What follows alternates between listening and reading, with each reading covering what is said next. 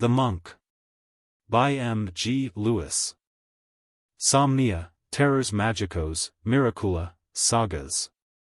Nocturnos lemurs, portentac. Dreams, magic terrors, spells of mighty power. Witches, and ghosts who rove at midnight hour. Horat. Advertisement. The first idea of this romance was suggested by the story of the Santon Barzisa, related in The Guardian. The Bleeding Nun is a tradition still credited in many parts of Germany. And I have been told that the ruins of the castle of Lauenstein, which she is supposed to haunt, may yet be seen upon the borders of Thuringia. The Water King, from the 3rd to the 12th stanza, is the fragment of an original Danish ballad, and Bellerma and Durandarte is translated from some stanzas to be found in a collection of old Spanish poetry, which contains also the popular song of Gayferos and Melisindre, mentioned in Don Quixote. I have now made a full avowal of all the plagiarisms of which I am aware myself, but I doubt not, many more may be found, of which I am at present totally unconscious. How do you find this book? Any thoughts about the book or the author? Any suggestion for improvement? Please take a moment to share your thoughts in a comment.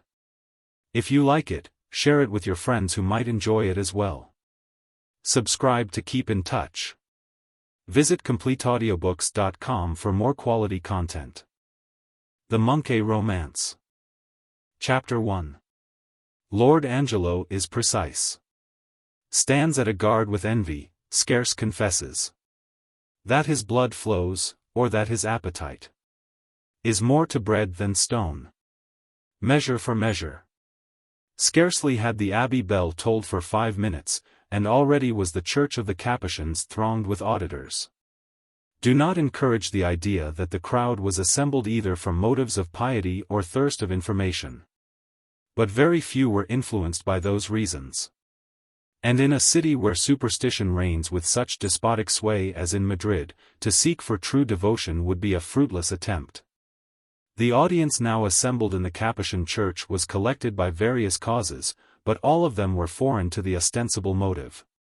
The women came to show themselves, the men to see the women, some were attracted by curiosity to hear an orator so celebrated. Some came because they had no better means of employing their time till the play began, some, from being assured that it would be impossible to find places in the church. And one half of Madrid was brought thither by expecting to meet the other half. The only persons truly anxious to hear the preacher were a few antiquated devotees, and half a dozen rival orators, determined to find fault with and ridicule the discourse. As to the remainder of the audience, the sermon might have been omitted altogether, certainly without their being disappointed, and very probably without their perceiving the omission. Whatever was the occasion, it is at least certain that the Capuchin church had never witnessed a more numerous assembly. Every corner was filled, every seat was occupied. The very statues which ornamented the long aisles were pressed into the service. Boys suspended themselves upon the wings of cherubims, St. Francis and St. Mark bore each a spectator on his shoulders, and Street Agatha found herself under the necessity of carrying double. The consequence was, that in spite of all their hurry and expedition, our two newcomers, on entering the church, looked round in vain for places.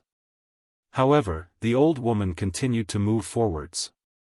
In vain were exclamations of displeasure vented against her from all sides, in vain was she addressed with, "I assure you, Senora, there are no places here.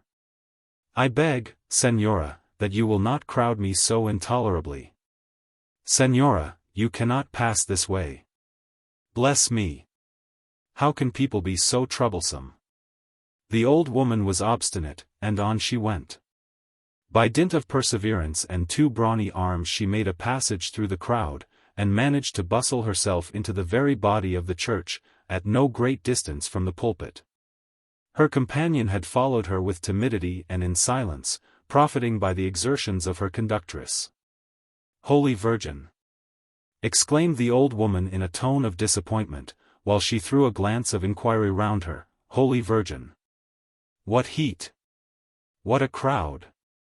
I wonder what can be the meaning of all this. I believe we must return, there is no such thing as a seat to be had, and nobody seems kind enough to accommodate us with theirs.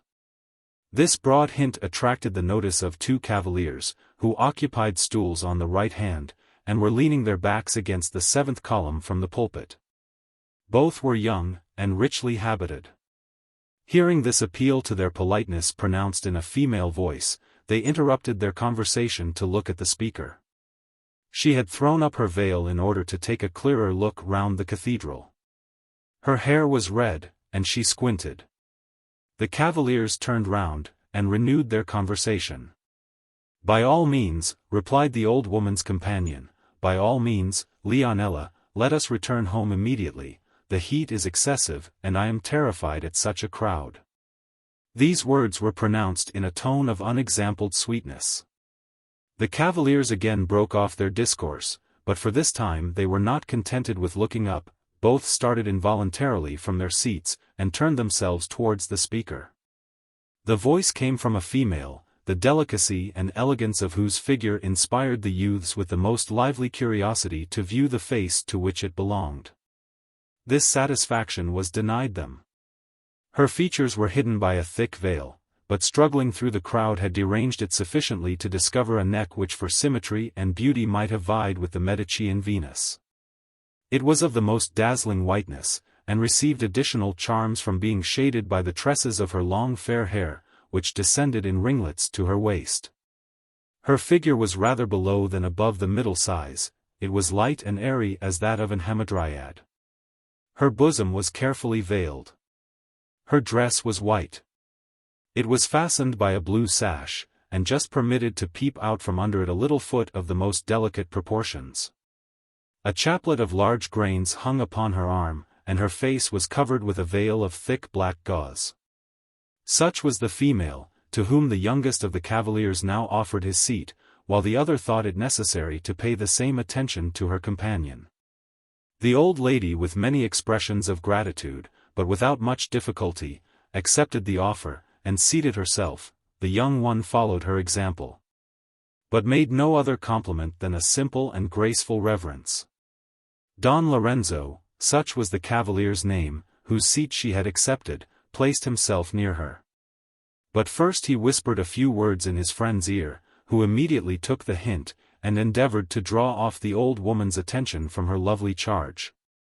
"You are doubtless lately arrived at Madrid," said Lorenzo to his fair neighbor. "It is impossible that such charms should have long remained unobserved.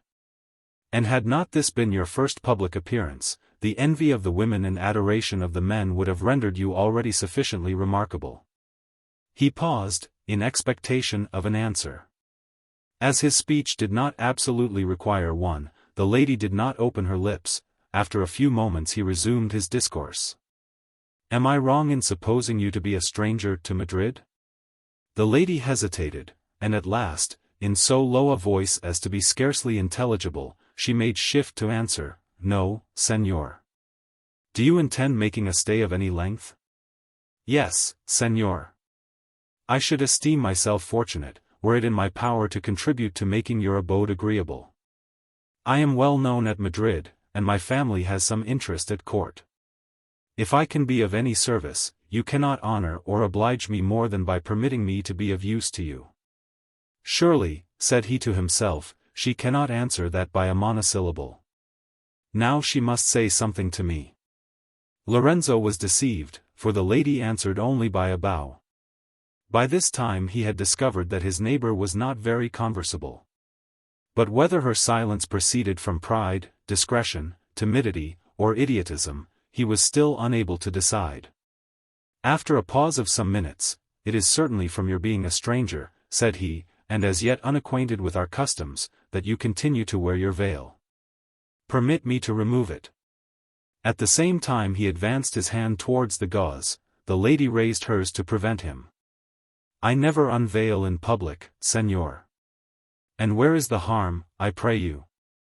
interrupted her companion somewhat sharply. "Do not you see that the other ladies have all laid their veils aside, to do honor no doubt to the holy place in which we are?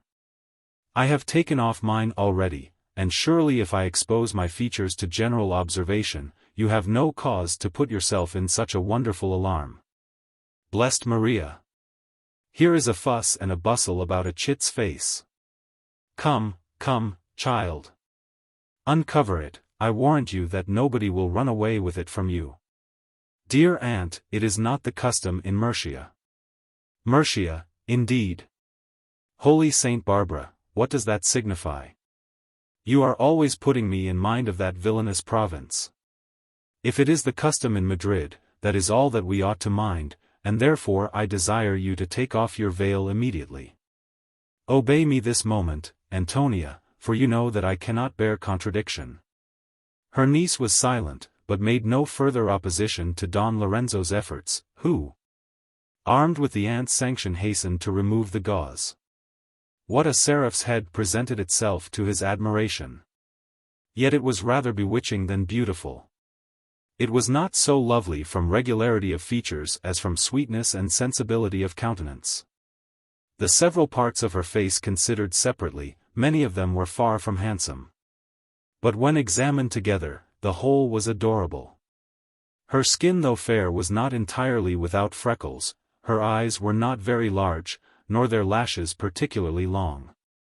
But then her lips were of the most rosy freshness, her fair and undulating hair, confined by a simple ribbon, poured itself below her waist in a profusion of ringlets. Her throat was full and beautiful in the extreme, her hand and arm were formed with the most perfect symmetry. Her mild blue eyes seemed in heaven of sweetness, and the crystal in which they moved sparkled with all the brilliance of diamonds. She appeared to be scarcely 15. An arch smile, playing round her mouth, declared her to be possessed of liveliness, which excess of timidity at present repressed. She looked round her with a bashful glance. And whenever her eyes accidentally met Lorenzo's, she dropped them hastily upon her rosary, her cheek was immediately suffused with blushes, and she began to tell her beads. Though her manner evidently showed that she knew not what she was about. Lorenzo gazed upon her with mingled surprise and admiration. But the aunt thought it necessary to apologize for Antonia's mauvaise honte. "'Tis a young creature," said she, "who is totally ignorant of the world. She has been brought up in an old castle in Mercia, with no other society than her mother's, who, God help her, has no more sense, good soul, than is necessary to carry her soup to her mouth. Yet she is my own sister, both by father and mother. And has so little sense," said Don Cristoval with feigned astonishment. "How very extraordinary." "Very true, Senor, is it not strange? However, such is the fact, and yet only to see the luck of some people.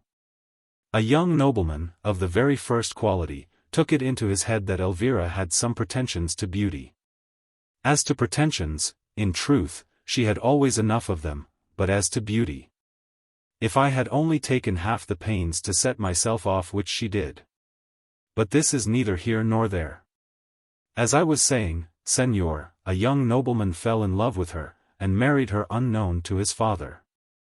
Their union remained a secret near 3 years, but at last it came to the ears of the old Marquis, who, as you may well suppose, was not much pleased with the intelligence.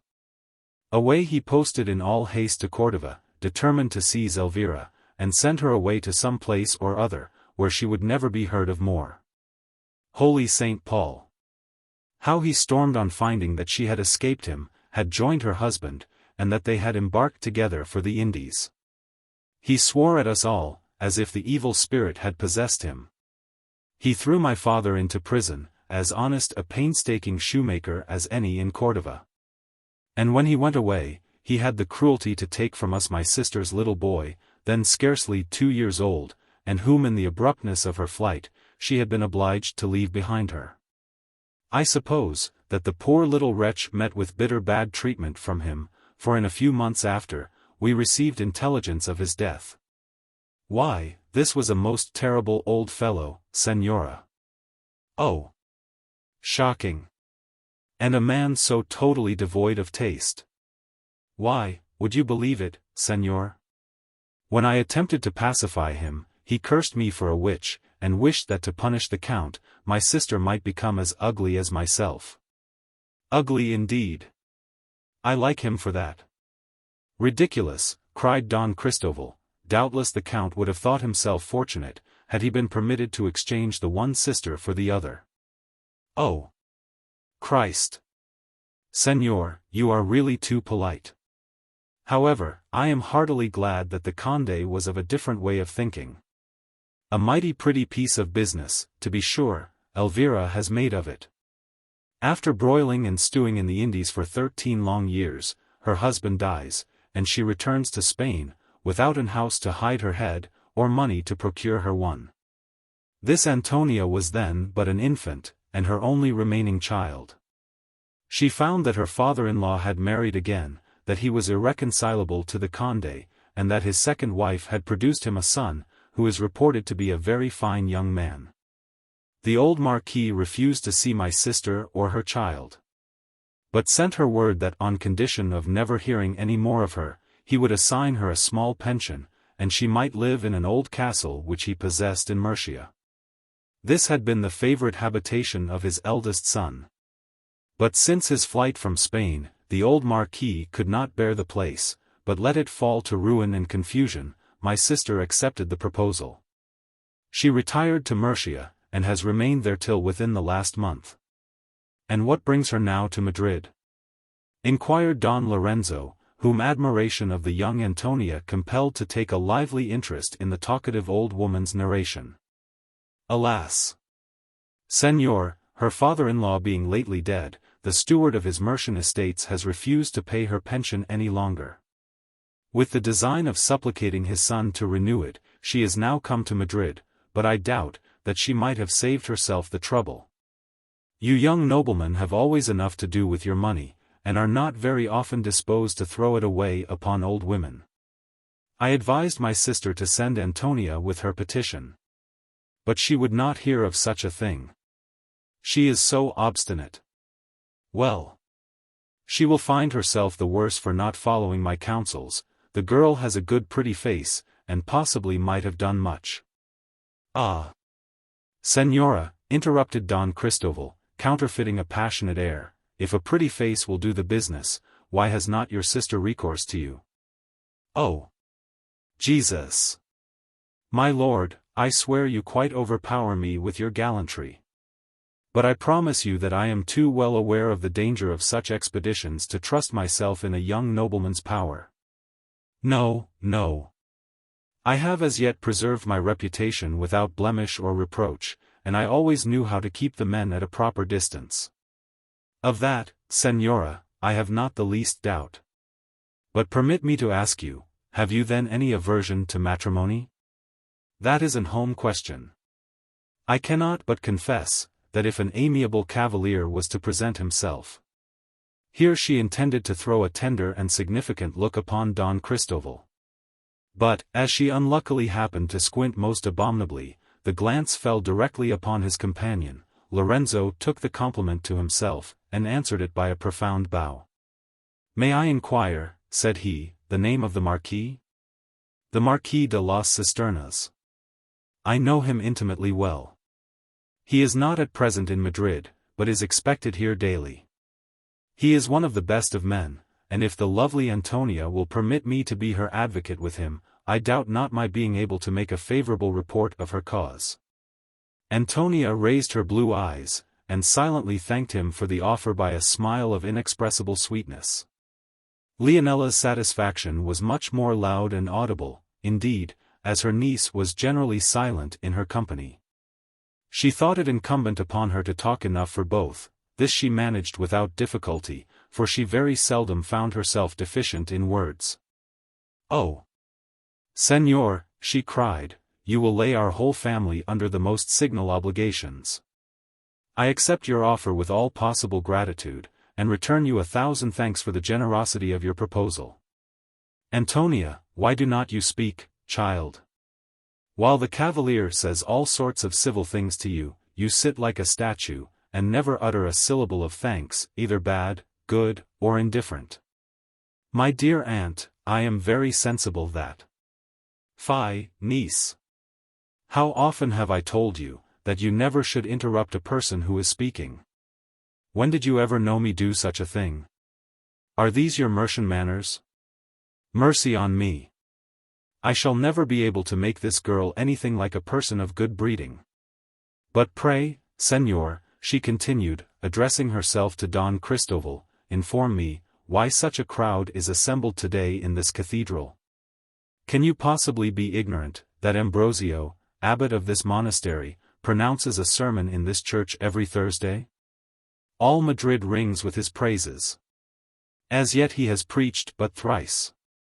But all who have heard him are so delighted with his eloquence, that it is as difficult to obtain a place at church, as at the first representation of a new comedy.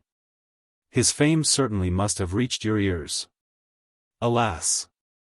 Señor, till yesterday I never had the good fortune to see Madrid. And at Cordova we are so little informed of what is passing in the rest of the world, that the name of Ambrosio has never been mentioned in its precincts. You will find it in everyone's mouth at Madrid. He seems to have fascinated the inhabitants, and not having attended his sermons myself, I am astonished at the enthusiasm which he has excited. The adoration paid him both by young and old, by man and woman is unexampled. The grandees load him with presents. Their wives refuse to have any other confessor, and he is known through all the city by the name of the Man of Holiness. Undoubtedly, Señor, he is of noble origin. That point still remains undecided. The late superior of the Capuchins found him while yet an infant at the abbey door. All attempts to discover who had left him there were vain, and the child himself could give no account of his parents. He was educated in the monastery, where he has remained ever since. He early showed a strong inclination for study in retirement, and as soon as he was of a proper age, he pronounced his vows. No one has ever appeared to claim him, or clear up the mystery which conceals his birth. And the monks, who find their account in the favor which is shown to their establishment from respect to him, have not hesitated to publish that he is a present to them from the Virgin. In truth, the singular austerity of his life gives some countenance to the report. He is now 30 years old, every hour of which period has been passed in study, total seclusion from the world, and mortification of the flesh. Till these last 3 weeks, when he was chosen superior of the society to which he belongs, he had never been on the outside of the abbey walls, even now he never quits them except on Thursdays. When he delivers a discourse in this cathedral which all Madrid assembles to hear. His knowledge is said to be the most profound, his eloquence the most persuasive. In the whole course of his life he has never been known to transgress a single rule of his order. The smallest stain is not to be discovered upon his character, and he is reported to be so strict an observer of chastity, that he knows not in what consists the difference of man and woman. The common people therefore esteem him to be a saint. "Does that make a saint?" inquired Antonia. "Bless me! Then am I one?" "Holy Saint Barbara," exclaimed Leonela, "what a question! Fie, child, fie! These are not fit subjects for young women to handle. You should not seem to remember that there is such a thing as a man in the world, and you ought to imagine everybody to be of the same sex with yourself. I should like to see you give people to understand, that you know that a man has no breasts, and no hips, and no—" Luckily for Antonia's ignorance, which her aunt's lecture would soon have dispelled, an universal murmur through the church announced the preacher's arrival. Donna Leonela rose from her seat to take a better view of him, and Antonia followed her example. He was a man of noble port and commanding presence. His stature was lofty, and his features uncommonly handsome. His nose was aquiline, his eyes large, black and sparkling, and his dark brows almost joined together. His complexion was of a deep but clear brown. Study and watching had entirely deprived his cheek of color. Tranquility reigned upon his smooth unwrinkled forehead. And content, expressed upon every feature, seemed to announce the man equally unacquainted with cares and crimes. He bowed himself with humility to the audience, still there was a certain severity in his look and manner that inspired universal awe. And few could sustain the glance of his eye at once fiery and penetrating. Such was Ambrosio, abbot of the Capuchins, and surnamed, the Man of Holiness. Antonia, while she gazed upon him eagerly, felt a pleasure fluttering in her bosom which till then had been unknown to her, and for which she in vain endeavored to account. She waited with impatience till the sermon should begin, and when at length the friar spoke, the sound of his voice seemed to penetrate into her very soul. Though no other of the spectators felt such violent sensations as did the young Antonia, yet everyone listened with interest and emotion. They who were insensible to religion's merits, were still enchanted with Ambrosio's oratory. All found their attention irresistibly attracted while he spoke, and the most profound silence reigned through the crowded aisles. Even Lorenzo could not resist the charm. He forgot that Antonia was seated near him, and listened to the preacher with undivided attention. In language nervous, clear, and simple, the monk expatiated on the beauties of religion. He explained some abstruse parts of the sacred writings in a style that carried with it universal conviction. His voice at once distinct and deep was fraught with all the terrors of the tempest, while he inveighed against the vices of humanity, and described the punishments reserved for them in a future state. Every hearer looked back upon his past offenses, and trembled. The thunder seemed to roll, whose bolt was destined to crush him, and the abyss of eternal destruction to open before his feet. But when Ambrosio, changing his theme, spoke of the excellence of an unsullied conscience, of the glorious prospect which eternity presented to the soul untainted with reproach, and of the recompense which awaited it in the regions of everlasting glory, his auditors felt their scattered spirits insensibly return. They threw themselves with confidence upon the mercy of their judge, they hung with delight upon the consoling words of the preacher. And while his full voice swelled into melody, they were transported to those happy regions which he painted to their imaginations in colors so brilliant and glowing. The discourse was of considerable length, yet when it concluded, the audience grieved that it had not lasted longer. Though the monk had ceased to speak, enthusiastic silence still prevailed through the church. At length, the charm gradually dissolving, the general admiration was expressed in audible terms. As Ambrosio descended from the pulpit, his auditors crowded round him, loaded him with blessings, threw themselves at his feet, and kissed the hem of his garment. He passed on slowly with his hands crossed devoutly upon his bosom, to the door opening into the abbey chapel, at which his monks waited to receive him. He ascended the steps, and then turning towards his followers, addressed to them a few words of gratitude and exhortation. While he spoke, his rosary, composed of large grains of amber, fell from his hand, and dropped among the surrounding multitude. It was seized eagerly, and immediately divided amidst the spectators. Whoever became possessor of a bead, preserved it as a sacred relic, and had it been the chaplet of thrice-blessed Saint Francis himself, it could not have been disputed with greater vivacity. The abbot, smiling at their eagerness, pronounced his benediction, and quitted the church, while humility dwelt upon every feature. Dwelt she also in his heart? Antonia's eyes followed him with anxiety. As the door closed after him, it seemed to her as had she lost someone essential to her happiness. A tear stole in silence down her cheek. He is separated from the world, said she to herself, perhaps, I shall never see him more. As she wiped away the tear, Lorenzo observed her action. Are you satisfied with our orator? Said he. Or do you think that Madrid overrates his talents? Antonia's heart was so filled with admiration for the monk, that she eagerly seized the opportunity of speaking of him. Besides, as she now no longer considered Lorenzo as an absolute stranger, she was less embarrassed by her excessive timidity. Oh!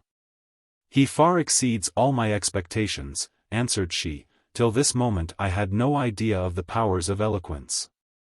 But when he spoke, his voice inspired me with such interest, such esteem, I might almost say such affection for him, that I am myself astonished at the acuteness of my feelings. Lorenzo smiled at the strength of her expressions. You are young and just entering into life, said he. Your heart, new to the world and full of warmth and sensibility, receives its first impressions with eagerness. Artless yourself, you suspect not others of deceit. And viewing the world through the medium of your own truth and innocence, you fancy all who surround you to deserve your confidence and esteem. What pity, that these gay visions must soon be dissipated. What pity, that you must soon discover the baseness of mankind, and guard against your fellow creatures as against your foes. Alas! Señor, replied Antonia, the misfortunes of my parents have already placed before me but too many sad examples of the perfidy of the world. Yet surely in the present instance the warmth of sympathy cannot have deceived me. In the present instance, I allow that it has not. Ambrosio's character is perfectly without reproach. And a man who has passed the whole of his life within the walls of a convent cannot have found the opportunity to be guilty, even were he possessed of the inclination. But now, when, obliged by the duties of his situation, he must enter occasionally into the world, and be thrown into the way of temptation. It is now that it behoves him to show the brilliance of his virtue. The trial is dangerous, he is just at that period of life when the passions are most vigorous, unbridled, and despotic. His established reputation will mark him out to seduction as an illustrious victim, novelty will give additional charms to the allurements of pleasure. And even the talents with which nature has endowed him will contribute to his ruin, by facilitating the means of obtaining his object. Very few would return victorious from a contest so severe. Ah! Surely Ambrosio will be one of those few. Of that I have myself no doubt, by all accounts he is an exception to mankind in general, and envy would seek in vain for a blot upon his character. Señor, you delight me by this assurance. It encourages me to indulge my prepossession in his favor, and you know not with what pain I should have repressed the sentiment. Ah! Dearest aunt, entreat my mother to choose him for our confessor. I entreat her, replied Leonela, I promise you that I shall do no such thing. I do not like this same Ambrosio in the least. He has a look of severity about him that made me tremble from head to foot. Were he my confessor, I should never have the courage to avow one half of my peccadillos. And then I should be in a rare condition. I never saw such a stern-looking mortal, and hope that I never shall see such another. His description of the devil, God bless us, almost terrified me out of my wits, and when he spoke about sinners he seemed as if he was ready to eat them. You are right, Señora, answered Don Cristoval. Too great severity is said to be Ambrosio's only fault. Exempted himself from human failings, he is not sufficiently indulgent to those of others. And though strictly just and disinterested in his decisions, his government of the monks has already shown some proofs of his inflexibility.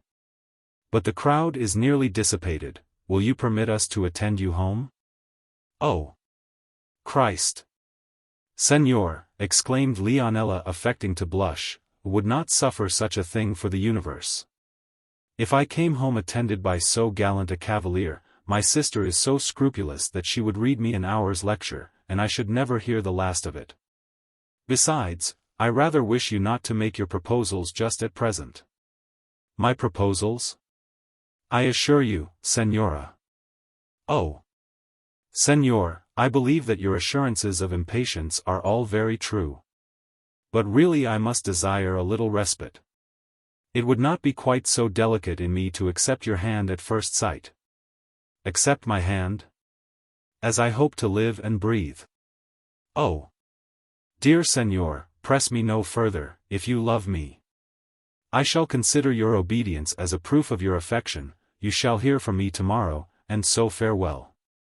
But pray, cavaliers, may I not inquire your names?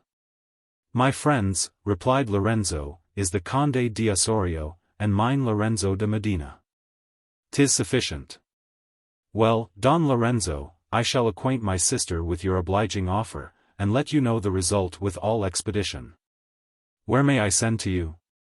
I am always to be found at the Medina Palace. You may depend upon hearing from me. Farewell, cavaliers. Señor Conde, let me entreat you to moderate the excessive ardor of your passion, however, to prove to you that I am not displeased with you, and prevent your abandoning yourself to despair. Receive this mark of my affection, and sometimes bestow a thought upon the absent Leonela. As she said this, she extended a lean and wrinkled hand, which her supposed admirer kissed with such sorry grace and constraint so evident, that Lorenzo with difficulty repressed his inclination to laugh. Leonela then hastened to quit the church. The lovely Antonia followed her in silence, but when she reached the porch, she turned involuntarily, and cast back her eyes towards Lorenzo. He bowed to her, as bidding her farewell. She returned the compliment, and hastily withdrew. "So, Lorenzo," said Don Cristoval as soon as they were alone, "you have procured me an agreeable intrigue. To favor your designs upon Antonia, I obligingly make a few civil speeches which mean nothing to the aunt, and at the end of an hour I find myself upon the brink of matrimony. How will you reward me for having suffered so grievously for your sake? What can repay me for having kissed the leathern paw of that confounded old witch? Diavolo! She has left such a scent upon my lips that I shall smell of garlic for this month to come. As I pass along the Prado, I shall be taken for a walking omelette, or some large onion running to seed." "I confess, my poor Count," replied Lorenzo, "that your service has been attended with danger. Yet am I so far from supposing it be past all endurance that I shall probably solicit you to carry on your amours still further. From that petition I conclude that the little Antonia has made some impression upon you. I cannot express to you how much I am charmed with her. Since my father's death, my uncle the Duke de Medina has signified to me his wishes to see me married. I have till now eluded his hints, and refused to understand them. But what I have seen this evening—" "Well? What have you seen this evening?" "Why surely, Don Lorenzo, you cannot be mad enough to think of making a wife out of this granddaughter of as honest a painstaking shoemaker as any in Cordova. You forget that she is also the granddaughter of the late Marquis de las Cisternas. But without disputing about birth and titles, I must assure you, that I never beheld a woman so interesting as Antonia." "Very possibly, but you cannot mean to marry her?" "Why not, my dear Conde? I shall have wealth enough for both of us, and you know that my uncle thinks liberally upon the subject. From what I have seen of Raymond de las Cisternas, I am certain that he will readily acknowledge Antonia for his niece. Her birth therefore will be no objection to my offering her my hand. I should be a villain could I think of her on any other terms than marriage, and in truth she seems possessed of every quality requisite to make me happy in a wife. Young, lovely, gentle, sensible." "Sensible? Why, she said nothing but yes and no.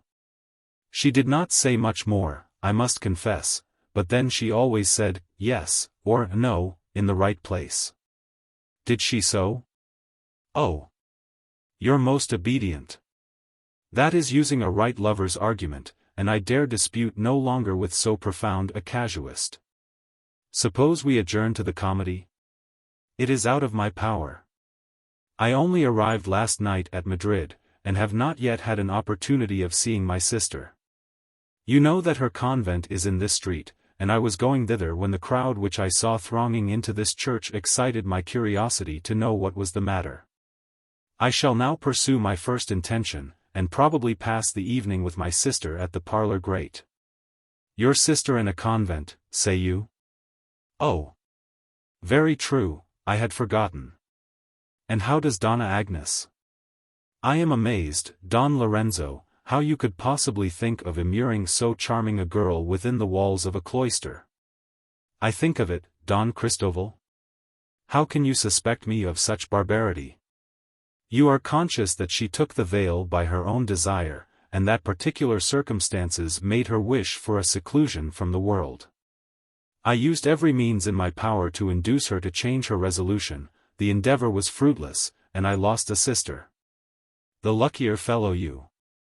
I think, Lorenzo, you were a considerable gainer by that loss. If I remember right, Donna Agnes had a portion of 10,000 pistoles, half of which reverted to your lordship. By Saint Iago! I wish that I had 50 sisters in the same predicament.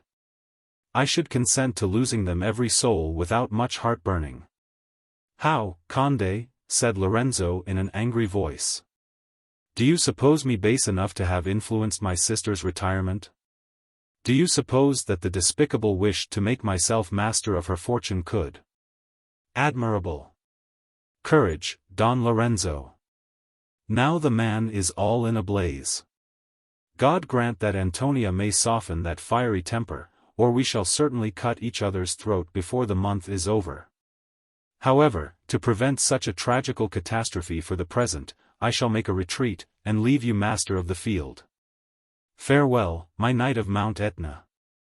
Moderate that inflammable disposition, and remember that whenever it is necessary to make love to yonder harridan, you may reckon upon my services.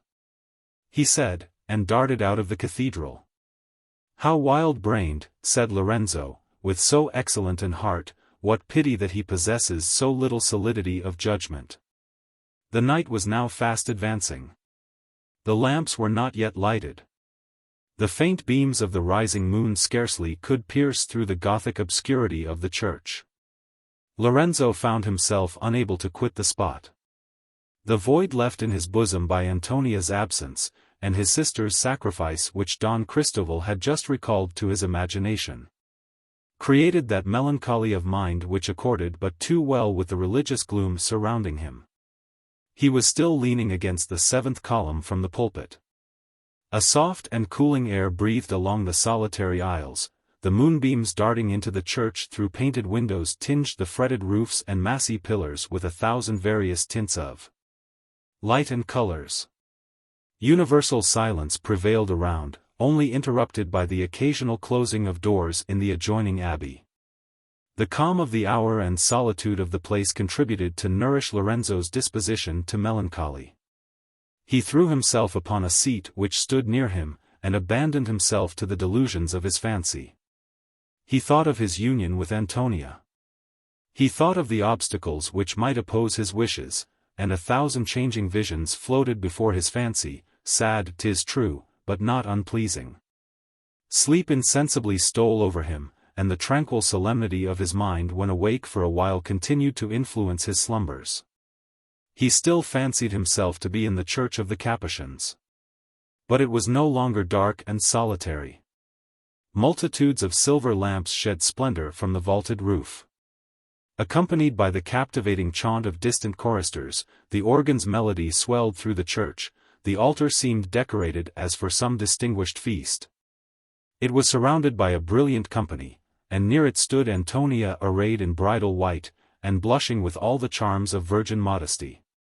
Half hoping, half fearing, Lorenzo gazed upon the scene before him. Suddenly the door leading to the abbey unclosed, and he saw, attended by a long train of monks, the preacher advance to whom he had just listened with so much admiration. He drew near Antonia. "And where is the bridegroom?" said the imaginary friar. Antonia seemed to look round the church with anxiety. Involuntarily the youth advanced a few steps from his concealment. She saw him. The blush of pleasure glowed upon her cheek, with a graceful motion of her hand she beckoned to him to advance. He disobeyed not the command, he flew towards her, and threw himself at her feet. She retreated for a moment, then gazing upon him with unutterable delight, "Yes," she exclaimed, "my bridegroom. My destined bridegroom," she said, and hastened to throw herself into his arms. But before he had time to receive her, an unknown rushed between them. His form was gigantic, his complexion was swarthy, his eyes fierce and terrible, his mouth breathed out volumes of fire. And on his forehead was written in legible characters, pride, lust, inhumanity. Antonia shrieked. The monster clasped her in his arms, and springing with her upon the altar, tortured her with his odious caresses. She endeavored in vain to escape from his embrace. Lorenzo flew to her succor, but ere he had time to reach her, a loud burst of thunder was heard. Instantly the cathedral seemed crumbling into pieces. The monks betook themselves to flight, shrieking fearfully, the lamps were extinguished, the altar sank down, and in its place appeared an abyss vomiting forth clouds of flame. Uttering a loud and terrible cry, the monster plunged into the gulf, and in his fall attempted to drag Antonia with him. He strove in vain. Animated by supernatural powers, she disengaged herself from his embrace, but her white robe was left in his possession. Instantly a wing of brilliant splendor spread itself from either of Antonia's arms. She darted upwards, and while ascending cried to Lorenzo, Friend. We shall meet above. At the same moment the roof of the cathedral opened, harmonious voices pealed along the vaults. And the glory into which Antonia was received was composed of rays of such dazzling brightness, that Lorenzo was unable to sustain the gaze. His sight failed, and he sank upon the ground. When he woke, he found himself extended upon the pavement of the church. It was illuminated, and the chaunt of hymns sounded from a distance. For a while Lorenzo could not persuade himself that what he had just witnessed had been a dream, so strong an impression had it made upon his fancy. A little recollection convinced him of its fallacy. The lamps had been lighted during his sleep, and the music which he heard was occasioned by the monks, who were celebrating their vespers in the abbey chapel. Lorenzo rose, and prepared to bend his steps towards his sister's convent. His mind fully occupied by the singularity of his dream, he already drew near the porch, when his attention was attracted by perceiving a shadow moving upon the opposite wall. He looked curiously round, and soon descried a man wrapped up in his cloak, who seemed carefully examining whether his actions were observed. Very few people are exempt from the influence of curiosity. The unknown seemed anxious to conceal his business in the cathedral, and it was this very circumstance which made Lorenzo wish to discover what he was about. Our hero was conscious that he had no right to pry into the secrets of this unknown cavalier. "I will go," said Lorenzo. And Lorenzo stayed where he was. The shadow thrown by the column effectually concealed him from the stranger, who continued to advance with caution. At length he drew a letter from beneath his cloak, and hastily placed it beneath a colossal statue of Saint Francis. Then retiring with precipitation, he concealed himself in a part of the church at a considerable distance from that in which the image stood. "So," said Lorenzo to himself, "this is only some foolish love affair. I believe I may as well be gone, for I can do no good in it." In truth, till that moment it never came into his head that he could do any good in it. But he thought it necessary to make some little excuse to himself for having indulged his curiosity. He now made a second attempt to retire from the church, for this time he gained the porch without meeting with any impediment, but it was destined that he should pay it another visit that night. As he descended the steps leading into the street, a cavalier rushed against him with such violence, that both were nearly overturned by the concussion. Lorenzo put his hand to his sword. "How now, Señor," said he, "what mean you by this rudeness?" "Ha! Is it you, Medina?" replied the newcomer, whom Lorenzo by his voice now recognized for Don Cristobal. "You are the luckiest fellow in the universe, not to have left the church before my return." In. My dear lad. They will be here immediately." "Who will be here?" "The old hen and all her pretty little chickens." I say, and then you shall know the whole history." Lorenzo followed him into the cathedral, and they concealed themselves behind the statue of Saint Francis. "And now," said our hero, "may I take the liberty of asking, what is the meaning of all this haste and rapture?" "Oh, Lorenzo, we shall see such a glorious sight. The prioress of St. Clare and her whole train of nuns are coming hither. You are to know, that the pious Father Ambrosio, the Lord reward him for it, will upon no account move out of his own precincts, it being absolutely necessary for every fashionable convent to have him for its confessor. The nuns are in consequence obliged to visit him at the abbey. Since when the mountain will not come to Mohammed, Mohammed must needs go to the mountain. Now the prioress of St. Clare, the better to escape the gaze of such impure eyes as belong to yourself and your humble servant, thinks proper to bring her holy flock to confession in the dusk. She is to be admitted into the abbey chapel by yon private door. The porteress of St. Clare, who is a worthy old soul and a particular friend of mine, has just assured me of their being here in a few moments. There is news for you, you rogue. We shall see some of the prettiest faces in Madrid. In truth, Cristobal, we shall do no such thing. The nuns are always veiled." No. I know better. On entering a place of worship, they ever take off their veils from respect to the saint to whom 'tis dedicated. But hark! They are coming. Silence, silence. Observe, and be convinced. Good, said Lorenzo to himself, I may possibly discover to whom the vows are addressed of this mysterious stranger. Scarcely had Don Cristobal ceased to speak, when the domina of St. Clare appeared, followed by a long procession of nuns. Each upon entering the church took off her veil. The prioress crossed her hands upon her bosom, and made a profound reverence as she passed the statue of Saint Francis, the patron of this cathedral. The nuns followed her example, and several moved onwards without having satisfied Lorenzo's curiosity. He almost began to despair of seeing the mystery cleared up, when in paying her respects to St. Francis, one of the nuns happened to drop her rosary. As she stooped to pick it up, the light flashed full upon her face. At the same moment she dexterously removed the letter from beneath the image, placed it in her bosom, and hastened to resume her rank in the procession. "Ha," said Cristobal in a low voice. "Here we have some little intrigue, no doubt." "Agnes, by heaven," cried Lorenzo. "What, your sister? Diavolo! Then somebody, I suppose, will have to pay for our peeping." "And shall pay for it without delay," replied the incensed brother. The pious procession had now entered the abbey, the door was already closed upon it. The unknown immediately quitted his concealment and hastened to leave the church. Ere he could effect his intention, he descried Medina stationed in his passage. The stranger hastily retreated, and drew his hat over his eyes. "Attempt not to fly me," exclaimed Lorenzo, "I will know who you are, and what were the contents of that letter." "Of that letter?" repeated the unknown. "And by what title do you ask the question?" "By a title of which I am now ashamed, but it becomes not you to question me.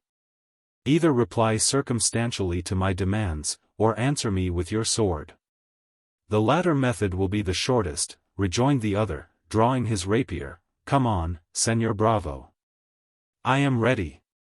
Burning with rage, Lorenzo hastened to the attack. The antagonists had already exchanged several passes before Cristobal, who at that moment had more sense than either of them, could throw himself between their weapons. "Hold! Hold! Medina," he exclaimed, "remember the consequences of shedding blood on consecrated ground." The stranger immediately dropped his sword. "Medina," he cried, "great God, is it possible? Lorenzo, have you quite forgotten Raymond de las Cisternas?" Lorenzo's astonishment increased with every succeeding moment. Raymond advanced towards him, but with a look of suspicion he drew back his hand, which the other was preparing to take. "You here, Marquis? What is the meaning of all this?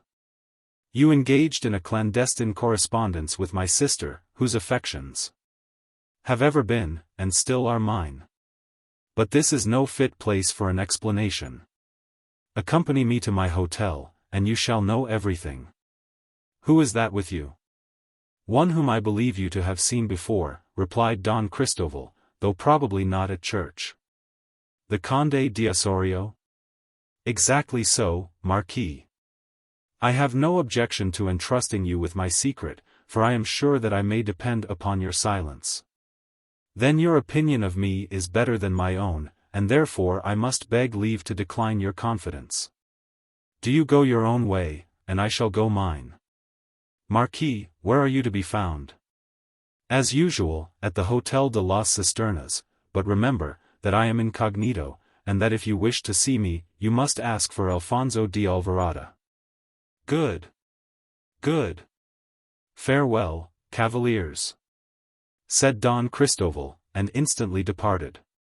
"You, Marquis," said Lorenzo in the accent of surprise, "you, Alfonso de Alvarado?" "Even so, Lorenzo, but unless you have already heard my story from your sister, I have much to relate that will astonish you. Follow me, therefore, to my hotel without delay." At this moment the porter of the Capuchins entered the cathedral to lock up the doors for the night. The two noblemen instantly withdrew, and hastened with all speed to the Palace de las Cisternas. "Well, Antonia," said the aunt, as soon as she had quitted the church, "what think you of our gallants? Don Lorenzo really seems a very obliging good sort of young man. He paid you some attention, and nobody knows what may come of it. But as to Don Cristoval, I protest to you, he is the very phoenix of politeness. So gallant, so well-bred, so sensible, and so pathetic. Well, if ever man can prevail upon me to break my vow never to marry, it will be that Don Cristoval.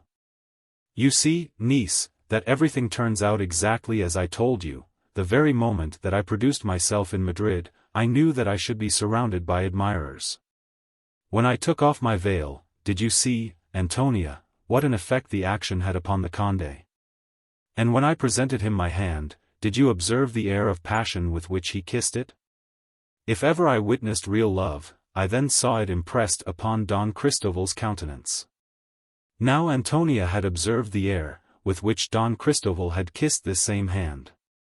But as she drew conclusions from it somewhat different from her aunt's, she was wise enough to hold her tongue. As this is the only instance known of a woman's ever having done so, it was judged worthy to be recorded here. The old lady continued her discourse to Antonia in the same strain, till they gained the street in which was their lodging.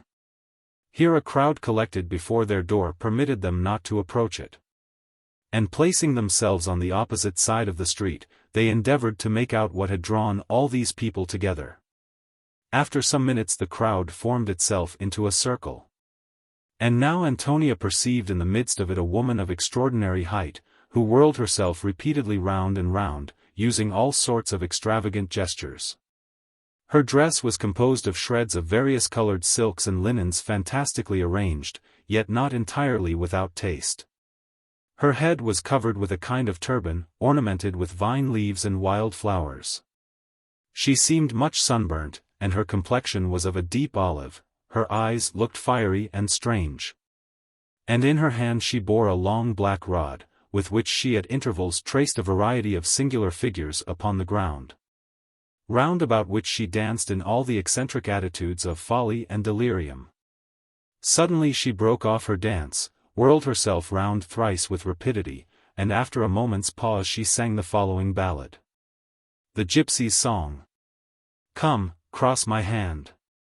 My art surpasses all that did ever mortal know. Come, maidens, come.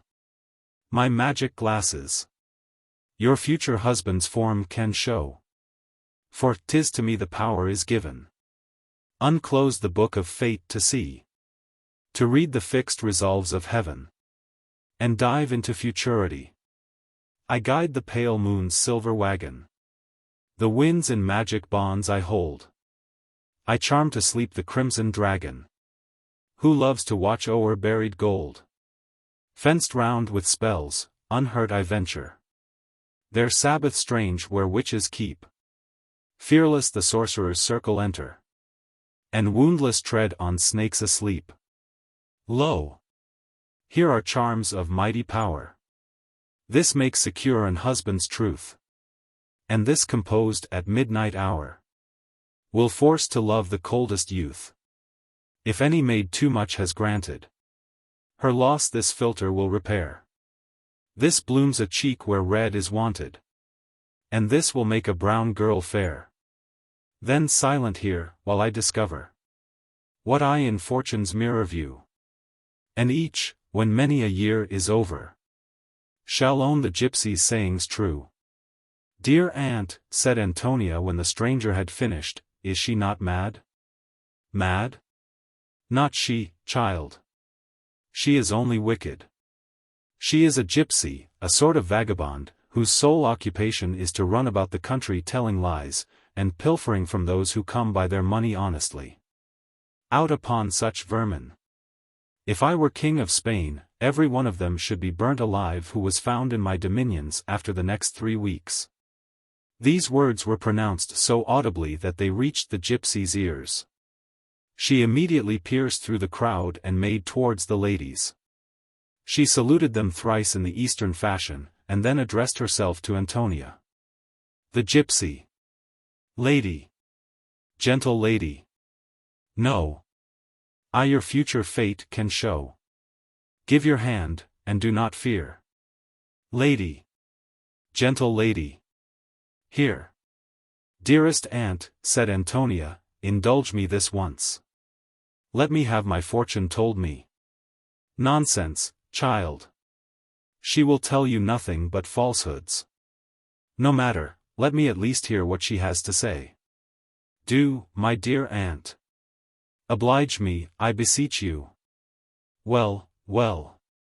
Antonia, since you are so bent upon the thing, here, good woman, you shall see the hands of both of us.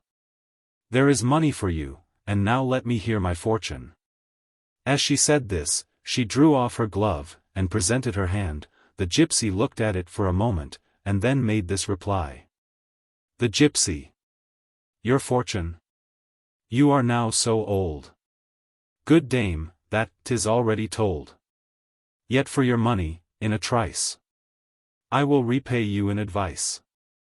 Astonished at your childish vanity, your friends all tax you with insanity, and grieve to see you use your art to catch some youthful lover's heart. Believe me, dame, when all is done, your age will still be 51, and men will rarely take an hint of love from two grey eyes that squint. Take then my counsels. Lay aside your paint and patches, lust and pride, and on the poor those sums bestow which now are spent on useless show. Think on your maker, not a suitor. Think on your past faults, not on future. And think time's scythe will quickly mow the few red hairs, which deck your brow. The audience rang with laughter during the gypsy's address, and, 51, squinting eyes, red hair, paint and patches, etc. were bandied from mouth to mouth. Leonela was almost choked with passion, and loaded her malicious adviser with the bitterest reproaches. The swarthy prophetess for some time listened to her with a contemptuous smile. At length she made her a short answer, and then turned to Antonia. The gypsy. Peace, lady. What I said was true. And now, my lovely maid, to you. Give me your hand, and let me see your future doom, and heaven's decree. In imitation of Leonela, Antonia drew off her glove, and presented her white hand to the gypsy, who having gazed upon it for some time with a mingled expression of pity and astonishment, pronounced her oracle in the following words. The gypsy. Jesus! What a palm is there! Chaste, and gentle, young and fair. Perfect mind and form possessing. You would be some good man's blessing. But alas! This line discovers that destruction o'er you hovers. Lustful man and crafty devil will combine to work your evil. And from earth by sorrows driven, soon your soul must speed to heaven. Yet your sufferings to delay. Well, remember what I say. When you one more virtuous see, then belongs to man to be one whose self no crimes assailing, pities not his neighbor's failing. Call the gypsy's words to mind. Though he seems so good and kind, fair exteriors oft will hide hearts that swell with lust and pride. Lovely maid, with tears I leave you. Let not my prediction grieve you. Rather with submission bending, calmly wait distress impending, and expect eternal bliss in a better world than this. Having said this, the gypsy again whirled herself round thrice, and then hastened out of the street with frantic gesture. The crowd followed her. And Elvira's door being now unembarrassed, Leonela entered the house out of humor with the gypsy, with her niece, and with the people, in short with everybody, but herself and her charming cavalier. The gypsy's predictions had also considerably affected Antonia, but the impression soon wore off, and in a few hours she had forgotten the adventure as totally as had it never taken place. Chapter 2. Forse tu gustasi una sol volta. La millesima part del Gioge. Che gusta un cor amato riamando. Duresti repentita sosperando. Perduto e tutto il tempo. Che in amar non si spond. Hadst thou but tasted once the thousandth part of joys, which bless the loved and loving heart, your words repentant and your sighs would prove. Lost is the time which is not passed in love. Tasso. The monks having attended their abbot to the door of his cell, he dismissed them with an air of conscious superiority in which humility's semblance combated with the reality of pride. He was no sooner alone, than he gave free loose to the indulgence of his vanity. When he remembered the enthusiasm which his discourse had excited, his heart swelled with rapture, and his imagination presented him with splendid visions of aggrandizement. He looked round him with exultation, and pride told him loudly that he was superior to the rest of his fellow creatures. Who, thought he, who but myself has passed the ordeal of youth, yet sees no single stain upon his conscience? Who else has subdued the violence of strong passions and an impetuous temperament, and submitted even from the dawn of life to voluntary retirement? I seek for such a man in vain. I see no one but myself possessed of such resolution. Religion cannot boast Ambrosio's equal. How powerful an effect did my discourse produce upon its auditors! How they crowded round me! How they loaded me with benedictions, and pronounced me the sole uncorrupted pillar of the Church! What then now is left for me to do? Nothing, but to watch as carefully over the conduct of my brothers as I have hitherto watched over my own. Yet hold! May I not be tempted from those paths which till now I have pursued without one moment's wandering? Am I not a man, whose nature is frail, and prone to error? I must now abandon the solitude of my retreat. The fairest and noblest dames of Madrid continually present themselves at the abbey, and will use no other confessor. I must accustom my eyes to objects of temptation, and expose myself to the seduction of luxury and desire. Should I meet in that world which I am constrained to enter some lovely female, lovely, as yon Madonna. As he said this, he fixed his eyes upon a picture of the Virgin, which was suspended opposite to him. This for 2 years had been the object of his increasing wonder and adoration. He paused, and gazed upon it with delight. What beauty in that countenance, he continued after a silence of some minutes, how graceful is the turn of that head! What sweetness, yet what majesty in her divine eyes! How softly her cheek reclines upon her hand! Can the rose vie with the blush of that cheek? Can the lily rival the whiteness of that hand? Oh! If such a creature existed, and existed but for me! Were I permitted to twine round my fingers those golden ringlets, and press with my lips the treasures of that snowy bosom. Gracious God, should I then resist the temptation? Should I not barter for a single embrace the reward of my sufferings for 30 years? Should I not abandon? Fool that I am! Whither do I suffer my admiration of this picture to hurry me? Away, impure ideas! Let me remember that woman is forever lost to me. Never was mortal formed so perfect as this picture. But even did such exist, the trial might be too mighty for a common virtue, but Ambrosio's is proof against temptation. Temptation, did I say? To me it would be none. What charms me, when ideal and considered as a superior being, would disgust me, become woman and tainted with all the failings of mortality. It is not the woman's beauty that fills me with such enthusiasm, it is the painter's skill that I admire, it is the divinity that I adore. Are not the passions dead in my bosom? Have I not freed myself from the frailty of mankind? Fear not, Ambrosio. Take confidence in the strength of your virtue. Enter boldly into a world to whose failings you are superior. Reflect that you are now exempted from humanity's defects, and defy all the arts of the spirits of darkness. They shall know you for what you are. Here his reverie was interrupted by 3 soft knocks at the door of his cell. With difficulty did the abbot awake from his delirium. The knocking was repeated. "Who is there?" said Ambrosio at length. "It is only Rosario," replied a gentle voice. "Enter. Enter, my son." The door was immediately opened, and Rosario appeared with a small basket in his hand. Rosario was a young novice belonging to the monastery, who in 3 months intended to make his profession.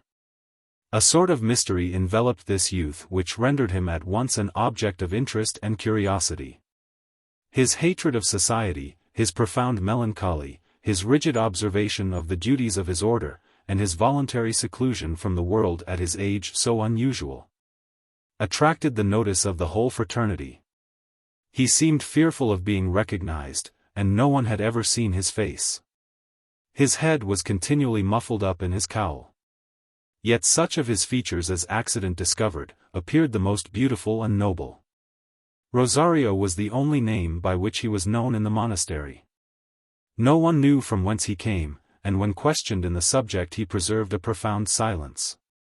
A stranger, whose rich habit and magnificent equipage declared him to be of distinguished rank, had engaged the monks to receive a novice, and had deposited the necessary sums.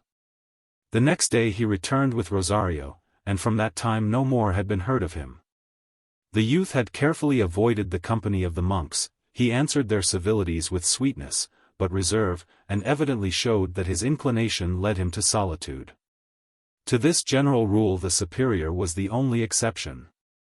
To him he looked up with a respect approaching idolatry, he sought his company with the most attentive assiduity, and eagerly seized every means to ingratiate himself in his favor.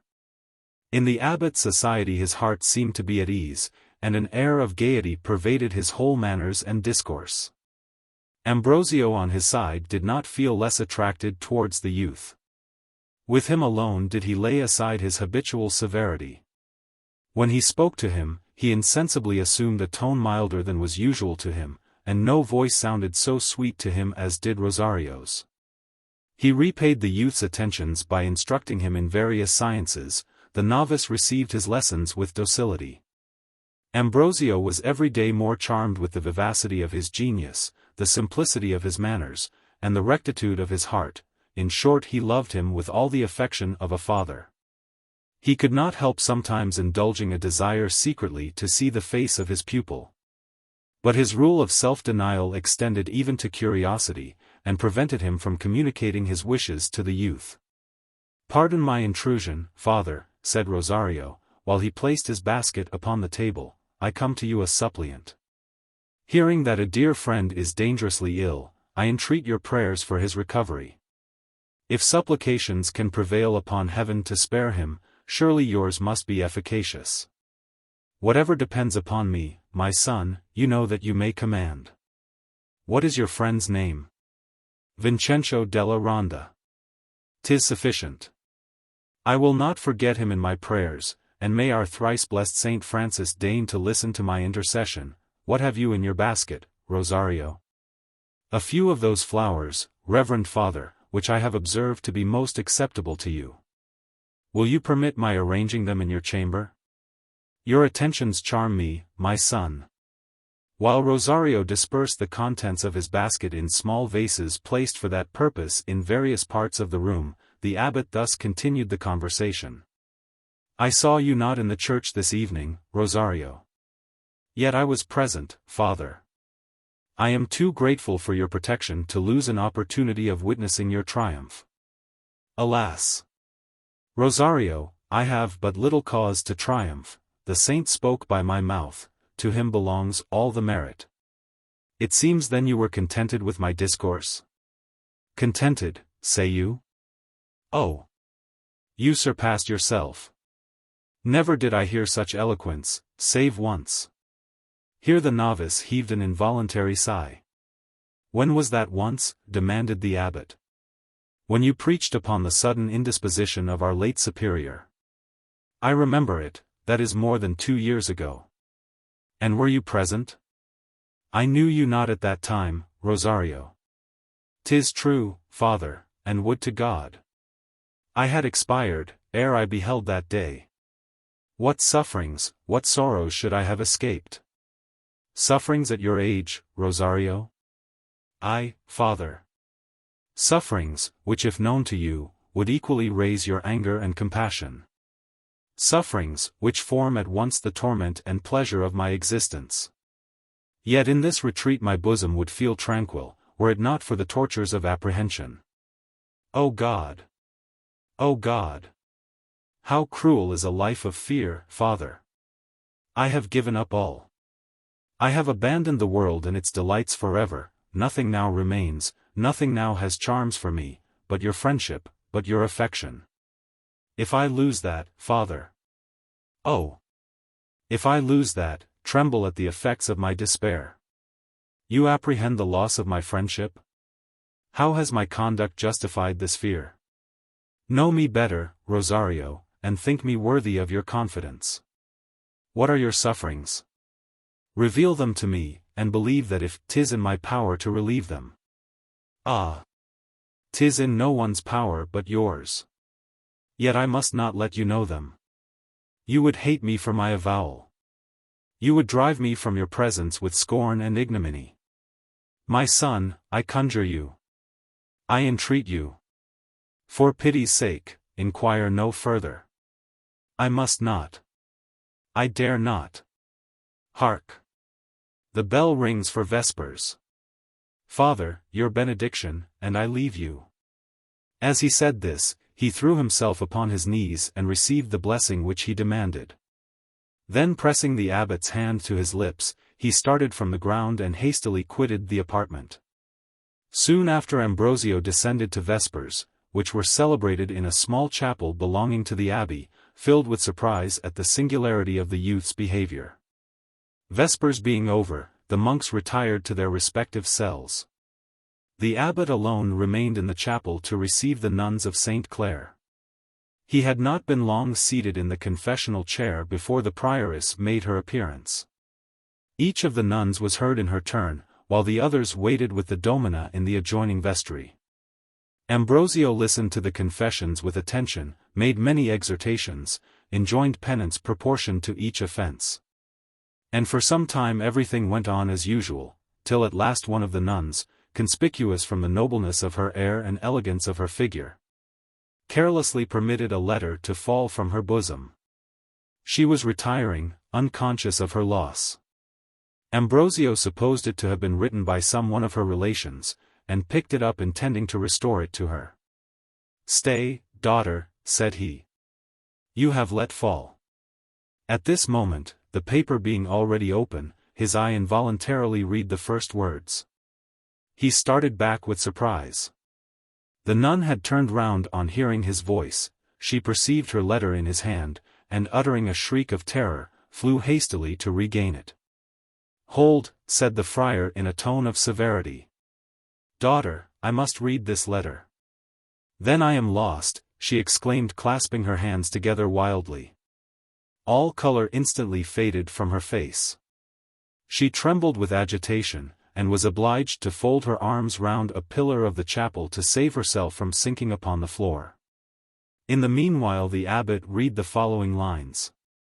"All is ready for your escape, my dearest Agnes. At 12 tomorrow night I shall expect to find you at the garden door. I have obtained the key, and a few hours will suffice to place you in a secure asylum. Let no mistaken scruples induce you to reject the certain means of preserving yourself and the innocent creature whom you nourish in your bosom. Remember that you had promised to be mine, long ere you engaged yourself to the church, that your situation will soon be evident to the prying eyes of your companions. And that flight is the only means of avoiding the effects of their malevolent resentment. Farewell, my Agnes. My dear and destined wife. Fail not to be at the garden door at 12. As soon as he had finished, Ambrosio bent an eye stern and angry upon the imprudent nun.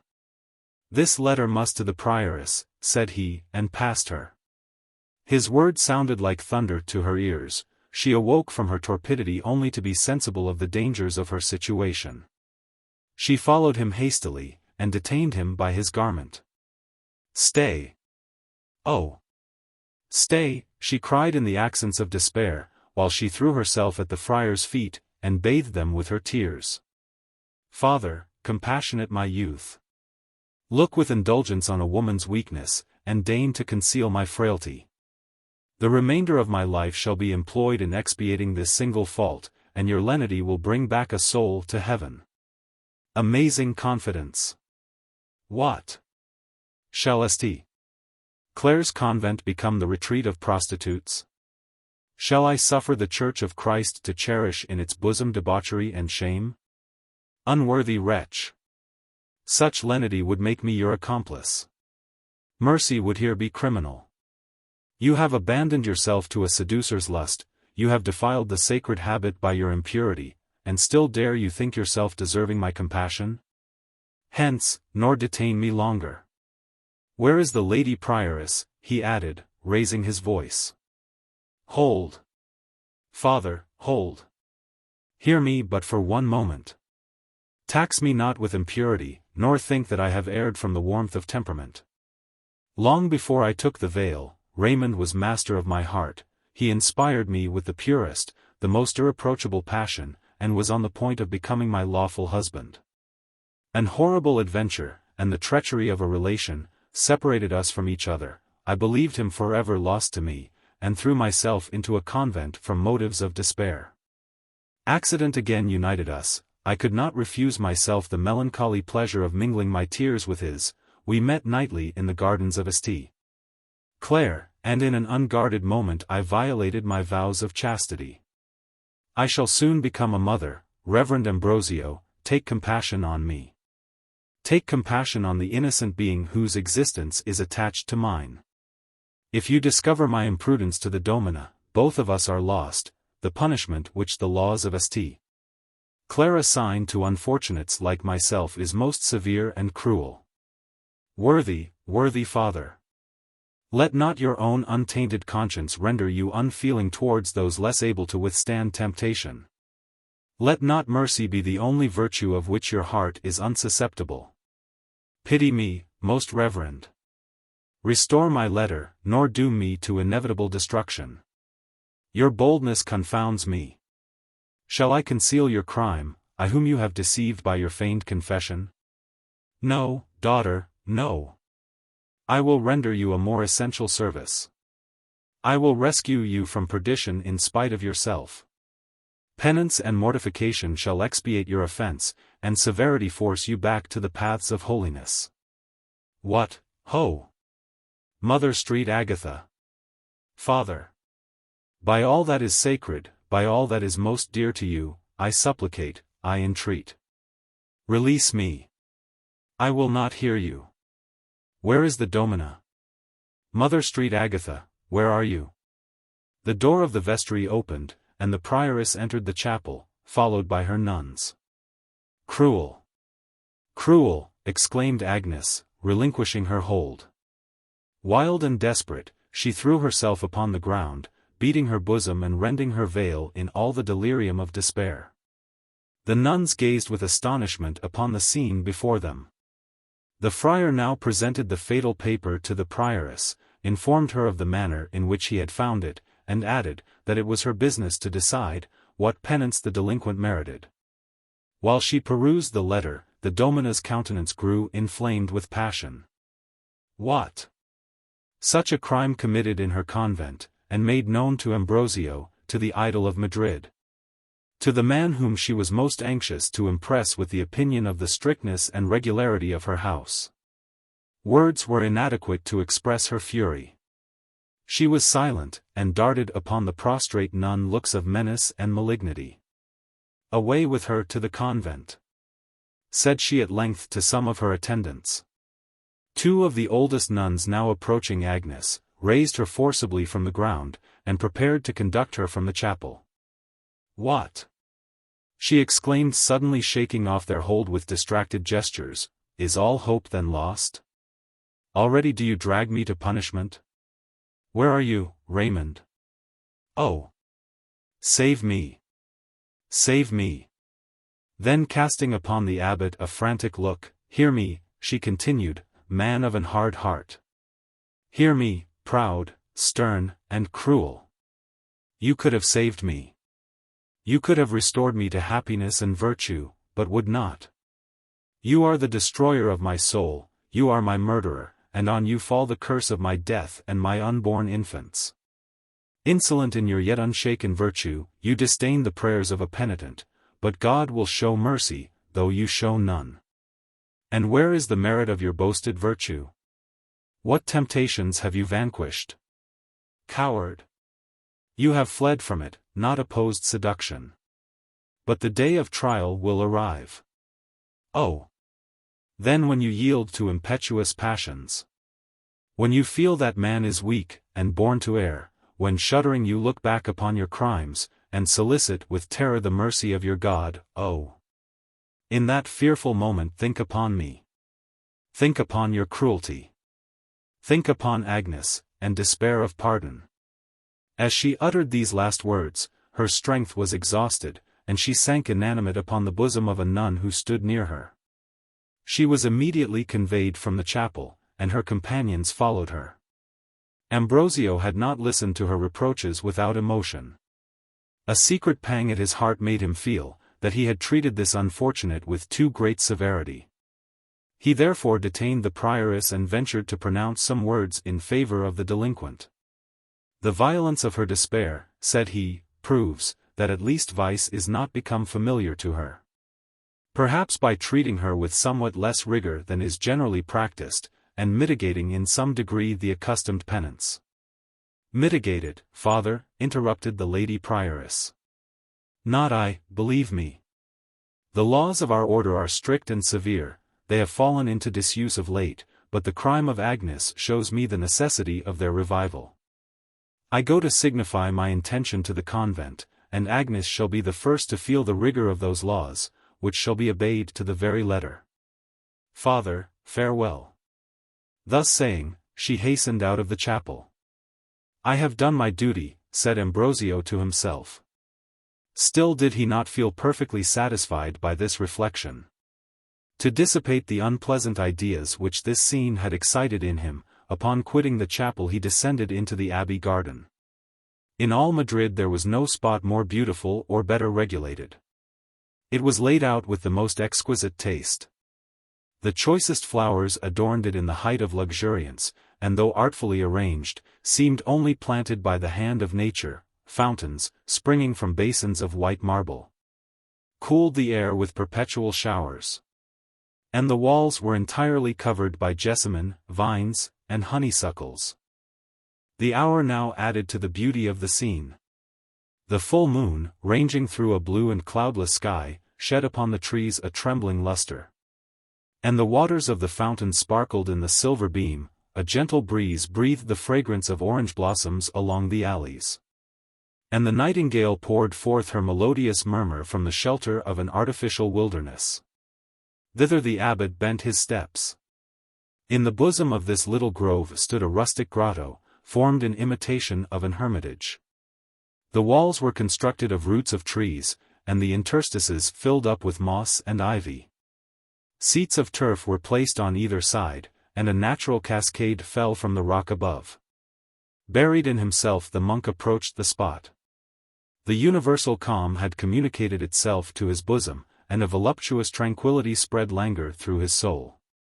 He reached the hermitage, and was entering to repose himself, when he stopped on perceiving it to be already occupied.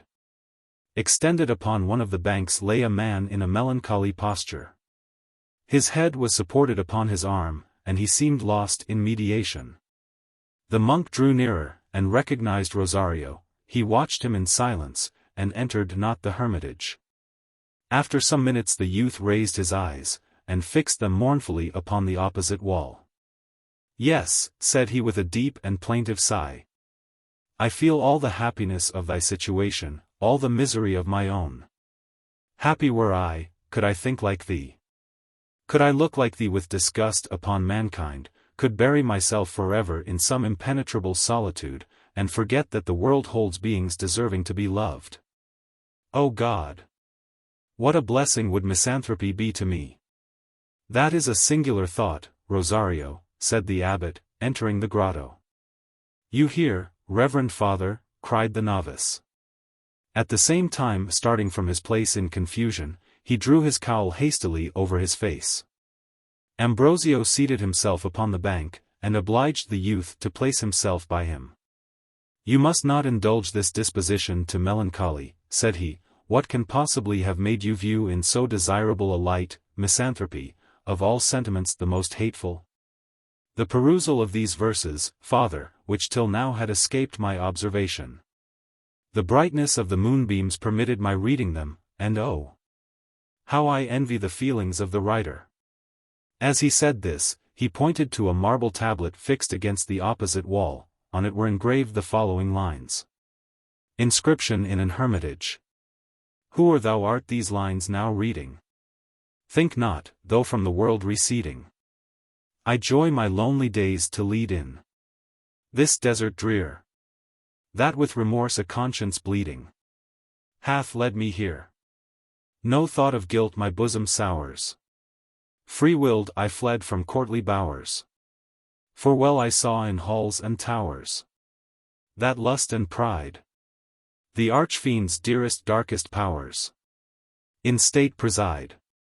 I saw mankind with vice encrusted, I saw that honor's sword was rusted, that few for aught but folly lusted, that he was still deceived who trusted in love or friend, and hither came with men disgusted, my life to end. In this lone cave, in garments lowly, alike a foe to noisy folly, and brow-bent gloomy melancholy, I wear away my life, and in my office holy consume the day. Content and comfort bless me more in this grot, than e'er I felt before in a palace, and with thoughts still soaring to God on high, each night and morn with voice imploring, this wish I sigh. Let me, O Lord, from life retire, unknown each guilty worldly fire, remorseful throb, or loose desire. And when I die, let me in this belief expire. To God I fly, stranger, if full of youth and riot. As yet no grief has marred thy quiet. Thou haply throw'st a scornful eye at the hermit's prayer. But if thou hast a cause to sigh at thy fault, or care, if thou hast known false love's vexation, or hast been exiled from thy nation, or guilt affrights thy contemplation, and makes thee pine, oh, how must thou lament thy station, and envy mine.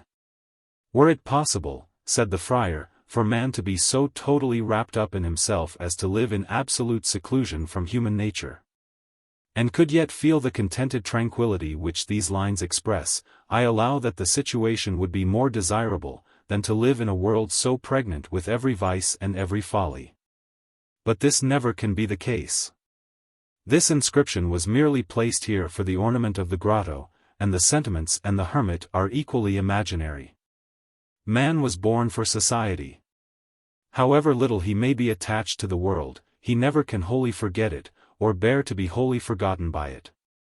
Disgusted at the guilt or absurdity of mankind, the misanthrope flies from it, he resolves to become an hermit, and buries himself in the cavern of some gloomy rock. While hate inflames his bosom, possibly he may feel contented with his situation, but when his passions begin to cool, when time has mellowed his sorrows, and healed those wounds which he bore with him to his solitude, think you that content becomes his companion? Ah! No, Rosario. No longer sustained by the violence of his passions, he feels all the monotony of his way of living, and his heart becomes the prey of ennui and weariness. He looks round, and finds himself alone in the universe, the love of society revives in his bosom, and he pants to return to that world which he has abandoned. Nature loses all her charms in his eyes, no one is near him to point out her beauties, or share in his admiration of her excellence and variety. Propped upon the fragment of some rock, he gazes upon the tumbling waterfall with a vacant eye, he views without emotion the glory of the setting sun. Slowly he returns to his cell at evening, for no one there is anxious for his arrival. He has no comfort in his solitary unsavory meal, he throws himself upon his couch of moss despondent and dissatisfied, and wakes only to pass a day as joyless, as monotonous as the former. You amaze me, Father. Suppose that circumstances condemned you to solitude, would not the duties of religion and the consciousness of a life well spent communicate to your heart that calm which I should deceive myself, did I fancy that they could? I am convinced of the contrary, and that all my fortitude would not prevent me from yielding to melancholy and disgust. After consuming the day in study, if you knew my pleasure at meeting my brethren in the evening. After passing many a long hour in solitude, if I could express to you the joy which I feel at once more beholding a fellow creature. 'Tis in this particular that I place the principal merit of a monastic institution. It secludes man from the temptations of vice. It procures that leisure necessary for the proper service of the Supreme. It spares him the mortification of witnessing the crimes of the worldly, and yet permits him to enjoy the blessings of society. And do you, Rosario, do you envy an hermit's life? Can you be thus blind to the happiness of your situation? Reflect upon it for a moment. This abbey is become your asylum, your regularity, your gentleness, your talents have rendered you the object of universal esteem, you are secluded from the world which you profess to hate. Yet you remain in possession of the benefits of society, and that a society composed of the most estimable of mankind. Father! Father, 'tis that which causes my torment. Happy had it been for me, had my life been passed among the vicious and abandoned. Had I never heard pronounced the name of virtue. 'Tis my unbounded adoration of religion. 'Tis my soul's exquisite sensibility of the beauty of fair and good, that loads me with shame. That hurries me to perdition. Oh! That I had never seen these abbey walls. How, Rosario? When we last conversed, you spoke in a different tone. Is my friendship then become of such little consequence? Had you never seen these abbey walls, you never had seen me, can that really be your wish? Had never seen you? Repeated the novice, starting from the bank, and grasping the friar's hand with a frantic air, you? You? Would to God, that lightning had blasted them, before you ever met my eyes. Would to God that I were never to see you more, and could forget that I had ever seen you. With these words he flew hastily from the grotto. Ambrosio remained in his former attitude, reflecting on the youth's unaccountable behavior. He was inclined to suspect the derangement of his senses, yet the general tenor of his conduct, the connection of his ideas, and calmness of his demeanor till the moment of his quitting the grotto, seemed to discountenance this conjecture. After a few minutes Rosario returned. He again seated himself upon the bank, he reclined his cheek upon one hand, and with the other wiped away the tears which trickled from his eyes at intervals. The monk looked upon him with compassion, and forbore to interrupt his meditations. Both observed for some time a profound silence. The nightingale had now taken her station upon an orange tree fronting the hermitage, and poured forth a strain the most melancholy and melodious. Rosario raised his head, and listened to her with attention. It was thus, said he, with a deep-drawn sigh. It was thus, that during the last month of her unhappy life, my sister used to sit listening to the nightingale. Poor Matilda! She sleeps in the grave, and her broken heart throbs no more with passion. You had a sister? You say right, that I had, alas! I have one no longer. She sunk beneath the weight of her sorrows in the very spring of life. What were those sorrows? They will not excite your pity, you know not the power of those irresistible, those fatal sentiments, to which her heart was a prey. Father, she loved unfortunately. A passion for one endowed with every virtue, for a man, oh! Rather let me say, for a divinity, proved the bane of her existence. His noble form, his spotless character, his various talents, his wisdom solid, wonderful, and glorious, might have warmed the bosom of the most insensible. My sister saw him, and dared to love though she never dared to hope. If her love was so well bestowed, what forbade her to hope the obtaining of its object? Father, before he knew her, Julian had already plighted his vows to a bride most fair, most heavenly. Yet still my sister loved, and for the husband's sake she doted upon the wife. One morning she found means to escape from our father's house. Arrayed in humble weeds she offered herself as a domestic to the consort of her beloved, and was accepted. She was now continually in his presence, she strove to ingratiate herself into his favor, she succeeded. Her attentions attracted Julian's notice. The virtuous are ever grateful, and he distinguished Matilda above the rest of her companions. And did not your parents seek for her? Did they submit tamely to their loss, nor attempt to recover their wandering daughter? Ere they could find her, she discovered herself. Her love grew too violent for concealment. Yet she wished not for Julian's person, she ambitioned but a share of his heart. In an unguarded moment she confessed her affection. What was the return? Doting upon his wife, and believing that a look of pity bestowed upon another was a theft from what he owed to her, he drove Matilda from his presence.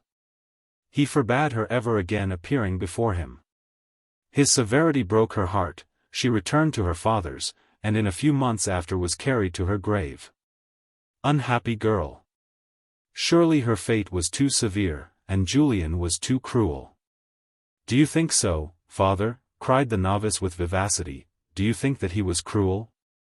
Doubtless I do, and pity her most sincerely. You pity her? You pity her? Oh! Father! Father! Then pity me. The friar started, when after a moment's pause Rosario added with a faltering voice, for my sufferings are still greater. My sister had a friend, a real friend, who pitied the acuteness of her feelings, nor reproached her with her inability to repress them. I have no friend. The whole wide world cannot furnish an heart that is willing to participate in the sorrows of mine. As he uttered these words, he sobbed audibly. The friar was affected. He took Rosario's hand, and pressed it with tenderness. You have no friend, say you? What then am I? Why will you not confide in me, and what can you fear? My severity? Have I ever used it with you? The dignity of my habit? Rosario, I lay aside the monk, and bid you consider me as no other than your friend, your father. Well may I assume that title, for never did parent watch over a child more fondly than I have watched over you. From the moment in which I first beheld you, I perceived sensations in my bosom till then unknown to me. I found a delight in your society which no one else could afford. And when I witnessed the extent of your genius and information, I rejoiced as does a father in the perfections of his son. Then lay aside your fears. Speak to me with openness, speak to me, Rosario, and say that you will confide in me. If my aid or my pity can alleviate your distress. Yours can. Yours only can. Ah! Father, how willingly would I unveil to you my heart. How willingly would I declare the secret which bows me down with its weight. But oh! I fear. I fear. What, my son? That you should abhor me for my weakness, that the reward of my confidence should be the loss of your esteem. How shall I reassure you? Reflect upon the whole of my past conduct, upon the paternal tenderness which I have ever shown you. Abhor you, Rosario? It is no longer in my power. To give up your society would be to deprive myself of the greatest pleasure of my life. Then reveal to me what afflicts you, and believe me while I solemnly swear. Hold! Interrupted the novice, swear, that whatever be my secret, you will not oblige me to quit the monastery till my novitiate shall expire. I promise it faithfully, and as I keep my vows to you, may Christ keep his to mankind. Now then explain this mystery, and rely upon my indulgence. I obey you. Know then. Oh! How I tremble to name the word. Listen to me with pity, revered Ambrosio. Call up every latent spark of human weakness that may teach you compassion for mine. Father!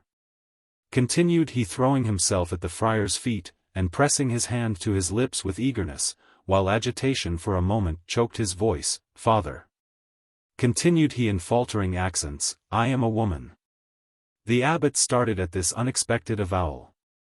Prostrate on the ground lay the feigned Rosario, as if waiting in silence the decision of his judge.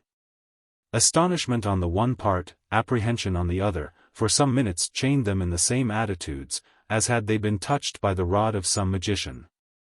At length recovering from his confusion, the monk quitted the grotto, and sped with precipitation towards the abbey. His action did not escape the suppliant.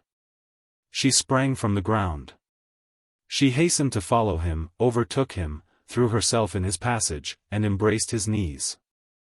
Ambrosio strove in vain to disengage himself from her grasp. "Do not fly me," she cried. "Leave me not abandoned to the impulse of despair. Listen, while I excuse my imprudence, while I acknowledge my sister's story to be my own. I am Matilda, you are her beloved." If Ambrosio's surprise was great at her first avowal, upon hearing her second it exceeded all bounds. Amazed, embarrassed, and irresolute he found himself incapable of pronouncing a syllable. And remained in silence gazing upon Matilda. This gave her opportunity to continue her explanation as follows. "Think not, Ambrosio, that I come to rob your bride of your affections. No, believe me, religion alone deserves you, and far is it from Matilda's wish to draw you from the paths of virtue. What I feel for you is love, not licentiousness. I sigh to be possessor of your heart, not lust for the enjoyment of your person. Deign to listen to my vindication. A few moments will convince you that this holy retreat is not polluted by my presence. And that you may grant me your compassion without trespassing against your vows." She seated herself. Ambrosio, scarcely conscious of what he did, followed her example, and she proceeded in her discourse. "I spring from a distinguished family. My father was chief of the noble house of Villanigas. He died while I was still an infant, and left me sole heiress of his immense possessions. Young and wealthy, I was sought in marriage by the noblest youths of Madrid, but no one succeeded in gaining my affections. I had been brought up under the care of an uncle possessed of the most solid judgment and extensive erudition. He took pleasure in communicating to me some portion of his knowledge. Under his instructions my understanding acquired more strength and justness than generally falls to the lot of my sex, the ability of my preceptor being aided by natural curiosity. I not only made a considerable progress in sciences universally studied, but in others, revealed but to few, and lying under censure from the blindness of superstition. But while my guardian labored to enlarge the sphere of my knowledge, he carefully inculcated every moral precept. He relieved me from the shackles of vulgar prejudice. He pointed out the beauty of religion. He taught me to look with adoration upon the pure and virtuous, and, woe is me, I have obeyed him but too well. With such dispositions, judge whether I could observe with any other sentiment than disgust the vice, dissipation, and ignorance, which disgrace our Spanish youth. I rejected every offer with disdain. My heart remained without a master till chance conducted me to the cathedral of the Capuchins. Oh! Surely on that day my guardian angel slumbered neglectful of his charge. Then was it that I first beheld you. You supplied the superior's place, absent from illness. You cannot but remember the lively enthusiasm which your discourse created. Oh! How I drank your words! How your eloquence seemed to steal me from myself! I scarcely dared to breathe, fearing to lose a syllable, and while you spoke, methought a radiant glory beamed round your head, and your countenance shone with the majesty of a god. I retired from the church, glowing with admiration. From that moment you became the idol of my heart, the never-changing object of my meditations. I inquired respecting you. The reports which were made me of your mode of life, of your knowledge, piety, and self-denial riveted the chains imposed on me by your eloquence. I was conscious that there was no longer a void in my heart, that I had found the man whom I had sought till then in vain. In expectation of hearing you again, every day I visited your cathedral. You remained secluded within the abbey walls, and I always withdrew, wretched and disappointed. The night was more propitious to me, for then you stood before me in my dreams. You vowed to me eternal friendship. You led me through the paths of virtue, and assisted me to support the vexations of life. The morning dispelled these pleasing visions. I woke, and found myself separated from you by barriers which appeared insurmountable. Time seemed only to increase the strength of my passion. I grew melancholy and despondent. I fled from society, and my health declined daily. At length, no longer able to exist in this state of torture, I resolved to assume the disguise in which you see me. My artifice was fortunate. I was received into the monastery, and succeeded in gaining your esteem. Now then I should have felt completely happy, had not my quiet been disturbed by the fear of detection. The pleasure which I received from your society was embittered by the idea that perhaps I should soon be deprived of it, and my heart throbbed so rapturously at obtaining the marks of your friendship, as to convince me that I never should survive its loss. I resolved, therefore, not to leave the discovery of my sex to chance, to confess the whole to you, and throw myself entirely on your mercy and indulgence. Ah! Ambrosio, can I have been deceived? Can you be less generous than I thought you? I will not suspect it. You will not drive a wretch to despair. I shall still be permitted to see you, to converse with you, to adore you. Your virtues shall be my example through life, and when we expire, our bodies shall rest in the same grave. She ceased. While she spoke, 1,000 opposing sentiments combated in Ambrosio's bosom. Surprise at the singularity of this adventure, confusion at her abrupt declaration, resentment at her boldness in entering the monastery, and consciousness of the austerity with which it behoved him to reply, such were the sentiments of which he was aware. But there were others also which did not obtain his notice. He perceived not, that his vanity was flattered by the praises bestowed upon his eloquence and virtue.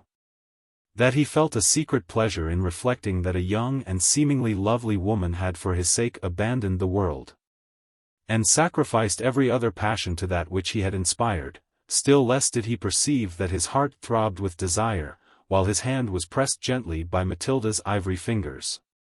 By degrees he recovered from his confusion. His ideas became less bewildered. He was immediately sensible of the extreme impropriety, should Matilda be permitted to remain in the abbey after this avowal of her sex. He assumed an air of severity, and drew away his hand. "How, lady," said he, "can you really hope for my permission to remain amongst us? Even were I to grant your request, what good could you derive from it? Think you that I ever can reply to an affection, which—" "No, father, no. I expect not to inspire you with a love like mine. I only wish for the liberty to be near you, to pass some hours of the day in your society, to obtain your compassion, your friendship and esteem. Surely my request is not unreasonable. But reflect, lady. Reflect only for a moment on the impropriety of my harboring a woman in the abbey, and that too a woman, who confesses that she loves me. It must not be. The risk of your being discovered is too great, and I will not expose myself to so dangerous a temptation." "Temptation, say you? Forget that I am a woman, and it no longer exists. Consider me only as a friend, as an unfortunate, whose happiness, whose life depends upon your protection. Fear not lest I should ever call to your remembrance that love the most impetuous, the most unbounded, has induced me to disguise my sex. Or that instigated by desires, offensive to your vows and my own honor, should endeavor to seduce you from the path of rectitude. No, Ambrosio, learn to know me better. I love you for your virtues, lose them, and with them you lose my affections. I look upon you as a saint, prove to me that you are no more than man, and I quit you with disgust. Is it then from me that you fear temptation?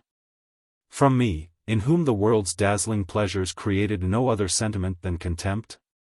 From me, whose attachment is grounded on your exemption from human frailty? Oh! Dismiss such injurious apprehensions. Think nobler of me, think nobler of yourself.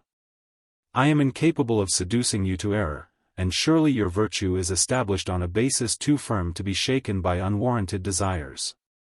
Ambrosio, dearest Ambrosio, drive me not from your presence.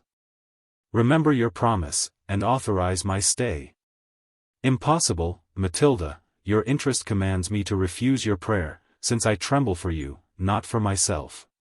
After vanquishing the impetuous ebullitions of youth, after passing 30 years in mortification and penance, I might safely permit your stay, nor fear your inspiring me with warmer sentiments than pity.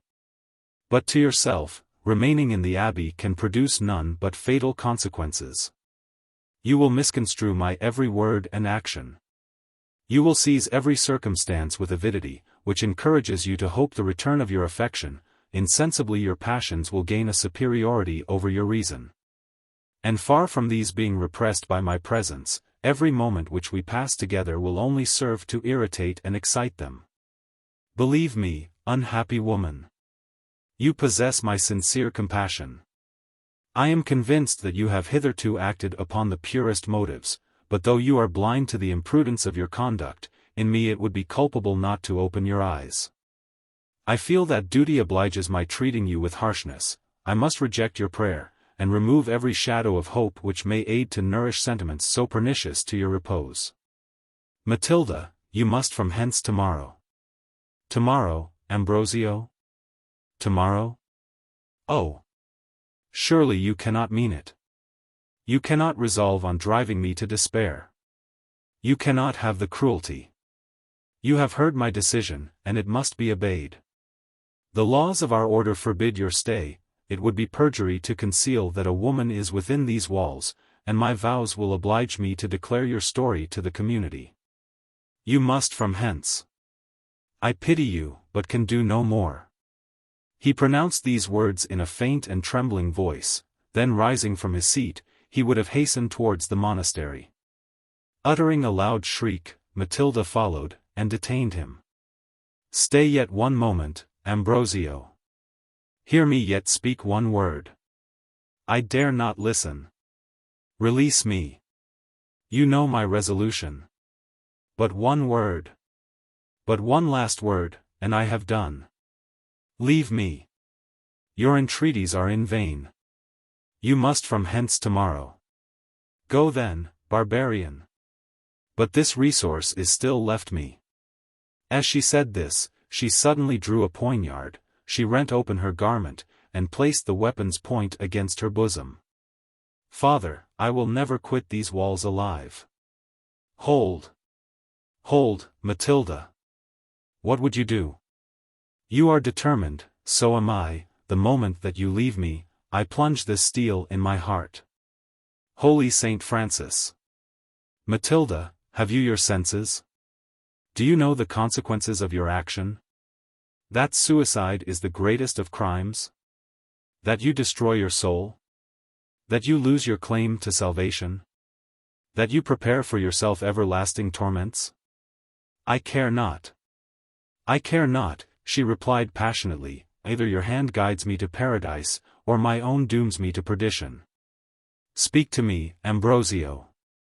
Tell me that you will conceal my story, that I shall remain your friend and your companion, or this poignard drinks my blood. As she uttered these last words, she lifted her arm, and made a motion as if to stab herself. The friar's eyes followed with dread the course of the dagger. She had torn open her habit, and her bosom was half exposed. The weapon's point rested upon her left breast, and oh! That was such a breast! The moonbeams darting full upon it enabled the monk to observe its dazzling whiteness. His eye dwelt with insatiable avidity upon the beauteous orb. A sensation till then unknown filled his heart with a mixture of anxiety and delight. A raging fire shot through every limb. The blood boiled in his veins, and 1,000 wild wishes bewildered his imagination. Hold, he cried in an hurried faltering voice, I can resist no longer. Stay, then, enchantress. Stay for my destruction.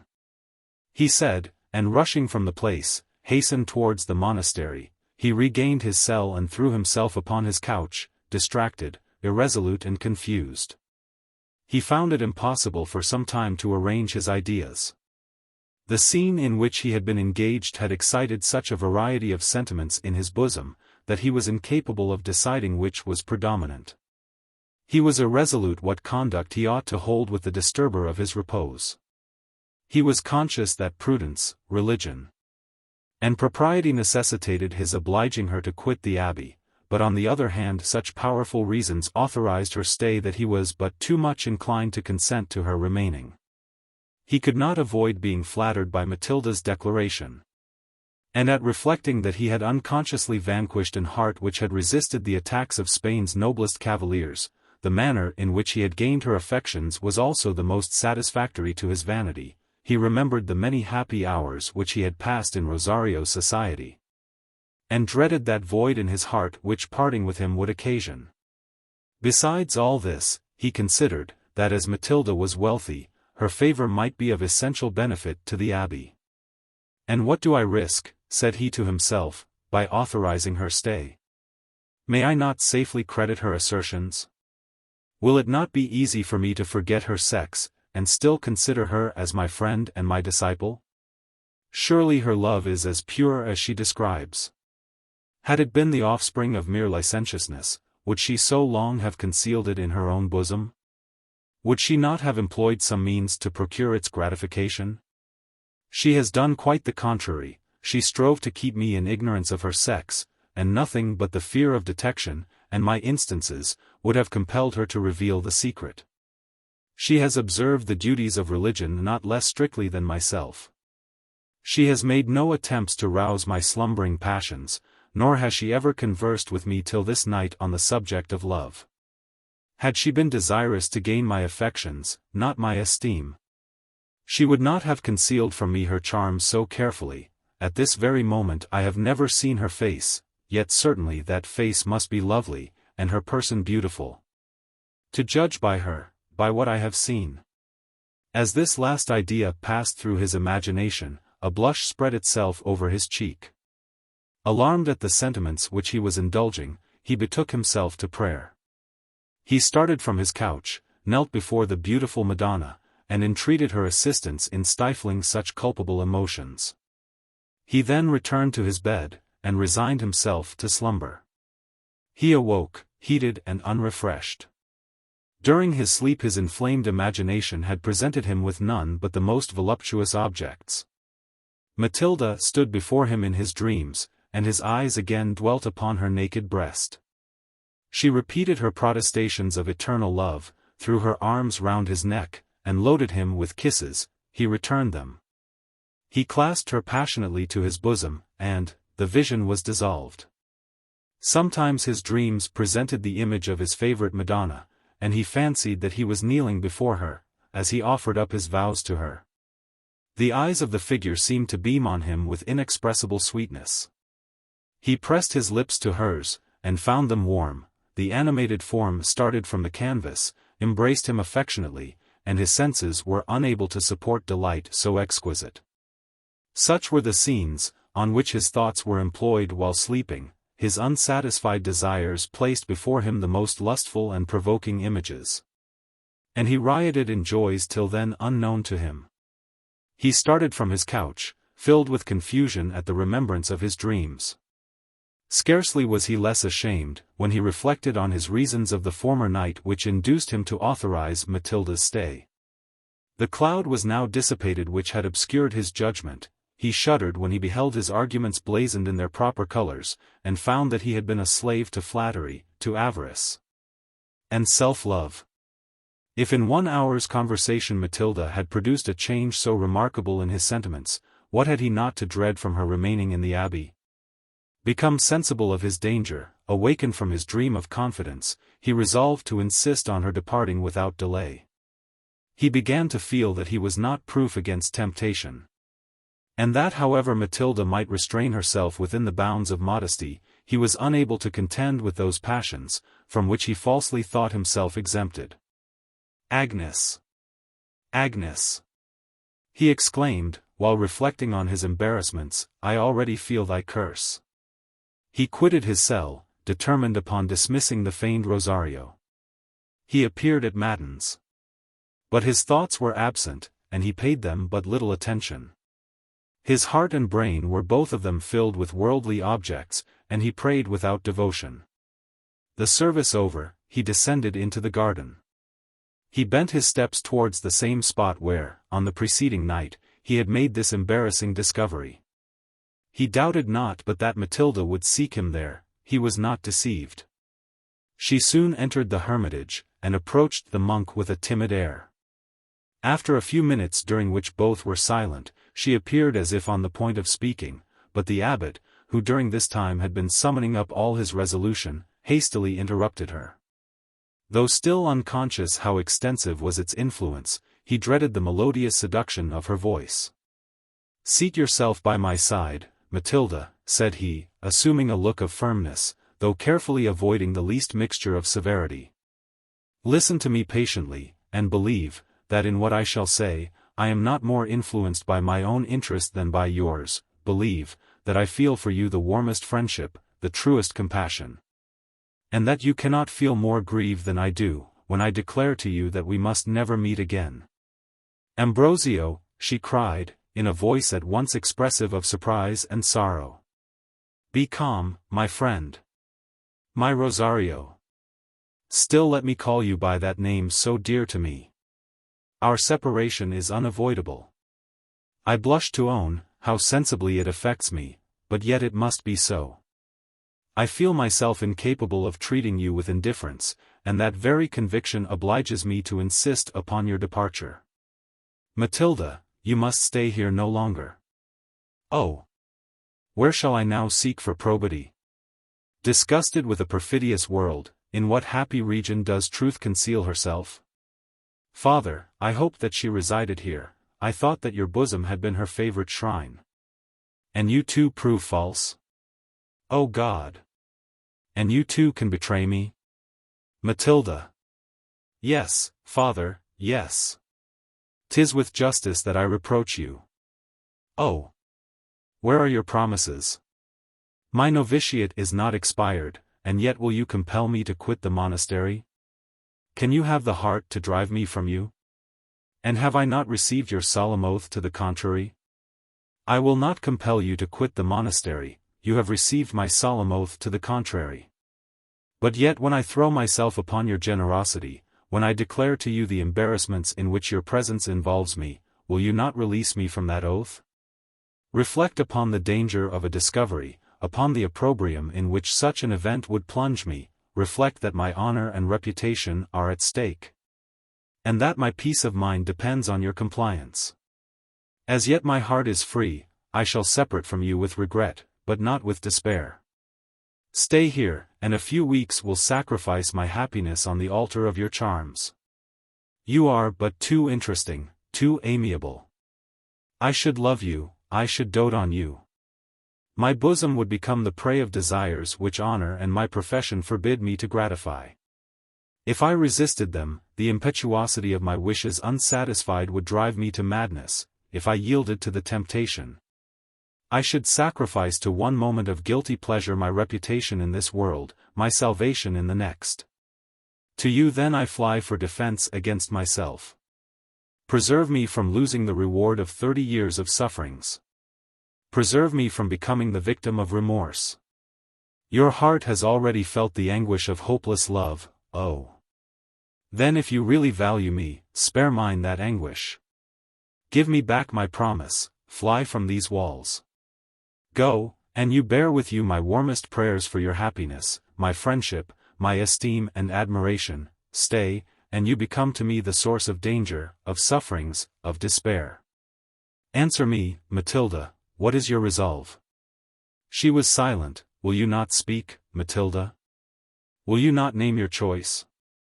Cruel! Cruel! She exclaimed, wringing her hands in agony. You know too well that you offer me no choice. You know too well that I can have no will but yours. I was not then deceived. Matilda's generosity equals my expectations. Yes. I will prove the truth of my affection by submitting to a decree which cuts me to the very heart. Take back your promise. I will quit the monastery this very day. I have a relation, abbess of a convent in Estremadura, to her will I bend my steps, and shut myself from the world forever. Yet tell me, Father, shall I bear your good wishes with me to my solitude? Will you sometimes abstract your attention from heavenly objects to bestow a thought upon me? Ah! Matilda, I fear that I shall think on you but too often for my repose. Then I have nothing more to wish for, save that we may meet in heaven. Farewell, my friend. My Ambrosio, and yet methinks, I would fain bear with me some token of your regard. What shall I give you? Something, anything, one of those flowers will be sufficient. Here she pointed to a bush of roses, planted at the door of the grotto. I will hide it in my bosom, and when I am dead, the nuns shall find it withered upon my heart. The friar was unable to reply. With slow steps, and a soul heavy with affliction, he quitted the hermitage. He approached the bush, and stooped to pluck one of the roses. Suddenly he uttered a piercing cry, started back hastily, and let the flower, which he already held, fall from his hand. Matilda heard the shriek, and flew anxiously towards him. "What is the matter?" she cried. "Answer me, for God's sake. What has happened?" "I have received my death," he replied in a faint voice, concealed among the roses. "A serpent." Here the pain of his wound became so exquisite, that nature was unable to bear it, his senses abandoned him, and he sank inanimate into Matilda's arms. Her distress was beyond the power of description. She rent her hair, beat her bosom, and not daring to quit Ambrosio, endeavored by loud cries to summon the monks to her assistance. She at length succeeded. Alarmed by her shrieks, several of the brothers hastened to the spot, and the superior was conveyed back to the abbey. He was immediately put to bed, and the monk who officiated as surgeon to the fraternity prepared to examine the wound. By this time Ambrosio's hand had swelled to an extraordinary size. The remedies which had been administered to him, 'tis true, restored him to life, but not to his senses. He raved in all the horrors of delirium, foamed at the mouth, and 4 of the strongest monks were scarcely able to hold him in his bed. Father Pablos, such was the surgeon's name, hastened to examine the wounded hand. The monks surrounded the bed, anxiously waiting for the decision. Among these the feigned Rosario appeared not the most insensible to the friar's calamity. He gazed upon the sufferer with inexpressible anguish, and the groans which every moment escaped from his bosom sufficiently betrayed the violence of his affliction. Father Pablos probed the wound. As he drew out his lancet, its point was tinged with a greenish hue. He shook his head mournfully, and quitted the bedside. "'Tis as I feared," said he, "there is no hope." "No hope?" exclaimed the monks with one voice. "Say you, no hope?" From the sudden effects, I suspected that the abbot was stung by a scientipidoro. The venom which you see upon my lancet confirms my idea. He cannot live 3 days. "And can no possible remedy be found?" inquired Rosario. "Without extracting the poison, he cannot recover, and how to extract it is to me still a secret. All that I can do is to apply such herbs to the wound as will relieve the anguish. The patient will be restored to his senses. But the venom will corrupt the whole mass of his blood, and in 3 days he will exist no longer." Excessive was the universal grief at hearing this decision. Pablos, as he had promised, dressed the wound, and then retired, followed by his companions. Rosario alone remained in the cell, the abbot at his urgent entreaty having been committed to his care. Ambrosio's strength worn out by the violence of his exertions, he had by this time fallen into a profound sleep. So totally was he overcome by weariness, that he scarcely gave any signs of life. He was still in this situation, when the monks returned to inquire whether any change had taken place. Pablos loosened the bandage which concealed the wound, more from a principle of curiosity than from indulging the hope of discovering any favorable symptoms. What was his astonishment at finding that the inflammation had totally subsided. He probed the hand, his lancet came out pure and unsullied, no traces of the venom were perceptible. And had not the orifice still been visible, Pablos might have doubted that there had ever been a wound. He communicated this intelligence to his brethren. Their delight was only equaled by their surprise. From the latter sentiment, however, they were soon released by explaining the circumstance according to their own ideas. They were perfectly convinced that their superior was a saint, and thought that nothing could be more natural than for St. Francis to have operated a miracle in his favor. This opinion was adopted unanimously. They declared it so loudly, and vociferated, "A miracle! A miracle!" with such fervor, that they soon interrupted Ambrosio's slumbers. The monks immediately crowded round his bed, and expressed their satisfaction at his wonderful recovery. He was perfectly in his senses, and free from every complaint except feeling weak and languid. Pablos gave him a strengthening medicine, and advised his keeping his bed for the 2 succeeding days. He then retired, having desired his patient not to exhaust himself by conversation, but rather to endeavor at taking some repose. The other monks followed his example, and the abbot and Rosario were left without observers. For some minutes Ambrosio regarded his attendant with a look of mingled pleasure and apprehension. She was seated upon the side of the bed, her head bending down, and as usual enveloped in the cowl of her habit. "And you are still here, Matilda," said the friar at length. "Are you not satisfied with having so nearly effected my destruction, that nothing but a miracle could have saved me from the grave? Ah! Surely heaven sent that serpent to punish." Matilda interrupted him by putting her hand before his lips with an air of gaiety. "Hush! Father, hush! You must not talk." He who imposed that order knew not how interesting are the subjects on which I wish to speak. But I know it, and yet issue the same positive command. I am appointed your nurse, and you must not disobey my orders. You are in spirits, Matilda. Well may I be so. I have just received a pleasure unexampled through my whole life. What was that pleasure? What I must conceal from all, but most from you. But most from me? Nay then, I entreat you, Matilda. Hush, father. Hush. You must not talk. But as you do not seem inclined to sleep, shall I endeavor to amuse you with my harp? How? I knew not that you understood music. Oh! I am a sorry performer. Yet as silence is prescribed you for 48 hours, I may possibly entertain you, when wearied of your own reflections. I go to fetch my harp. She soon returned with it. Now, father. What shall I sing? Will you hear the ballad which treats of the gallant Durandarte, who died in the famous Battle of Roncesvalles? What you please, Matilda. Oh! Call me not Matilda. Call me Rosario, call me your friend. Those are the names which I love to hear from your lips. Now listen. She then tuned her harp, and afterwards prelude for some moments with such exquisite taste as to prove her a perfect mistress of the instrument. The air which she played was soft and plaintive. Ambrosio, while he listened, felt his uneasiness subside, and a pleasing melancholy spread itself into his bosom. Suddenly Matilda changed the strain.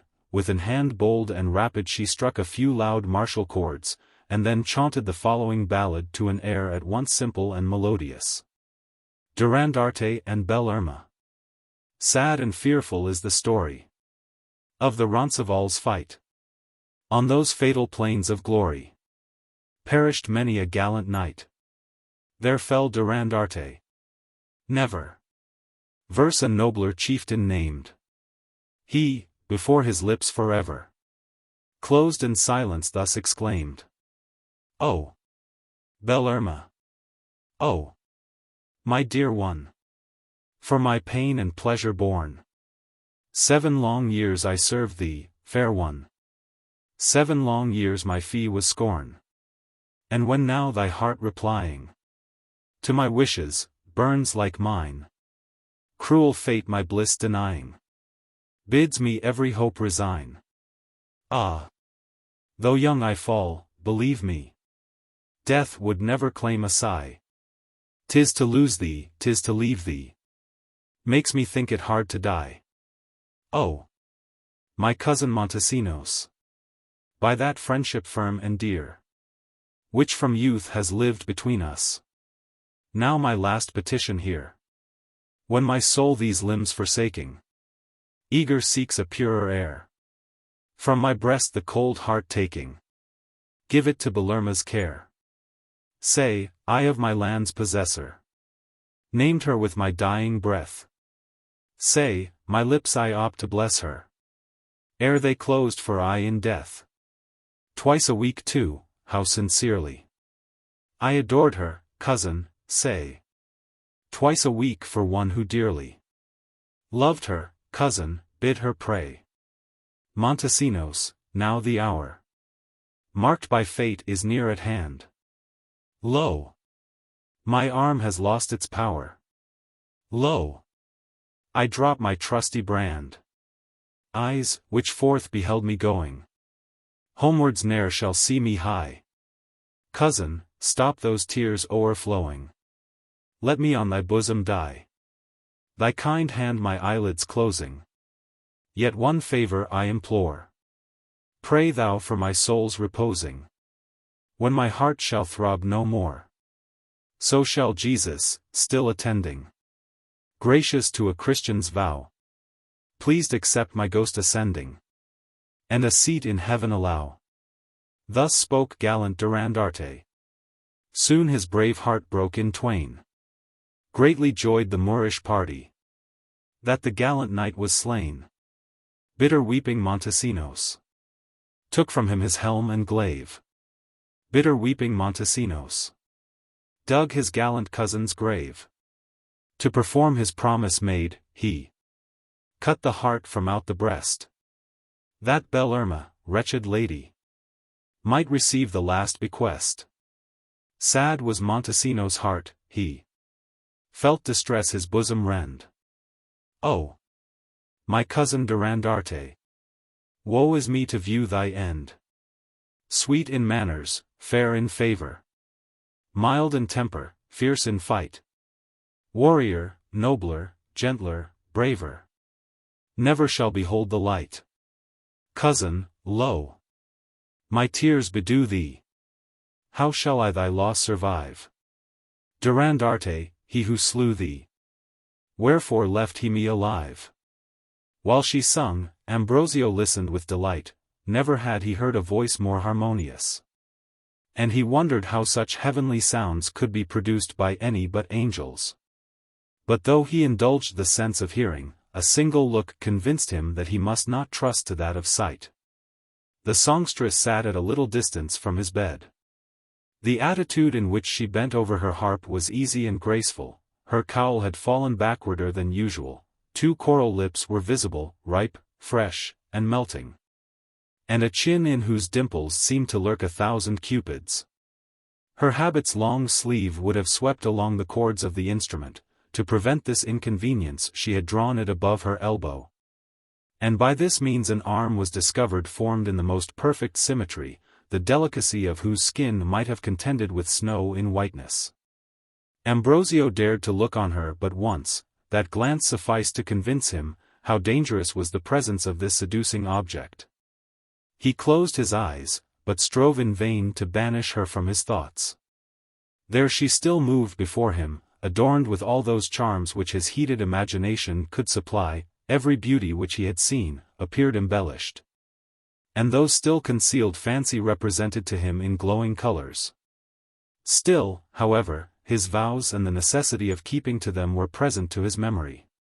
He struggled with desire, and shuddered when he beheld how deep was the precipice before him. Matilda ceased to sing.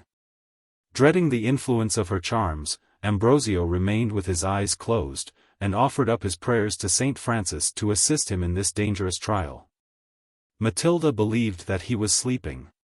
She rose from her seat, approached the bed softly, and for some minutes gazed upon him attentively.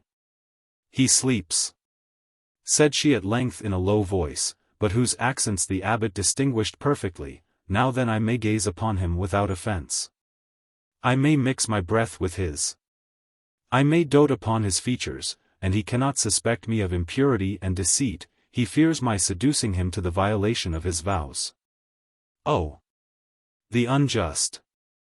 Were it my wish to excite desire, should I conceal my features from him so carefully? Those features, of which I daily hear him.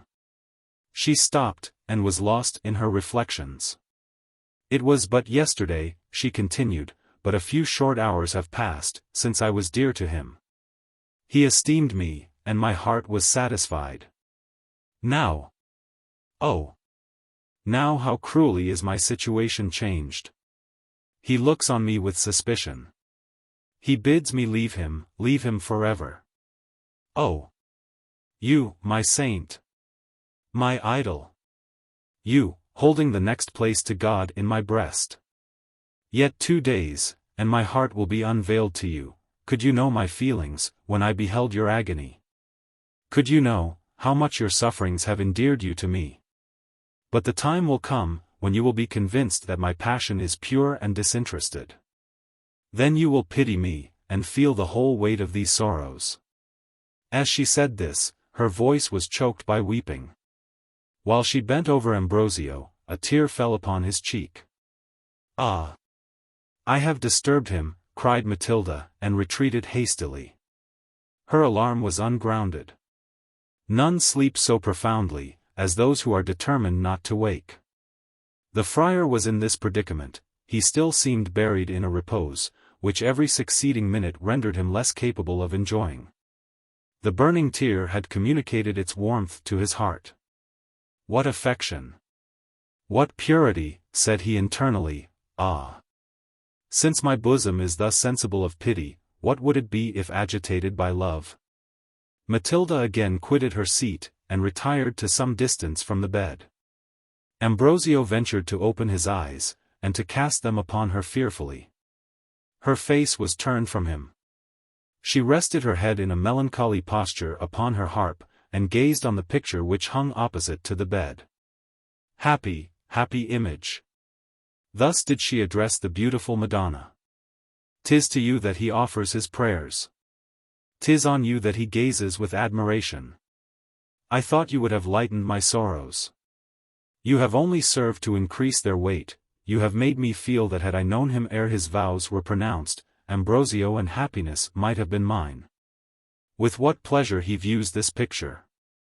With what fervor he addresses his prayers to the insensible image! Ah! May not his sentiments be inspired by some kind and secret genius, friend to my affection? May it not be man's natural instinct which informs him? Be silent, idle hopes. Let me not encourage an idea which takes from the brilliance of Ambrosio's virtue. 'Tis religion, not beauty which attracts his admiration, 'tis not to the woman, but the divinity that he kneels. Would he but address to me the least tender expression which he pours forth to this Madonna? Would he but say that were he not already affianced to the Church, he would not have despised Matilda? Oh! Let me nourish that fond idea. Perhaps he may yet acknowledge that he feels for me more than pity, and that affection like mine might well have deserved a return. Perhaps, he may own thus much when I lie on my deathbed. He then need not fear to infringe his vows, and the confession of his regard will soften the pangs of dying. Would I were sure of this! Oh! How earnestly should I sigh for the moment of dissolution! Of this discourse the abbot lost not a syllable, and the tone in which she pronounced these last words pierced to his heart. Involuntarily he raised himself from his pillow. Matilda, he said in a troubled voice, oh! My Matilda! She started at the sound, and turned towards him hastily. The suddenness of her movement made her cowl fall back from her head, her features became visible to the monk's inquiring eye. What was his amazement at beholding the exact resemblance of his admired Madonna! The same exquisite proportion of features, the same profusion of golden hair, the same rosy lips, heavenly eyes, and majesty of countenance adorned Matilda. Uttering an exclamation of surprise, Ambrosio sank back upon his pillow, and doubted whether the object before him was mortal or divine. Matilda seemed penetrated with confusion. She remained motionless in her place, and supported herself upon her instrument. Her eyes were bent upon the earth, and her fair cheeks overspread with blushes. On recovering herself, her first action was to conceal her features. She then in an unsteady and troubled voice ventured to address these words to the friar. "Accident has made you master of a secret, which I never would have revealed but on the bed of death. Yes, Ambrosio, in Matilda de Villanigas you see the original of your beloved Madonna. Soon after I conceived my unfortunate passion, I formed the project of conveying to you my picture. Crowds of admirers had persuaded me that I possessed some beauty, and I was anxious to know what effect it would produce upon you. I caused my portrait to be drawn by Martin Galuppi, a celebrated Venetian at that time resident in Madrid. The resemblance was striking. I sent it to the Capuchin abbey as if for sale, and the Jew from whom you bought it was one of my emissaries. You purchased it. Judge of my rapture, when informed that you had gazed upon it with delight, or rather with adoration. That you had suspended it in your cell, and that you addressed your supplications to no other saint. Will this discovery make me still more regarded as an object of suspicion? Rather should it convince you how pure is my affection, and engage you to suffer me in your society and esteem. I heard you daily extol the praises of my portrait. I was an eyewitness of the transports, which its beauty excited in you, yet I forbore to use against your virtue those arms with which yourself had furnished me. I concealed those features from your sight, which you loved unconsciously. I strove not to excite desire by displaying my charms, or to make myself mistress of your heart through the medium of your senses. To attract your notice by studiously attending to religious duties, to endear myself to you by convincing you that my mind was virtuous and my attachment sincere, such was my only aim. I succeeded. I became your companion and your friend. I concealed my sex from your knowledge. And had you not pressed me to reveal my secret, had I not been tormented by the fear of a discovery, never had you known me for any other than Rosario. And still are you resolved to drive me from you? The few hours of life which yet remain for me, may I not pass them in your presence? Oh! Speak, Ambrosio, and tell me that I may stay. This speech gave the abbot an opportunity of recollecting himself. He was conscious that in the present disposition of his mind, avoiding her society was his only refuge from the power of this enchanting woman. Your declaration has so much astonished me, said he, that I am at present incapable of answering you. Do not insist upon a reply, Matilda, leave me to myself, I have need to be alone. I obey you, but before I go, promise not to insist upon my quitting the abbey immediately. Matilda, reflect upon your situation, reflect upon the consequences of your stay. Our separation is indispensable, and we must part. But not today, father. Oh! In pity not today. You press me too hard, but I cannot resist that tone of supplication. Since you insist upon it, I yield to your prayer. I consent to your remaining here a sufficient time to prepare in some measure the brethren for your departure. Stay yet 2 days. But on the 3rd. He sighed involuntarily. Remember, that on the 3rd we must part forever. She caught his hand eagerly, and pressed it to her lips. On the 3rd? She exclaimed with an air of wild solemnity, you are right, father. You are right. On the 3rd we must part forever. There was a dreadful expression in her eye as she uttered these words, which penetrated the friar's soul with horror. Again she kissed his hand, and then fled with rapidity from the chamber. Anxious to authorize the presence of his dangerous guest, yet conscious that her stay was infringing the laws of his order, Ambrosio's bosom became the theatre of 1,000 contending passions. At length his attachment to the feigned Rosario, aided by the natural warmth of his temperament, seemed likely to obtain the victory. The success was assured. When that presumption which formed the groundwork of his character came to Matilda's assistance, the monk reflected that to vanquish temptation was an infinitely greater merit than to avoid it. He thought that he ought rather to rejoice in the opportunity given him of proving the firmness of his virtue. Saint Anthony had withstood all seductions to lust, then why should not he? Besides, St. Anthony was tempted by the devil, who put every art into practice to excite his passions, whereas, Ambrosio's danger proceeded from a mere mortal woman, fearful and modest, whose apprehensions of his yielding were not less violent than his own. "Yes," said he, "the unfortunate shall stay, I have nothing to fear from her presence. Even should my own prove too weak to resist the temptation, I am secured from danger by the innocence of Matilda." Ambrosio was yet to learn, that to an heart unacquainted with her, vice is ever most dangerous when lurking behind the mask of virtue. He found himself so perfectly recovered, that when Father Pablo's visited him again at night, he entreated permission to quit his chamber on the day following. His request was granted. Matilda appeared no more that evening, except in company with the monks when they came in a body to inquire after the abbot's health. She seemed fearful of conversing with him in private, and stayed but a few minutes in his room. The friar slept well. But the dreams of the former night were repeated, and his sensations of voluptuousness were yet more keen and exquisite. The same lust-exciting visions floated before his eyes. Matilda, in all the pomp of beauty, warm, tender, and luxurious, clasped him to her bosom, and lavished upon him the most ardent caresses. He returned them as eagerly, and already was on the point of satisfying his desires, when the faithless form disappeared, and left him to all the horrors of shame and disappointment. The morning dawned. Fatigued, harassed, and exhausted by his provoking dreams, he was not disposed to quit his bed. He excused himself from appearing at matins. It was the first morning in his life that he had ever missed them.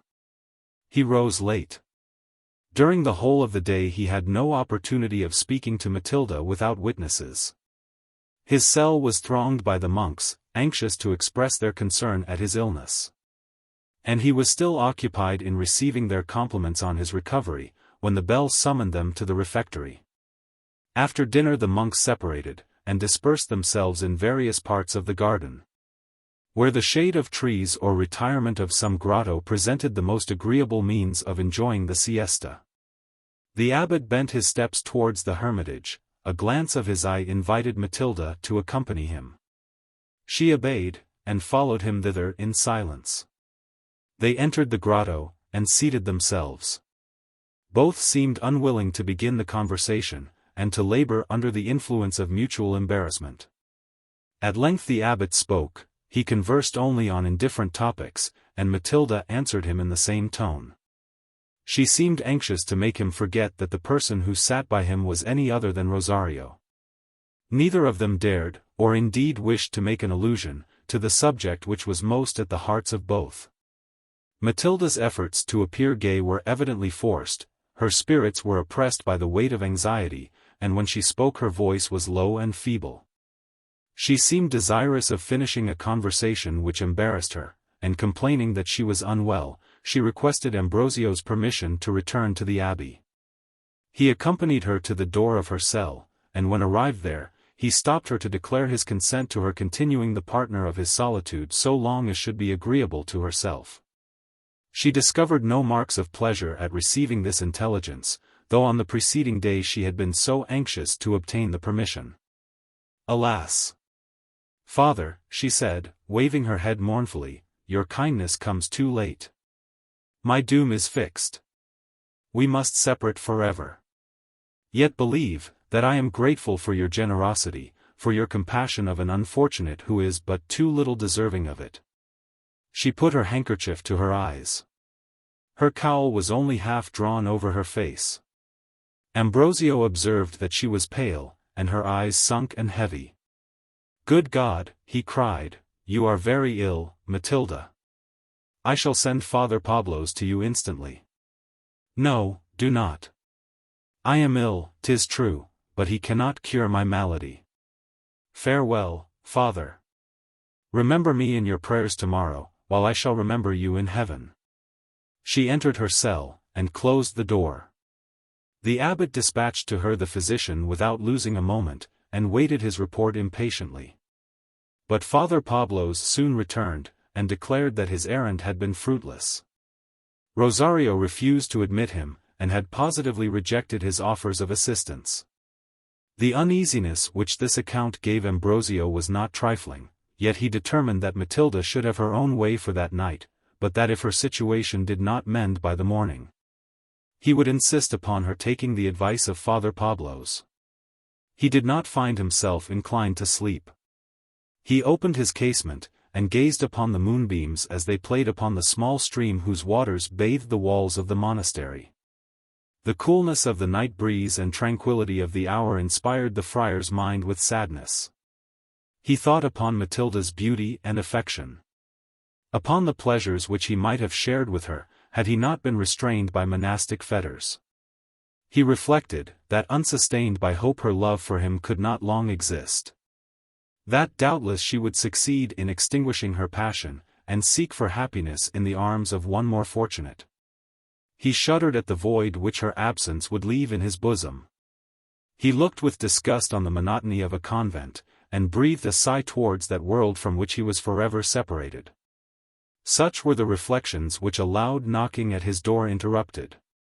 The bell of the church had already struck 2. The abbot hastened to inquire the cause of this disturbance. He opened the door of his cell, and a lay brother entered, whose looks declared his hurry and confusion. "Hasten, Reverend Father," said he, "hasten to the young Rosario. He earnestly requests to see you, he lies at the point of death." "Gracious God! Where is Father Pablo's? Why is he not with him? Oh! I fear. I fear. Father Pablo's has seen him, but his art can do nothing. He says that he suspects the youth to be poisoned." "Poisoned? Oh! The unfortunate! It is then as I suspected. But let me not lose a moment. Perhaps it may yet be time to save her," he said, and flew towards the cell of the novice. Several monks were already in the chamber. Father Pablo's was one of them, and held a medicine in his hand which he was endeavoring to persuade Rosario to swallow. The others were employed in admiring the patient's divine countenance, which they now saw for the first time. She looked lovelier than ever. She was no longer pale or languid. A bright glow had spread itself over her cheeks, her eyes sparkled with a serene delight, and her countenance was expressive of confidence and resignation. "Oh! Torment me no more," was she saying to Pablo's, when the terrified abbot rushed hastily into the cell. "My disease is far beyond the reach of your skill, and I wish not to be cured of it." Then perceiving Ambrosio, "Ah! 'Tis he," she cried, "I see him once again, before we part forever.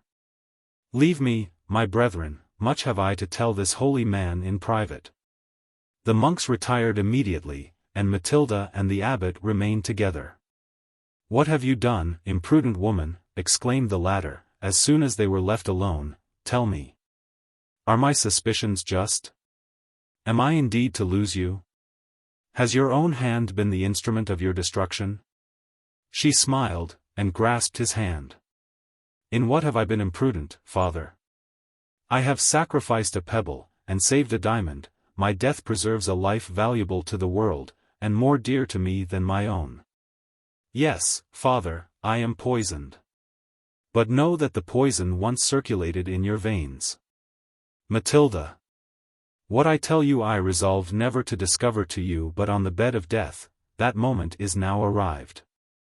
You cannot have forgotten the day already, when your life was endangered by the bite of a scientipidoro. The physician gave you over, declaring himself ignorant how to extract the venom. I knew but of one means, and hesitated not a moment to employ it.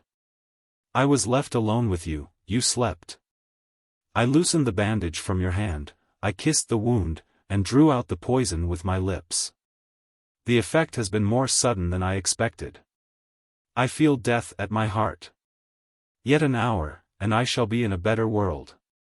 Almighty God, exclaimed the abbot, and sank almost lifeless upon the bed.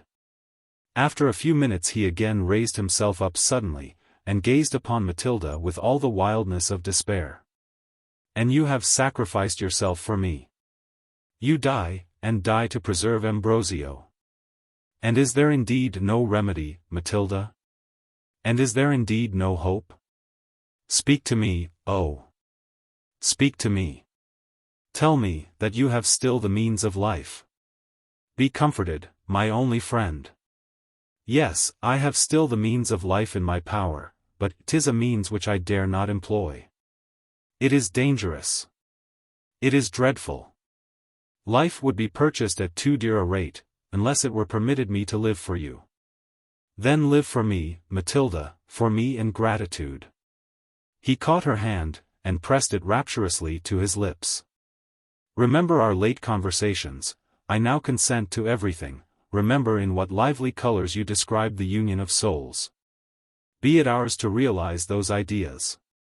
Let us forget the distinctions of sex, despise the world's prejudices, and only consider each other as brother and friend. Live then, Matilda. Oh! Live for me. Ambrosio, it must not be. When I thought thus, I deceived both you and myself. Either I must die at present, or expire by the lingering torments of unsatisfied desire. Oh! Since we last conversed together, a dreadful veil has been rent from before my eyes. I love you no longer with the devotion which is paid to a saint, I prize you no more for the virtues of your soul. I lust for the enjoyment of your person. The woman reigns in my bosom, and I am become a prey to the wildest of passions. Away with friendship, 'tis a cold unfeeling word. My bosom burns with love, with unutterable love, and love must be its return. Tremble then, Ambrosio, tremble to succeed in your prayers. If I live, your truth, your reputation, your reward of a life passed in sufferings, all that you value is irretrievably lost.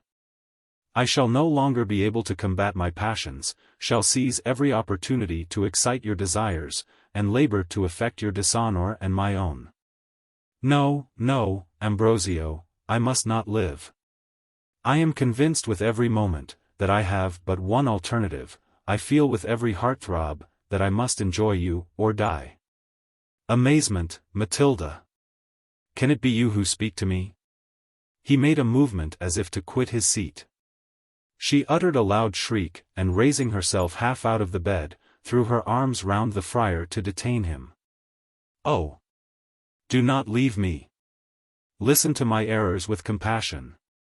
In a few hours I shall be no more, yet a little, and I am free from this disgraceful passion. Wretched woman, what can I say to you? I cannot. I must not. But live, Matilda. Oh! Live. You do not reflect on what you ask. What? Live to plunge myself in infamy? To become the agent of hell? To work the destruction both of you and of myself? Feel this heart, father. She took his hand, confused, embarrassed, and fascinated, he withdrew it not, and felt her heart throb under it. Feel this heart, father. It is yet the seat of honor, truth, and chastity. If it beats tomorrow, it must fall a prey to the blackest crimes. Oh! Let me then die today. Let me die, while I yet deserve the tears of the virtuous. Thus will I expire. She reclined her head upon his shoulder, her golden hair poured itself over his chest. Folded in your arms, I shall sink to sleep, your hand shall close my eyes forever, and your lips receive my dying breath. And will you not sometimes think of me? Will you not sometimes shed a tear upon my tomb? Oh!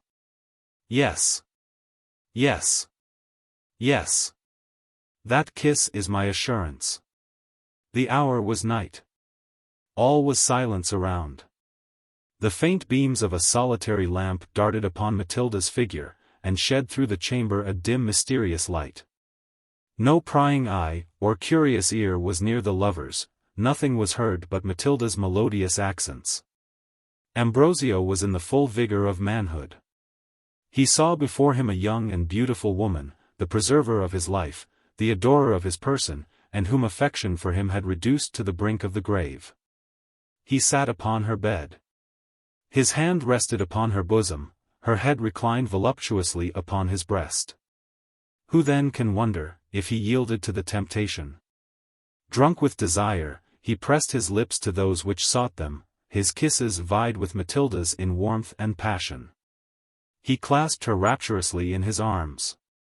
He forgot his vows, his sanctity, and his fame, he remembered nothing but the pleasure and opportunity. Ambrosio. Oh!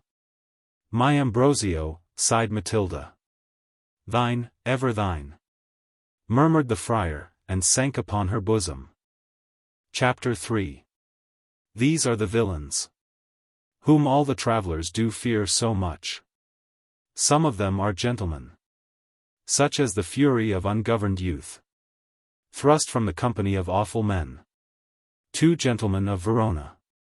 The Marquis and Lorenzo proceeded to the hotel in silence. The former employed himself in calling every circumstance to his mind, which related might give Lorenzo's the most favourable idea of his connection with Agnes. The latter, justly alarmed for the honour of his family, felt embarrassed by the presence of the Marquis. The adventure which he had just witnessed forbade his treating him as a friend. And Antonia's interests being entrusted to his mediation, he saw the impolicy of treating him as a foe.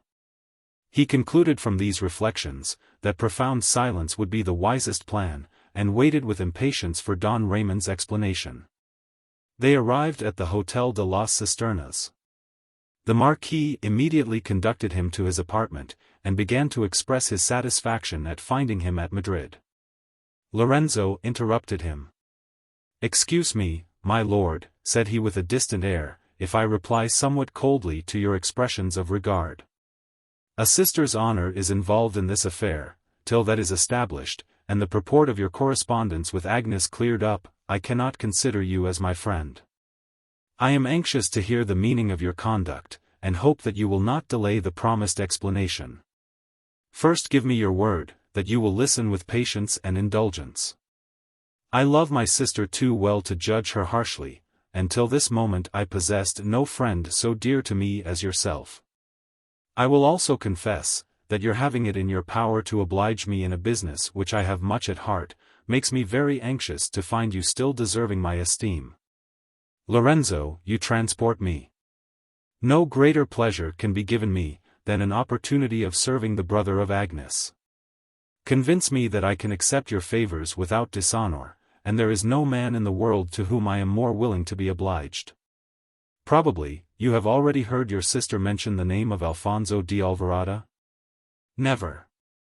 Though I feel for Agnes an affection truly fraternal, circumstances have prevented us from being much together.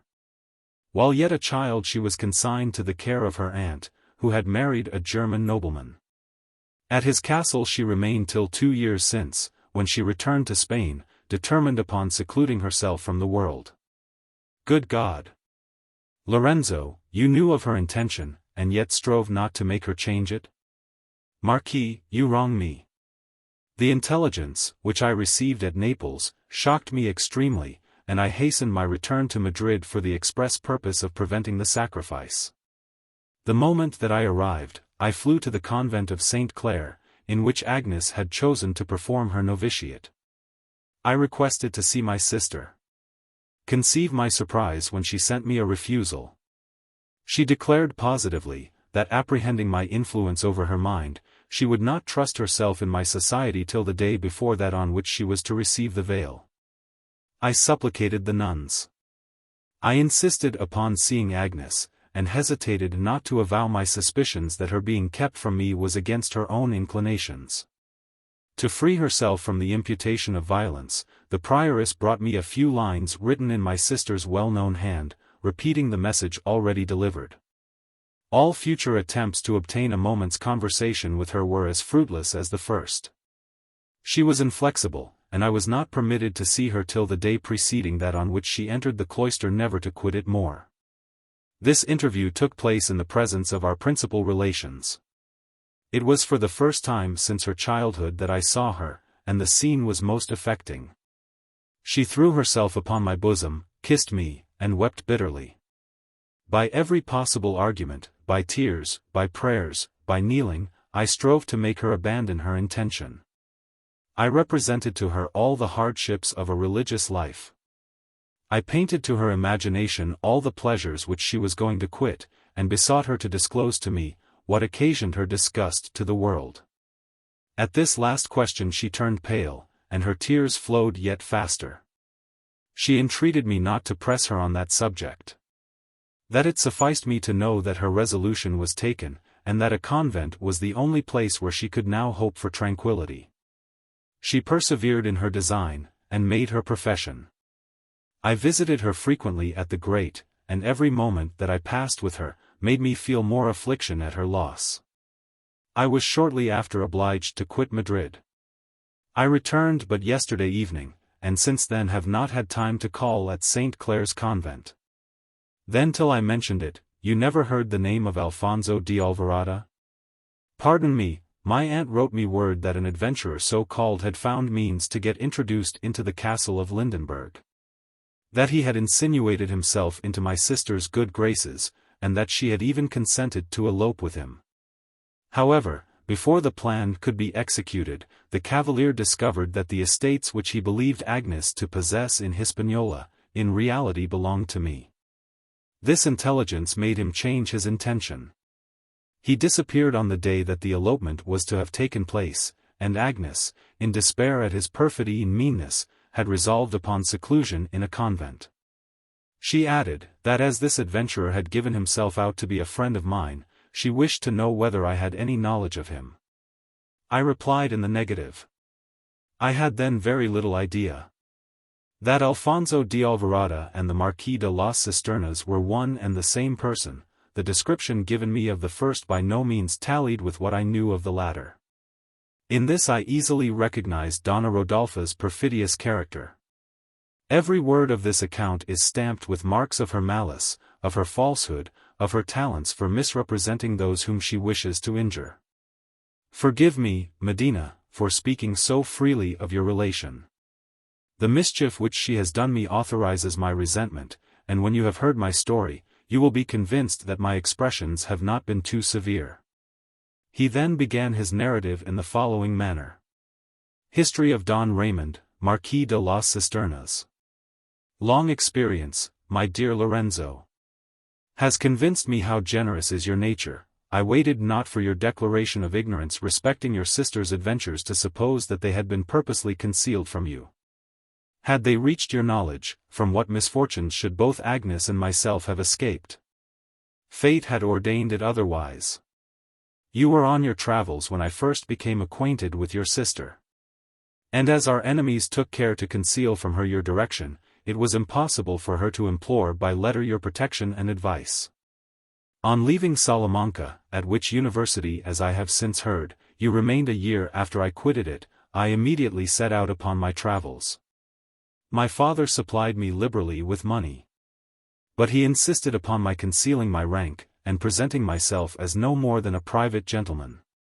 This command was issued by the counsels of his friend, the Duke of Villahermosa, a nobleman for whose abilities and knowledge of the world I have ever entertained the most profound veneration. Believe me, said he, my dear Raymond, you will hereafter feel the benefits of this temporary degradation. 'Tis true, that as the Conde de las Cisternas you would have been received with open arms, and your youthful vanity might have felt gratified by the attentions showered upon you from all sides. At present, much will depend upon yourself. You have excellent recommendations, but it must be your own business to make them of use to you. You must lay yourself out to please. You must labor to gain the approbation of those, to whom you are presented. They who would have courted the friendship of the Conde de las Cisternas will have no interest in finding out the merits, or bearing patiently with the faults, of Alfonso de Alvarado. Consequently, when you find yourself really liked, you may safely ascribe it to your good qualities, not your rank, and the distinction shown you will be infinitely more flattering. Besides, your exalted birth would not permit your mixing with the lower classes of society, which will now be in your power, and from which, in my opinion, you will derive considerable benefit. Do not confine yourself to the illustrious of those countries through which you pass. Examine the manners and customs of the multitude, enter into the cottages. And by observing how the vassals of foreigners are treated, learn to diminish the burdens and augment the comforts of your own. According to my ideas, of those advantages which a youth destined to the possession of power and wealth may reap from travel, he should not consider as the least essential the opportunity of mixing with the classes below him, and becoming an eyewitness of the sufferings of the people. Forgive me, Lorenzo, if I seem tedious in my narration. The close connection which now exists between us, makes me anxious that you should know every particular respecting me. And in my fear of omitting the least circumstance which may induce you to think favorably of your sister and myself, I may possibly relate many which you may think uninteresting. I followed the Duke's advice. I was soon convinced of its wisdom. I quitted Spain, calling myself by the assumed title of Don Alfonso de Alvarado, and attended by a single domestic of approved fidelity. Paris was my first station. For some time I was enchanted with it, as indeed must be every man who is young, rich, and fond of pleasure.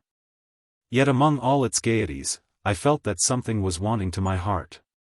I grew sick of dissipation. I discovered that the people among whom I lived, and whose exterior was so polished and seducing, were at bottom frivolous, unfeeling, and insincere. I turned from the inhabitants of Paris with disgust, and quitted that theatre of luxury without heaving one sigh of regret. I now bent my course towards Germany, intending to visit most of the principal courts. Prior to this expedition, I meant to make some little stay at Strasbourg.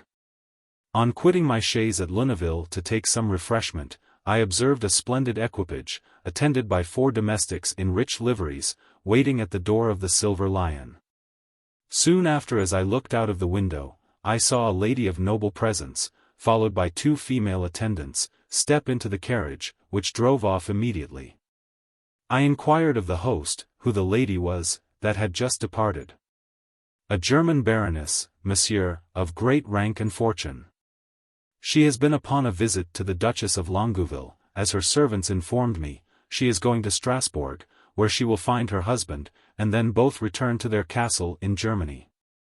I resumed my journey, intending to reach Strasbourg that night. My hopes, however, were frustrated by the breaking down of my chaise.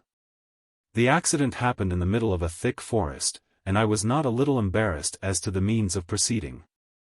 It was the depth of winter, the night was already closing round us. And Strasbourg, which was the nearest town, was still distant from us several leagues. It seemed to me that my only alternative to passing the night in the forest, was to take my servant's horse and ride on to Strasbourg, an undertaking at that season very far from agreeable.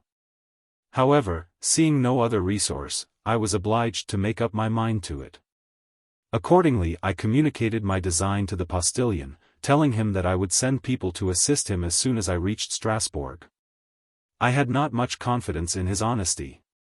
But Stefano being well armed, and the driver to all appearance considerably advanced in years, I believed I ran no danger of losing my baggage.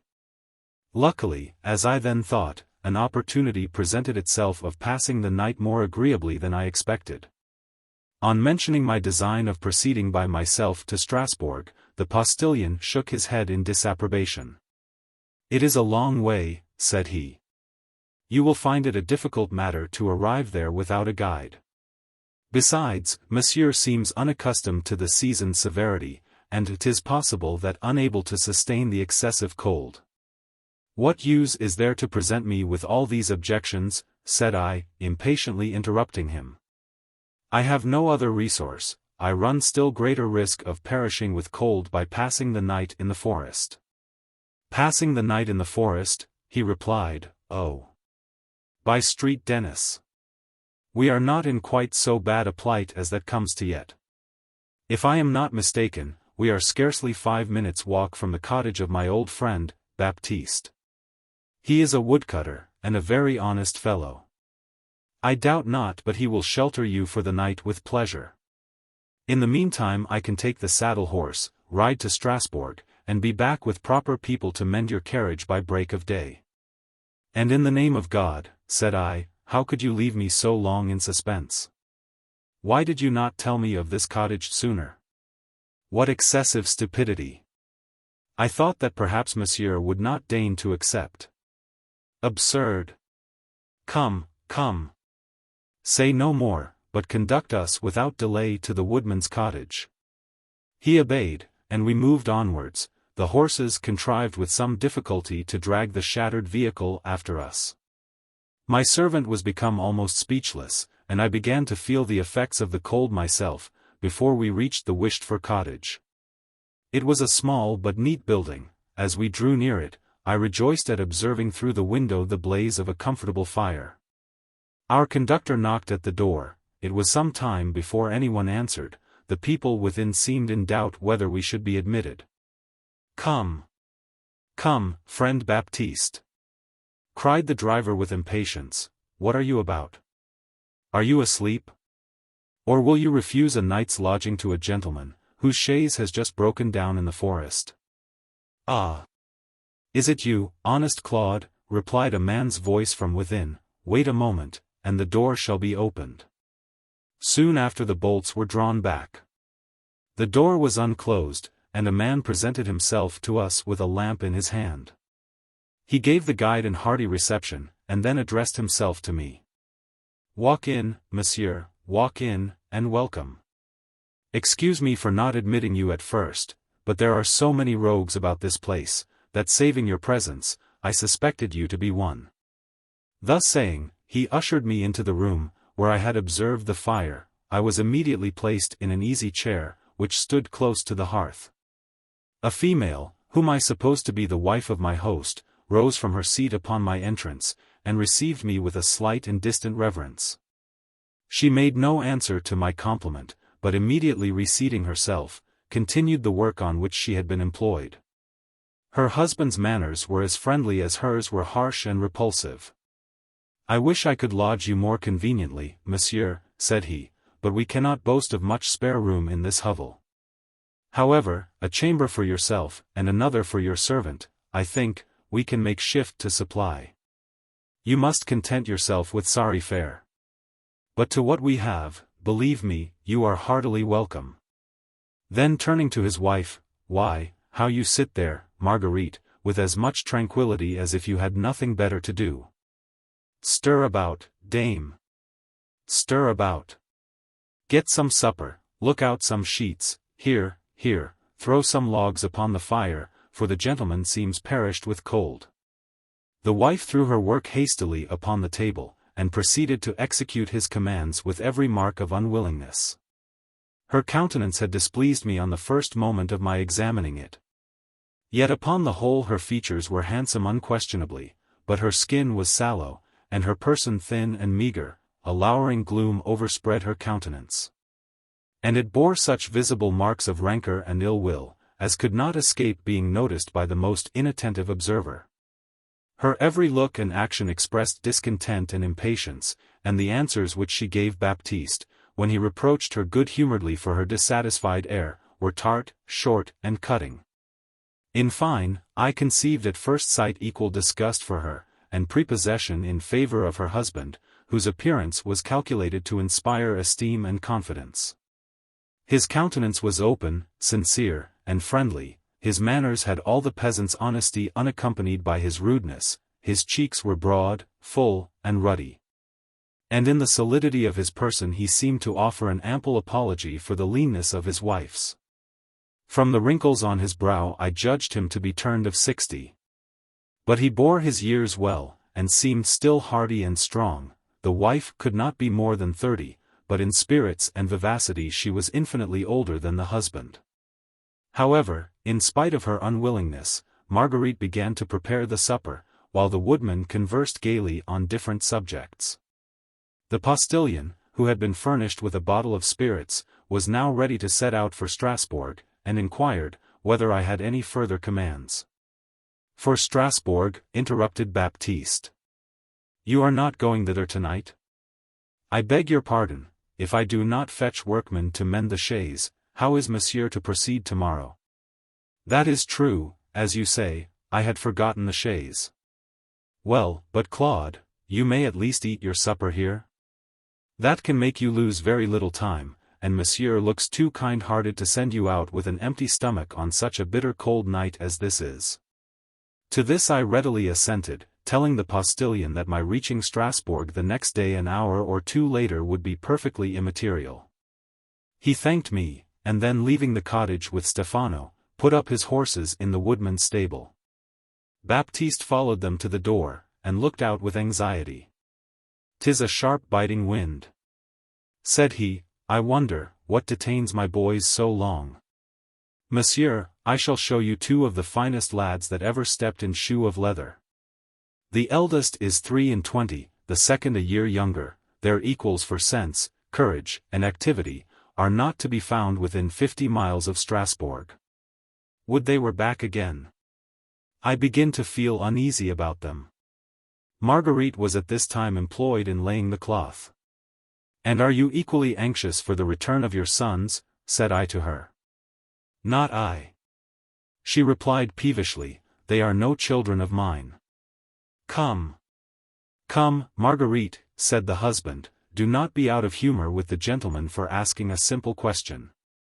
Had you not looked so cross, he would never have thought you old enough to have a son of 23, but you see how many years ill temper adds to you. Excuse my wife's rudeness, monsieur. A little thing puts her out, and she is somewhat displeased at your not thinking her to be under 30. That is the truth, is it not, Marguerite? You know, monsieur, that age is always a ticklish subject with a woman. Come. Come. Marguerite, clear up a little. If you have not sons as old, you will some 20 years hence, and I hope, that we shall live to see them just such lads as Jacques and Robert. Marguerite clasped her hands together passionately. God forbid, said she, God forbid. If I thought it, I would strangle them with my own hands. She quitted the room hastily, and went upstairs. I could not help expressing to the woodman how much I pitied him for being chained for life to a partner of such ill humor. Ah! Lord! Monsieur, everyone has his share of grievances, and Marguerite has fallen to mine. Besides, after all she is only cross, and not malicious. The worst is, that her affection for 2 children by a former husband makes her play the stepmother with my 2 sons. She cannot bear the sight of them, and by her goodwill they would never set a foot within my door. But on this point I always stand firm, and never will consent to abandon the poor lads to the world's mercy, as she has often solicited me to do. In everything else I let her have her own way.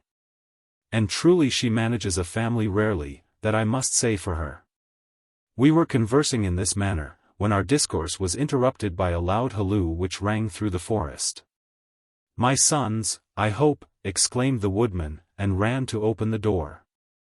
The halloo was repeated, we now distinguished the trampling of horses, and soon after a carriage, attended by several cavaliers stopped at the cottage door. One of the horsemen inquired how far they were still from Strasbourg. As he addressed himself to me, I answered in the number of miles which Claude had told me. Upon which a volley of curses was vented against the drivers for having lost their way. The persons in the coach were now informed of the distance of Strasbourg, and also that the horses were so fatigued as to be incapable of proceeding further. A lady, who appeared to be the principal, expressed much chagrin at this intelligence. But as there was no remedy, one of the attendants asked the woodman whether he could furnish them with lodging for the night. He seemed much embarrassed, and replied in the negative, adding that a Spanish gentleman and his servant were already in possession of the only spare apartments in his house. On hearing this, the gallantry of my nation would not permit me to retain those accommodations, of which a female was in want. I instantly signified to the woodman, that I transferred my right to the lady. He made some objections. But I overruled them, and hastening to the carriage, opened the door, and assisted the lady to descend. I immediately recognized her for the same person whom I had seen at the inn at Lunéville. I took an opportunity of asking one of her attendants, what was her name. The Baroness Lindenberg, was the answer.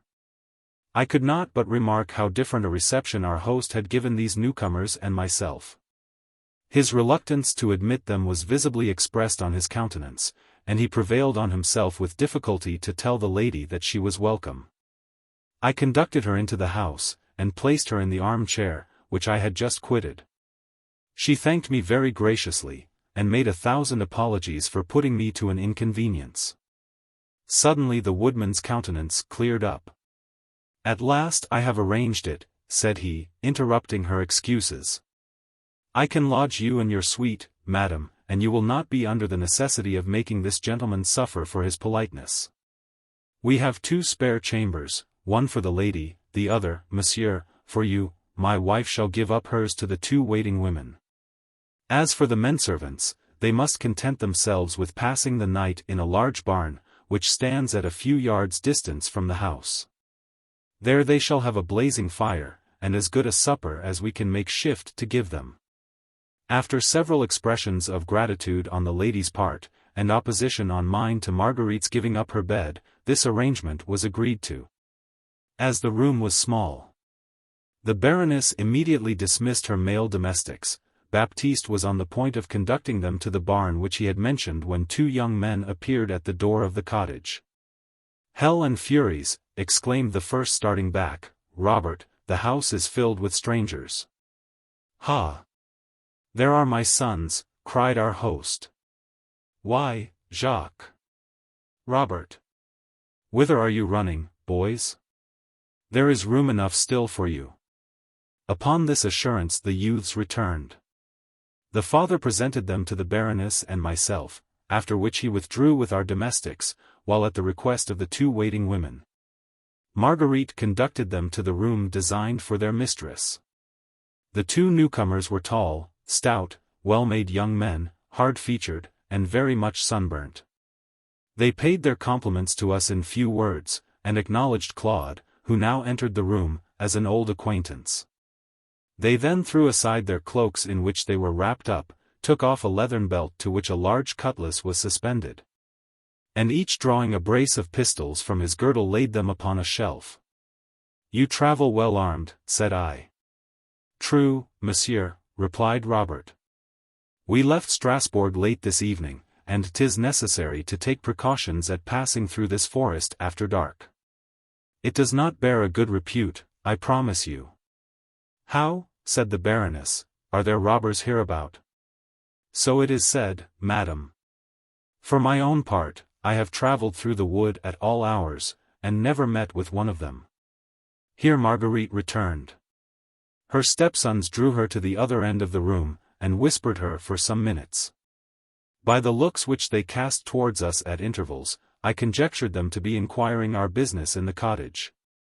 In the meanwhile the Baroness expressed her apprehensions, that her husband would be suffering much anxiety upon her account.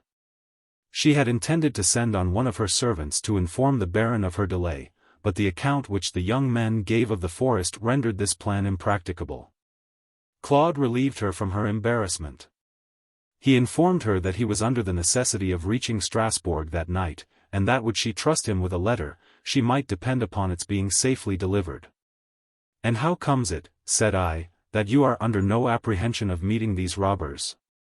"Alas! Monsieur, a poor man with a large family must not lose certain profit because 'tis attended with a little danger, and perhaps my lord the Baron may give me a trifle for my pains. Besides, I have nothing to lose except my life, and that will not be worth the robbers taking."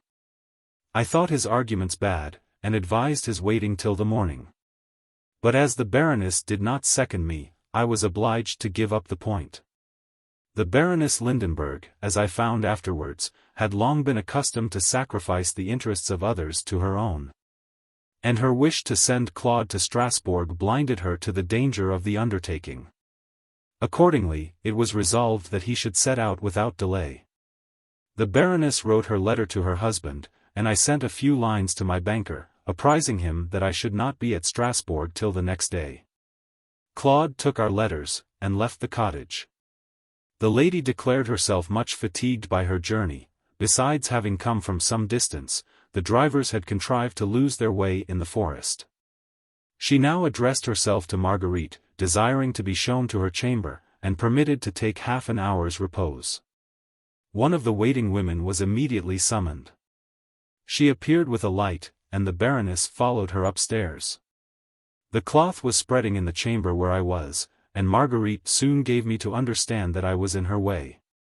Her hints were too broad to be easily mistaken. I therefore desired one of the young men to conduct me to the chamber where I was to sleep, and where I could remain till supper was ready. "Which chamber is it, mother?" said Robert. "The one with green hangings," she replied. I have just been at the trouble of getting it ready, and have put fresh sheets upon the bed. If the gentleman chooses to loll up and lounge upon it, he may make it again himself for me. You are out of humor, mother, but that is no novelty. Have the goodness to follow me, monsieur. He opened the door, and advanced towards a narrow staircase. You have got no light, said Marguerite. Is it your own neck or the gentleman's that you have a mind to break? She crossed by me, and put a candle into Robert's hand, having received which, he began to ascend the staircase. Jacques was employed in laying the cloth, and his back was turned towards me. Marguerite seized the moment, when we were unobserved. She caught my hand, and pressed it strongly. Look at the sheets, said she as she passed me, and immediately resumed her former occupation. Startled by the abruptness of her action, I remained as if petrified. Robert's voice, desiring me to follow him, recalled me to myself. I ascended the staircase. My conductor ushered me into a chamber, where an excellent wood fire was blazing upon the hearth. He placed the light upon the table, inquired whether I had any further commands, and on my replying in the negative, he left me to myself. You may be certain that the moment when I found myself alone was that on which I complied with Marguerite's injunction. I took the candle, hastily approached the bed, and turned down the coverture. What was my astonishment, my horror, at finding the sheets crimsoned with blood. At that moment 1,000 confused ideas passed before my imagination. The robbers who infested the wood, Marguerite's exclamation respecting her children, the arms and appearance of the 2 young men, and the various anecdotes which I had heard related. Respecting the secret correspondence which frequently exists between banditti and postilions, all these circumstances flashed upon my mind, and inspired me with doubt and apprehension. I ruminated on the most probable means of ascertaining the truth of my conjectures. Suddenly I was aware of someone below pacing hastily backwards and forwards. Everything now appeared to me an object of suspicion. With precaution I drew near the window, which, as the room had been long shut up, was left open in spite of the cold. I ventured to look out. The beams of the moon permitted me to distinguish a man, whom I had no difficulty to recognize for my host. I watched his movements. He walked swiftly, then stopped, and seemed to listen. He stamped upon the ground, and beat his stomach with his arms as if to guard himself from the inclemency of the season.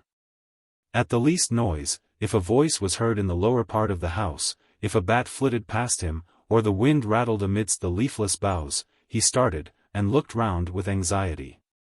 Plague take him, said he at length with impatience, what can he be about? He spoke in a low voice, but as he was just below my window, I had no difficulty to distinguish his words. I now heard the steps of one approaching. Baptiste went towards the sound. He joined a man, whom his low stature and the horn suspended from his neck, declared to be no other than my faithful Claude, whom I had supposed to be already on his way to Strasbourg. Expecting their discourse to throw some light upon my situation, I hastened to put myself in a condition to hear it with safety. For this purpose I extinguished the candle, which stood upon a table near the bed. The flame of the fire was not strong enough to betray me, and I immediately resumed my place at the window. The objects of my curiosity had stationed themselves directly under it. I suppose that during my momentary absence the woodman had been blaming Claude for tardiness, since when I returned to the window, the latter was endeavoring to excuse his fault. However, added he, my diligence at present shall make up for my past delay. On that condition, answered Baptiste, I shall readily forgive you. But in truth, as you share equally with us in our prizes, your own interest will make you use all possible diligence.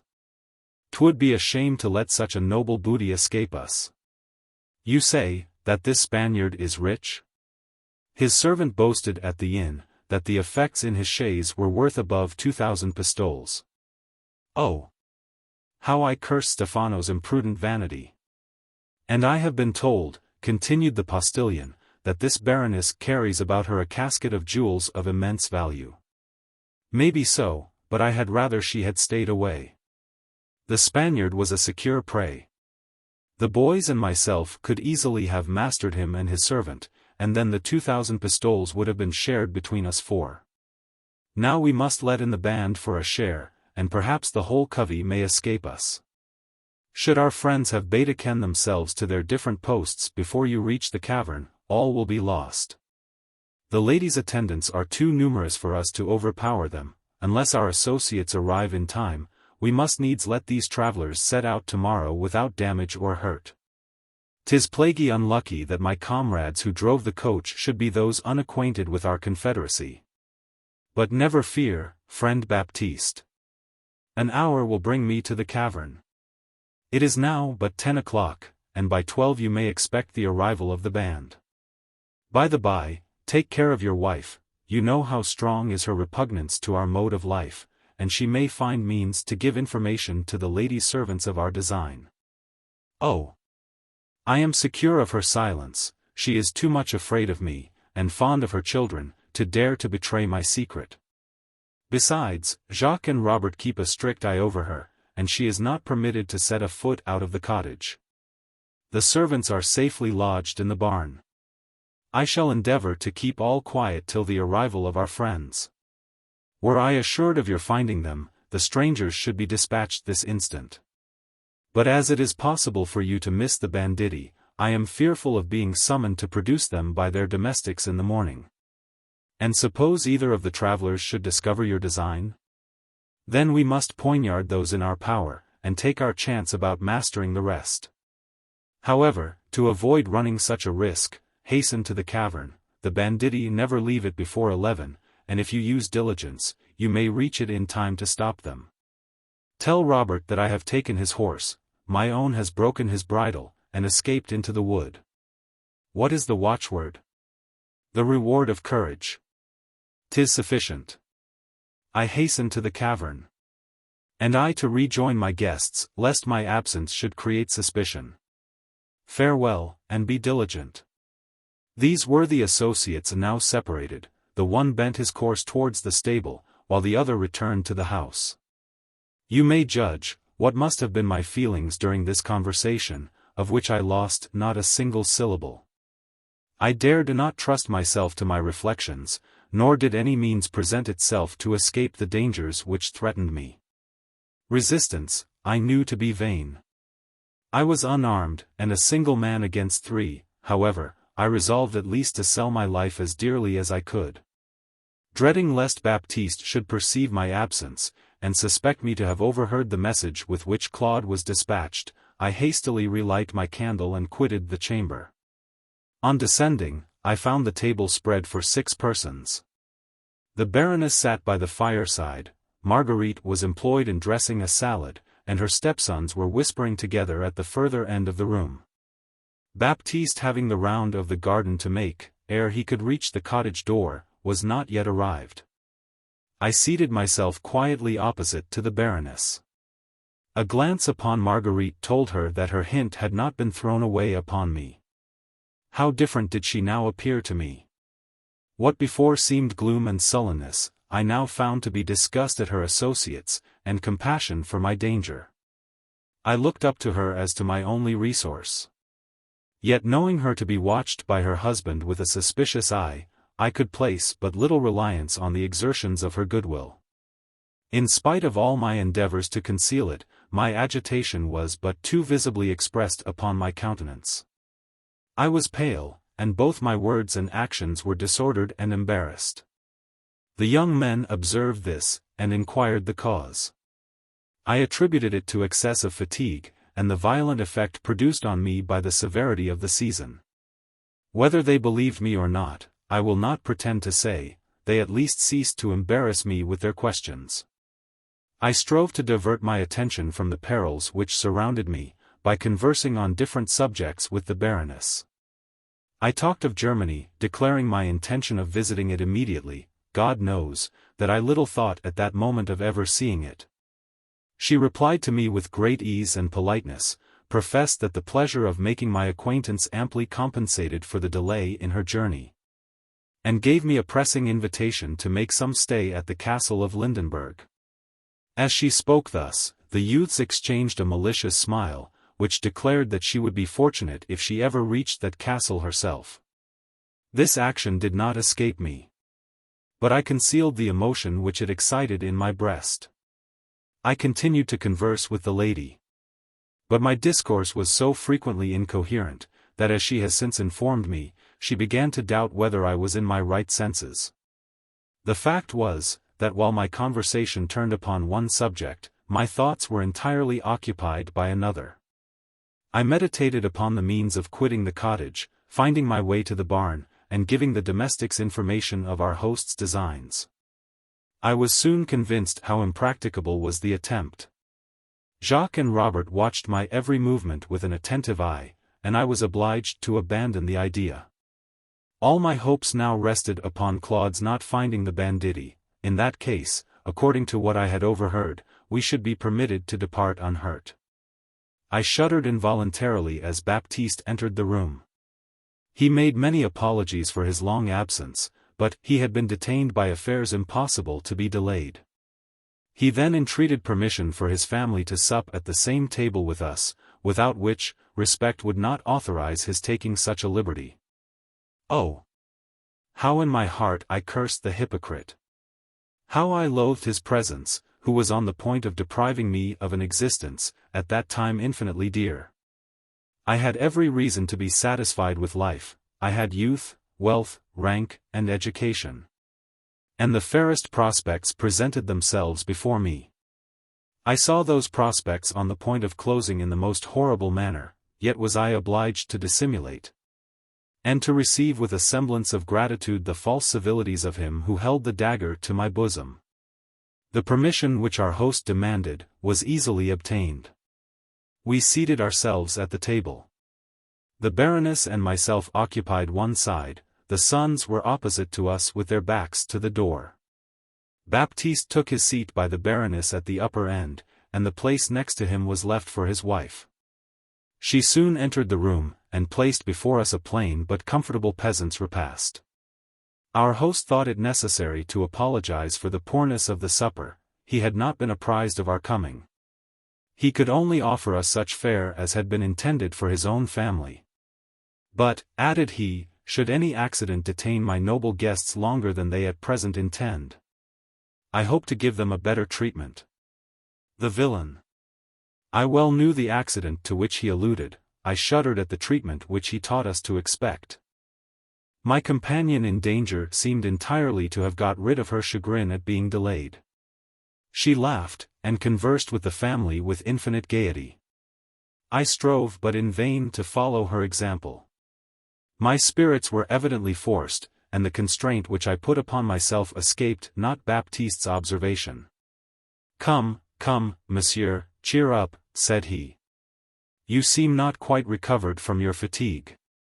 To raise your spirits, what say you to a glass of excellent old wine which was left me by my father? God rest his soul, he is in a better world. I seldom produce this wine, but as I am not honored with such guests every day, this is an occasion which deserves a bottle." He then gave his wife a key, and instructed her where to find the wine of which he spoke. She seemed by no means pleased with the commission. She took the key with an embarrassed air, and hesitated to quit the table. "Did you hear me?" said Baptiste in an angry tone. Marguerite darted upon him a look of mingled anger and fear, and left the chamber. His eyes followed her suspiciously, till she had closed the door. She soon returned with a bottle sealed with yellow wax. She placed it upon the table, and gave the key back to her husband. I suspected that this liquor was not presented to us without design, and I watched Marguerite's movements with inquietude. She was employed in rinsing some small horn goblets. As she placed them before Baptiste, she saw that my eye was fixed upon her. And at the moment when she thought herself unobserved by the banditti, she motioned to me with her head not to taste the liquor. She then resumed her place. In the meanwhile our host had drawn the cork, and filling 2 of the goblets, offered them to the lady and myself. She at first made some objections, but the instances of Baptiste were so urgent, that she was obliged to comply. Fearing to excite suspicion, I hesitated not to take the goblet presented to me. By its smell and color I guessed it to be champagne, but some grains of powder floating upon the top convinced me that it was not unadulterated. However, I dared not to express my repugnance to drinking it. I lifted it to my lips, and seemed to be swallowing it. Suddenly starting from my chair, I made the best of my way towards a vase of water at some distance, in which Marguerite had been rinsing the goblets. I pretended to spit out the wine with disgust, and took an opportunity unperceived of emptying the liquor into the vase. The banditti seemed alarmed at my action. Jacques half rose from his chair, put his hand into his bosom, and I discovered the haft of a dagger. I returned to my seat with tranquillity, and affected not to have observed their confusion. "You have not suited my taste, honest friend," said I, addressing myself to Baptiste. "I never can drink champagne without its producing a violent illness. I swallowed a few mouthfuls ere I was aware of its quality, and fear that I shall suffer for my imprudence." Baptiste and Jacques exchanged looks of distrust. "Perhaps," said Robert, "the smell may be disagreeable to you." He quitted his chair, and removed the goblet. I observed, that he examined, whether it was nearly empty. "He must have drank sufficient," said he to his brother in a low voice, while he reseated himself. Marguerite looked apprehensive, that I had tasted the liquor. A glance from my eye reassured her. I waited with anxiety for the effects which the beverage would produce upon the lady. I doubted not but the grains which I had observed were poisonous, and lamented that it had been impossible for me to warn her of the danger. But a few minutes had elapsed before I perceived her eyes grow heavy, her head sank upon her shoulder, and she fell into a deep sleep. I affected not to attend to this circumstance, and continued my conversation with Baptiste, with all the outward gaiety in my power to assume. But he no longer answered me without constraint. He eyed me with distrust and astonishment, and I saw that the banditti were frequently whispering among themselves. My situation became every moment more painful. I sustained the character of confidence with a worse grace than ever. Equally afraid of the arrival of their accomplices and of their suspecting my knowledge of their designs, I knew not how to dissipate the distrust which the banditti evidently entertained for me. In this new dilemma the friendly Marguerite again assisted me. She passed behind the chairs of her stepsons, stopped for a moment opposite to me, closed her eyes, and reclined her head upon her shoulder. This hint immediately dispelled my incertitude. It told me that I ought to imitate the Baroness, and pretend that the liquor had taken its full effect upon me. I did so, and in a few minutes seemed perfectly overcome with slumber. "So," cried Baptiste, as I fell back in my chair, "at last he sleeps." I began to think that he had scented our design, and that we should have been forced to dispatch him at all events. "And why not dispatch him at all events?" inquired the ferocious Jacques. "Why leave him the possibility of betraying our secret? Marguerite, give me one of my pistols, a single touch of the trigger will finish him at once." "And supposing," rejoined the father, "supposing that our friends should not arrive tonight, a pretty figure we should make when the servants inquire for him in the morning." "No, no, Jacques. We must wait for our associates. If they join us, we are strong enough to dispatch the domestics as well as their masters, and the booty is our own. If Claude does not find the troop, we must take patience, and suffer the prey to slip through our fingers. Ah!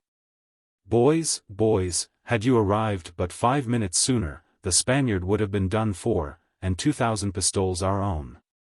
But you are always out of the way when you are most wanted. You are the most unlucky rogues."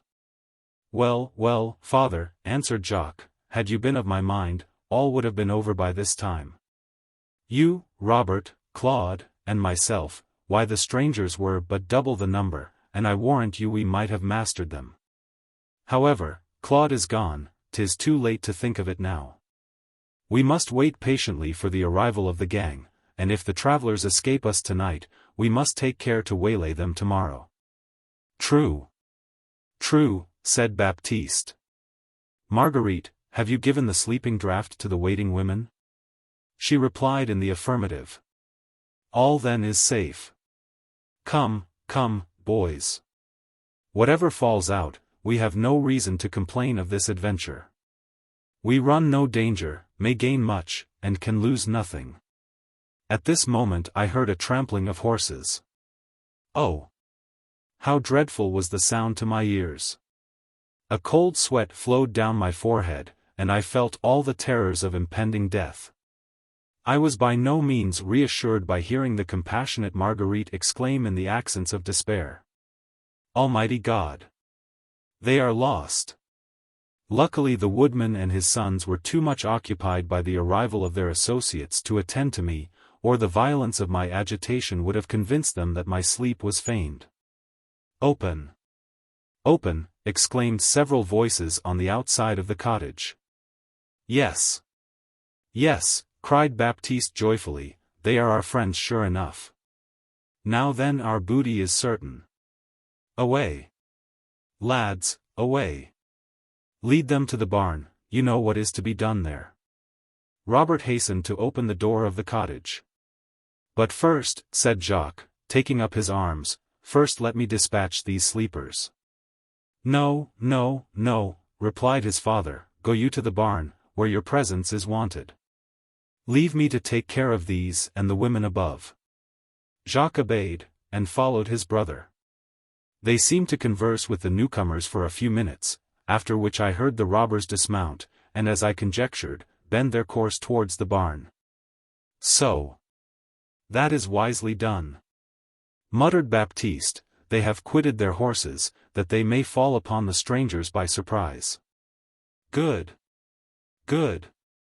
And now to business." I heard him approach a small cupboard which was fixed up in a distant part of the room, and unlock it. At this moment I felt myself shaken gently.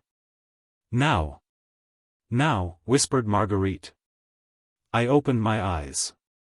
Baptiste stood with his back towards me. No one else was in the room save Marguerite and the sleeping lady. The villain had taken a dagger from the cupboard and seemed examining whether it was sufficiently sharp. I had neglected to furnish myself with arms. But I perceived this to be my only chance of escaping, and resolved not to lose the opportunity. I sprang from my seat, darted suddenly upon Baptiste, and clasping my hands round his throat, pressed it so forcibly as to prevent his uttering a single cry. You may remember that I was remarkable at Salamanca for the power of my arm, it now rendered me an essential service. Surprised, terrified, and breathless, the villain was by no means an equal antagonist. I threw him upon the ground, I grasped him still tighter. And while I fixed him without motion upon the floor, Marguerite, wresting the dagger from his hand, plunged it repeatedly in his heart till he expired. No sooner was this horrible but necessary act perpetrated than Marguerite called on me to follow her. "Flight is our only refuge," said she, "quick! Quick! Away!" I hesitated not to obey her, but unwilling to leave the Baroness a victim to the vengeance of the robbers, I raised her in my arms still sleeping, and hastened after Marguerite. The horses of the banditti were fastened near the door, my conductress sprang upon one of them. I followed her example, placed the Baroness before me, and spurred on my horse. Our only hope was to reach Strasbourg, which was much nearer than the perfidious Claude had assured me. Marguerite was well acquainted with the road, and galloped on before me. We were obliged to pass by the barn, where the robbers were slaughtering our domestics. The door was open, we distinguished the shrieks of the dying and imprecations of the murderers. What I felt at that moment language is unable to describe.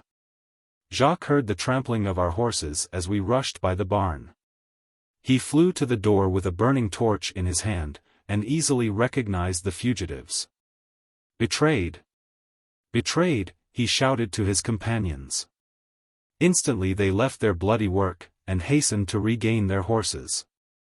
We heard no more. I buried my spurs in the sides of my courser, and Marguerite goaded on hers with the poignard, which had already rendered us such good service. We flew like lightning, and gained the open plains. Already was Strasbourg's steeple in sight, when we heard the robbers pursuing us. Marguerite looked back, and distinguished our followers descending a small hill at no great distance. It was in vain that we urged on our horses, the noise approached nearer with every moment. "We are lost," she exclaimed, "the villains gain upon us." "On! On!" replied I. "I hear the trampling of horses coming from the town."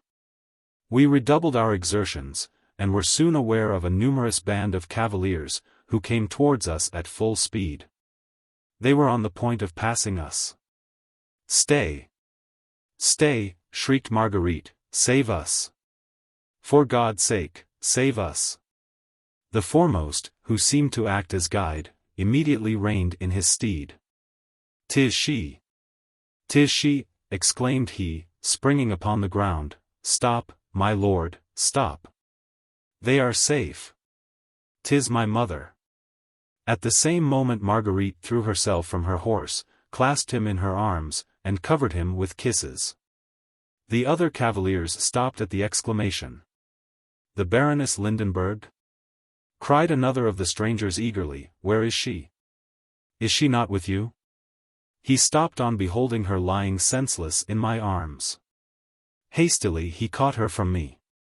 The profound sleep in which she was plunged made him at first tremble for her life, but the beating of her heart soon reassured him. "God be thanked," said he, "she has escaped unhurt." I interrupted his joy by pointing out the brigands, who continued to approach. No sooner had I mentioned them than the greatest part of the company, which appeared to be chiefly composed of soldiers, hastened forward to meet them. The villains stayed not to receive their attack. Perceiving their danger they turned the heads of their horses, and fled into the wood, whither they were followed by our preservers. In the meanwhile the stranger, whom I guessed to be the Baron Lindenberg, after thanking me for my care of his lady, proposed our returning with all speed to the town. The Baroness, on whom the effects of the opiate had not ceased to operate, was placed before him. Marguerite and her son remounted their horses. The Baron's domestics followed, and we soon arrived at the inn, where he had taken his apartments. This was at the Austrian Eagle, where my banker, whom before my quitting Paris I had apprised of my intention to visit Strasbourg, had prepared lodgings for me. I rejoiced at this circumstance. It gave me an opportunity of cultivating the Baron's acquaintance, which I foresaw would be of use to me in Germany. Immediately upon our arrival the lady was conveyed to bed. A physician was sent for, who prescribed a medicine likely to counteract the effects of the sleepy potion, and after it had been poured down her throat, she was committed to the care of the hostess. The Baron then addressed himself to me, and entreated me to recount the particulars of this adventure. I complied with his request instantaneously. For in pain respecting Stefano's fate, whom I had been compelled to abandon to the cruelty of the banditti, I found it impossible for me to repose, till I had some news of him. I received but too soon the intelligence, that my trusty servant had perished. The soldiers who had pursued the brigands returned while I was employed in relating my adventure to the Baron. By their account I found that the robbers had been overtaken. Guilt and true courage are incompatible. They had thrown themselves at the feet of their pursuers, had surrendered themselves without striking a blow, had discovered their secret retreat, made known their signals by which the rest of the gang might be seized, and in short had betrayed every mark of cowardice and baseness. By this means the whole of the band, consisting of near 60 persons, had been made prisoners, bound, and conducted to Strasbourg. Some of the soldiers hastened to the cottage, one of the banditti serving them as guide. Their first visit was to the fatal barn, where they were fortunate enough to find 2 of the Baron's servants still alive, though desperately wounded. The rest had expired beneath the swords of the robbers, and of these my unhappy Stefano was one. Alarmed at our escape, the robbers in their haste to overtake us, had neglected to visit the cottage. In consequence, the soldiers found the 2 waiting women unhurt, and buried in the same death-like slumber which had overpowered their mistress.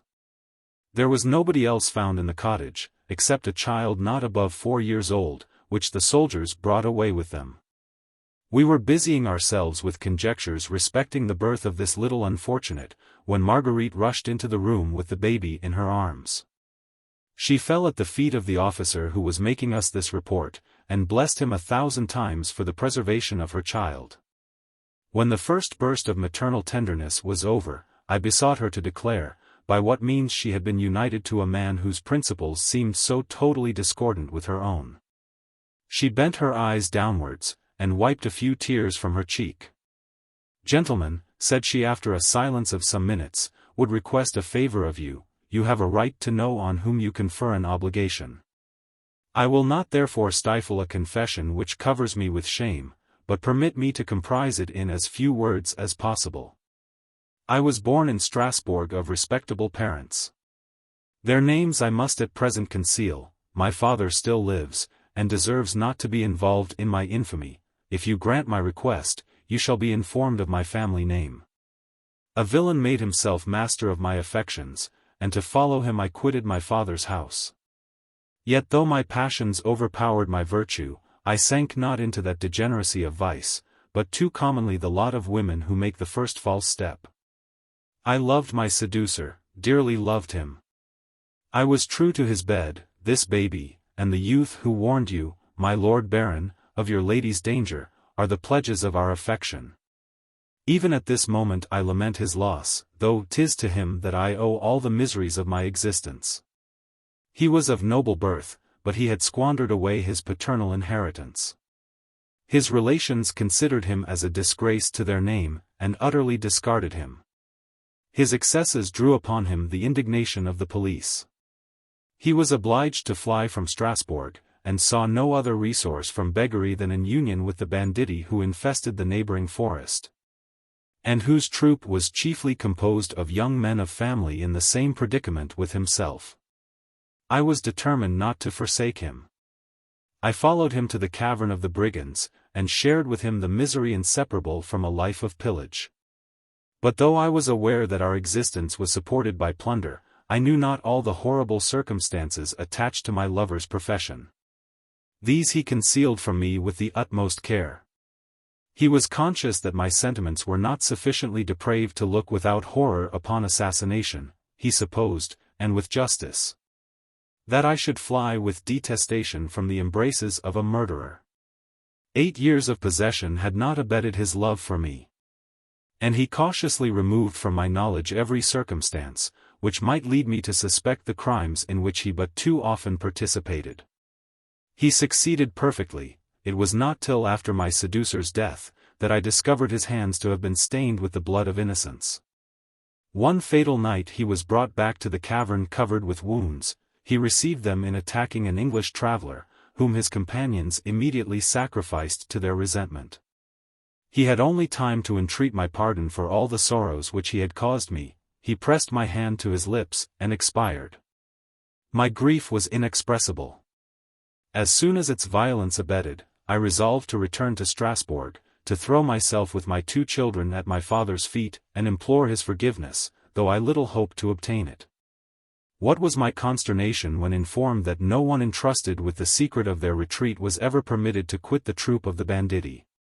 That I must give up all hopes of ever rejoining society, and consent instantly to accepting one of their band for my husband. My prayers and remonstrances were vain. They cast lots to decide to whose possession I should fall. I became the property of the infamous Baptiste.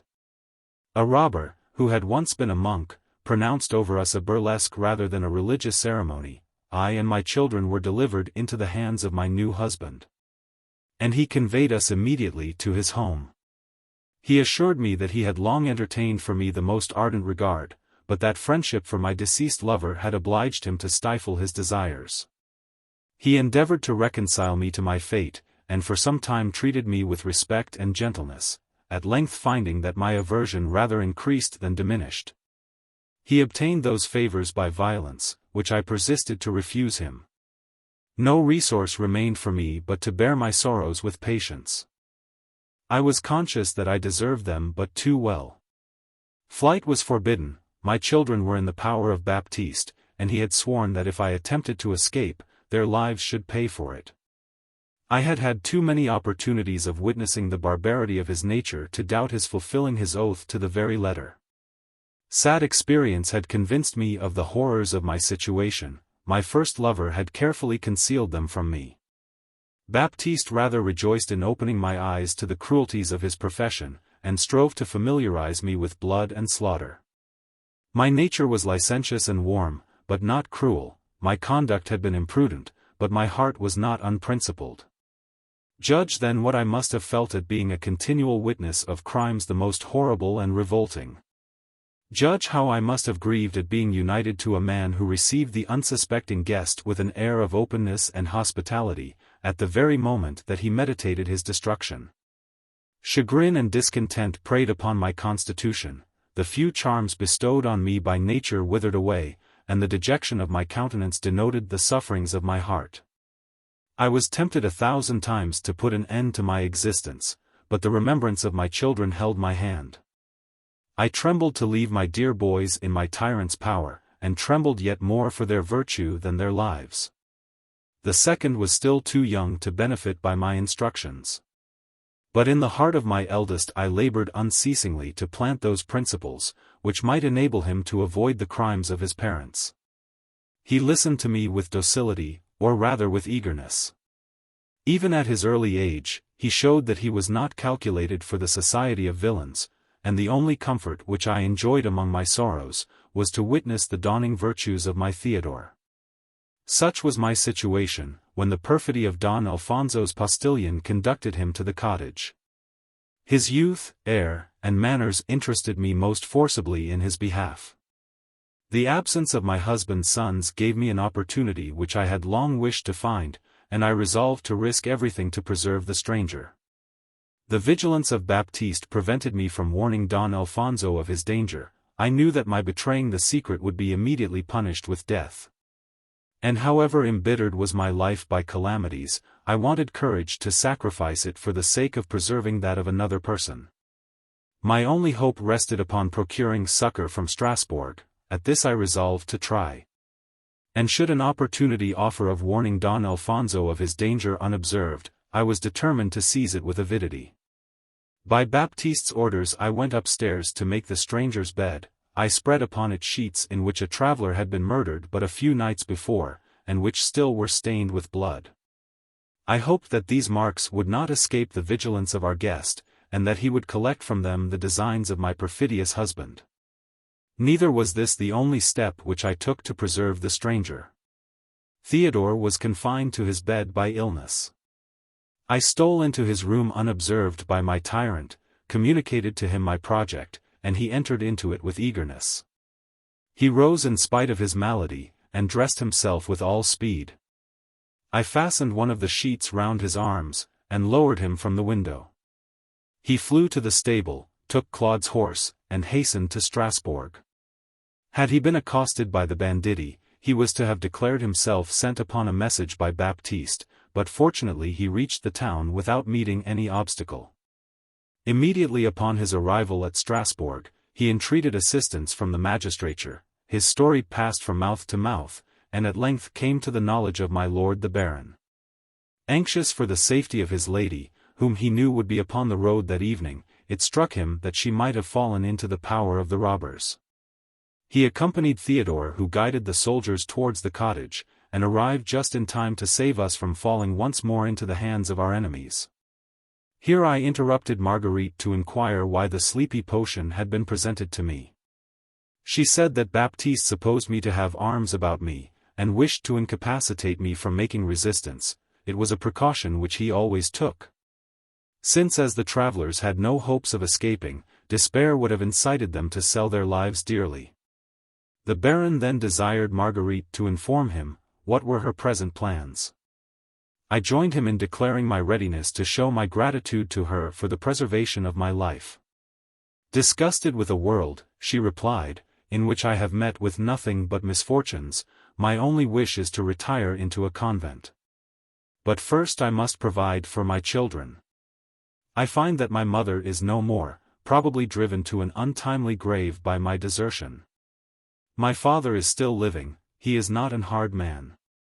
Perhaps, gentlemen, in spite of my ingratitude and imprudence, your intercessions may induce him to forgive me, and to take charge of his unfortunate grandsons. If you obtain this boon for me, you will repay my services 1,000-fold. Both the Baron and myself assured Marguerite that we would spare no pains to obtain her pardon, and that even should her father be inflexible, she need be under no apprehensions respecting the fate of her children. I engaged myself to provide for Theodore, and the Baron promised to take the youngest under his protection. The grateful mother thanked us with tears for what she called generosity, but which in fact was no more than a proper sense of our obligations to her.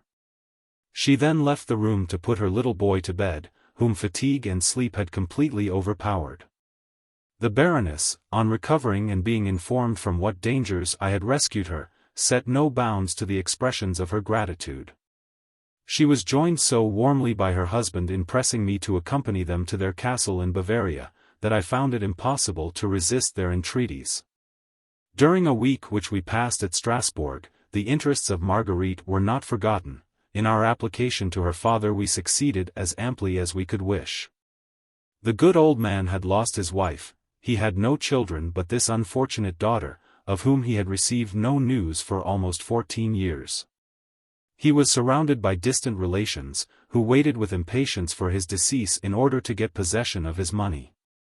When therefore Marguerite appeared again so unexpectedly, he considered her as a gift from heaven, he received her and her children with open arms, and insisted upon their establishing themselves in his house without delay. The disappointed cousins were obliged to give place. The old man would not hear of his daughter's retiring into a convent. He said that she was too necessary to his happiness, and she was easily persuaded to relinquish her design. But no persuasions could induce Theodore to give up the plan which I had at first marked out for him. He had attached himself to me most sincerely during my stay at Strasbourg. And when I was on the point of leaving it, he besought me with tears to take him into my service. He set forth all his little talents in the most favorable colors, and tried to convince me that I should find him of infinite use to me upon the road. I was unwilling to charge myself with a lad but scarcely turned of 13, whom I knew could only be a burden to me. However, I could not resist the entreaties of this affectionate youth, who in fact possessed 1,000 estimable qualities. With some difficulty he persuaded his relations to let him follow me, and that permission once obtained, he was dubbed with the title of my page. Having passed a week at Strasbourg, Theodore and myself set out for Bavaria in company with the Baron and his lady. These latter as well as myself had forced Marguerite to accept several presents of value, both for herself and her youngest son, on leaving her. I promised his mother faithfully that I would restore Theodore to her within the year. I have related this adventure at length, Lorenzo, that you might understand the means by which the adventurer, Alfonso di Alvarado, got introduced into the castle of Lindenberg. Judge from this specimen how much faith should be given to your aunt's assertions. Chapter 4. Avaunt! And quit my sight. Let the earth hide thee. Thy bones are marrowless, thy blood is cold. Thou hast no speculation in those eyes, which thou dost glare with. Hence, horrible shadow. Unreal mockery hence. Macbeth. Continuation of the history of Don Raymond. My journey was uncommonly agreeable. I found the Baron a man of some sense, but little knowledge of the world. He had passed a great part of his life without stirring beyond the precincts of his own domains, and consequently his manners were far from being the most polished, but he was hearty, good-humored, and friendly. His attention to me was all that I could wish, and I had every reason to be satisfied with his behavior. His ruling passion was hunting, which he had brought himself to consider as a serious occupation. And when talking over some remarkable chase, he treated the subject with as much gravity as it had been a battle on which the fate of 2 kingdoms was depending. I happened to be a tolerable sportsman. Soon after my arrival at Lindenberg I gave some proofs of my dexterity. The Baron immediately marked me down for a man of genius, and vowed to me an eternal friendship. That friendship was become to me by no means indifferent. At the castle of Lindenberg I beheld for the first time your sister, the lovely Agnes. For me whose heart was unoccupied, and who grieved at the void, to see her and to love her were the same. I found in Agnes all that was requisite to secure my affection. She was then scarcely 16, her person, light and elegant, was already formed. She possessed several talents in perfection, particularly those of music and drawing. Her character was gay, open, and good-humored. And the graceful simplicity of her dress and manners formed an advantageous contrast to the art and studied coquetry of the Parisian dames, whom I had just quitted. From the moment that I beheld her, I felt the most lively interest in her fate. I made many inquiries respecting her of the Baroness. "She is my niece," replied that lady. "You are still ignorant, Don Alfonso, that I am your countrywoman. I am sister to the Duke of Medina Kelly. Agnes is the daughter of my second brother, Don Gaston. She has been destined to the convent from her cradle, and will soon make her profession at Madrid." Here Lorenzo interrupted the Marquis by an exclamation of surprise. "Intended for the convent from her cradle," said he, "by heaven, this is the first word that I ever heard of such a design." "I believe it, my dear Lorenzo," answered Don Raymond, "but you must listen to me with patience. You will not be less surprised, when I relate some particulars of your family still unknown to you, and which I have learnt from the mouth of Agnes herself." He then resumed his narrative as follows. "You cannot but be aware that your parents were unfortunately slaves to the grossest superstition, when this foible was called into play, their every other sentiment, their every other passion yielded to its irresistible strength. While she was big with Agnes, your mother was seized by a dangerous illness, and given over by her physicians. In this situation, Donna Inesilla vowed, that if she recovered from her malady, the child then living in her bosom, if a girl, should be dedicated to Saint Clare, if a boy to Saint Benedict. Her prayers were heard, she got rid of her complaint, Agnes entered the world alive, and was immediately destined to the service of Saint Clare." Don Gaston readily chimed in with his lady's wishes, but knowing the sentiments of the Duke, his brother, respecting a monastic life, it was determined that your sister's destination should be carefully concealed from him. The better to guard the secret, it was resolved that Agnes should accompany her aunt, Donna Rodolpha, into Germany, whither that lady was on the point of following her new married husband, Baron Lindenberg. On her arrival at that estate, the young Agnes was put into a convent, situated but a few miles from the castle. The nuns to whom her education was confided performed their charge with exactitude, they made her a perfect mistress of many talents, and strove to infuse into her mind a taste for the retirement and tranquil pleasures of a convent. But a secret instinct made the young recluse sensible that she was not born for solitude, in all the freedom of youth and gaiety. She scrupled not to treat as ridiculous many ceremonies which the nuns regarded with awe. And she was never more happy than when her lively imagination inspired her with some scheme to plague the stiff lady abbess, or the ugly ill-tempered old porteress. She looked with disgust upon the prospect before her, however no alternative was offered to her, and she submitted to the decree of her parents, though not without secret repining. That repugnance she had not art enough to conceal long. Don Gaston was informed of it. Alarmed, Lorenzo, lest your affection for her should oppose itself to his projects, and lest you should positively object to your sister's misery, he resolved to keep the whole affair from your knowledge as well as the Duke's, till the sacrifice should be consummated. The season of her taking the veil was fixed for the time when you should be upon your travels. In the meanwhile no hint was dropped of Donna Inesilla's fatal vow. Your sister was never permitted to know your direction. All your letters were read before she received them, and those parts effaced, which were likely to nourish her inclination for the world. Her answers were dictated either by her aunt, or by Dame Cunegonde, her governess. These particulars I learnt partly from Agnes, partly from the Baroness herself. I immediately determined upon rescuing this lovely girl from a fate so contrary to her inclinations, and ill-suited to her merit. I endeavored to ingratiate myself into her favor, I boasted of my friendship and intimacy with you. She listened to me with avidity. She seemed to devour my words while I spoke in your praise, and her eyes thanked me for my affection to her brother. My constant and unremitted attention at length gained me her heart, and with difficulty I obliged her to confess that she loved me. When however, I proposed her quitting the castle of Lindenberg, she rejected the idea in positive terms. "Be generous, Alfonso," she said, "you possess my heart, but use not the gift ignobly. Employ not your ascendancy over me in persuading me to take a step, at which I should hereafter have to blush.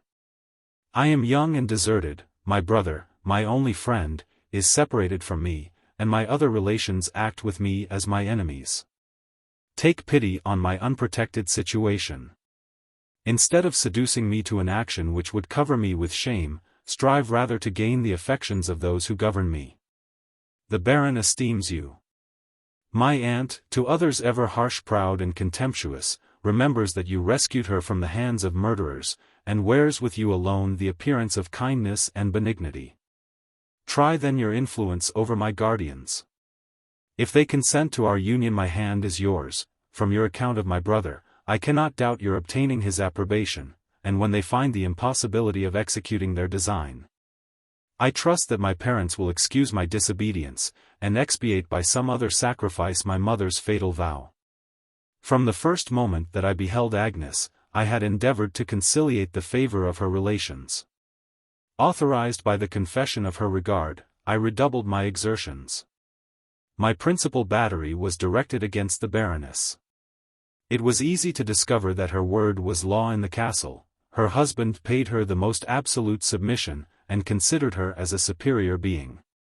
She was about 40, in her youth she had been a beauty, but her charms had been upon that large scale which can but ill sustain the shock of years. However, she still possessed some remains of them.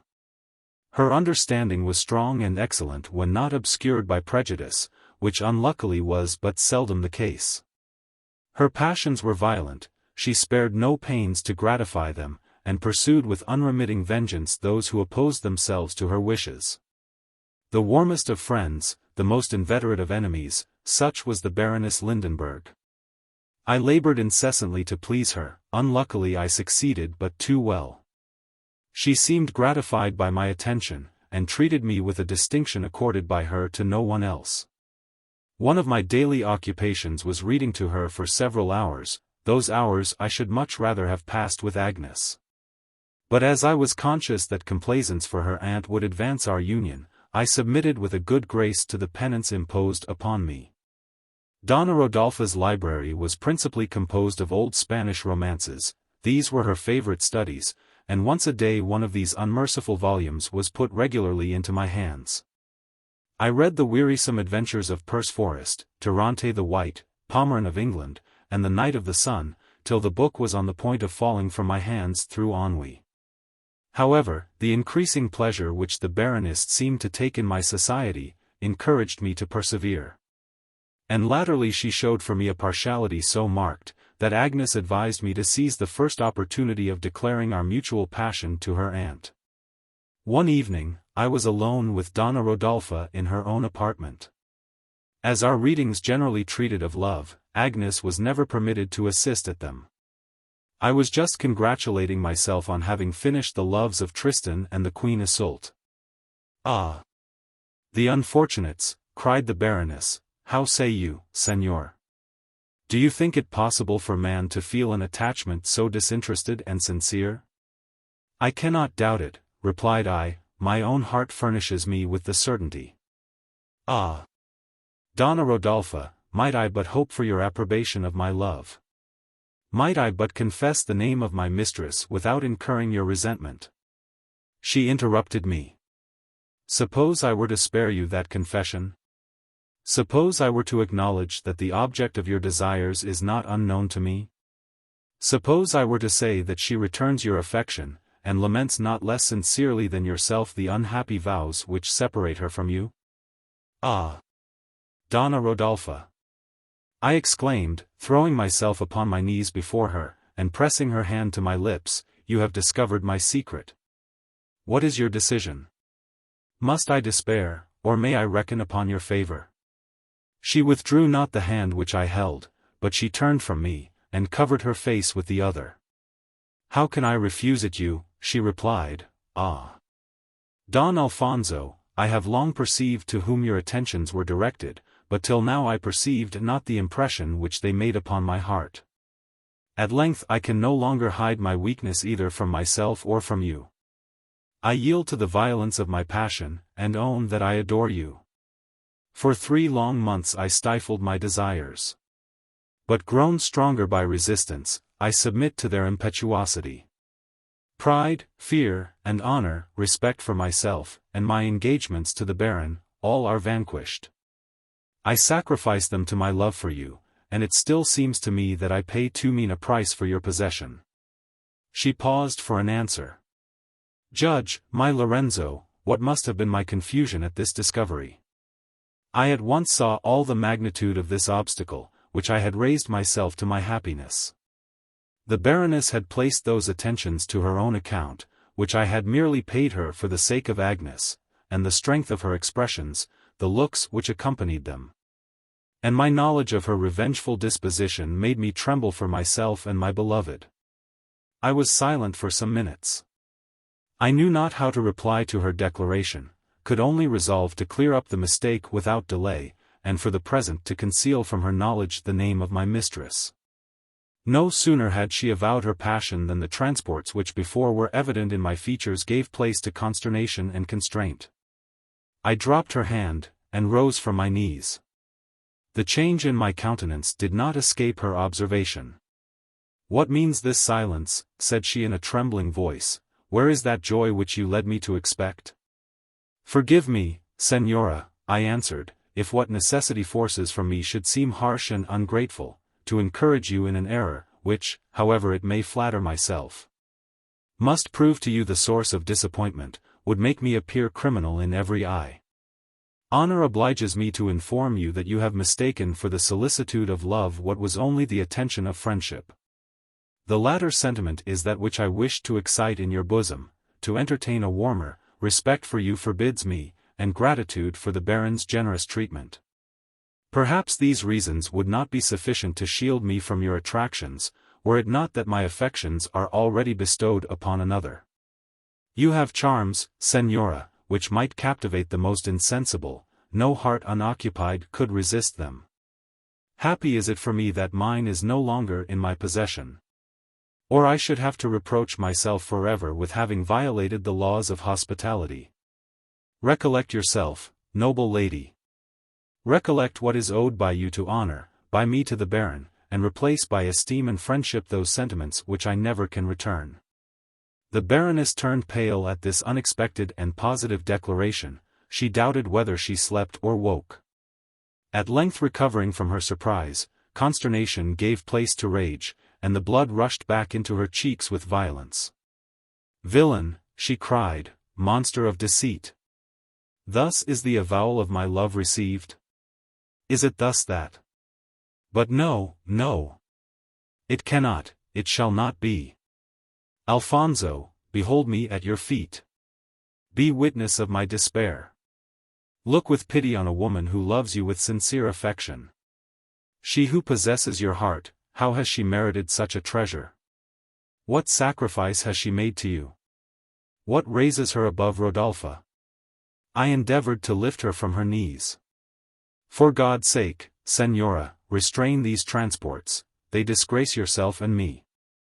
Your exclamations may be heard, and your secret divulged to your attendants.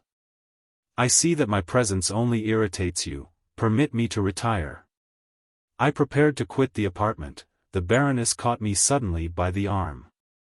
"And who is this happy rival?" said she in a menacing tone. "I will know her name, and when I know it. She is someone in my power. You entreated my favor, my protection. Let me but find her, let me but know who dares to rob me of your heart, and she shall suffer every torment which jealousy and disappointment can inflict. Who is she? Answer me this moment. Hope not to conceal her from my vengeance. Spies shall be set over you, every step, every look shall be watched, your eyes will discover my rival. I shall know her, and when she is found, tremble, Alfonso, for her and for yourself." As she uttered these last words her fury mounted to such a pitch as to stop her powers of respiration. She panted, groaned, and at length fainted away. As she was falling I caught her in my arms, and placed her upon a sofa. Then hastening to the door, I summoned her women to her assistance. I committed her to their care, and seized the opportunity of escaping. Agitated and confused beyond expression, I bent my steps towards the garden.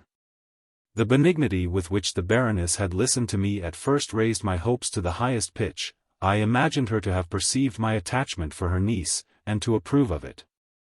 Extreme was my disappointment at understanding the true purport of her discourse. I knew not what course to take. The superstition of the parents of Agnes, aided by her aunt's unfortunate passion, seemed to oppose such obstacles to our union as were almost insurmountable. As I passed by a low parlour, whose windows looked into the garden, through the door which stood half open I observed Agnes seated at a table. She was occupied in drawing, and several unfinished sketches were scattered round her. I entered, still undetermined whether I should acquaint her with the declaration of the Baroness. "Oh! Is it only you?" said she, raising her head. "You are no stranger, and I shall continue my occupation without ceremony. Take a chair, and seat yourself by me." I obeyed, and placed myself near the table. Unconscious what I was doing, and totally occupied by the scene which had just passed, I took up some of the drawings, and cast my eye over them. One of the subjects struck me from its singularity. It represented the great hall of the castle of Lindenberg. A door conducting to a narrow staircase stood half open. In the foreground appeared a group of figures, placed in the most grotesque attitudes. Terror was expressed upon every countenance. Here was one upon his knees with his eyes cast up to heaven, and praying most devoutly. There another was creeping away upon all fours. Some hid their faces in their cloaks or the laps of their companions. Some had concealed themselves beneath a table, on which the remnants of a feast were visible. While others with gaping mouths and eyes wide-stretched pointed to a figure, supposed to have created this disturbance. It represented a female of more than human stature, clothed in the habit of some religious order. Her face was veiled, on her arm hung a chaplet of beads. Her dress was in several places stained with the blood which trickled from a wound upon her bosom. In one hand she held a lamp, in the other a large knife, and she seemed advancing towards the iron gates of the hall. "What does this mean, Agnes?" said I. "Is this some invention of your own?" She cast her eye upon the drawing. "Oh! No," she replied, "'tis the invention of much wiser heads than mine. But can you possibly have lived at Lindenberg for 3 whole months without hearing of the bleeding nun? You are the first, who ever mentioned the name to me. Pray, who may the lady be? That is more than I can pretend to tell you. All my knowledge of her history comes from an old tradition in this family, which has been handed down from father to son, and is firmly credited throughout the Baron's domains. Nay, the Baron believes it himself, and as for my aunt who has a natural turn for the marvelous, she would sooner doubt the veracity of the Bible, than of the bleeding nun. Shall I tell you this history?" I answered that she would oblige me much by relating it. She resumed her drawing, and then proceeded as follows in a tone of burlesque gravity. "It is surprising that in all the chronicles of past times, this remarkable personage is never once mentioned. Fain would I recount to you her life. But unluckily till after her death she was never known to have existed. Then first did she think it necessary to make some noise in the world, and with that intention she made bold to seize upon the castle of Lindenberg. Having a good taste, she took up her abode in the best room of the house, and once established there, she began to amuse herself by knocking about the tables and chairs in the middle of the night. Perhaps she was a bad sleeper, but this I have never been able to ascertain. According to the tradition, this entertainment commenced about a century ago. It was accompanied with shrieking, howling, groaning, swearing, and many other agreeable noises of the same kind. But though one particular room was more especially honored with her visits, she did not entirely confine herself to it. She occasionally ventured into the old galleries, paced up and down the spacious halls, or sometimes stopping at the doors of the chambers. She wept and wailed there to the universal terror of the inhabitants. In these nocturnal excursions she was seen by different people, who all describe her appearance as you behold it here, traced by the hand of her unworthy historian. The singularity of this account insensibly engaged my attention. "Did she never speak to those who met her?" said I. "Not she." The specimens indeed, which she gave nightly of her talents for conversation, were by no means inviting. Sometimes the castle rung with oaths and execrations. A moment after she repeated her paternoster, now she howled out the most horrible blasphemies, and then chaunted de profundis. As orderly as if still in the choir. In short, she seemed a mighty capricious being, but whether she prayed or cursed, whether she was impious or devout, she always contrived to terrify her auditors out of their senses. The castle became scarcely habitable, and its lord was so frightened by these midnight revels, that one fine morning he was found dead in his bed. This success seemed to please the nun mightily, for now she made more noise than ever. But the next baron proved too cunning for her. He made his appearance with a celebrated exorciser in his hand, who feared not to shut himself up for a night in the haunted chamber. There it seems that he had an hard battle with the ghost, before she would promise to be quiet. She was obstinate, but he was more so, and at length she consented to let the inhabitants of the castle take a good night's rest. For some time after no news was heard of her. But at the end of 5 years the exorciser died, and then the nun ventured to peep abroad again. However, she was now grown much more tractable and well-behaved. She walked about in silence, and never made her appearance above once in 5 years. This custom, if you will believe the baron, she still continues. He is fully persuaded, that on the 5th of May of every 5th year, as soon as the clock strikes 1, the door of the haunted chamber opens. Observe, that this room has been shut up for near a century.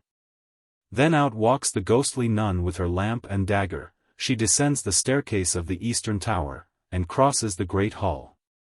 On that night the porter always leaves the gates of the castle open, out of respect to the apparition, not that this is thought by any means necessary, since she could easily whip through the keyhole if she chose it, but merely out of politeness, and to prevent her from making her exit in a way so derogatory to the dignity of her ghostship. And whither does she go on quitting the castle? To heaven, I hope.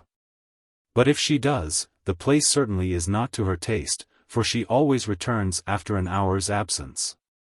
The lady then retires to her chamber, and is quiet for another 5 years. And you believe this, Agnes?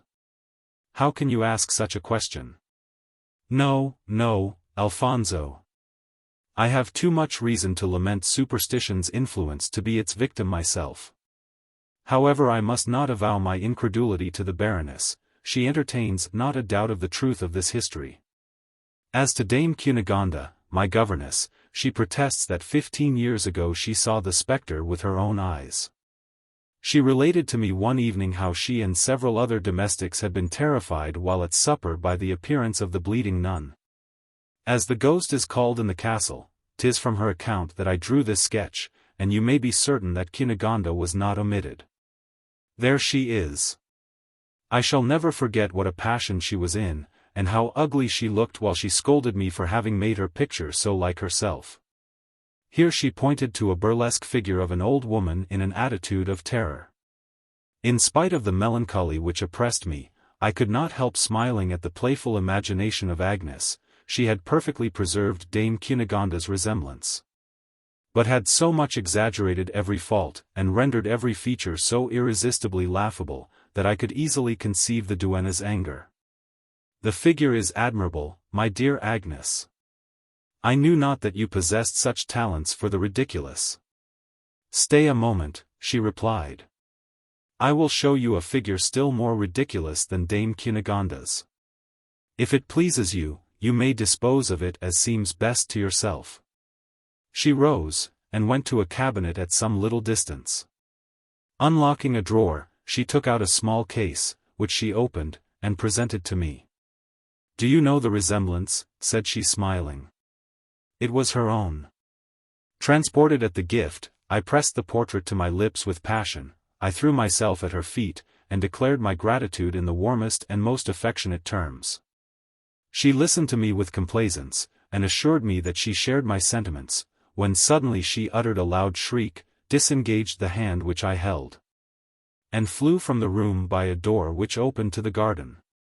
Amazed at this abrupt departure, I rose hastily from my knees. I beheld with confusion the Baroness standing near me glowing with jealousy, and almost choked with rage. On recovering from her swoon, she had tortured her imagination to discover her concealed rival. No one appeared to deserve her suspicions more than Agnes. She immediately hastened to find her niece, tax her with encouraging my addresses, and assure herself whether her conjectures were well grounded. Unfortunately, she had already seen enough to need no other confirmation.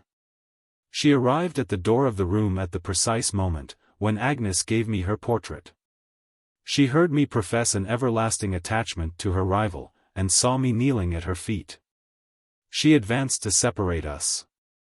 We were too much occupied by each other to perceive her approach, and were not aware of it, till Agnes beheld her standing by my side. Rage on the part of Donna Rodolpha, embarrassment on mine, for some time kept us both silent. The lady recovered herself first. "My suspicions then were just," said she. "The coquetry of my niece has triumphed, and 'tis to her that I am sacrificed. In one respect however I am fortunate, I shall not be the only one who laments a disappointed passion. You too shall know what it is to love without hope. I daily expect orders for restoring Agnes to her parents.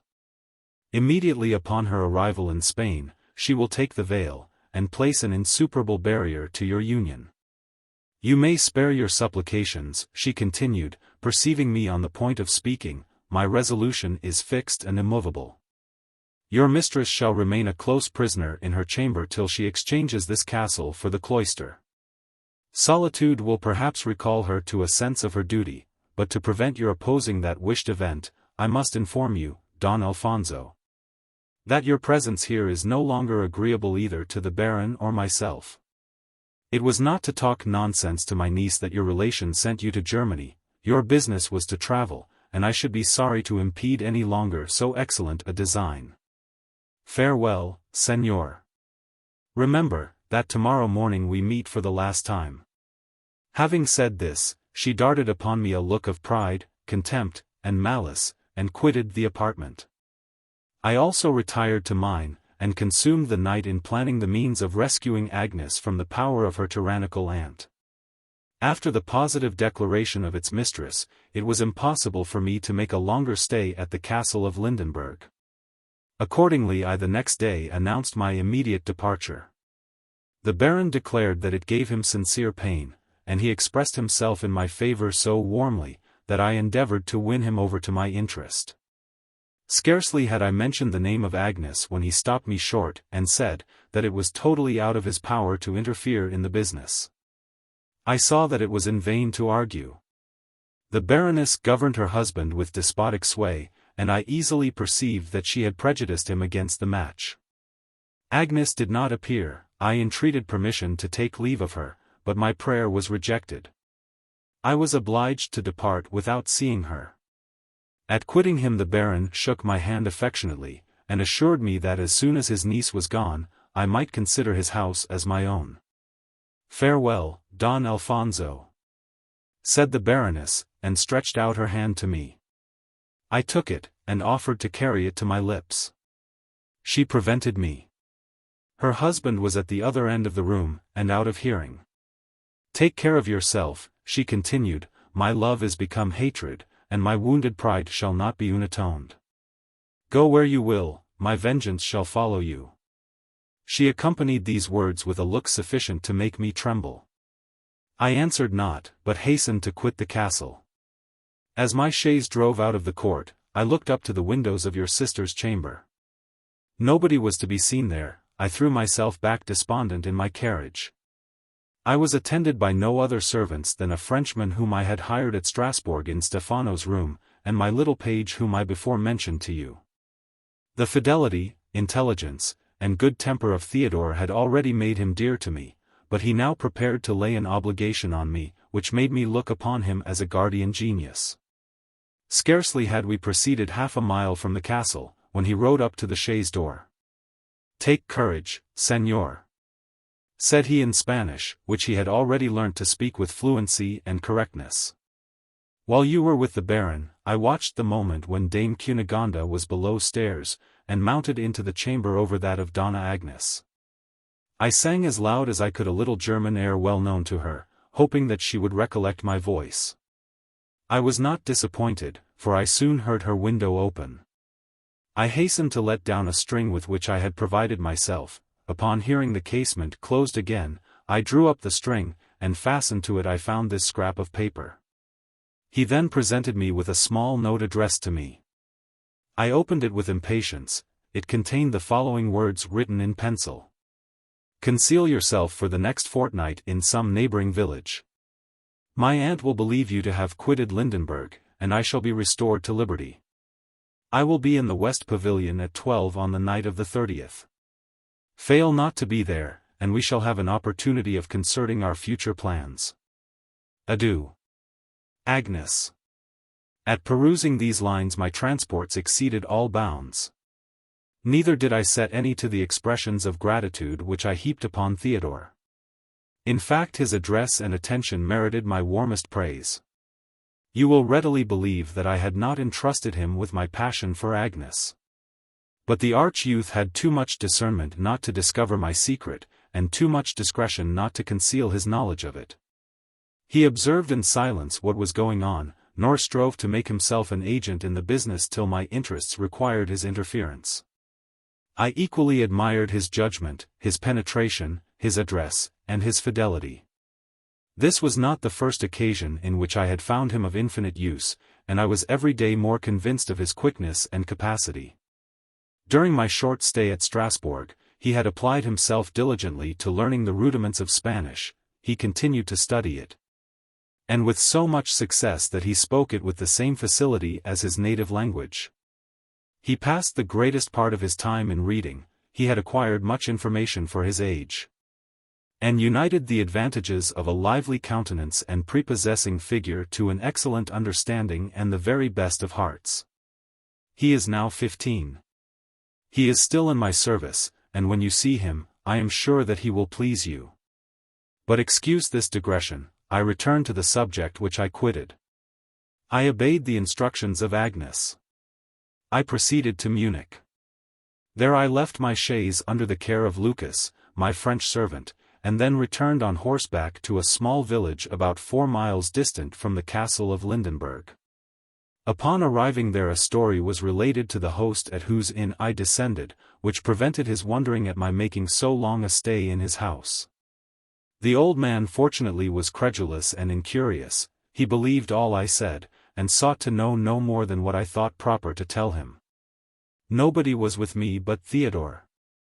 Both were disguised, and as we kept ourselves close, we were not suspected to be other than what we seemed. In this manner the fortnight passed away. During that time I had the pleasing conviction that Agnes was once more at liberty. She passed through the village with Dame Cunegonde. She seemed in health and spirits, and talked to her companion without any appearance of constraint. "Who are those ladies?" said I to my host, as the carriage passed. "Baron Lindenberg's niece with her governess," he replied. "She goes regularly every Friday to the convent of St. Catherine, in which she was brought up, and which is situated about a mile from hence." You may be certain that I waited with impatience for the ensuing Friday. I again beheld my lovely mistress. She cast her eyes upon me, as she passed the inn door. A blush which overspread her cheek told me that in spite of my disguise I had been recognized. I bowed profoundly. She returned the compliment by a slight inclination of the head as if made to one inferior, and looked another way till the carriage was out of sight. The long-expected, long-wished-for night arrived. It was calm, and the moon was at the full. As soon as the clock struck 11 I hastened to my appointment, determined not to be too late. Theodore had provided a ladder. I ascended the garden wall without difficulty. The page followed me, and drew the ladder after us. I posted myself in the West Pavilion, and waited impatiently for the approach of Agnes. Every breeze that whispered, every leaf that fell, I believed to be her footstep, and hastened to meet her. Thus was I obliged to pass a full hour, every minute of which appeared to me an age. The castle bell at length tolled 12, and scarcely could I believe the night to be no further advanced. Another quarter of an hour elapsed, and I heard the light foot of my mistress approaching the pavilion with precaution. I flew to receive her, and conducted her to a seat. I threw myself at her feet, and was expressing my joy at seeing her, when she thus interrupted me. "We have no time to lose, Alfonso, the moments are precious, for though no more a prisoner, Cunegonda watches my every step. An express is arrived from my father. I must depart immediately for Madrid, and 'tis with difficulty that I have obtained a week's delay. The superstition of my parents, supported by the representations of my cruel aunt, leaves me no hope of softening them to compassion. In this dilemma I have resolved to commit myself to your honor. God grant that you may never give me cause to repent my resolution. Flight is my only resource from the horrors of a convent, and my imprudence must be excused by the urgency of the danger. Now listen to the plan by which I hope to effect my escape. We are now at the 30th of April. On the 5th day from this the visionary nun is expected to appear. In my last visit to the convent I provided myself with a dress proper for the character, a friend, whom I have left there and to whom I made no scruple to confide my secret, readily consented to supply me with a religious habit. Provide a carriage, and be with it at a little distance from the great gate of the castle. As soon as the clock strikes 1, I shall quit my chamber, dressed in the same apparel as the ghost is supposed to wear. Whoever meets me will be too much terrified to oppose my escape. I shall easily reach the door, and throw myself under your protection. Thus far success is certain, but oh! Alfonso, should you deceive me? Should you despise my imprudence and reward it with ingratitude, the world will not hold a being more wretched than myself. I feel all the dangers to which I shall be exposed. I feel that I am giving you a right to treat me with levity, but I rely upon your love, upon your honor. The step which I am on the point of taking, will incense my relations against me. Should you desert me, should you betray the trust reposed in you, I shall have no friend to punish your insult, or support my cause. On yourself alone rests all my hope, and if your own heart does not plead in my behalf, I am undone forever." The tone in which she pronounced these words was so touching, that in spite of my joy at receiving her promise to follow me, I could not help being affected. I also repined in secret at not having taken the precaution to provide a carriage at the village, in which case I might have carried off Agnes that very night. Such an attempt was now impracticable, neither carriage or horses were to be procured nearer than Munich, which was distant from Lindenberg 2 good days' journey. I was therefore obliged to chime in with her plan, which in truth seemed well arranged. Her disguise would secure her from being stopped in quitting the castle, and would enable her to step into the carriage at the very gate without difficulty or losing time. Agnes reclined her head mournfully upon my shoulder, and by the light of the moon I saw tears flowing down her cheek. I strove to dissipate her melancholy, and encouraged her to look forward to the prospect of happiness. I protested in the most solemn terms that her virtue and innocence would be safe in my keeping, and that till the Church had made her my lawful wife, her honor should be held by me as sacred as a sister's. I told her that my first care should be to find you out, Lorenzo, and reconcile you to our union, and I was continuing to speak in the same strain, when a noise without alarmed me. Suddenly the door of the pavilion was thrown open, and Cunegonda stood before us. She had heard Agnes steal out of her chamber, followed her into the garden, and perceived her entering the pavilion. Favored by the trees which shaded it, and unperceived by Theodore who waited at a little distance, she had approached in silence, and overheard our whole conversation. "Admirable!"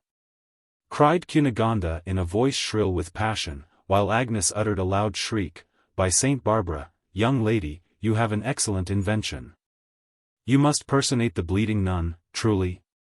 What impiety! What incredulity!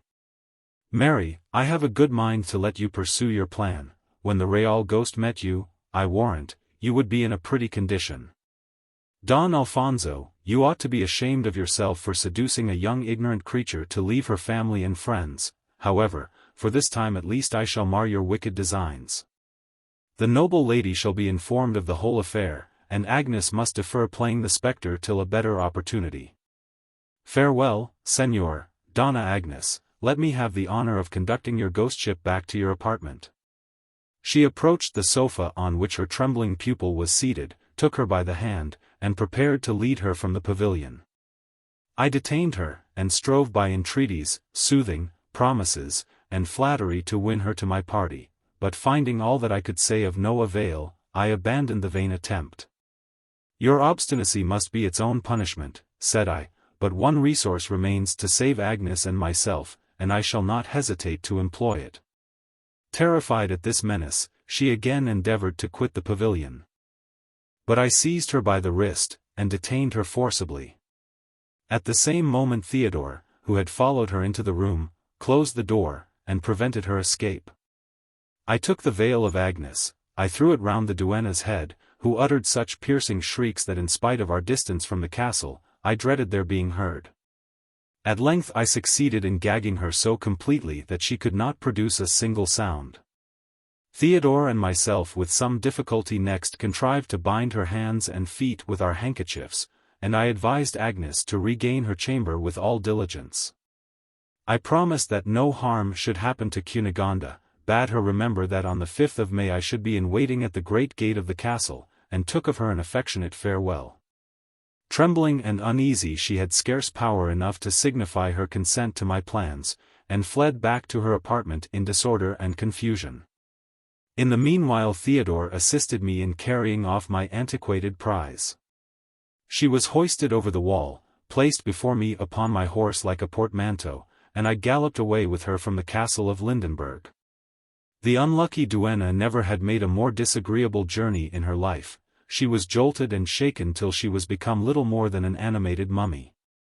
Not to mention her fright when we waded through a small river through which it was necessary to pass in order to regain the village.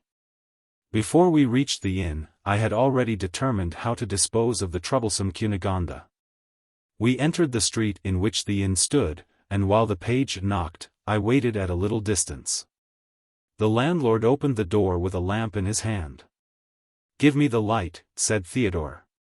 "My master is coming." He snatched the lamp hastily, and purposely let it fall upon the ground. The landlord returned to the kitchen to relight the lamp, leaving the door open. I profited by the obscurity, sprang from my horse with Cunegonde in my arms, darted upstairs, reached my chamber unperceived, and unlocking the door of a spacious closet, stowed her within it. And then turned the key. The landlord and Theodore soon after appeared with lights. The former expressed himself a little surprised at my returning so late, but asked no impertinent questions. He soon quitted the room, and left me to exult in the success of my undertaking. I immediately paid a visit to my prisoner. I strove to persuade her submitting with patience to her temporary confinement. My attempt was unsuccessful.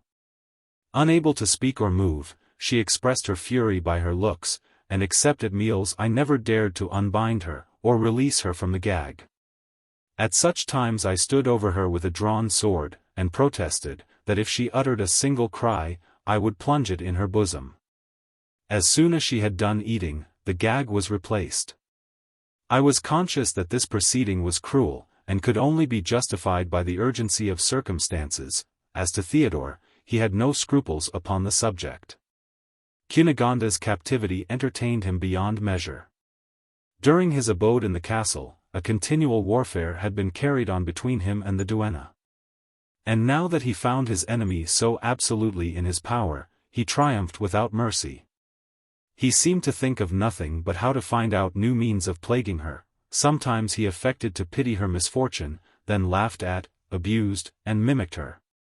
He played her 1,000 tricks, each more provoking than the other, and amused himself by telling her that her elopement must have occasioned much surprise at the barons. This was in fact the case. No one except Agnes could imagine what was become of Dame Cunegonde. Every hole and corner was searched for her, the ponds were dragged, and the woods underwent a thorough examination. Still no Dame Cunegonda made her appearance.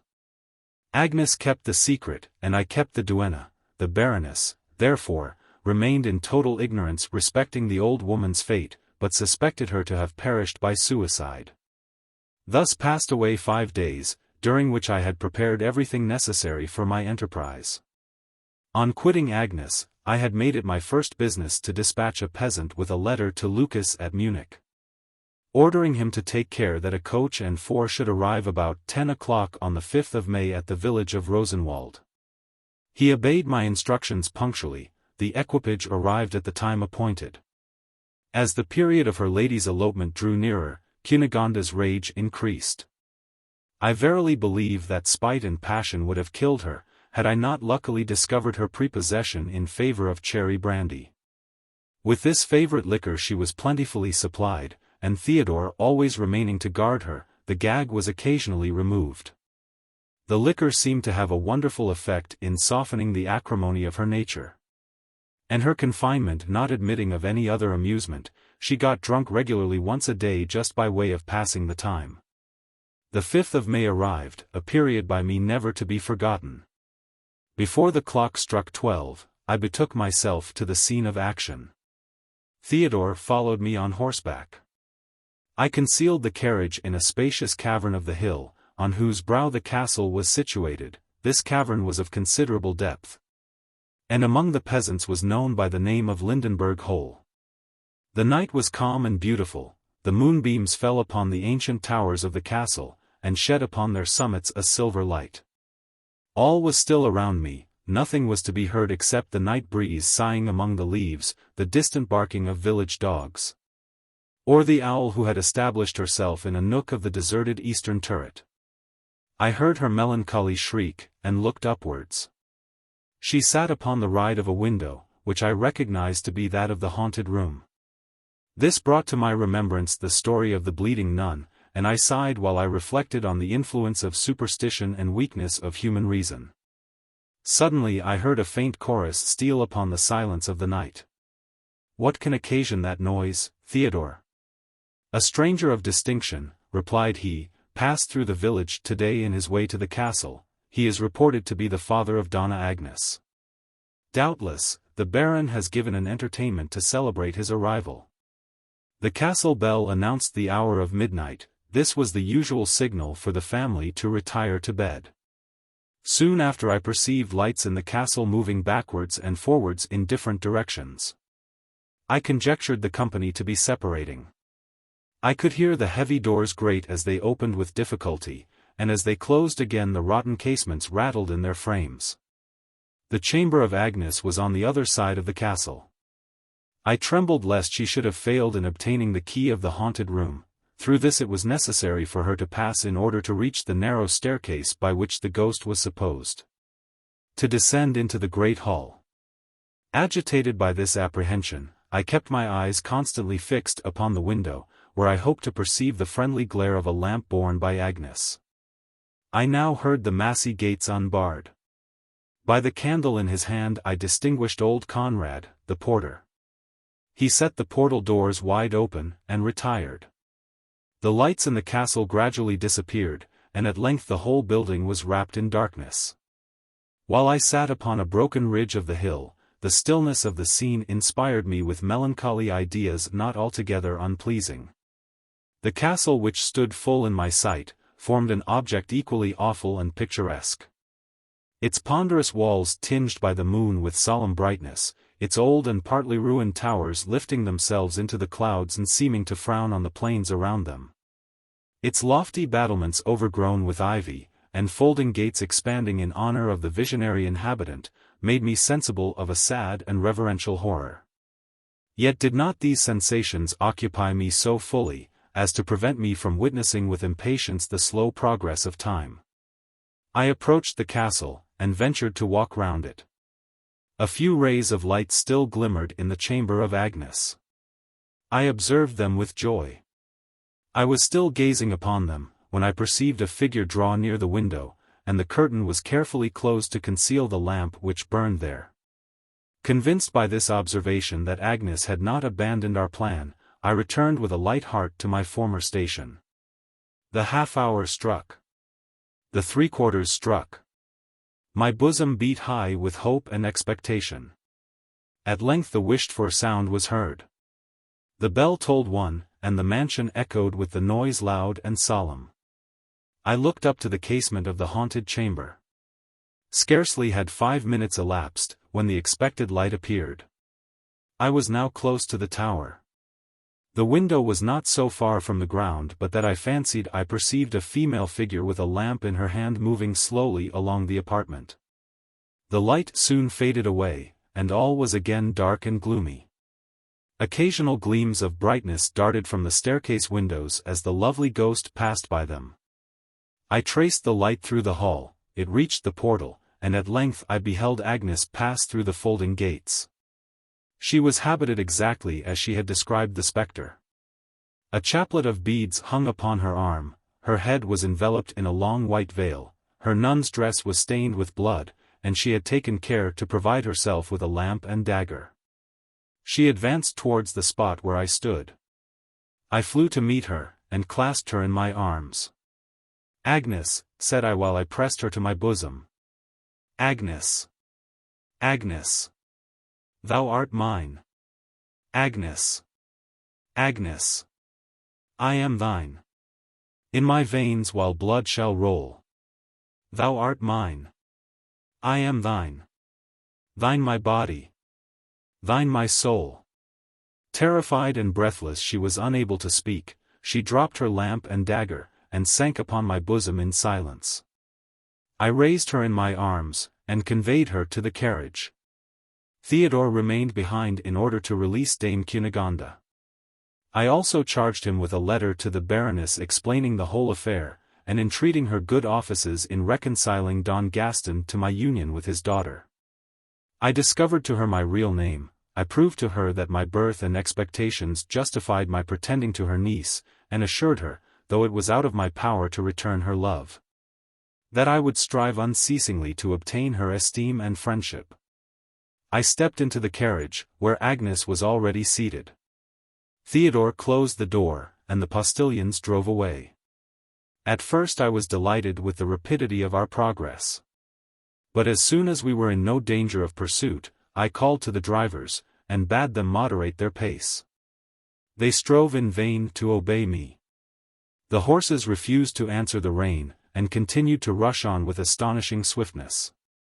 The postilions redoubled their efforts to stop them, but by kicking and plunging the beasts soon released themselves from this restraint. Uttering a loud shriek, the drivers were hurled upon the ground. Immediately thick clouds obscured the sky, the winds howled around us, the lightning flashed, and the thunder roared tremendously.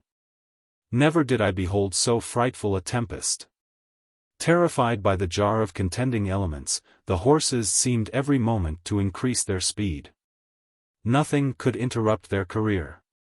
They dragged the carriage through hedges and ditches, dashed down the most dangerous precipices, and seemed to vie in swiftness with the rapidity of the winds. All this while my companion lay motionless in my arms. Truly alarmed by the magnitude of the danger, I was in vain attempting to recall her to her senses. When a loud crash announced that a stop was put to our progress in the most disagreeable manner. The carriage was shattered to pieces. In falling I struck my temple against a flint. The pain of the wound, the violence of the shock, and apprehension for the safety of Agnes combined to overpower me so completely, that my senses forsook me. And I lay without animation on the ground. I probably remained for some time in this situation, since when I opened my eyes, it was broad daylight. Several peasants were standing round me, and seemed disputing whether my recovery was possible. I spoke German tolerably well. As soon as I could utter an articulate sound, I inquired after Agnes. What was my surprise and distress, when assured by the peasants, that nobody had been seen answering the description which I gave of her. They told me that in going to their daily labor they had been alarmed by observing the fragments of my carriage, and by hearing the groans of an horse. The only one of the four which remained alive, the other three lay dead by my side. Nobody was near me when they came up, and much time had been lost, before they succeeded in recovering me. Uneasy beyond expression respecting the fate of my companion, I besought the peasants to disperse themselves in search of her. I described her dress, and promised immense rewards to whoever brought me any intelligence. As for myself, it was impossible for me to join in the pursuit. I had broken 2 of my ribs in the fall, my arm being dislocated hung useless by my side, and my left leg was shattered so terribly, that I never expected to recover its use. The peasants complied with my request, all left me except 4, who made a litter of boughs and prepared to convey me to the neighboring town. I inquired its name. It proved to be Ratisbon, and I could scarcely persuade myself that I had traveled to such a distance in a single night. I told the countrymen that at 1 o'clock that morning I had passed through the village of Rosenwald. They shook their heads wistfully, and made signs to each other that I must certainly be delirious. I was conveyed to a decent inn and immediately put to bed. A physician was sent for, who set my arm with success. He then examined my other hurts, and told me that I need be under no apprehension of the consequences of any of them, but ordered me to keep myself quiet, and be prepared for a tedious and painful cure. I answered him that if he hoped to keep me quiet, he must first endeavor to procure me some news of a lady who had quitted Rosenwald in my company the night before, and had been with me at the moment when the coach broke down. He smiled, and only replied by advising me to make myself easy, for that all proper care should be taken of me. As he quitted me, the hostess met him at the door of the room. "The gentleman is not quite in his right senses," I heard him say to her in a low voice. "'Tis the natural consequence of his fall, but that will soon be over." One after another the peasants returned to the inn, and informed me that no traces had been discovered of my unfortunate mistress. Uneasiness now became despair. I entreated them to renew their search in the most urgent terms, doubling the promises which I had already made them. My wild and frantic manner confirmed the bystanders in the idea of my being delirious. No signs of the lady having appeared, they believed her to be a creature fabricated by my overheated brain, and paid no attention to my entreaties. However, the hostess assured me that a fresh inquiry should be made, but I found afterwards that her promise was only given to quiet me. No further steps were taken in the business. Though my baggage was left at Munich under the care of my French servant, having prepared myself for a long journey, my purse was amply furnished, besides my equipage proved me to be of distinction, and in consequence all possible attention was paid me at the inn. The day passed away, still no news arrived of Agnes. The anxiety of fear now gave place to despondency. I ceased to rave about her and was plunged in the depth of melancholy reflections. Perceiving me to be silent and tranquil, my attendants believed my delirium to have abated, and that my malady had taken a favorable turn. According to the physician's order I swallowed a composing medicine, and as soon as the night shut in, my attendants withdrew and left me to repose. That repose I wooed in vain. The agitation of my bosom chased away sleep. Restless in my mind, in spite of the fatigue of my body, I continued to toss about from side to side, till the clock in a neighboring steeple struck 1.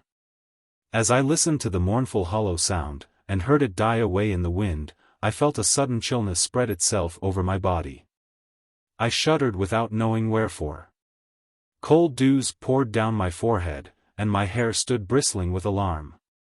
Suddenly I heard slow and heavy steps ascending the staircase. By an involuntary movement I started up in my bed, and drew back the curtain. A single rushlight which glimmered upon the hearth shed a faint gleam through the apartment, which was hung with tapestry. The door was thrown open with violence. A figure entered, and drew near my bed with solemn measured steps. With trembling apprehension I examined this midnight visitor. God Almighty! It was the bleeding nun. It was my lost companion. Her face was still veiled, but she no longer held her lamp and dagger. She lifted up her veil slowly. What a sight presented itself to my startled eyes! I beheld before me an animated corpse. Her countenance was long and haggard, her cheeks and lips were bloodless, the paleness of death was spread over her features, and her eyeballs fixed steadfastly upon me were lustreless and hollow. I gazed upon the spectre with horror too great to be described. My blood was frozen in my veins. I would have called for aid, but the sound expired ere it could pass my lips. My nerves were bound up in impotence, and I remained in the same attitude inanimate as a statue. The visionary nun looked upon me for some minutes in silence. There was something petrifying in her regard. At length in a low sepulchral voice she pronounced the following words. Raymond. Raymond. Thou art mine. Raymond. Raymond. I am thine. In thy veins while blood shall roll. I am thine. Thou art mine. Mine thy body. Mine thy soul. Breathless with fear, I listened while she repeated my own expressions. The apparition seated herself opposite to me at the foot of the bed, and was silent. Her eyes were fixed earnestly upon mine. They seemed endowed with the property of the rattlesnakes, for I strove in vain to look off her. My eyes were fascinated, and I had not the power of withdrawing them from the spectres. In this attitude she remained for a whole long hour without speaking or moving, nor was I able to do either. At length the clock struck 2. The apparition rose from her seat, and approached the side of the bed. She grasped with her icy fingers my hand which hung lifeless upon the coverture, and pressing her cold lips to mine, again repeated. Raymond. Raymond. Thou art mine. Raymond. Raymond. I am thine. Etc. She then dropped my hand, quitted the chamber with slow steps, and the door closed after her. Till that moment the faculties of my body had been all suspended. Those of my mind had alone been waking. The charm now ceased to operate, the blood which had been frozen in my veins rushed back to my heart with violence. I uttered a deep groan, and sank lifeless upon my pillow. The adjoining room was only separated from mine by a thin partition. It was occupied by the host and his wife. The former was roused by my groan, and immediately hastened to my chamber. The hostess soon followed him. With some difficulty they succeeded in restoring me to my senses, and immediately sent for the physician, who arrived in all diligence. He declared my fever to be very much increased, and that if I continued to suffer such violent agitation, he would not take upon him to ensure my life. Some medicines which he gave me in some degree tranquilized my spirits. I fell into a sort of slumber towards daybreak, but fearful dreams prevented me from deriving any benefit from my repose. Agnes and the bleeding nun presented themselves by turns to my fancy, and combined to harass and torment me. I awoke fatigued and unrefreshed. My fever seemed rather augmented than diminished. The agitation of my mind impeded my fractured bones from knitting. I had frequent fainting fits, and during the whole day the physician judged it expedient not to quit me for 2 hours together. The singularity of my adventure made me determined to conceal it from everyone, since I could not expect that a circumstance so strange should gain credit. I was very uneasy about Agnes. I knew not what she would think at not finding me at the rendezvous, and dreaded her entertaining suspicions of my fidelity. However, I depended upon Theodore's discretion, and trusted that my letter to the Baroness would convince her of the rectitude of my intentions. These considerations somewhat lightened my inquietude upon her account, but the impression left upon my mind by my nocturnal visitor grew stronger with every succeeding moment. The night drew near. I dreaded its arrival. Yet I strove to persuade myself that the ghost would appear no more, and at all events I desired that a servant might sit up in my chamber. The fatigue of my body from not having slept on the former night, cooperating with the strong opiates administered to me in profusion, at length procured me that repose of which I was so much in need. I sank into a profound and tranquil slumber, and had already slept for some hours, when the neighboring clock roused me by striking 1. Its sound brought with it to my memory all the horrors of the night before. The same cold shivering seized me. I started up in my bed, and perceived the servant fast asleep in an armchair near me. I called him by his name. He made no answer. I shook him forcibly by the arm, and strove in vain to wake him. He was perfectly insensible to my efforts. I now heard the heavy steps ascending the staircase, the door was thrown open, and again the bleeding nun stood before me. Once more my limbs were chained in second infancy. Once more I heard those fatal words repeated. Raymond! Raymond! Thou art mine! Raymond! Raymond! I am thine! Etc. The scene which had shocked me so sensibly on the former night, was again presented. The spectre again pressed her lips to mine, again touched me with her rotting fingers, and as on her first appearance, quitted the chamber as soon as the clock tolled 2. Even night was this repeated. Far from growing accustomed to the ghost, every succeeding visit inspired me with greater horror.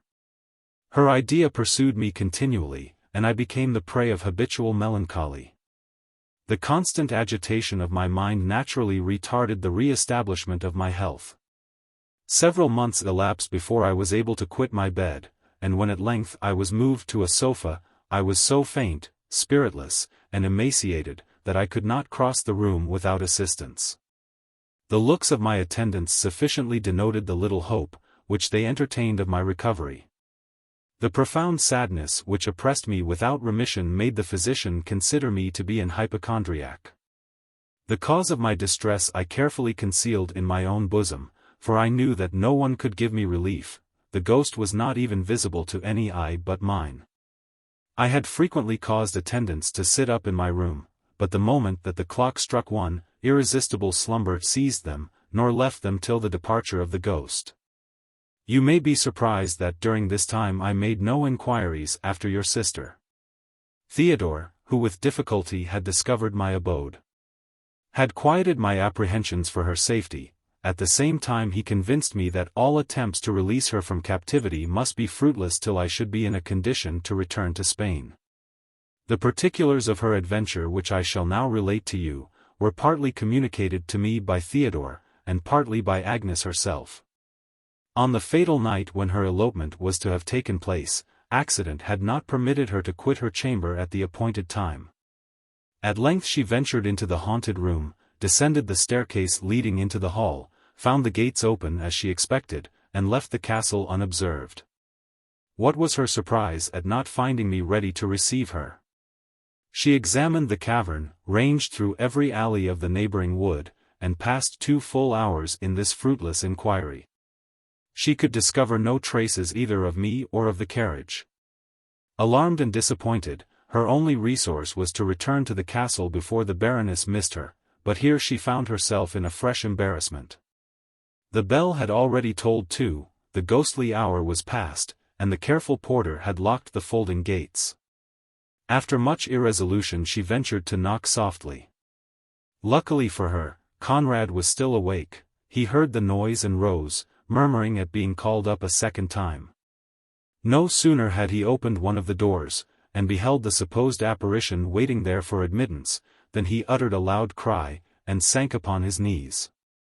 Agnes profited by his terror. She glided by him, flew to her own apartment, and having thrown off her spectre's trappings, retired to bed endeavoring in vain to account for my disappearing. In the meanwhile Theodore, having seen my carriage drive off with the false Agnes, returned joyfully to the village. The next morning he released Cunegonda from her confinement, and accompanied her to the castle.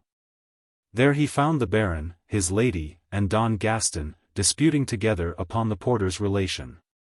All of them agreed in believing the existence of spectres, but the latter contended, that for a ghost to knock for admittance was a proceeding till then unwitnessed, and totally incompatible with the immaterial nature of a spirit. They were still discussing this subject and the page appeared with Cunegonda and cleared up the mystery. On hearing his deposition, it was agreed unanimously that the Agnes whom Theodore had seen step into my carriage must have been the bleeding nun, and that the ghost who had terrified Conrad was no other than Don Gaston's daughter.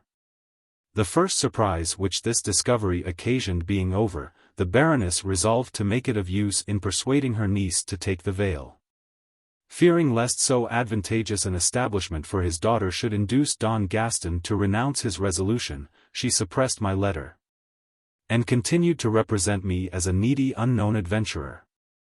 A childish vanity had led me to conceal my real name even from my mistress. I wished to be loved for myself, not for being the son and heir of the Marquis de las Cisternas. The consequence was that my rank was known to no one in the castle except the Baroness, and she took good care to confine the knowledge to her own breast. Don Gaston having approved his sister's design, Agnes was summoned to appear before them. She was taxed with having meditated an elopement, obliged to make a full confession, and was amazed at the gentleness with which it was received. But what was her affliction? When informed that the failure of her project must be attributed to me, Cunegonde, tutored by the Baroness, told her that when I released her, I had desired her to inform her lady that our connection was at an end, that the whole affair was occasioned by a false report, and that it by no means suited my circumstances to marry a woman without fortune or expectations. To this account my sudden disappearing gave but too great an air of probability. Theodore, who could have contradicted the story, by Donna Rodolpha's order was kept out of her sight, what proved a still greater confirmation of my being an impostor was the arrival of a letter from yourself declaring that you had no sort of acquaintance with Alfonso de Alvarado. These seeming proofs of my perfidy, aided by the artful insinuations of her aunt, by Cunegonde's flattery, and her father's threats and anger, entirely conquered your sister's repugnance to a convent. Incensed at my behavior, and disgusted with the world in general, she consented to receive the veil. She passed another month at the castle of Lindenberg, during which my non-appearance confirmed her in her resolution, and then accompanied Don Gaston into Spain. Theodore was now set at liberty. He hastened to Munich, where I had promised to let him hear from me. But finding from Lucas that I had never arrived there, he pursued his search with indefatigable perseverance, and at length succeeded in rejoining me at Ratisbon. So much was I altered, that scarcely could he recollect my features. The distress visible upon his sufficiently testified how lively was the interest which he felt for me. The society of this amiable boy, whom I had always considered rather as a companion than a servant, was now my only comfort. His conversation was gay yet sensible, and his observations shrewd and entertaining. He had picked up much more knowledge than is usual at his age, but what rendered him most agreeable to me was his having a delightful voice, and some skill in music. He had also acquired some taste in poetry, and even ventured sometimes to write verses himself. He occasionally composed little ballads in Spanish. His compositions were but indifferent, I must confess. Yet they were pleasing to me from their novelty, and hearing him sing them to his guitar was the only amusement which I was capable of receiving.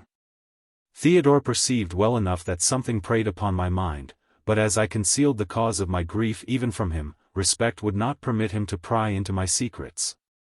One evening I was lying upon my sofa, plunged in reflections very far from agreeable. Theodore amused himself by observing from the window a battle between two postilions, who were quarrelling in the inn-yard. "Ha! Ha!" cried he suddenly, "yonder is the great Mogul." "Who?" said I. "Only a man who made me a strange speech at Munich." "What was the purport of it?"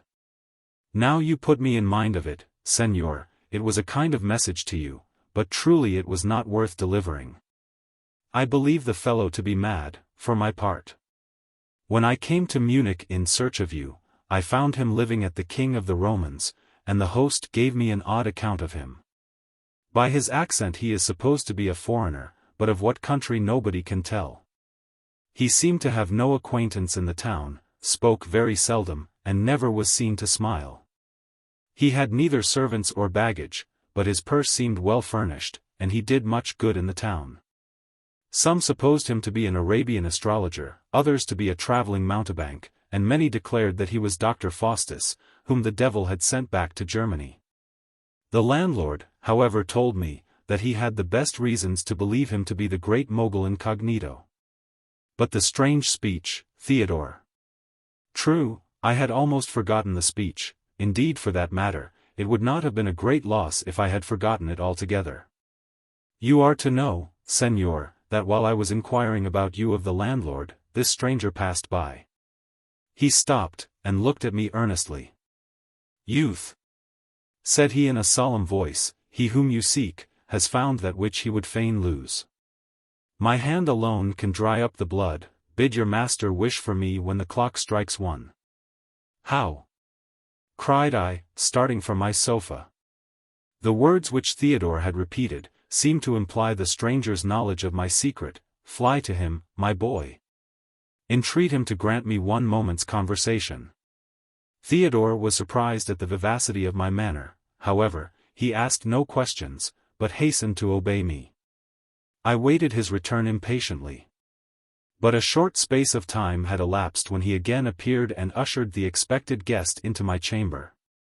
He was a man of majestic presence, his countenance was strongly marked, and his eyes were large, black, and sparkling, yet there was a something in his look which, the moment that I saw him, inspired me with a secret awe, not to say horror. He was dressed plainly, his hair was unpowdered, and a band of black velvet which encircled his forehead spread over his features an additional gloom.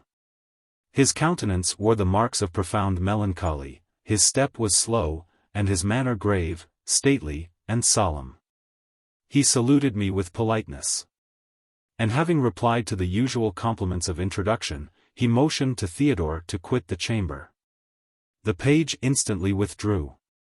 I know your business, said he, without giving me time to speak. I have the power of releasing you from your nightly visitor, but this cannot be done before Sunday. On the hour when the Sabbath morning breaks, spirits of darkness have least influence over mortals. After Saturday the nun shall visit you no more. May I not inquire, said I, by what means you are in possession of a secret which I have carefully concealed from the knowledge of everyone? How can I be ignorant of your distress, when their cause at this moment stands beside you? I started. The stranger continued. Though to you only visible for 1 hour in the 24, neither day or night does she ever quit you, nor will she ever quit you till you have granted her request. And what is that request? That she must herself explain, it lies not in my knowledge. Wait with patience for the night of Saturday, all shall be then cleared up. I dared not press him further. He soon after changed the conversation and talked of various matters. He named people who had ceased to exist for many centuries, and yet with whom he appeared to have been personally acquainted. I could not mention a country however distant which he had not visited, nor could I sufficiently admire the extent and variety of his information. I remarked to him that having travelled, seen, and known so much, must have given him infinite pleasure. He shook his head mournfully. No one, he replied, is adequate to comprehending the misery of my lot. Fate obliges me to be constantly in movement, I am not permitted to pass more than a fortnight in the same place. I have no friend in the world, and from the restlessness of my destiny I never can acquire one. Fain would I lay down my miserable life, for I envy those who enjoy the quiet of the grave, but death eludes me, and flies from my embrace. In vain do I throw myself in the way of danger. I plunge into the ocean, the waves throw me back with abhorrence upon the shore, I rush into fire, the flames recoil at my approach, I oppose myself to the fury of banditti. Their swords become blunted, and break against my breast, the hungry tiger shudders at my approach, and the alligator flies from a monster more horrible than itself. God has set his seal upon me, and all his creatures respect this fatal mark. He put his hand to the velvet, which was bound round his forehead. There was in his eyes an expression of fury, despair, and malevolence, that struck horror to my very soul. An involuntary convulsion made me shudder. The stranger perceived it. Such is the curse imposed on me, he continued, I am doomed to inspire all who look on me with terror and detestation. You already feel the influence of the charm, and with every succeeding moment will feel it more. I will not add to your sufferings by my presence. Farewell till Saturday. As soon as the clock strikes 12, expect me at your chamber door. Having said this he departed, leaving me in astonishment at the mysterious turn of his manner and conversation. His assurances that I should soon be relieved from the apparition's visits produced a good effect upon my constitution. Theodore, whom I rather treated as an adopted child than a domestic, was surprised at his return to observe the amendment in my looks. He congratulated me on this symptom of returning health, and declared himself delighted at my having received so much benefit from my conference with the great mogul. Upon inquiry I found that the stranger had already passed 8 days in Ratisbon, according to his own account, therefore, he was only to remain there 6 days longer. Saturday was still at the distance of 3. Oh! With what impatience did I expect its arrival! In the interim, the bleeding nun continued her nocturnal visits. But hoping soon to be released from them altogether, the effects which they produced on me became less violent than before. The wished-for night arrived. To avoid creating suspicion I retired to bed at my usual hour, but as soon as my attendants had left me, I dressed myself again, and prepared for the stranger's reception. He entered my room upon the turn of midnight. A small chest was in his hand, which he placed near the stove. He saluted me without speaking. I returned the compliment, observing an equal silence. He then opened his chest. The first thing which he produced was a small wooden crucifix. He sank upon his knees, gazed upon it mournfully, and cast his eyes towards heaven. He seemed to be praying devoutly. At length he bowed his head respectfully, kissed the crucifix thrice, and quitted his kneeling posture. He next drew from the chest a covered goblet, with the liquor which it contained, and which appeared to be blood. He sprinkled the floor, and then dipping in at one end of the crucifix, he described a circle in the middle of the room. Round about this he placed various relics, skulls, thigh bones, etc. I observed that he disposed them all in the forms of crosses. Lastly he took out a large Bible, and beckoned me to follow him into the circle. I obeyed. "Be cautious not to utter a syllable," whispered the stranger. "Step not out of the circle, and as you love yourself, dare not to look upon my face." Holding the crucifix in one hand, the Bible in the other, he seemed to read with profound attention. The clock struck 1. As usual I heard the spectre's steps upon the staircase, but I was not seized with the accustomed shivering. I waited her approach with confidence. She entered the room, drew near the circle, and stopped. The stranger muttered some words, to me unintelligible. Then raising his head from the book, and extending the crucifix towards the ghost, he pronounced in a voice distinct and solemn, "Beatrice! Beatrice!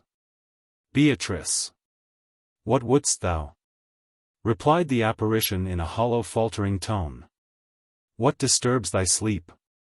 Why dost thou afflict and torture this youth? How can rest be restored to thy unquiet spirit?" I dare not tell. I must not tell, fain would I repose in my grave, but stern commands force me to prolong my punishment. "Knowest thou this blood? Knowest thou in whose veins it flowed? Beatrice! Beatrice!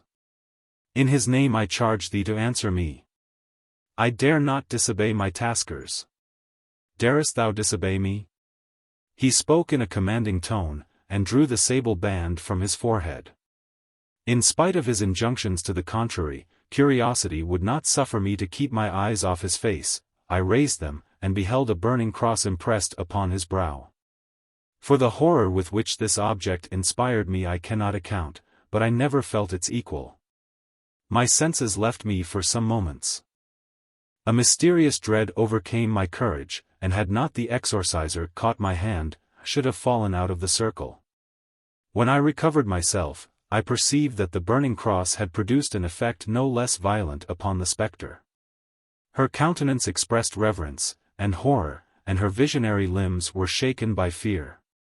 "Yes," she said at length, "I tremble at that mark, respect it, I obey you. Know then, that my bones lie still unburied, they rot in the obscurity of Lindenberg Hole. None but this youth has the right of consigning them to the grave. His own lips have made over to me his body and his soul. Never will I give back his promise, never shall he know a night devoid of terror, unless he engages to collect my mouldering bones." and deposit them in the family vault of his Andalusian castle. Then let 30 masses be said for the repose of my spirit, and I trouble this world no more. Now let me depart. Those flames are scorching. He let the hand drop slowly which held the crucifix, and which till then he had pointed towards her. The apparition bowed her head, and her form melted into air. The exorciser led me out of the circle. He replaced the Bible etc. in the chest, and then addressed himself to me, who stood near him speechless from astonishment. Don Raymond, you have heard the conditions on which repose is promised you. Be it your business to fulfill them to the letter. For me nothing more remains than to clear up the darkness still spread over the spectre's history, and inform you that when living, Beatrice bore the name of Las Cisternas. She was the great-aunt of your grandfather. In quality of your relation, her ashes demand respect from you, though the enormity of her crimes must excite your abhorrence. The nature of those crimes no one is more capable of explaining to you than myself. I was personally acquainted with the holy man who proscribed her nocturnal riots in the castle of Lindenberg. And I hold this narrative from his own lips. Beatrice de las Cisternas took the veil at an early age, not by her own choice, but at the express command of her parents. She was then too young to regret the pleasures of which her profession deprived her, but no sooner did her warm and voluptuous character begin to be developed than she abandoned herself freely to the impulse of her passions, and seized the first opportunity to procure their gratification. This opportunity was at length presented, after many obstacles which only added new force to her desires. She contrived to elope from the convent, and fled to Germany with the Baron Lindenberg. She lived at his castle several months as his avowed concubine. All Bavaria was scandalized by her impudent and abandoned conduct. Her feasts vied in luxury with Cleopatra's, and Lindenberg became the theatre of the most unbridled debauchery. Not satisfied with displaying the incontinence of a prostitute, she professed herself an atheist. She took every opportunity to scoff at her monastic vows, and loaded with ridicule the most sacred ceremonies of religion. Possessed of a character so depraved, she did not long confine her affections to one object.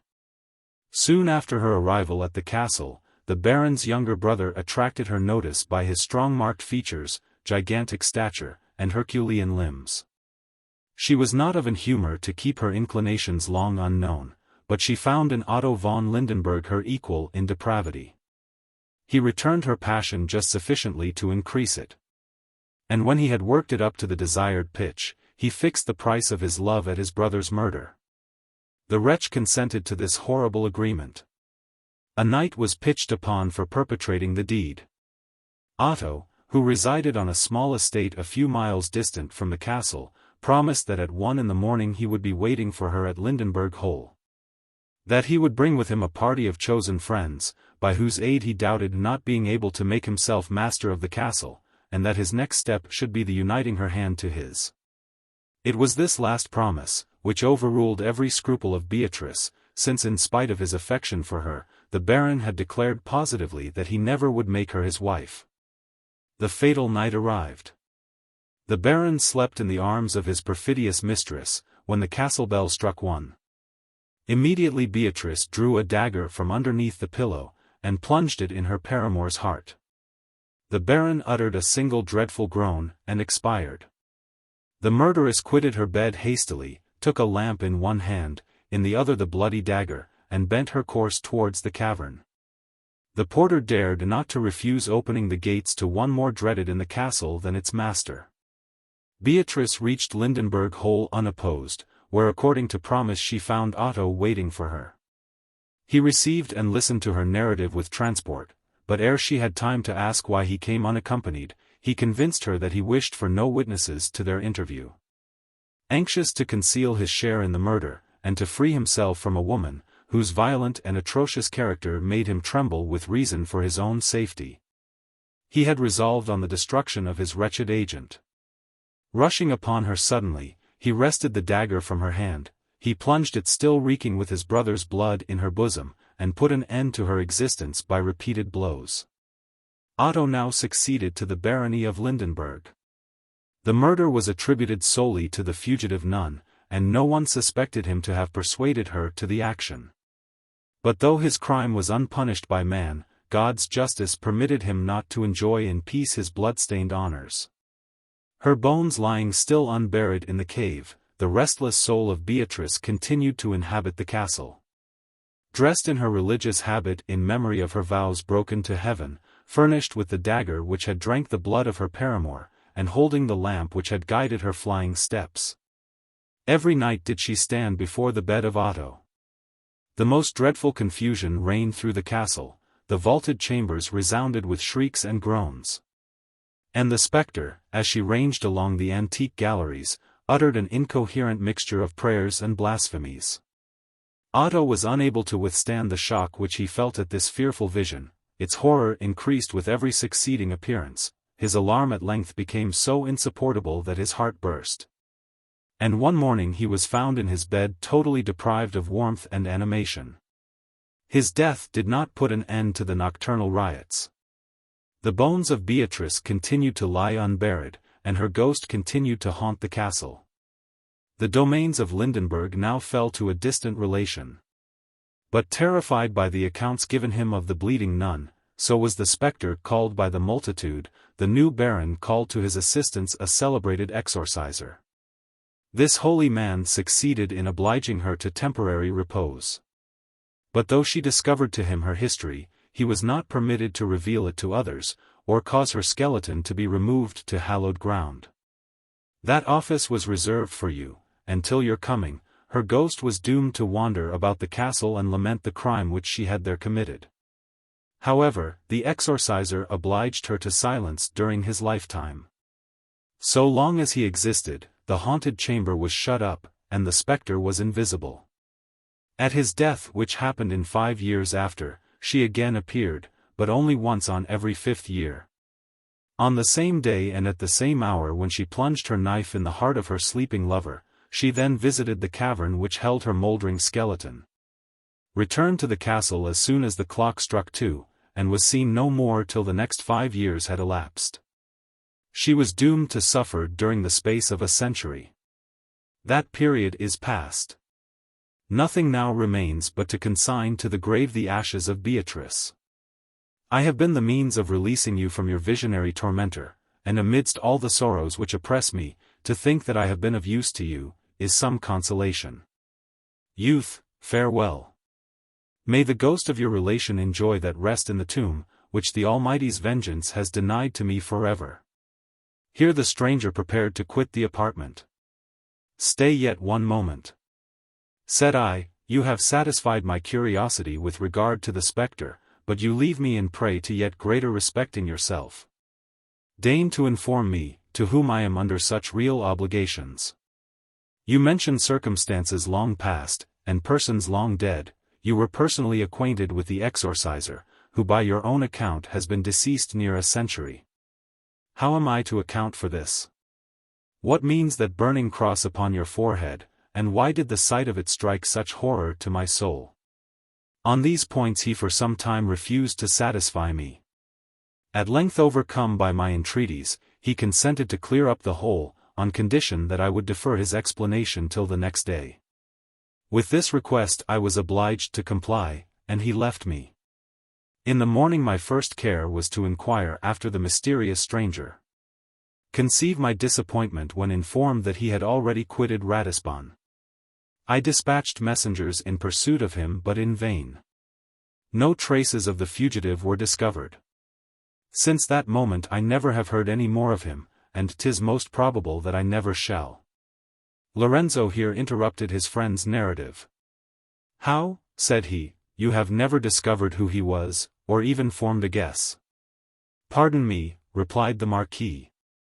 When I related this adventure to my uncle, the Cardinal Duke, he told me that he had no doubt of this singular man's being the celebrated character known universally by the name of the Wandering Jew. His not being permitted to pass more than 14 days on the same spot, the burning cross impressed upon his forehead, the effect which it produced upon the beholders, and many other circumstances give this supposition the color of truth. The cardinal is fully persuaded of it, and for my own part one am inclined to adopt the only solution which offers itself to this riddle. I return to the narrative from which I have digressed. From this period I recovered my health so rapidly as to astonish my physicians. The bleeding nun appeared no more, and I was soon able to set out for Lindenberg. The Baron received me with open arms. I confided to him the sequel of my adventure. And he was not a little pleased to find that his mansion would be no longer troubled with the phantom's quinennial visits. I was sorry to perceive that absence had not weakened Donna Rodolpha's imprudent passion. In a private conversation which I had with her during my short stay at the castle, she renewed her attempts to persuade me to return her affection. Regarding her as the primary cause of all my sufferings, I entertained for her no other sentiment than disgust. The skeleton of Beatrice was found in the place which she had mentioned. This being all that I sought at Lindenberg, I hastened to quit the Baron's domains, equally anxious to perform the obsequies of the murdered nun, and escape the importunity of a woman whom I detested.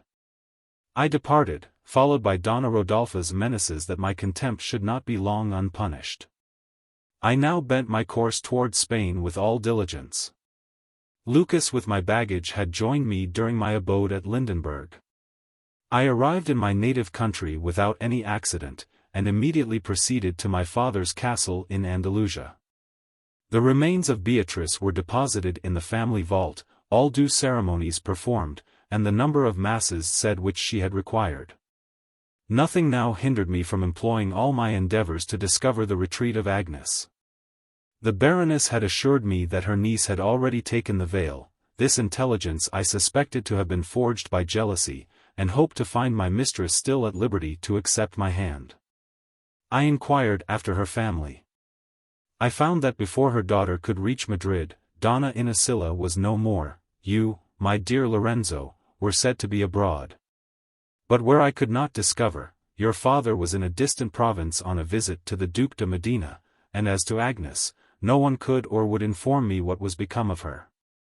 Theodore, according to promise, had returned to Strasbourg, where he found his grandfather dead, and Marguerite in possession of his fortune. All her persuasions to remain with her were fruitless. He quitted her a second time, and followed me to Madrid. He exerted himself to the utmost in forwarding my search, but our united endeavors were unattended by success. The retreat which concealed Agnes remained an impenetrable mystery, and I began to abandon all hopes of recovering her. About 8 months ago I was returning to my hotel in a melancholy humor, having passed the evening at the playhouse. The night was dark, and I was unaccompanied. Plunged in reflections which were far from being agreeable, I perceived not that 3 men had followed me from the theatre. Till, on turning into an unfrequented street, they all attacked me at the same time with the utmost fury. I sprang back a few paces, drew my sword, and threw my cloak over my left arm. The obscurity of the night was in my favor.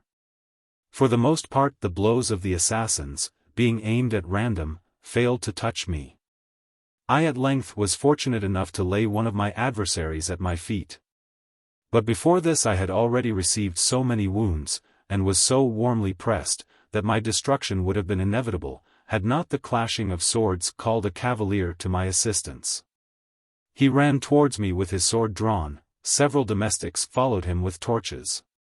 His arrival made the combat equal, yet would not the bravos abandon their design till the servants were on the point of joining us. They then fled away, and we lost them in the obscurity. The stranger now addressed himself to me with politeness, and inquired whether I was wounded. Faint with the loss of blood, I could scarcely thank him for his seasonable aid, and entreat him to let some of his servants convey me to the Hotel de las Cisternas. I no sooner mentioned the name than he professed himself an acquaintance of my father's, and declared that he would not permit my being transported to such a distance before my wounds had been examined. He added that his house was hard by, and begged me to accompany him thither.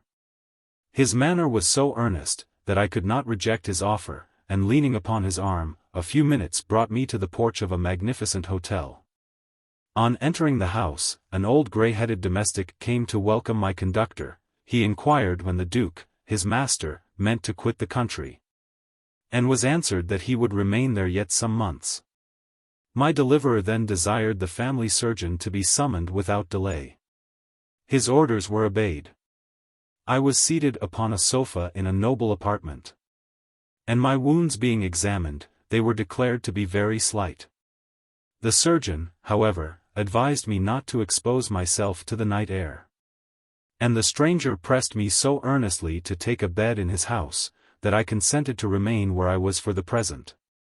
Being now left alone with my deliverer, I took the opportunity of thanking him in more express terms than I had done hitherto, but he begged me to be silent upon the subject. I esteem myself happy, said he, in having had it in my power to render you this little service. And I shall think myself eternally obliged to my daughter for detaining me so late at the convent of St. Clare. The high esteem in which I have ever held the Marquis de las Cisternas, though accident has not permitted our being so intimate as I could wish, makes me rejoice in the opportunity of making his son's acquaintance. I am certain that my brother, in whose house you now are, will lament his not being at Madrid to receive you himself, but in the Duke's absence I am master of the family. And may assure you in his name, that everything in the Hotel de Medina is perfectly at your disposal. Conceive my surprise, Lorenzo, at discovering in the person of my preserver Don Gaston de Medina, it was only to be equaled by my secret satisfaction at the assurance that Agnes inhabited the convent of St. Clare. This latter sensation was not a little weakened, when in answer to my seemingly indifferent questions he told me that his daughter had really taken the veil. I suffered not my grief at this circumstance to take root in my mind. I flattered myself with the idea that my uncle's credit at the court of Rome would remove this obstacle, and that without difficulty I should obtain for my mistress a dispensation from her vows. Buoyed up with this hope I calmed the uneasiness of my bosom, and I redoubled my endeavors to appear grateful for the attention and pleased with the society of Don Gaston. A domestic now entered the room, and informed me that the bravo whom I had wounded discovered some signs of life. I desired that he might be carried to my father's hotel, and that as soon as he recovered his voice, I would examine him respecting his reasons for attempting my life. I was answered that he was already able to speak, though with difficulty. Don Gaston's curiosity made him press me to interrogate the assassin in his presence. But this curiosity I was by no means inclined to gratify. One reason was, that doubting from whence the blow came, I was unwilling to place before Don Gaston's eyes the guilt of a sister. Another was, that I feared to be recognized for Alfonso de Alvarado, and precautions taken in consequence to keep me from the sight of Agnes. To avow my passion for his daughter, and endeavor to make him enter into my schemes. What I knew of Don Gaston's character convinced me would be an imprudent step, and considering it to be essential that he should know me for no other than the Conde de las Cisternas, I was determined not to let him hear the bravo's confession.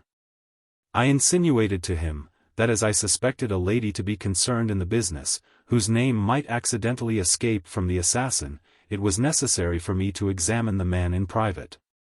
Don Gaston's delicacy would not permit his urging the point any longer, and in consequence the bravo was conveyed to my hotel.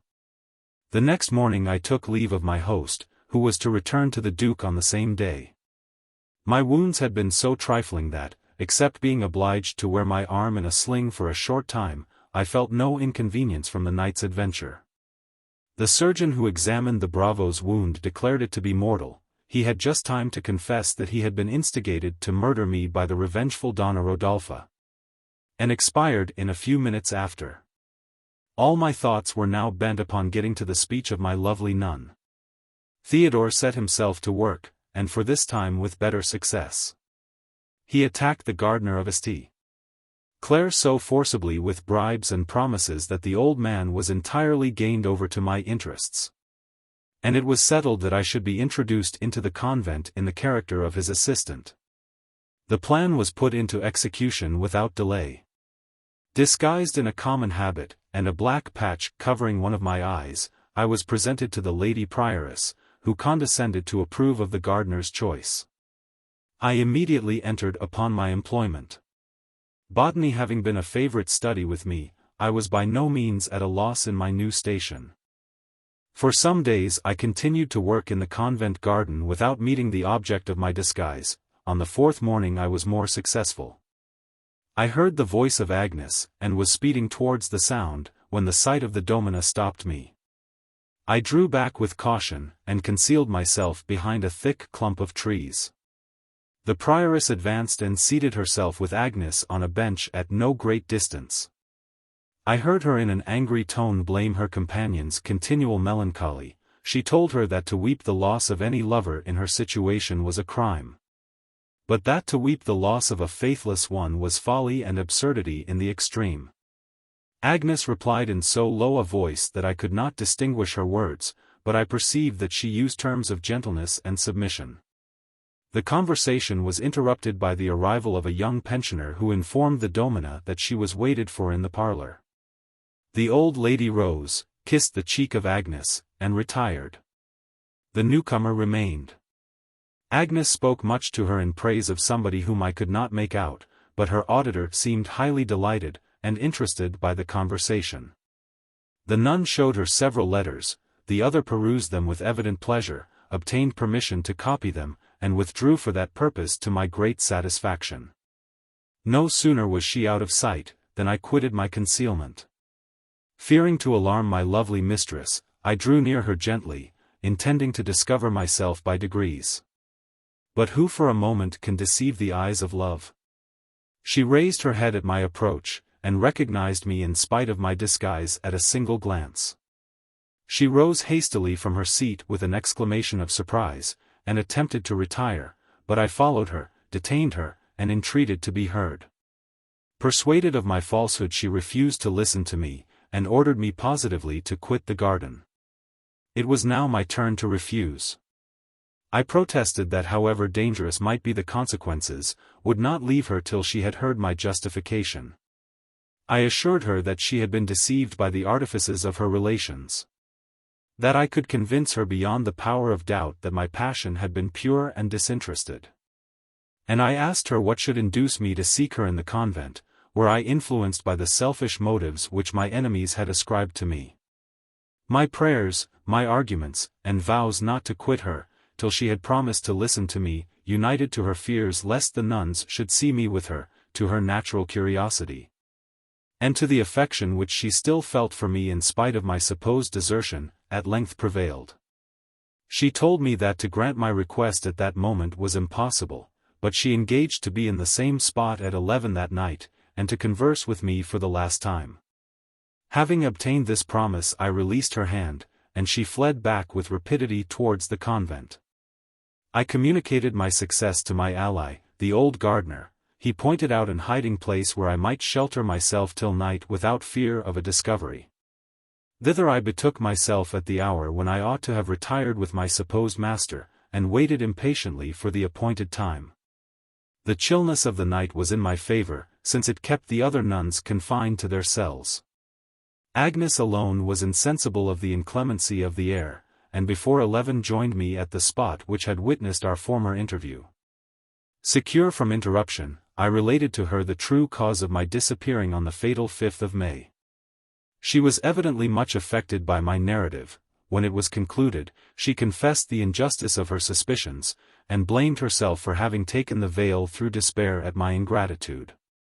But now it is too late to repine, she added, the die is thrown, I have pronounced my vows, and dedicated myself to the service of heaven.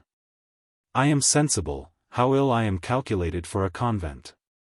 My disgust at a monastic life increases daily, ennui and discontent are my constant companions.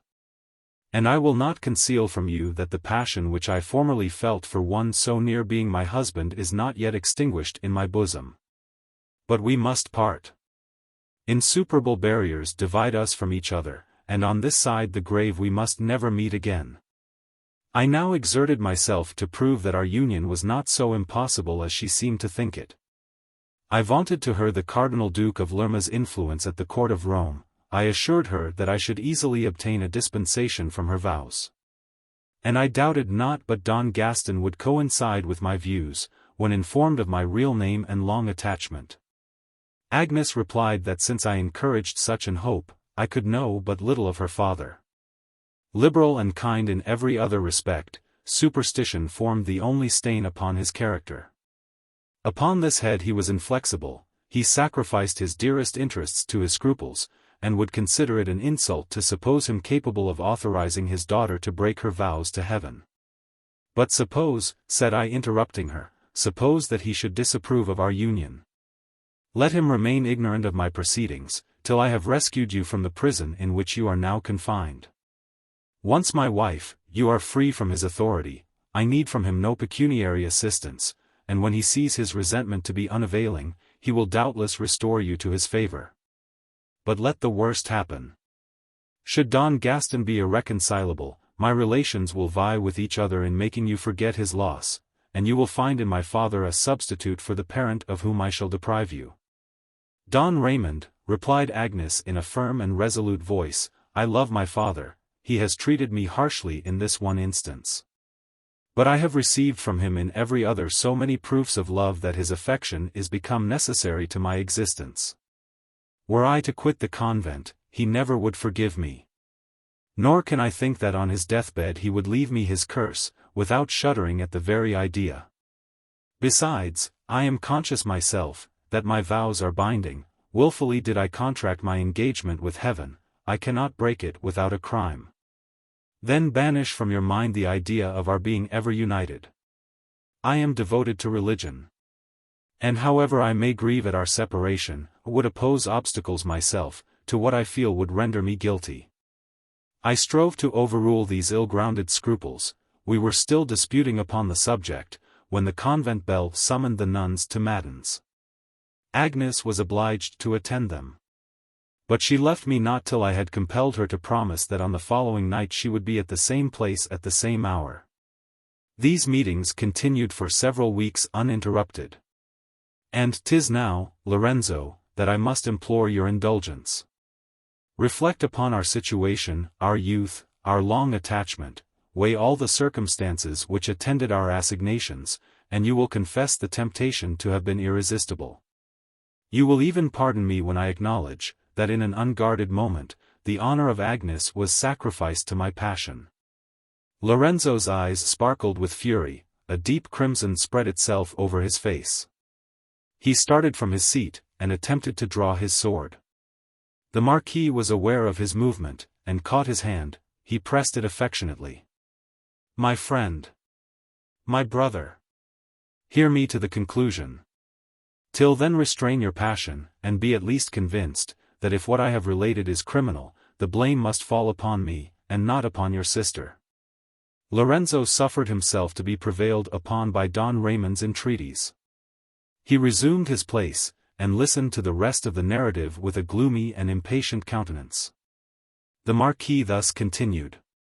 Scarcely was the first burst of passion past when Agnes, recovering herself, started from my arms with horror.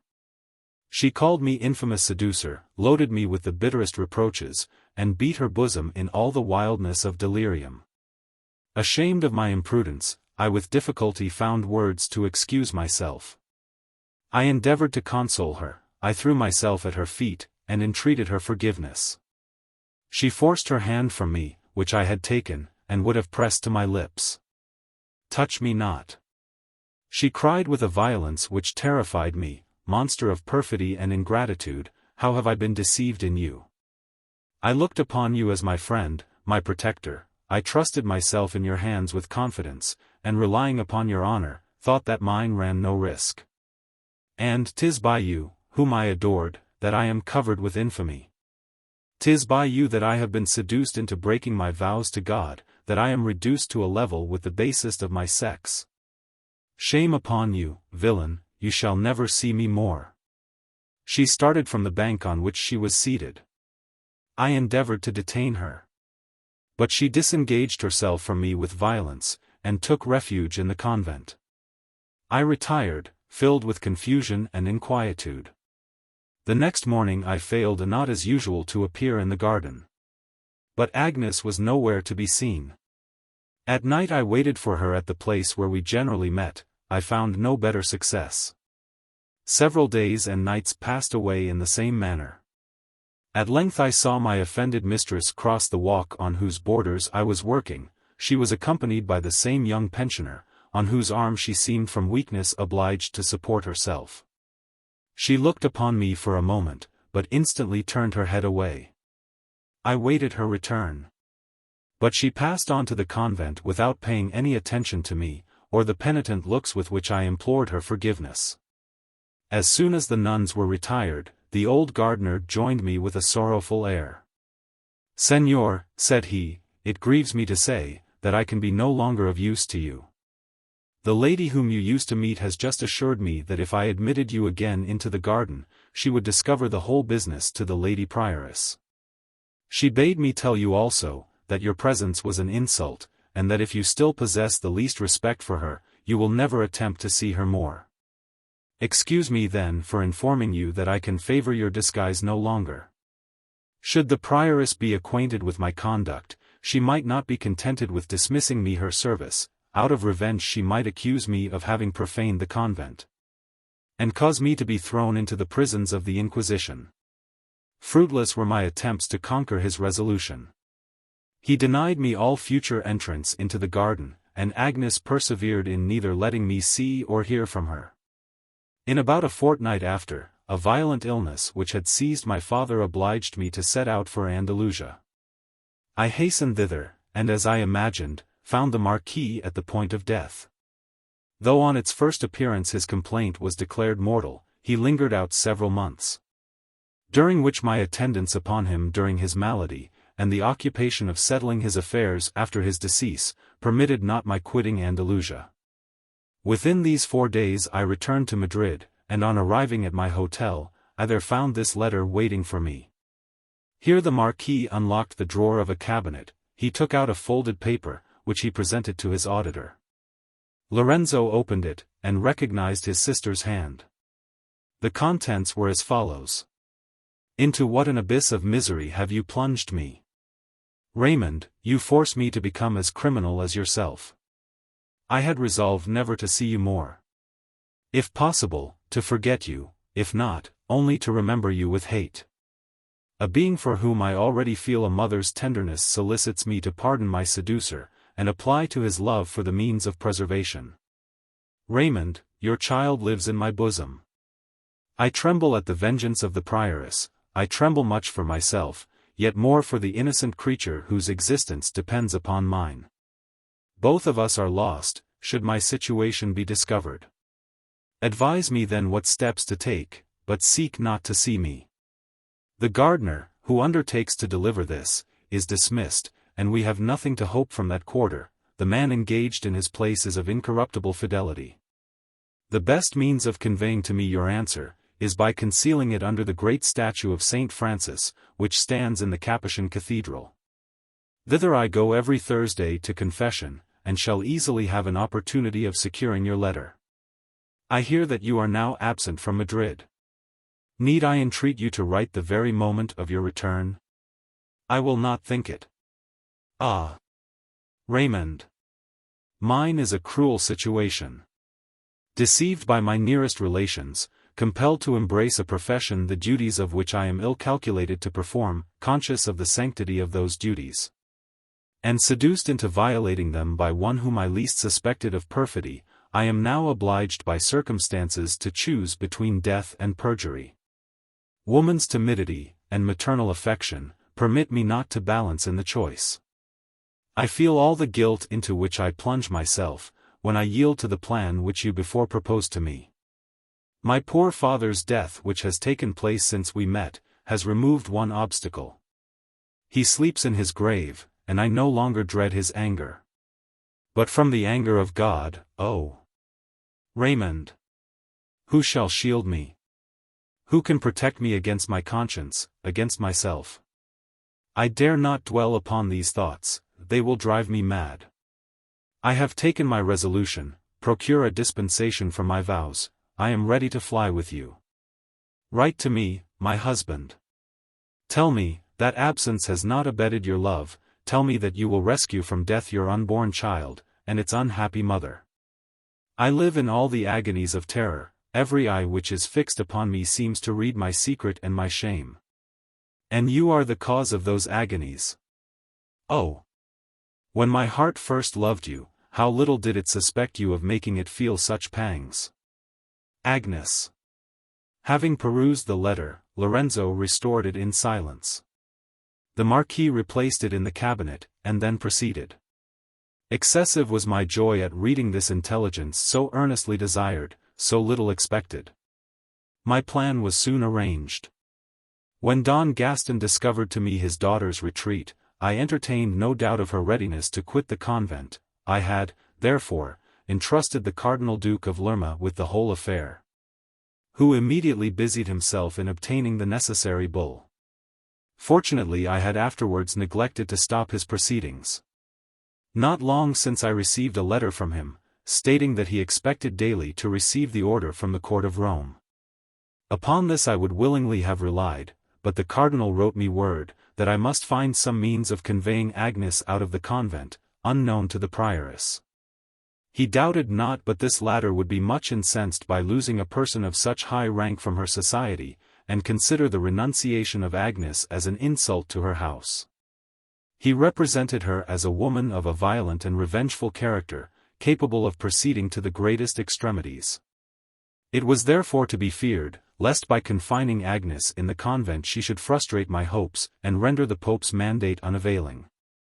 Influenced by this consideration, I resolved to carry off my mistress, and conceal her till the arrival of the expected bull in the Cardinal Duke's estate. He approved of my design, and professed himself ready to give a shelter to the fugitive. I next caused the new gardener of St. Clair to be seized privately, and confined in my hotel.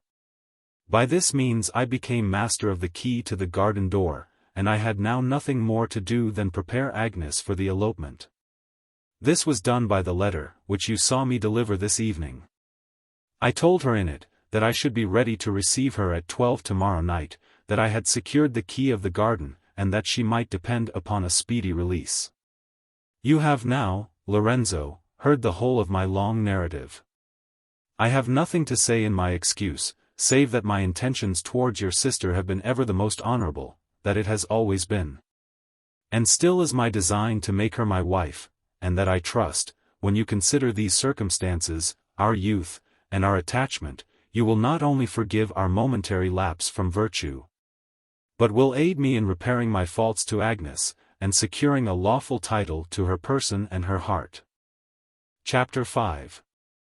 O you, whom vanity's light bark conveys on fame's mad voyage by the wind of praise, with what a shifting gale your course you ply, forever sunk too low, or borne too high, who pants for glory finds but short repose, a breath revives him, and a breath o'erthrows. Pope. Here the Marquis concluded his adventures. Lorenzo, before he could determine on his reply, passed some moments in reflection. At length he broke silence. Raymond, said he taking his hand, strict honor would oblige me to wash off in your blood the stain thrown upon my family. But the circumstances of your case forbid me to consider you as an enemy. The temptation was too great to be resisted. 'Tis the superstition of my relations which has occasioned these misfortunes, and they are more the offenders than yourself and Agnes. What has passed between you cannot be recalled, but may yet be repaired by uniting you to my sister. You have ever been, you still continue to be, my dearest and indeed my only friend. I feel for Agnes the truest affection, and there is no one on whom I would bestow her more willingly than on yourself. Pursue then your design. I will accompany you tomorrow night, and conduct her myself to the house of the cardinal. My presence will be a sanction for her conduct, and prevent her incurring blame by her flight from the convent. The Marquis thanked him in terms by no means deficient in gratitude. Lorenzo then informed him that he had nothing more to apprehend from Donna Rodolpha's enmity. 5 months had already elapsed since, in an excess of passion, she broke a blood vessel and expired in the course of a few hours. He then proceeded to mention the interests of Antonia. The Marquis was much surprised at hearing of this new relation. His father had carried his hatred of Elvira to the grave, and had never given the least hint that he knew what was become of his eldest son's widow. Don Raymond assured his friend that he was not mistaken in supposing him ready to acknowledge his sister-in-law and her amiable daughter. The preparations for the elopement would not permit his visiting them the next day. But in the meanwhile he desired Lorenzo to assure them of his friendship, and to supply Elvira upon his account with any sums which she might want. This the youth promised to do, as soon as her abode should be known to him. He then took leave of his future brother, and returned to the Palace de Medina. The day was already on the point of breaking when the Marquis retired to his chamber. Conscious that his narrative would take up some hours, and wishing to secure himself from interruption on returning to the hotel, he ordered his attendants not to sit up for him. Consequently, he was somewhat surprised on entering his anteroom, to find Theodore established there. The page sat near a table with a pen in his hand, and was so totally occupied by his employment that he perceived not his lord's approach. The Marquis stopped to observe him. Theodore wrote a few lines, then paused, and scratched out a part of the writing, then wrote again, smiled, and seemed highly pleased with what he had been about. At last he threw down his pen, sprang from his chair, and clapped his hands together joyfully. "There it is," cried he aloud, "now they are charming." His transports were interrupted by a laugh from the Marquis, who suspected the nature of his employment. "What is so charming, Theodore?" The youth started, and looked round. He blushed, ran to the table, seized the paper on which he had been writing, and concealed it in confusion. "Oh! My lord, I knew not that you were so near me. Can I be of use to you? Lucas is already gone to bed. I shall follow his example when I have given my opinion of your verses." "My verses, my lord? Nay, I am sure that you have been writing some, for nothing else could have kept you awake till this time of the morning. Where are they, Theodore? I shall like to see your composition." Theodore's cheeks glowed with still deeper crimson. He longed to show his poetry, but first chose to be pressed for it. "Indeed, my lord, they are not worthy your attention." "Not these verses, which you just now declared to be so charming? Come, come, let me see whether our opinions are the same. I promise that you shall find in me an indulgent critic." The boy produced his paper with seeming reluctance, but the satisfaction which sparkled in his dark expressive eyes betrayed the vanity of his little bosom. The Marquis smiled while he observed the emotions of an heart as yet but little skilled in veiling its sentiments. He seated himself upon a sofa. Theodore, while hope and fear contended on his anxious countenance, waited with inquietude for his master's decision, while the Marquis read the following lines. "Love and Age. The night was dark, the wind blew cold. Anacreon, grown morose and old, sat by his fire, and fed the cheerful flame. Suddenly the cottage door expands, and lo! before him Cupid stands, casts round a friendly glance, and greets him by his name. What? Is it thou? The startled sire in sullen tone exclaimed, while ire with crimson flushed his pale and wrinkled cheek. Wouldst thou again with amorous rage inflame my bosom? Steeled by age, vain boy, to pierce my breast thine arrows are too weak. What seek you in this desert drear? No smiles or sports inhabit here. Ne'er did these valleys witness dalliance sweet. Eternal winter binds the plains. Age in my house despotic reigns. My garden boasts no flower, my bosom boasts no heat. Begone, and seek the blooming bower, where some ripe virgin courts thy power. Or bid provoking dreams flit round her bed. On Damon's amorous breast repose. Wanton, on Chloe's lip of rose. Or make her blushing cheek a pillow for thy head. Be such thy haunts, these regions cold. Avoid. Nor think grown wise and old. This hoary head again thy yoke shall bear. Remembering that my fairest years by thee were marked with sighs and tears. I think thy friendship false, and shun the guileful snare. I have not yet forgot the pains I felt, while bound in Julia's chains. The ardent flames with which my bosom burned. The nights I passed deprived of rest. The jealous pangs which racked my breast. My disappointed hopes, and passion unreturned.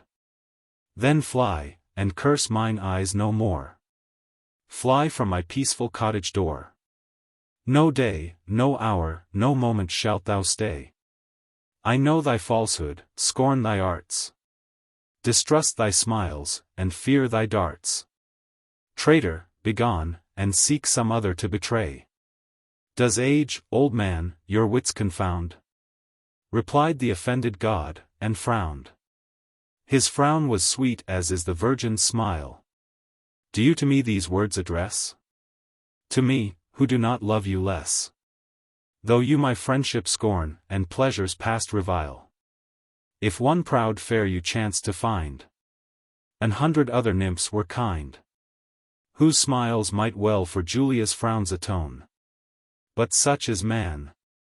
His partial hand unnumbered favors writes on sand, but stamps one little fault on solid lasting stone. Ingrate! Who led thee to the wave? At noon where Lesbia loved to lave? Who named the bower alone where Daphne lay? And who, when Celia shrieked for aid, bade you with kisses hush the maid? What other was than love, oh? False Anacreon, say. Then you could call me, gentle boy. My only bliss. My source of joy. Then you could prize me dearer than your soul. Could kiss, and dance me on your knees. And swear, not wine itself would please.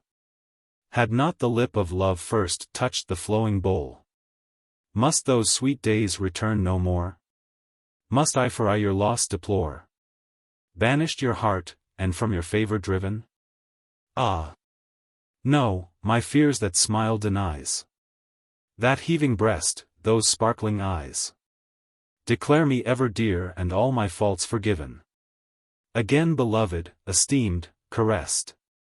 Cupid shall in thine arms be pressed. Sport on thy knees, or on thy bosom sleep. My torch thine age-struck heart shall warm. My hand pale winter's rage disarm. And youth and spring shall here once more their revels keep. A feather now of golden hue he smiling from his pinion drew. This to the poet's hand the boy commits. And straight before Anacreon's eyes the fairest dreams of fancy rise. And round his favored head wild inspiration flits. His bosom glows with amorous fire. Eager he grasps the magic lyre. Swift o'er the tuneful chords his fingers move. The feather plucked from Cupid's wing sweeps the too long neglected string. While soft Anacreon sings the power and praise of love. Soon as that name was heard, the woods shook off their snows, the melting floods broke their cold chains, and winter fled away. Once more the earth was decked with flowers. Mild zephyrs breathed through blooming bowers. High towered the glorious sun, and poured the blaze of day. Attracted by the harmonious sound, sylvans and fauns the cot surround. And curious crowd the minstrel to behold. The wood nymphs haste the spell to prove. Eager they run. They list, they love. And while they hear the strain, forget the man is old. Cupid, to nothing constant long, perched on the harp attends the song. Or stifles with a kiss the dulcet notes. Now on the poet's breast reposes. Now twines his hoary locks with roses. Or borne on wings of gold in wanton circle floats.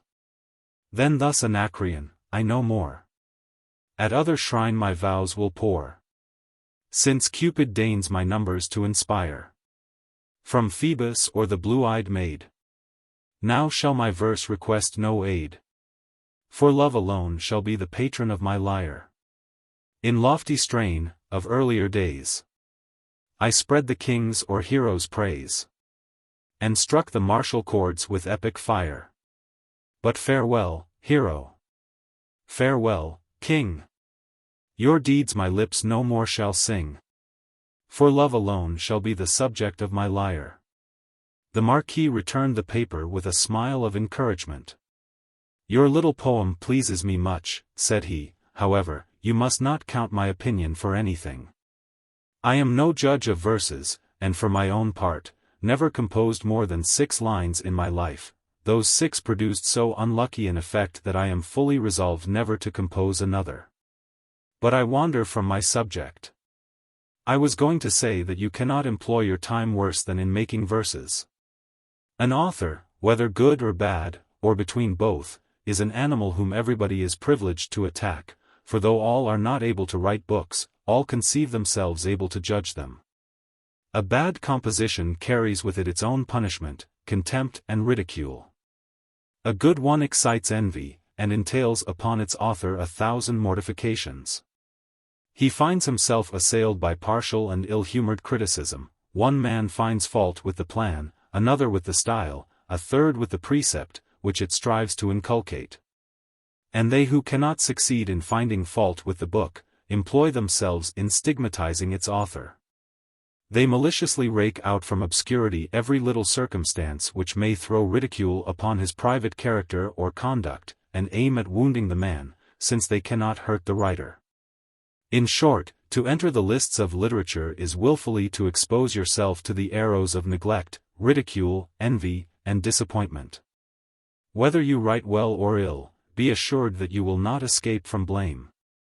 Indeed, this circumstance contains a young author's chief consolation. He remembers that Lope de Vega and Calderona had unjust and envious critics.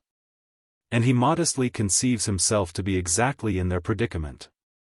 But I am conscious that all these sage observations are thrown away upon you. Authorship is a mania to conquer which no reasons are sufficiently strong. And you might as easily persuade me not to love, as I persuade you not to write. However, if you cannot help being occasionally seized with a poetical paroxysm, take at least the precaution of communicating your verses to none but those whose partiality for you secures their approbation. Then, my lord, you do not think these lines tolerable, said Theodore with an humble and dejected air. You mistake my meaning. As I said before, they have pleased me much. But my regard for you makes me partial, and others might judge them less favorably. I must still remark that even my prejudice in your favor does not blind me so much as to prevent my observing several faults. For instance, you make a terrible confusion of metaphors. You are too apt to make the strength of your lines consist more in the words than sense. Some of the verses only seem introduced in order to rhyme with others. And most of the best ideas are borrowed from other poets, though possibly you are unconscious of the theft yourself. These faults may occasionally be excused in a work of length. But a short poem must be correct and perfect. All this is true, Señor, but you should consider that I only write for pleasure. Your defects are the less excusable. Their incorrectness may be forgiven in those who work for money, who are obliged to complete a given task in a given time, and are paid according to the bulk, not value of their productions. But in those whom no necessity forces to turn author, who merely write for fame, and have full leisure to polish their compositions, faults are unpardonable, and merit the sharpest arrows of criticism. The Marquis rose from the sofa. The page looked discouraged and melancholy, and this did not escape his master's observation. However, added he smiling, I think that these lines do you no discredit. Your versification is tolerably easy, and your ear seems to be just. The perusal of your little poem upon the whole gave me much pleasure, and if it is not asking too great a favor, I shall be highly obliged to you for a copy. The youth's countenance immediately cleared up. He perceived not the smile, half approving, half ironical, which accompanied the request, and he promised the copy with great readiness. The Marquis withdrew to his chamber, much amused by the instantaneous effect produced upon Theodore's vanity by the conclusion of his criticism. He threw himself upon his couch. Sleep soon stole over him, and his dreams presented him with the most flattering pictures of happiness with Agnes. On reaching the Hotel de Medina, Lorenzo's first care was to inquire for letters.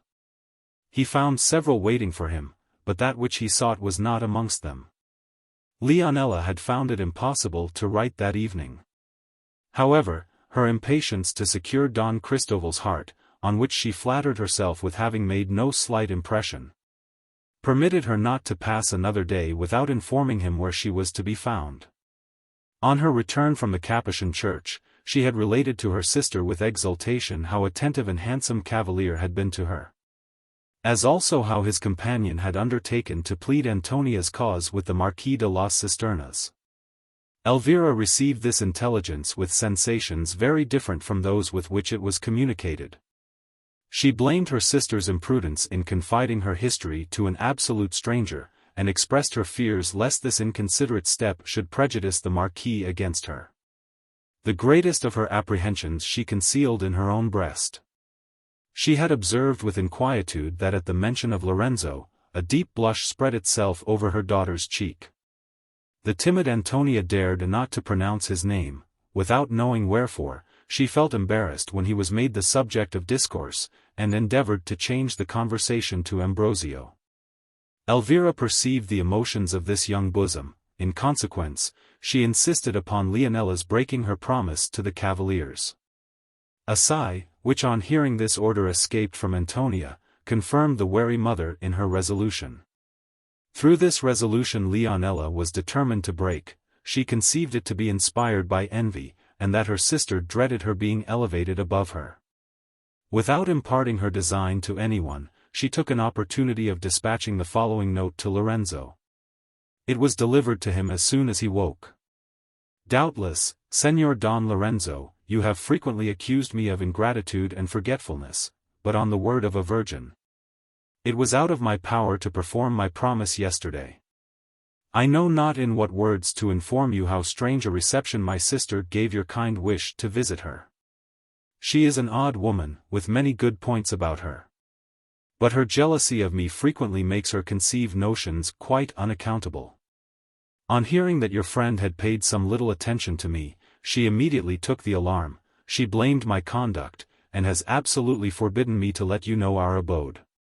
My strong sense of gratitude for your kind offers of service, and shall I confess it?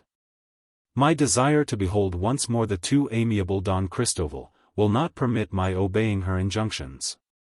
I have therefore stolen a moment to inform you, that we lodge in the Strada di San Iago, 4 doors from the Palace di Albornoz, and nearly opposite to the barber's Miguel Coelho. Inquire for Donna Elvira d'Alfa, since in compliance with her father-in-law's order, my sister continues to be called by her maiden name. At 8 this evening you will be sure of finding us, but let not a word drop which may raise a suspicion of my having written this letter. Should you see the Conde d'Osorio, tell him. I blush while I declare it. Tell him that his presence will be but too acceptable to the sympathetic Leonela. The latter sentences were written in red ink, to express the blushes of her cheek, while she committed an outrage upon her virgin modesty.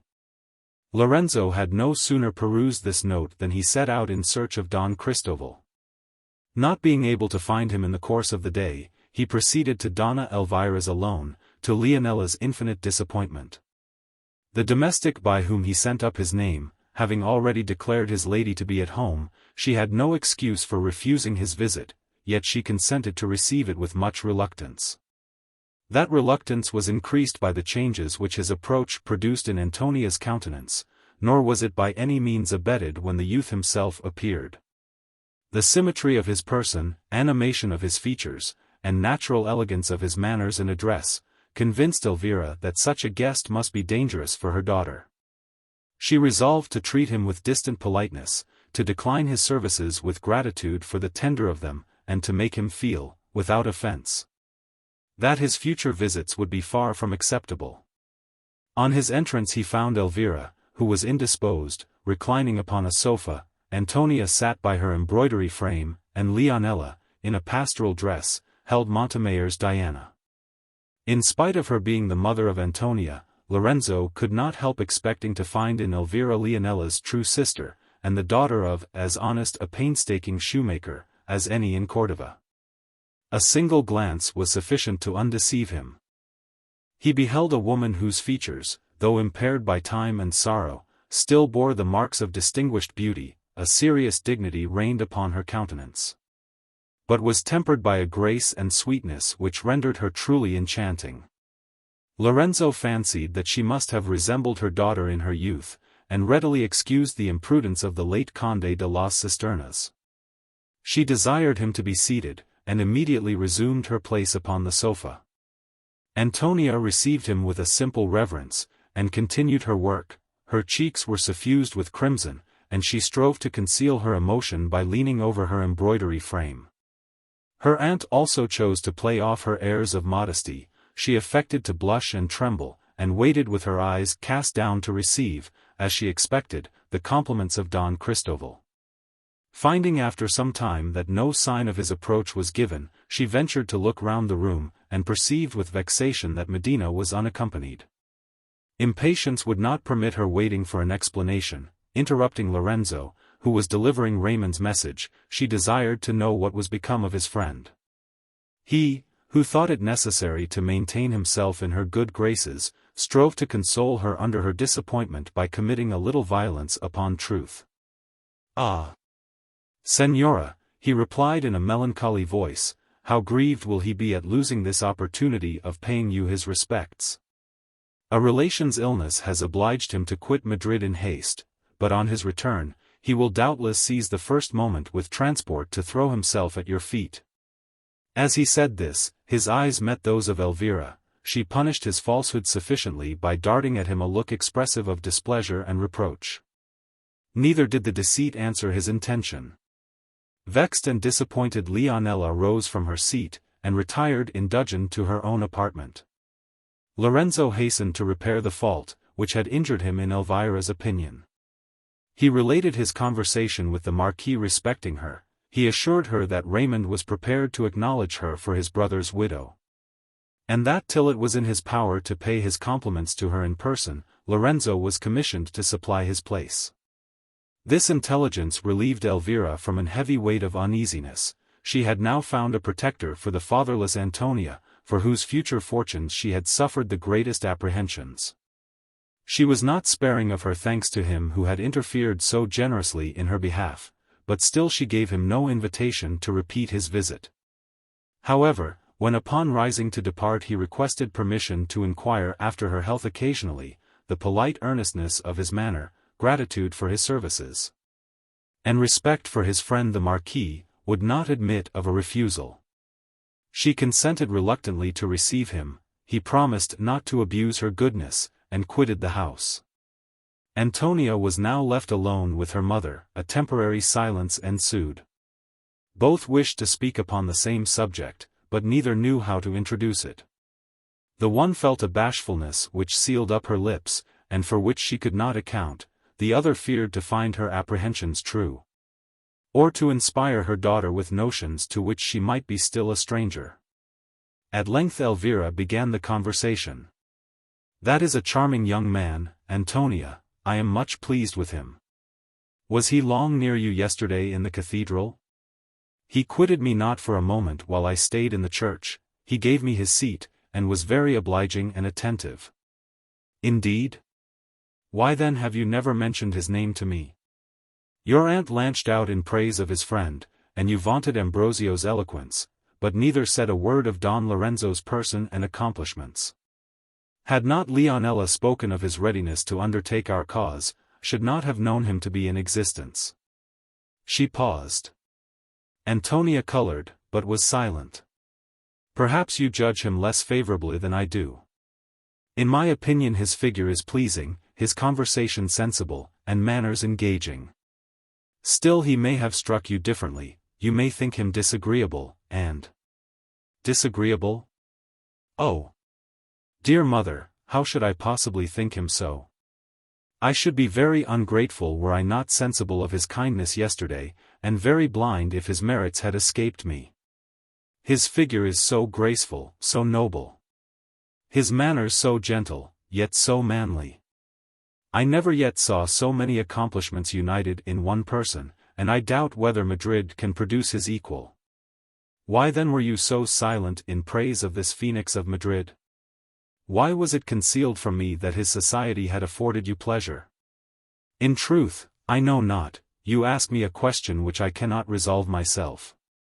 I was on the point of mentioning him 1,000 times, his name was constantly upon my lips, but when I would have pronounced it, I wanted courage to execute my design.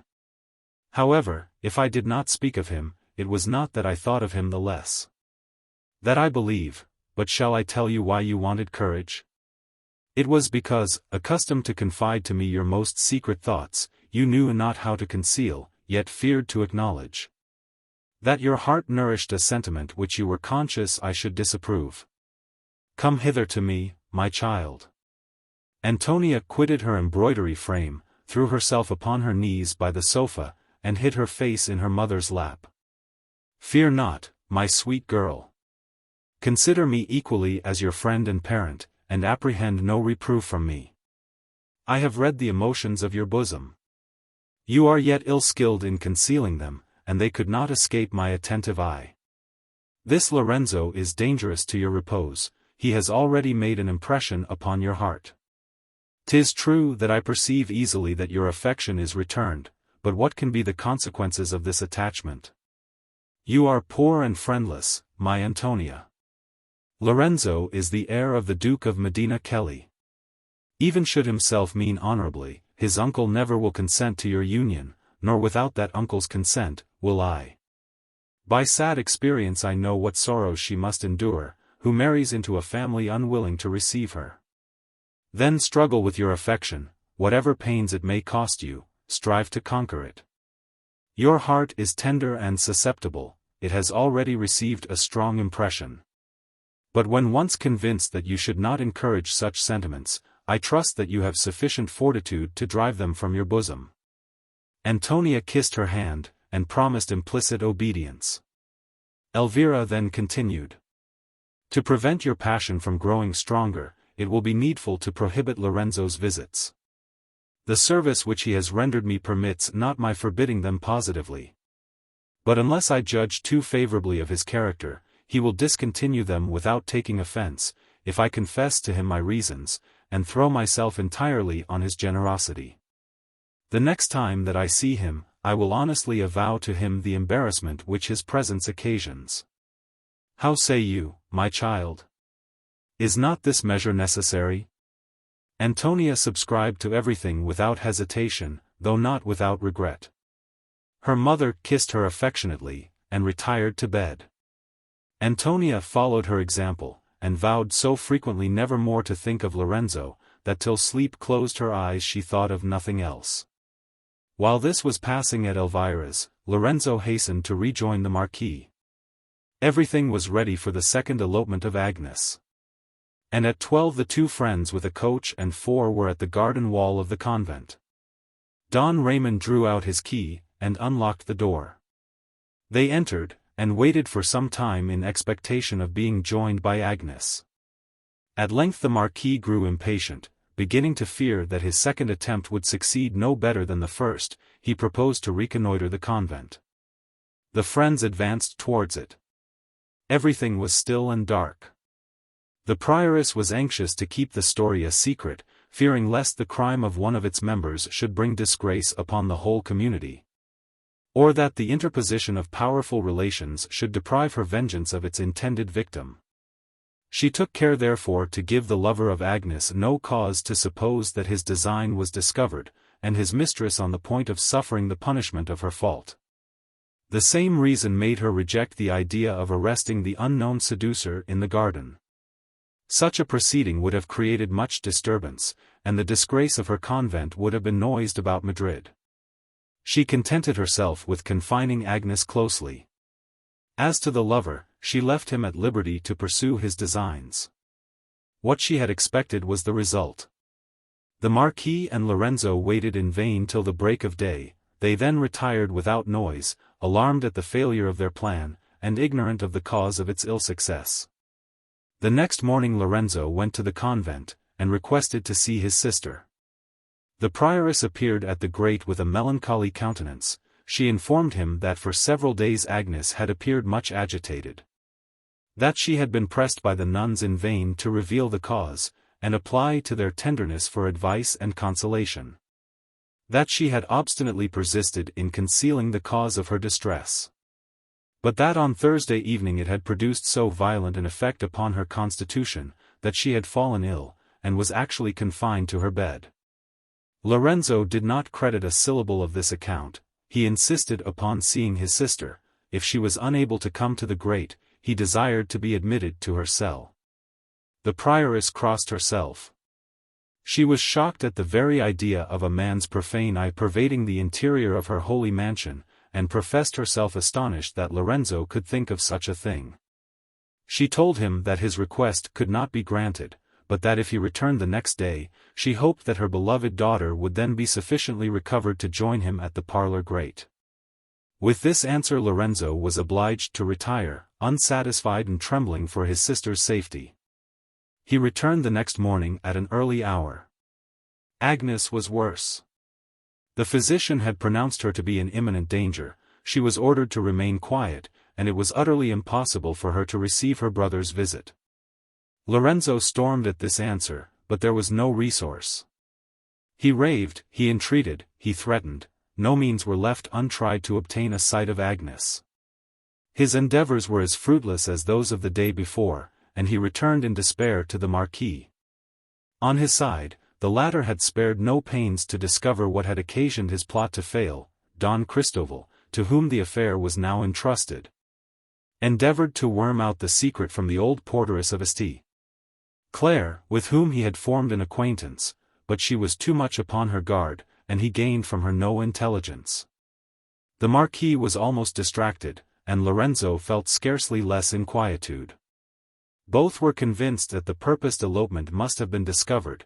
They doubted not but the malady of Agnes was a pretence. But they knew not by what means to rescue her from the hands of the prioress. Regularly every day did Lorenzo visit the convent. As regularly was he informed that his sister rather grew worse than better.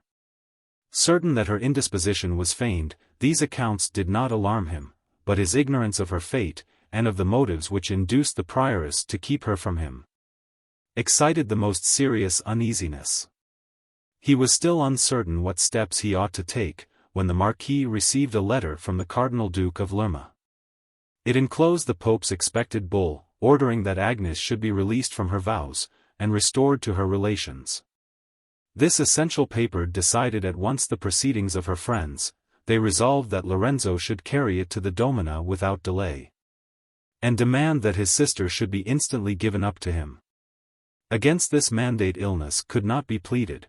It gave her brother the power of removing her instantly to the Palace de Medina, and he determined to use that power on the following day.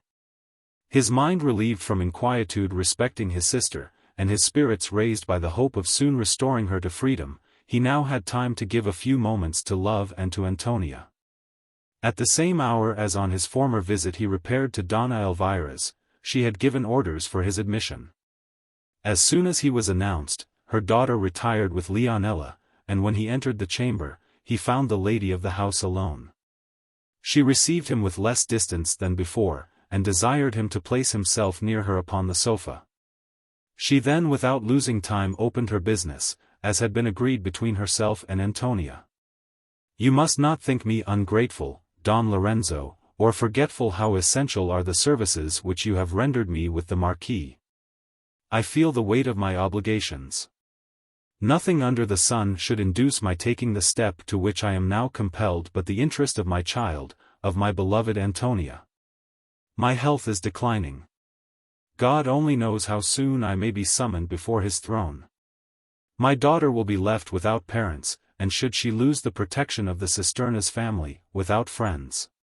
She is young and artless, uninstructed in the world's perfidy, and with charms sufficient to render her an object of seduction. Judge then, how I must tremble at the prospect before her. Judge how anxious I must be to keep her from their society who may excite the yet dormant passions of her bosom. You are amiable, Don Lorenzo. Antonia has a susceptible, a loving heart, and is grateful for the favors conferred upon us by your interference with the Marquis. Your presence makes me tremble. I fear lest it should inspire her with sentiments which may embitter the remainder of her life. or encourage her to cherish hopes in her situation unjustifiable and futile. Pardon me when I avow my terrors, and let my frankness plead in my excuse. I cannot forbid you my house, for gratitude restrains me. I can only throw myself upon your generosity, and entreat you to spare the feelings of an anxious, of a doting mother. Believe me when I assure you that I lament the necessity of rejecting your acquaintance, but there is no remedy, and Antonia's interest obliges me to beg you to forbear your visits. By complying with my request, you will increase the esteem which I already feel for you, and of which everything convinces me that you are truly deserving.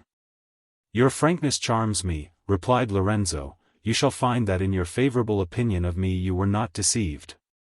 Yet I hope that the reasons, now in my power to allege, will persuade you to withdraw a request which I cannot obey without infinite reluctance. I love your daughter, love her most sincerely. I wish for no greater happiness than to inspire her with the same sentiments, and receive her hand at the altar as her husband. 'Tis true, I am not rich myself, my father's death has left me but little in my own possession, but my expectations justify my pretending to the Conde de las Cisternas' daughter. He was proceeding, but Elvira interrupted him. Ah! Don Lorenzo, you forget in that pompous title the meanness of my origin. You forget that I have now passed 14 years in Spain, disavowed by my husband's family, and existing upon a stipend barely sufficient for the support and education of my daughter. Nay, I have even been neglected by most of my own relations, who out of envy affect to doubt the reality of my marriage. My allowance being discontinued at my father-in-law's death, I was reduced to the very brink of want. In this situation I was found by my sister, who amongst all her foibles possesses a warm, generous, and affectionate heart. She aided me with the little fortune which my father left her, persuaded me to visit Madrid, and has supported my child and myself since our quitting Murcia. Then consider not Antonia as descended from the Conde de las Cisternas, consider her as a poor and unprotected orphan, as the grandchild of the tradesman Toribio d'Alfa. As the needy pensioner of that tradesman's daughter. Reflect upon the difference between such a situation, and that of the nephew and heir of the potent Duke of Medina. I believe your intentions to be honorable. But as there are no hopes that your uncle will approve of the union, I foresee that the consequences of your attachment must be fatal to my child's repose. Pardon me, Señora. You are misinformed if you suppose the Duke of Medina to resemble the generality of men. His sentiments are liberal and disinterested, he loves me well. And I have no reason to dread his forbidding the marriage when he perceives that my happiness depends upon Antonia. But supposing him to refuse his sanction, what have I still to fear? My parents are no more, my little fortune is in my own possession, it will be sufficient to support Antonia, and I shall exchange for her hand Medina's dukedom without one sigh of regret. You are young and eager, it is natural for you to entertain such ideas. But experience has taught me to my cost that curses accompany an unequal alliance. I married the Conde de las Cisternas in opposition to the will of his relations, many an heart pang has punished me for the imprudent step. Wherever we bent our course, a father's execration pursued Gonzalvo. Poverty overtook us, and no friend was near to relieve our wants. Still our mutual affection existed, but alas! Not without interruption. Accustomed to wealth and ease, ill could my husband support the transition to distress and indigence. He looked back with repining to the comforts which he once enjoyed. He regretted the situation which for my sake he had quitted, and in moments when despair possessed his mind, has reproached me with having made him the companion of want and wretchedness. He has called me his bane. The source of his sorrows, the cause of his destruction. Ah God! He little knew how much keener were my own heart's reproaches. He was ignorant that I suffered trebly, for myself, for my children, and for him. 'Tis true that his anger seldom lasted long, his sincere affection for me soon revived in his heart. And then his repentance for the tears which he had made me shed tortured me even more than his reproaches. He would throw himself on the ground, implore my forgiveness in the most frantic terms, and load himself with curses for being the murderer of my repose. Taught by experience that an union contracted against the inclinations of families on either side must be unfortunate, I will save my daughter from those miseries which I have suffered. Without your uncle's consent, while I live, she never shall be yours. Undoubtedly he will disapprove of the union. His power is immense, and Antonia shall not be exposed to his anger and persecution. His persecution? How easily may that be avoided? Let the worst happen, it is but quitting Spain. My wealth may easily be realized, the Indian islands will offer us a secure retreat. I have an estate, though not of value, in Hispaniola, thither will we fly, and I shall consider it to be my native country, if it gives me Antonia's undisturbed possession. Ah! Youth, this is a fond romantic vision. Gonzalvo thought the same. He fancied that he could leave Spain without regret, but the moment of parting undeceived him. You know not yet what it is to quit your native land. To quit it, never to behold it more.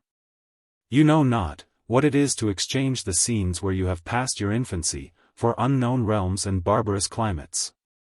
To be forgotten, utterly eternally forgotten, by the companions of your youth. To see your dearest friends, the fondest objects of your affection, perishing with diseases incidental to Indian atmospheres, and find yourself unable to procure for them necessary assistance. I have felt all this.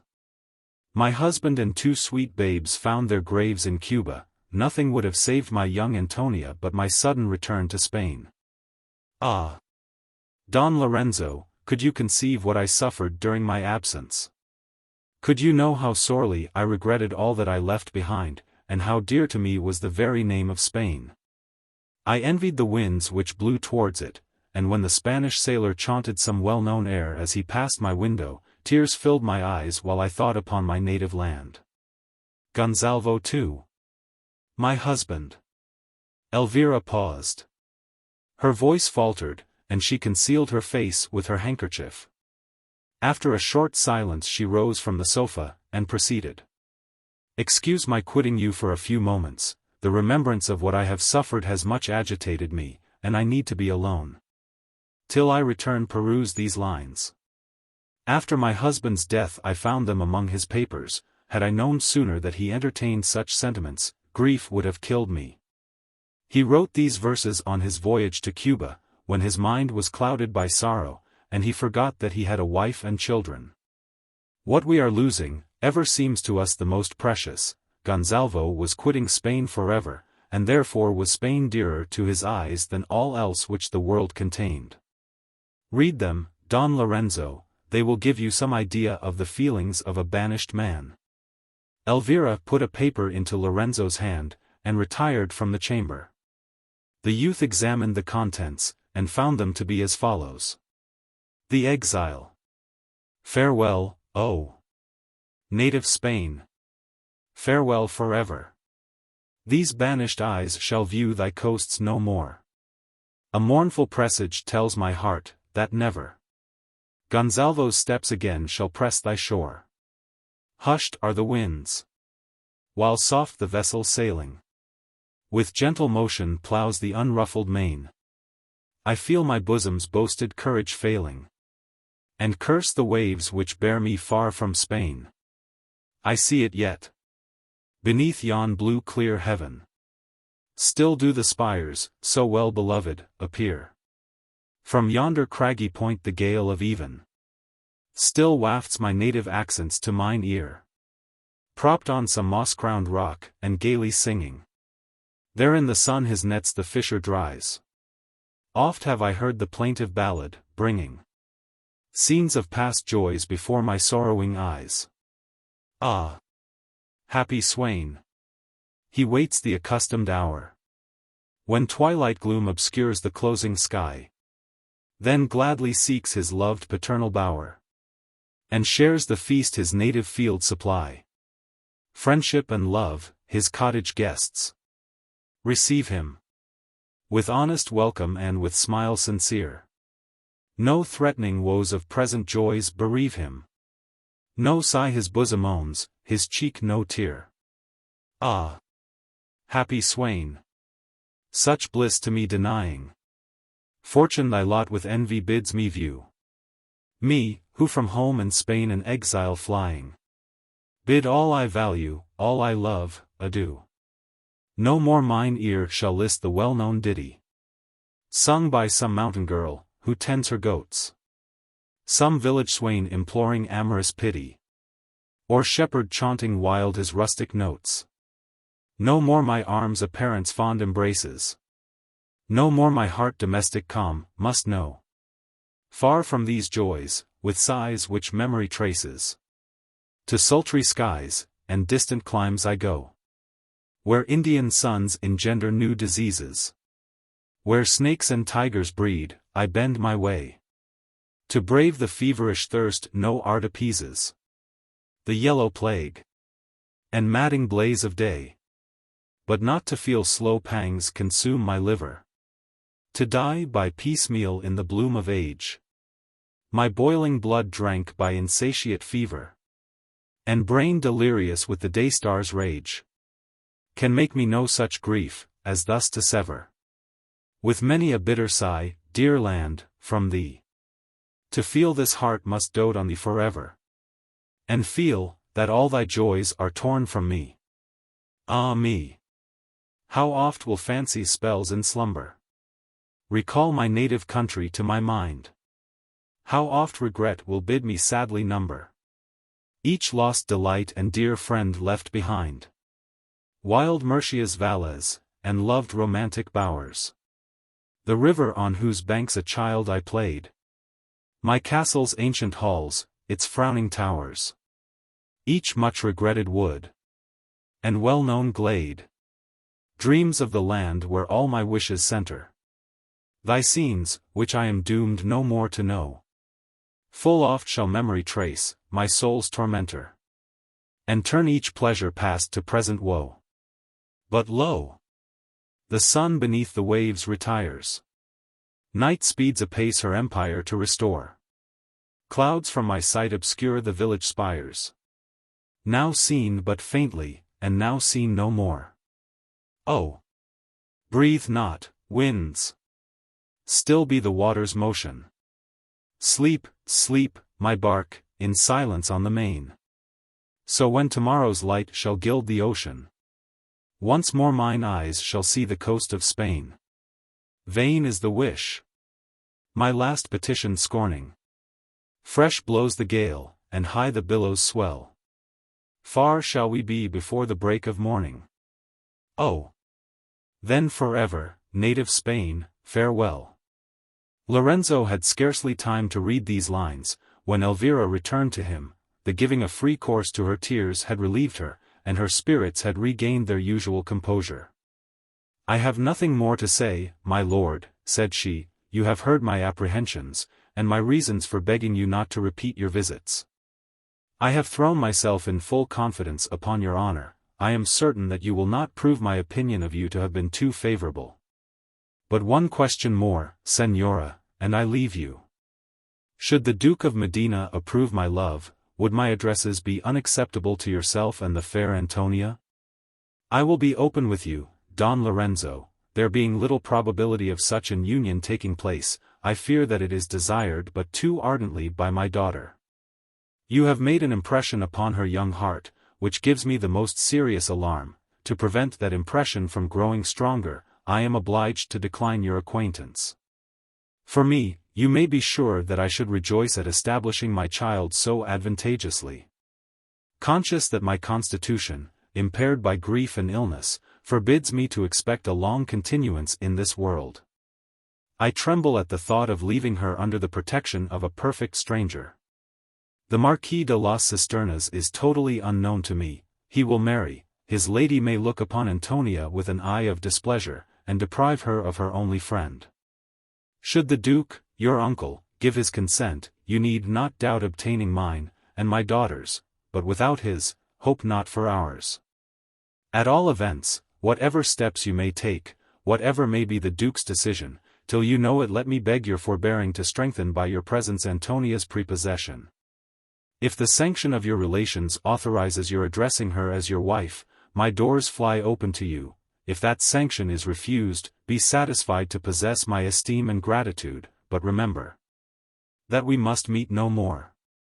Lorenzo promised reluctantly to conform to this decree, but he added that he hoped soon to obtain that consent which would give him a claim to the renewal of their acquaintance. He then explained to her why the Marquis had not called in person, and made no scruple of confiding to her his sister's history. He concluded by saying that he hoped to set Agnes at liberty the next day, and that as soon as Don Raymond's fears were quieted upon this subject, he would lose no time in assuring Donna Elvira of his friendship and protection. The lady shook her head. "I tremble for your sister," said she. "I have heard many traits of the Domina of St. Clair's character, from a friend who was educated in the same convent with her.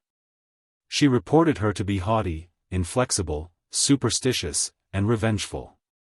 I have since heard that she is infatuated with the idea of rendering her convent the most regular in Madrid, and never forgave those whose imprudence threw upon it the slightest stain. Though naturally violent and severe, when her interests require it, she well knows how to assume an appearance of benignity. She leaves no means untried to persuade young women of rank to become members of her community. She is implacable when once incensed, and has too much intrepidity to shrink at taking the most rigorous measures for punishing the offender. Doubtless, she will consider your sister's quitting the convent as a disgrace thrown upon it. She will use every artifice to avoid obeying the mandate of His Holiness. And I shudder to think that Donna Agnes is in the hands of this dangerous woman." Lorenzo now rose to take leave. Elvira gave him her hand at parting, which he kissed respectfully. And telling her that he soon hoped for the permission to salute that of Antonia, he returned to his hotel. The lady was perfectly satisfied with the conversation which had passed between them. She looked forward with satisfaction to the prospect of his becoming her son-in-law. But prudence bade her conceal from her daughter's knowledge the flattering hopes which herself now ventured to entertain. Scarcely was it day, and already Lorenzo was at the convent of St. Clair, furnished with the necessary mandate. The nuns were at matins. He waited impatiently for the conclusion of the service, and at length the prioress appeared at the parlor grate. Agnes was demanded. The old lady replied, with a melancholy air, that the dear child's situation grew hourly more dangerous, that the physicians despaired of her life, but that they had declared the only chance for her recovery to consist in keeping her quiet, and not to permit those to approach her whose presence was likely to agitate her. Not a word of all this was believed by Lorenzo, any more than he credited the expressions of grief and affection for Agnes, with which this account was interlarded. To end the business, he put the Pope's bull into the hands of the Domina, and insisted that, ill or in health, his sister should be delivered to him without delay. The prioress received the paper with an air of humility, but no sooner had her eye glanced over the contents, than her resentment baffled all the efforts of hypocrisy. A deep crimson spread itself over her face, and she darted upon Lorenzo looks of rage and menace. "This order is positive," said she in a voice of anger, which she in vain strove to disguise. "Willingly would I obey it, but unfortunately it is out of my power." Lorenzo interrupted her by an exclamation of surprise. "I repeat it, Señor, to obey this order is totally out of my power. From tenderness to a brother's feelings, would have communicated the sad event to you by degrees, and have prepared you to hear it with fortitude. My measures are broken through. This order commands me to deliver up to you the sister Agnes without delay. I am therefore obliged to inform you without circumlocution, that on Friday last, she expired." Lorenzo started back with horror, and turned pale. A moment's recollection convinced him that this assertion must be false, and it restored him to himself. "You deceive me," said he passionately. "But 5 minutes passed since you assured me that though ill she was still alive. Produce her this instant. See her I must and will, and every attempt to keep her from me will be unavailing. You forget yourself, Señor, you owe respect to my age as well as my profession. Your sister is no more. If I at first concealed her death, it was from dreading lest an event so unexpected should produce on you too violent an effect. In truth, I am but ill repaid for my attention. And what interest, I pray you, should I have in detaining her? To know her wish of quitting our society is a sufficient reason for me to wish her absence, and think her a disgrace to the sisterhood of St. Clare, but she has forfeited my affection in a manner yet more culpable. Her crimes were great, and when you know the cause of her death, you will doubtless rejoice, Don Lorenzo, that such a wretch is no longer in existence. She was taken ill on Thursday last on returning from confession in the Capuchin chapel. Her malady seemed attended with strange circumstances. But she persisted in concealing its cause. Thanks to the Virgin, we were too ignorant to suspect it. Judge then what must have been our consternation, our horror, when she was delivered the next day of a stillborn child, whom she immediately followed to the grave. How, Señor? Is it possible that your countenance expresses no surprise, no indignation? Is it possible that your sister's infamy was known to you, and that still she possessed your affection? In that case, you have no need of my compassion. I can say nothing more, except repeat my inability of obeying the orders of His Holiness. Agnes is no more, and to convince you that what I say is true, I swear by our blessed Saviour, that 3 days have passed since she was buried. Here she kissed a small crucifix which hung at her girdle. She then rose from her chair, and quitted the parlor. As she withdrew, she cast upon Lorenzo a scornful smile. "Farewell, Señor," said she, "I know no remedy for this accident. I fear that even a second bull from the Pope will not procure your sister's resurrection." Lorenzo also retired, penetrated with affliction, but Don Raymond's at the news of this event amounted to madness. He would not be convinced that Agnes was really dead, and continued to insist that the walls of St. Clare still confined her. No arguments could make him abandon his hopes of regaining her. Every day some fresh scheme was invented for procuring intelligence of her, and all of them were attended with the same success. On his part, Medina gave up the idea of ever seeing his sister more, yet he believed that she had been taken off by unfair means. Under this persuasion, he encouraged Don Raymond's researches, determined, should he discover the least warrant for his suspicions, to take a severe vengeance upon the unfeeling prioress. The loss of his sister affected him sincerely, nor was it the least cause of his distress that propriety obliged him for some time to defer mentioning Antonia to the Duke. In the meanwhile his emissaries constantly surrounded Elvira's door. He had intelligence of all the movements of his mistress, as she never failed every Thursday to attend the sermon in the Capuchin Cathedral. He was secure of seeing her once a week. Though in compliance with his promise, he carefully shunned her observation. Thus 2 long months passed away. Still no information was procured of Agnes. All but the Marquis credited her death, and now Lorenzo determined to disclose his sentiments to his uncle. He had already dropped some hints of his intention to marry. They had been as favorably received as he could expect, and he harbored no doubt of the success of his application. Chapter 6. While in each other's arms entranced they lay. They blessed the night, and cursed the coming day. Lee. The burst of transport was past, Ambrosio's lust was satisfied. Pleasure fled, and shame usurped her seat in his bosom. Confused and terrified at his weakness, he drew himself from Matilda's arms. His perjury presented itself before him. He reflected on the scene which had just been acted, and trembled at the consequences of a discovery. He looked forward with horror. His heart was despondent, and became the abode of satiety and disgust. He avoided the eyes of his partner in frailty. A melancholy silence prevailed, during which both seemed busied with disagreeable reflections. Matilda was the first to break it. She took his hand gently, and pressed it to her burning lips. "Ambrosio," she murmured in a soft and trembling voice. The abbot started at the sound. He turned his eyes upon Matilda's. They were filled with tears. Her cheeks were covered with blushes, and her supplicating looks seemed to solicit his compassion. "Dangerous woman," said he, "into what an abyss of misery have you plunged me? Should your sex be discovered, my honor, nay my life, must pay for the pleasure of a few moments. Fool that I was, to trust myself to your seductions. What can now be done? How can my offense be expiated? What atonement can purchase the pardon of my crime? Wretched Matilda, you have destroyed my quiet forever. To me these reproaches, Ambrosio? To me, who have sacrificed for you the world's pleasures, the luxury of wealth, the delicacy of sex, my friends, my fortune, and my fame? What have you lost, which I preserved? Have I not shared in your guilt? Have you not shared in my pleasure? Guilt, did I say? In what consists ours, unless in the opinion of an ill-judging world?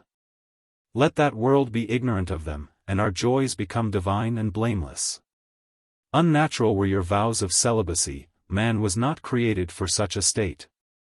And were love a crime, God never would have made it so sweet, so irresistible. Then banish those clouds from your brow, my Ambrosio. Indulge in those pleasures freely, without which life is a worthless gift. Cease to reproach me with having taught you what is bliss, and feel equal transports with the woman who adores you. As she spoke, her eyes were filled with a delicious languor. Her bosom panted, she twined her arms voluptuously round him, drew him towards her, and glued her lips to his. Ambrosio again raged with desire, the die was thrown, his vows were already broken, he had already committed the crime, and why should he refrain from enjoying its reward? He clasped her to his breast with redoubled ardor. No longer repressed by the sense of shame, he gave a loose to his intemperate appetites. While the fair wanton put every invention of lust in practice, every refinement in the art of pleasure which might heighten the bliss of her possession, and render her lover's transports still more exquisite, Ambrosio rioted in delights till then unknown to him. Swift fled the night. And the morning blushed to behold him still clasped in the embraces of Matilda. Intoxicated with pleasure, the monk rose from the siren's luxurious couch. He no longer reflected with shame upon his incontinence, or dreaded the vengeance of offended heaven. His only fear was lest death should rob him of enjoyments, for which his long fast had only given a keener edge to his appetite. Matilda was still under the influence of poison, and the voluptuous monk trembled less for his preserver's life than his concubine's. Deprived of her, he would not easily find another mistress with whom he could indulge his passions so fully, and so safely. He therefore pressed her with earnestness to use the means of preservation which she had declared to be in her possession.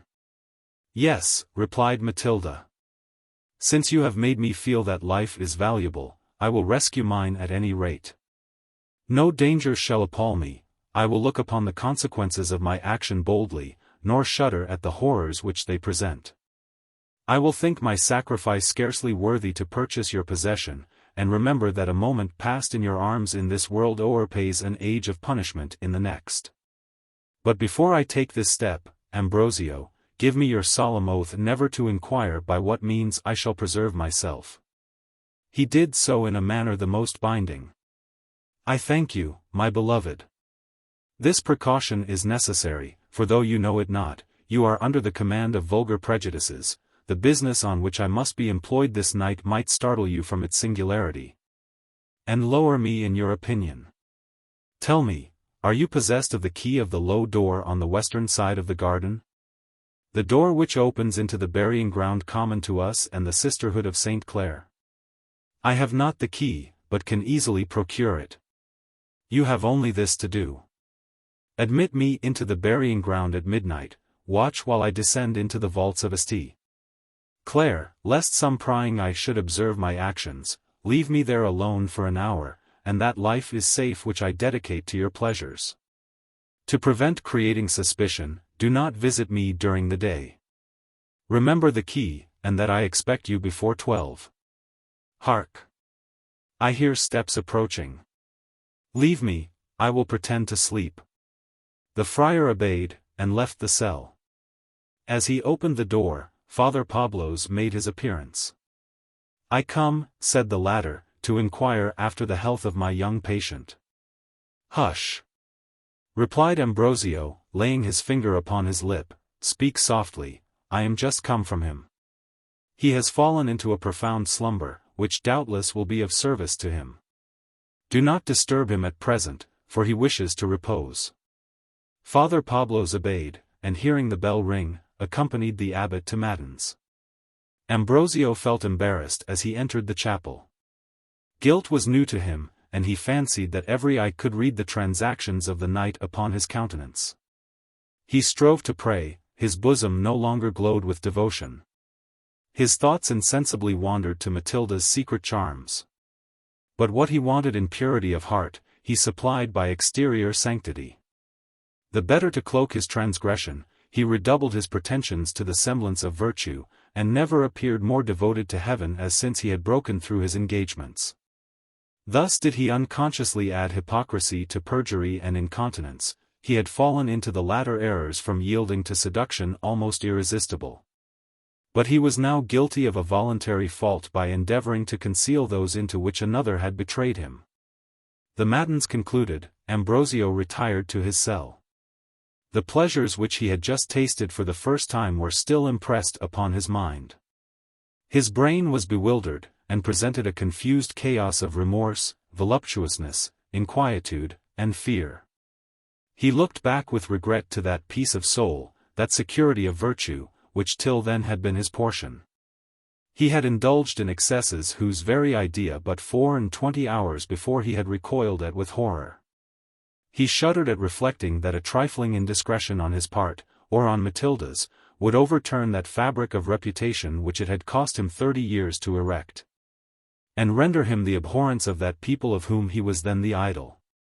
Conscience painted to him in glaring colors his perjury and weakness, apprehension magnified to him the horrors of punishment, and he already fancied himself in the prisons of the Inquisition. To these tormenting ideas succeeded Matilda's beauty, and those delicious lessons which, once learnt, can never be forgotten. A single glance thrown upon these reconciled him with himself. He considered the pleasures of the former night to have been purchased at an easy price by the sacrifice of innocence and honor.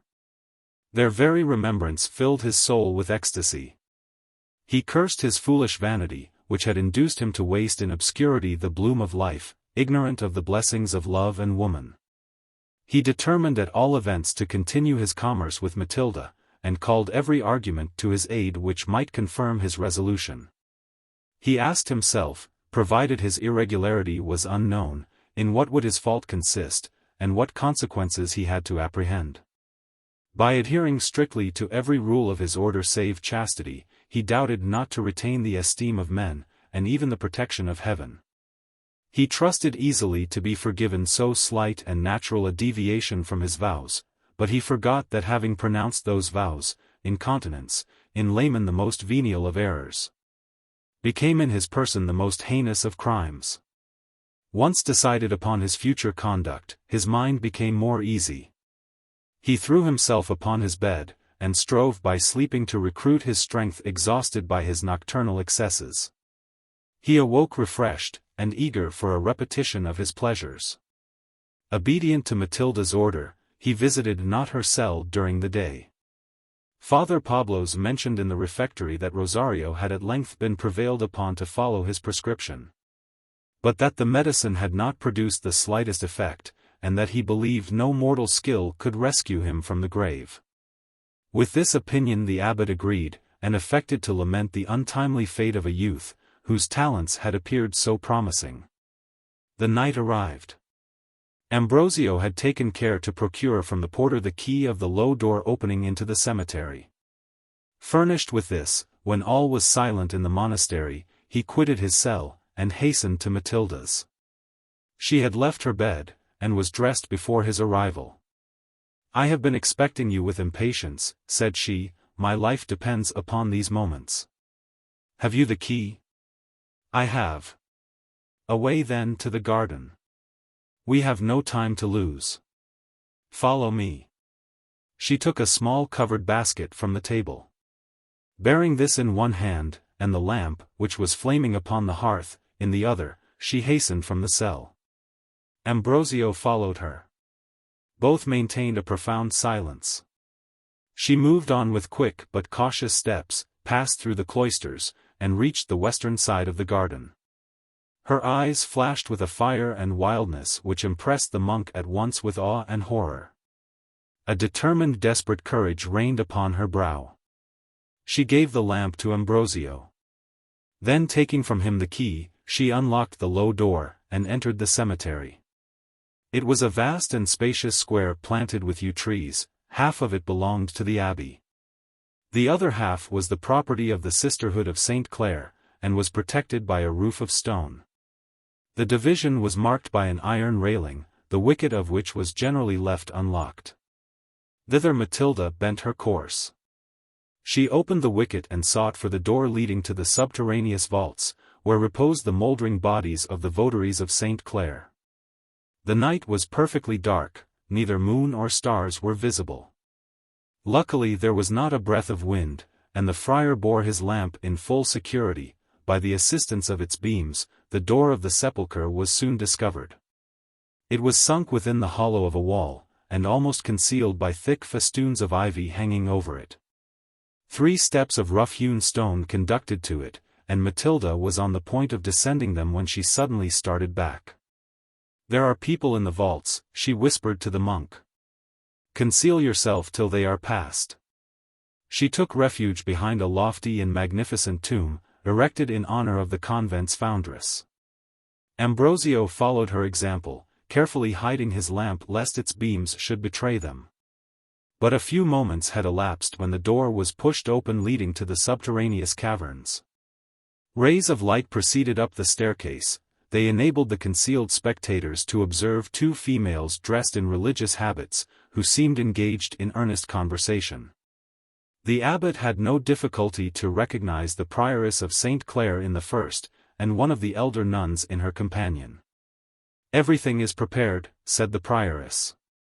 "Her fate shall be decided tomorrow. All her tears and sighs will be unavailing. No.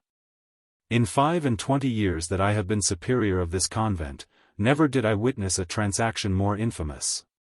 You must expect much opposition to your will," the other replied in a milder voice. "Agnes has many friends in the convent, and in particular the Mother St. Ursula will espouse her cause most warmly. In truth, she merits to have friends, and I wish I could prevail upon you to consider her youth, and her peculiar situation. She seems sensible of her fault, the excess of her grief proves her penitence, and I am convinced that her tears flow more from contrition than fear of punishment. Reverend Mother, would you be persuaded to mitigate the severity of your sentence, would you but deign to overlook this first transgression, I offer myself as the pledge of her future conduct." "Overlook it, say you? Mother Camilla, you amaze me. What? After disgracing me in the presence of Madrid's idol, of the very man on whom I most wish to impress an idea of the strictness of my discipline? How despicable must I have appeared to the Reverend Abbot! No, Mother, no. I never can forgive the insult. I cannot better convince Ambrosio that I abhor such crimes, than by punishing that of Agnes with all the rigor of which our severe laws admit. Cease then your supplications. They will all be unavailing.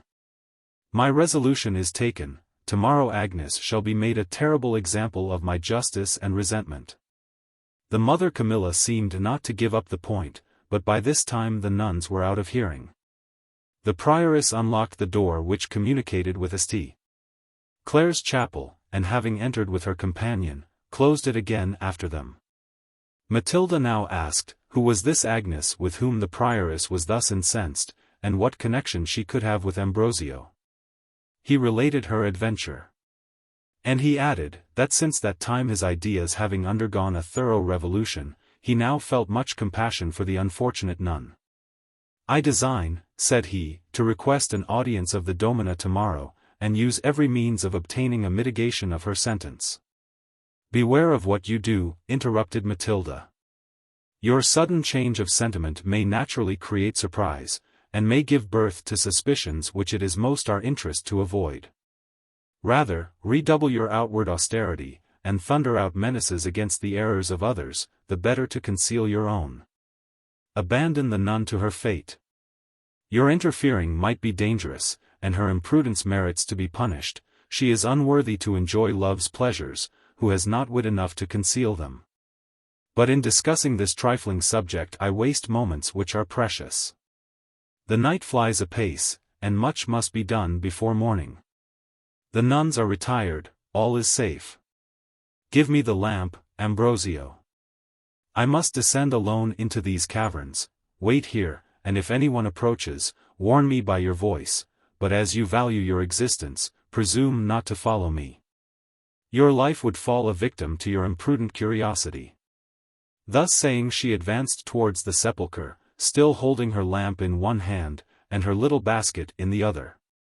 She touched the door, it turned slowly upon its grating hinges, and a narrow winding staircase of black marble presented itself to her eyes.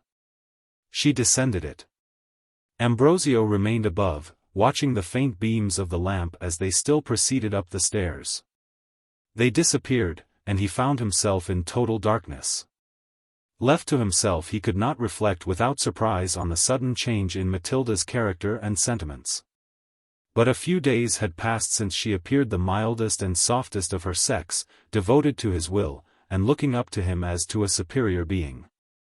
Now she assumed a sort of courage and manliness in her manners and discourse, but ill calculated to please him. She spoke no longer to insinuate, but command. He found himself unable to cope with her in argument, and was unwillingly obliged to confess the superiority of her judgment. Every moment convinced him of the astonishing powers of her mind, but what she gained in the opinion of the man, she lost with interest in the affection of the lover. He regretted Rosario, the fond, the gentle, and submissive. He grieved that Matilda preferred the virtues of his sex to those of her own. And when he thought of her expressions respecting the devoted nun, he could not help blaming them as cruel and unfeminine. Pity is a sentiment so natural, so appropriate to the female character, that it is scarcely a merit for a woman to possess it, but to be without it is a grievous crime. Ambrosio could not easily forgive his mistress for being deficient in this amiable quality. However, though he blamed her insensibility, he felt the truth of her observations. And though he pitied sincerely the unfortunate Agnes, he resolved to drop the idea of interposing in her behalf. Near an hour had elapsed since Matilda descended into the caverns. Still she returned not. Ambrosio's curiosity was excited. He drew near the staircase. He listened. All was silent, except that at intervals he caught the sound of Matilda's voice, as it wound along the subterraneous passages, and was re-echoed by the sepulchre's vaulted roofs. She was at too great a distance for him to distinguish her words, and ere they reached him they were deadened into a low murmur. He longed to penetrate into this mystery. He resolved to disobey her injunctions and follow her into the cavern. He advanced to the staircase. He had already descended some steps when his courage failed him. He remembered Matilda's menaces if he infringed her orders, and his bosom was filled with a secret unaccountable awe. He returned up the stairs, resumed his former station, and waited impatiently for the conclusion of this adventure. Suddenly he was sensible of a violent shock. An earthquake rocked the ground. The columns which supported the roof under which he stood were so strongly shaken, that every moment menaced him with its fall, and at the same moment he heard a loud and tremendous burst of thunder. It ceased, and his eyes being fixed upon the staircase, he saw a bright column of light flash along the caverns beneath. It was seen but for an instant. No sooner did it disappear, than all was once more quiet and obscure. Profound darkness again surrounded him, and the silence of night was only broken by the whirring bat, as she flitted slowly by him. With every instant Ambrosio's amazement increased. Another hour elapsed, after which the same light again appeared and was lost again as suddenly. It was accompanied by a strain of sweet but solemn music, which as it stole through the vaults below, inspired the monk with mingled delight and terror. It had not long been hushed, when he heard Matilda's steps upon the staircase. She ascended from the cavern, the most lively joy animated her beautiful features. "Did you see anything?" she asked. "Twice I saw a column of light flash up the staircase." "Nothing else?" "Nothing. The morning is on the point of breaking." Let us retire to the abbey, lest daylight should betray us." With a light step she hastened from the burying ground. She regained her cell, and the curious abbot still accompanied her. She closed the door, and disembarrassed herself of her lamp and basket. "I have succeeded," she cried, throwing herself upon his bosom, "succeeded beyond my fondest hopes. I shall live, Ambrosio, shall live for you. The step which I shuddered at taking proves to me a source of joys inexpressible. Oh! That I dared communicate those joys to you. Oh! That I were permitted to share with you my power, and raise you as high above the level of your sex, as one bold deed has exalted me above mine." "And what prevents you, Matilda?" interrupted the friar. "Why is your business in the cavern made a secret? Do you think me undeserving of your confidence? Matilda, I must doubt the truth of your affection, while you have joys in which I am forbidden to share. You reproach me with injustice. I grieve sincerely that I am obliged to conceal from you my happiness. But I am not to blame, the fault lies not in me, but in yourself, my Ambrosio. You are still too much the monk. Your mind is enslaved by the prejudices of education, and superstition might make you shudder at the idea of that which experience has taught me to prize and value. At present you are unfit to be trusted with a secret of such importance, but the strength of your judgment, and the curiosity which I rejoice to see sparkling in your eyes, makes me hope that you will one day deserve my confidence. Till that period arrives, restrain your impatience. Remember that you have given me your solemn oath never to inquire into this night's adventures. I insist upon your keeping this oath, for though," she added smiling, while she sealed his lips with a wanton kiss, "though I forgive your breaking your vows to heaven, I expect you to keep your vows to me." The friar returned the embrace which had set his blood on fire. The luxurious and unbounded excesses of the former night were renewed, and they separated not till the bell rang for matins. The same pleasures were frequently repeated. The monks rejoiced in the feigned Rosario's unexpected recovery, and none of them suspected his real sex. The abbot possessed his mistress in tranquillity, and perceiving his frailty unsuspected, abandoned himself to his passions in full security. Shame and remorse no longer tormented him. Frequent repetitions made him familiar with sin, and his bosom became proof against the stings of conscience. In these sentiments he was encouraged by Matilda. But she soon was aware that she had satiated her lover by the unbounded freedom of her caresses. Her charms becoming accustomed to him, they ceased to excite the same desires which at first they had inspired. The delirium of passion being past, he had leisure to observe every trifling defect. Where none were to be found, satiety made him fancy them. The monk was glutted with the fullness of pleasure. A week had scarcely elapsed before he was wearied of his paramour. His warm constitution still made him seek in her arms the gratification of his lust, but when the moment of passion was over, he quitted her with disgust, and his humor, naturally inconstant, made him sigh impatiently for variety. Possession, which cloys man, only increases the affection of woman. Matilda with every succeeding day grew more attached to the friar. Since he had obtained her favors, he was become dearer to her than ever, and she felt grateful to him for the pleasures in which they had equally been sharers. Unfortunately, as her passion grew ardent, Ambrosio's grew cold. The very marks of her fondness excited his disgust, and its excess served to extinguish the flame which already burned but feebly in his bosom. Matilda could not but remark that her society seemed to him daily less agreeable. He was inattentive while she spoke. Her musical talents, which she possessed in perfection, had lost the power of amusing him. Or if he deigned to praise them, his compliments were evidently forced and cold. He no longer gazed upon her with affection, or applauded her sentiments with a lover's partiality. This Matilda well perceived, and redoubled her efforts to revive those sentiments which he once had felt. She could not but fail, since he considered as importunities the pains which she took to please him, and was disgusted by the very means which she used to recall the wanderer. Still, however, their illicit commerce continued, but it was clear that he was led to her arms, not by love, but the cravings of brutal appetite. His constitution made a woman necessary to him, and Matilda was the only one with whom he could indulge his passions safely. In spite of her beauty, he gazed upon every other female with more desire. But fearing that his hypocrisy should be made public, he confined his inclinations to his own breast. It was by no means his nature to be timid, but his education had impressed his mind with fear so strongly, that apprehension was now become part of his character. Had his youth been passed in the world, he would have shown himself possessed of many brilliant and manly qualities.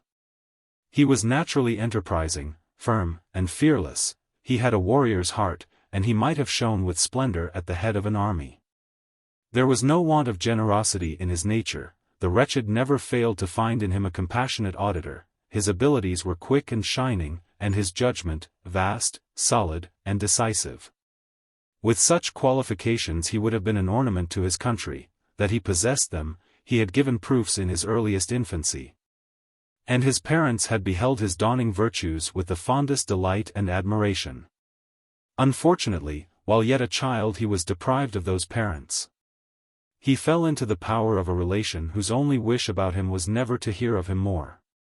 For that purpose he gave him in charge to his friend, the former superior of the Capuchins.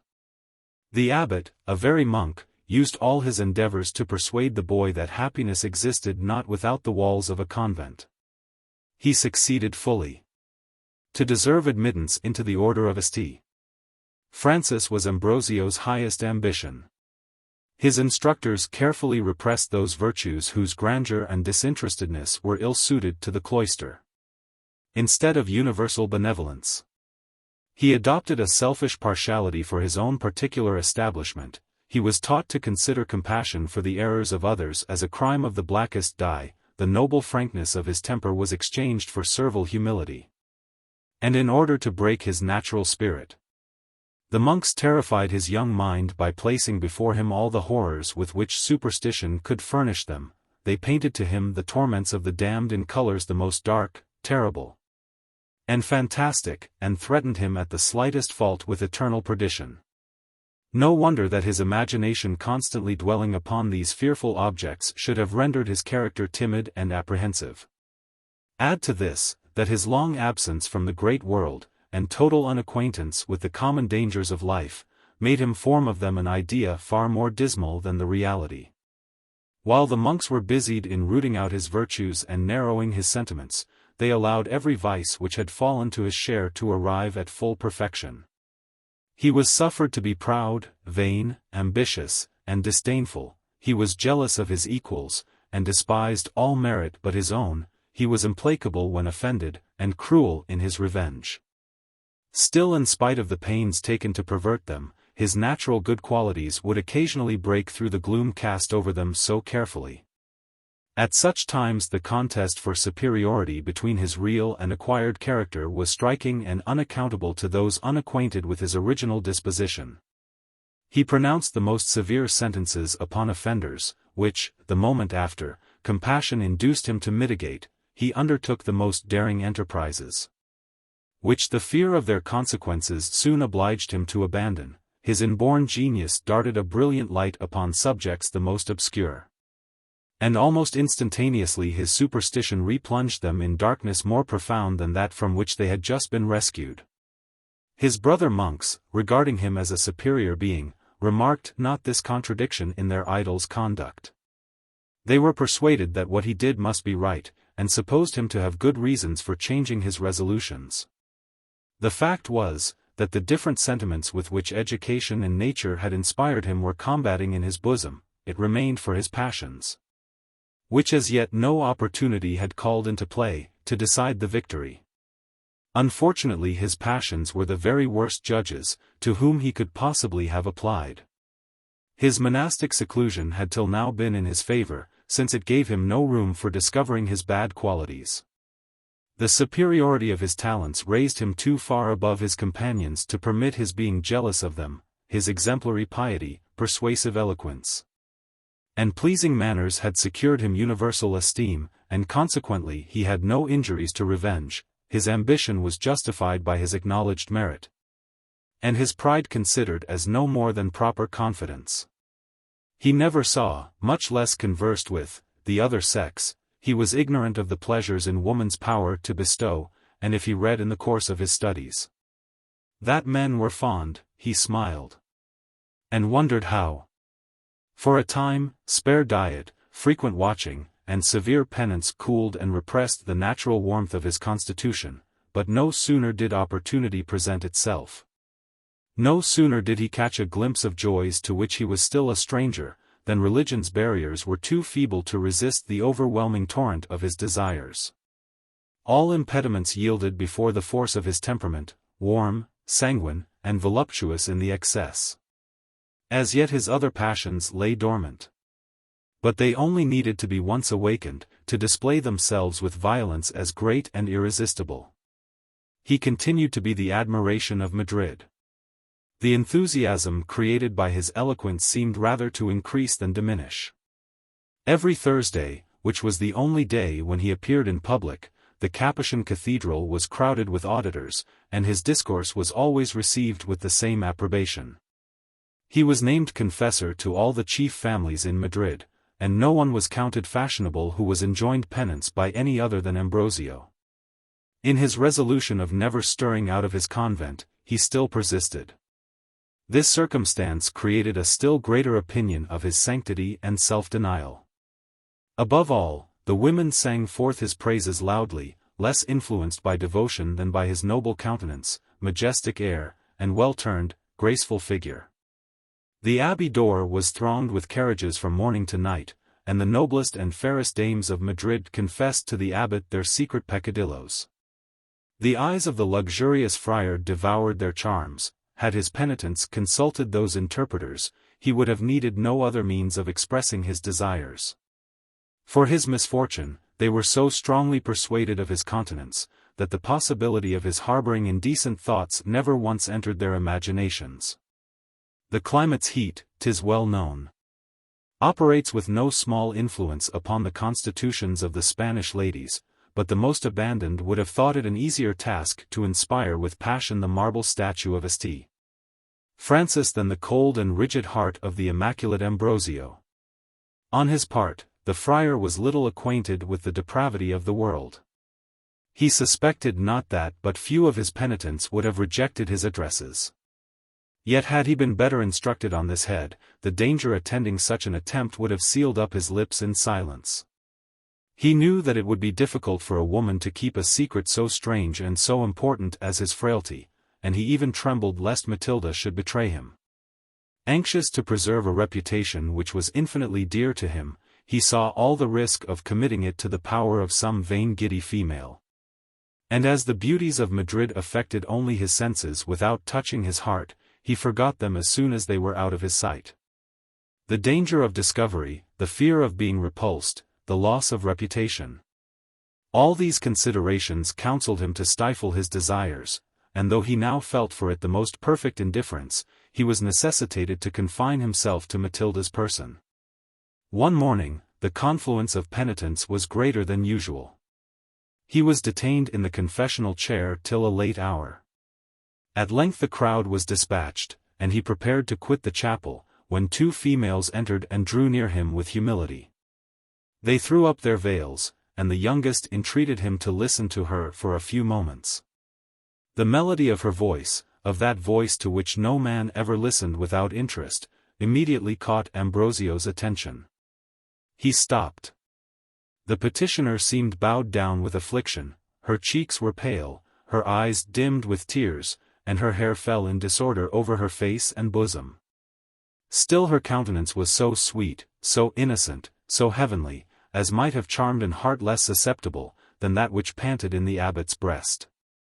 With more than usual softness of manner he desired her to proceed, and heard her speak as follows with an emotion which increased every moment.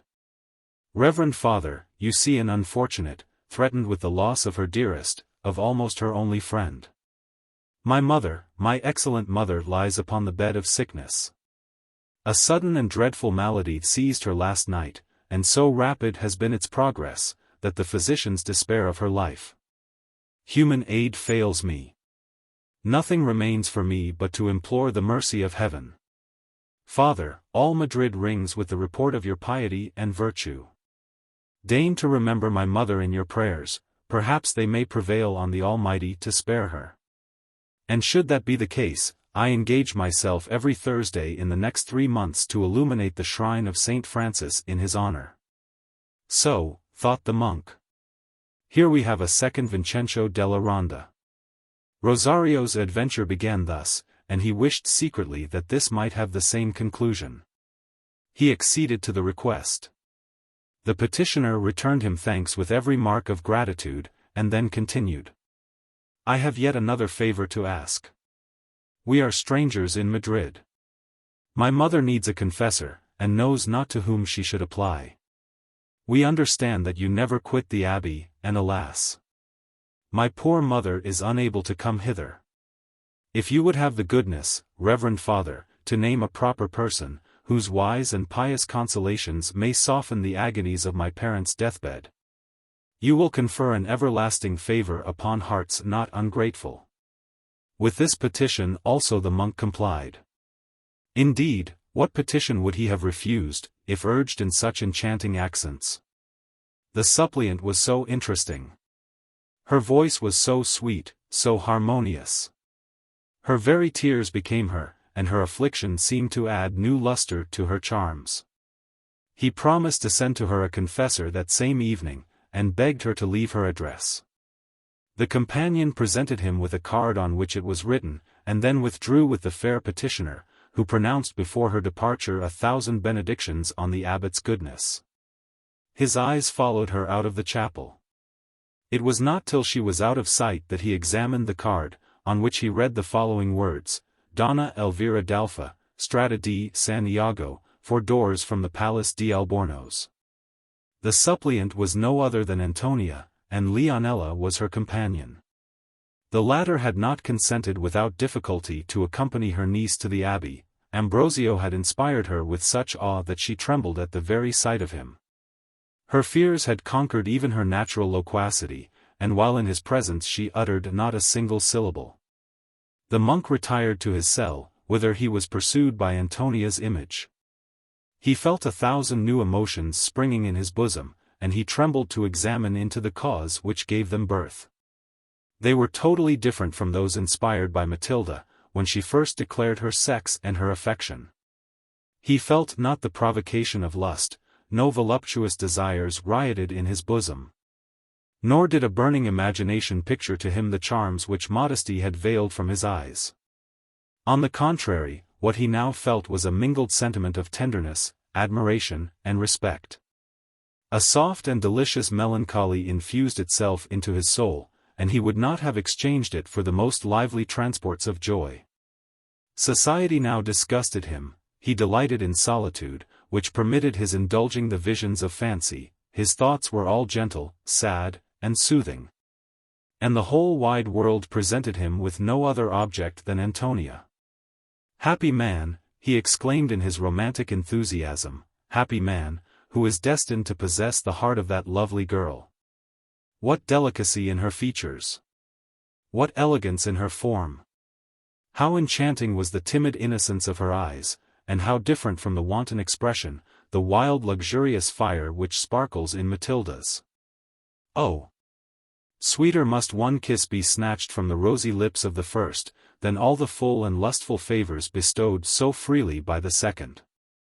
Matilda gluts me with enjoyment even to loathing, forces me to her arms, apes the harlot, and glories in her prostitution. Disgusting! Did she know the inexpressible charm of modesty, how irresistibly it enthralls the heart of man, how firmly it chains him to the throne of beauty, she never would have thrown it off. What would be too dear a price for this lovely girl's affections? What would I refuse to sacrifice, could I be released from my vows, and permitted to declare my love in the sight of earth and heaven? While I strove to inspire her with tenderness, with friendship and esteem, how tranquil and undisturbed would the hours roll away. Gracious God! To see her blue downcast eyes beam upon mine with timid fondness. To sit for days, for years listening to that gentle voice. To acquire the right of obliging her, and hear the artless expressions of her gratitude. to watch the emotions of her spotless heart, to encourage each dawning virtue, to share in her joy when happy, to kiss away her tears when distressed, and to see her fly to my arms for comfort and support.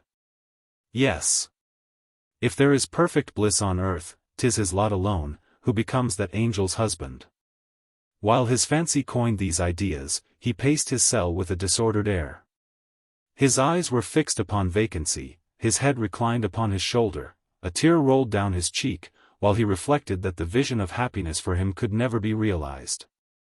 She is lost to me, he continued, by marriage she cannot be mine, and to seduce such innocence, to use the confidence reposed in me to work her ruin. Oh! It would be a crime, blacker than yet the world ever witnessed. Fear not, lovely girl. Your virtue runs no risk from me. Not for Indies would I make that gentle bosom know the tortures of remorse. Again he paced his chamber hastily. Then stopping, his eye fell upon the picture of his once admired Madonna. He tore it with indignation from the wall, he threw it on the ground, and spurned it from him with his foot.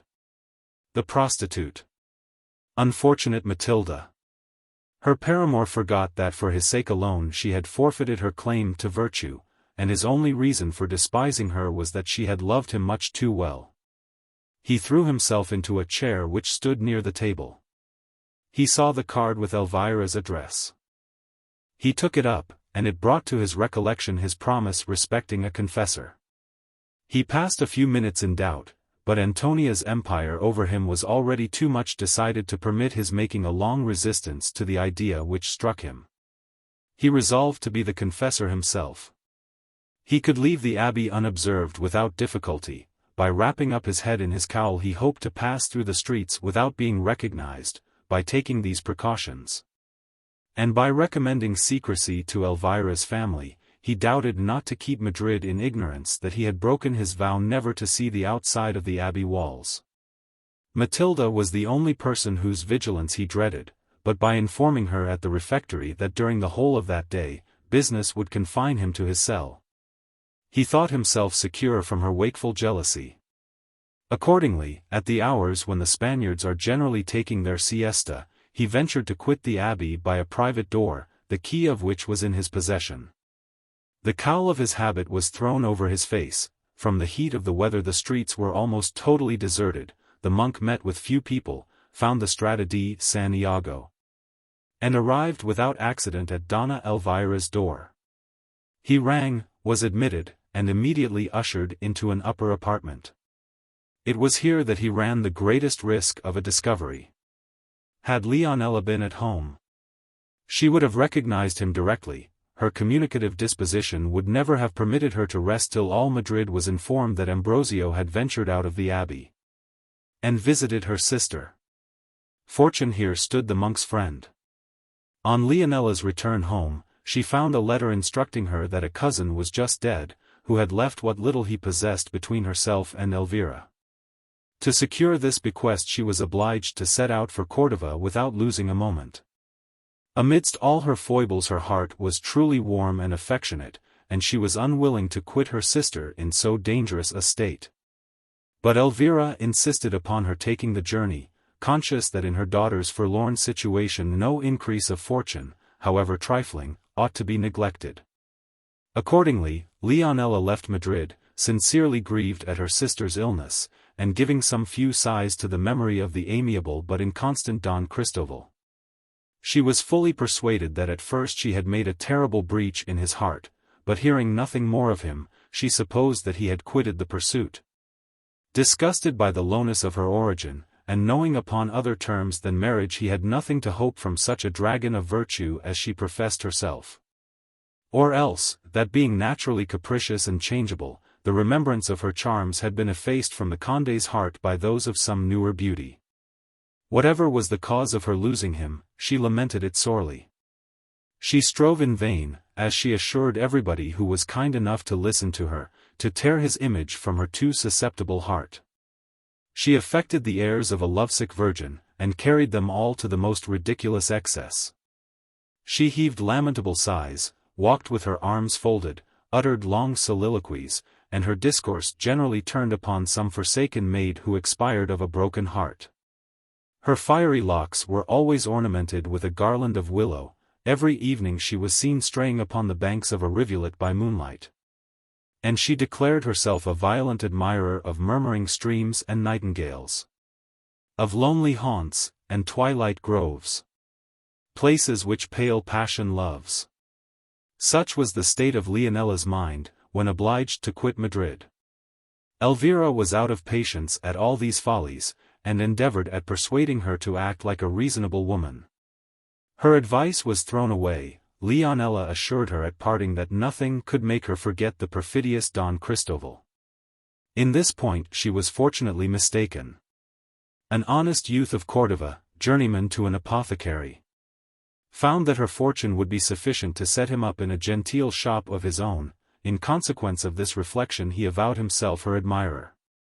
Leonela was not inflexible. The ardor of his sighs melted her heart, and she soon consented to make him the happiest of mankind. She wrote to inform her sister of her marriage. But, for reasons which will be explained hereafter, Elvira never answered her letter. Ambrosio was conducted into the antechamber to that where Elvira was reposing. The female domestic who had admitted him left him alone while she announced his arrival to her mistress. Antonia, who had been by her mother's bedside, immediately came to him. "Pardon me, father," said she, advancing towards him. When recognizing his features, she stopped suddenly, and uttered a cry of joy. "Is it possible," she continued, "do not my eyes deceive me? Has the worthy Ambrosio broken through his resolution, that he may soften the agonies of the best of women? What pleasure will this visit give my mother? Let me not delay for a moment the comfort which your piety and wisdom will afford her." Thus saying, she opened the chamber door, presented to her mother her distinguished visitor, and having placed an armchair by the side of the bed, withdrew into another department. Elvira was highly gratified by this visit. Her expectations had been raised high by general report, but she found them far exceeded.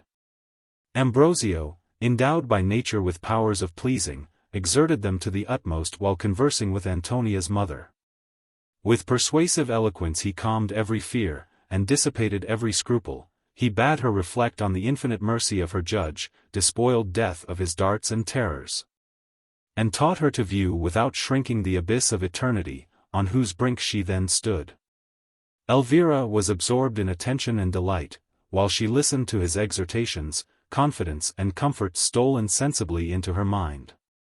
She unbosomed to him without hesitation her cares and apprehensions. The latter respecting a future life he had already quieted, and he now removed the former, which she felt for the concerns of this. She trembled for Antonia. She had none to whose care she could recommend her, save to the Marquis de las Cisternas and her sister Leonela. The protection of the one was very uncertain. And as to the other, though fond of her niece, Leonela was so thoughtless and vain as to make her an improper person to have the sole direction of a girl so young and ignorant of the world. The friar no sooner learnt the cause of her alarms than he begged her to make herself easy upon that head. He doubted not being able to secure for Antonia a safe refuge in the house of one of his penitents, the Marchioness of Villafranca. This was a lady of acknowledged virtue, remarkable for strict principles and extensive charity.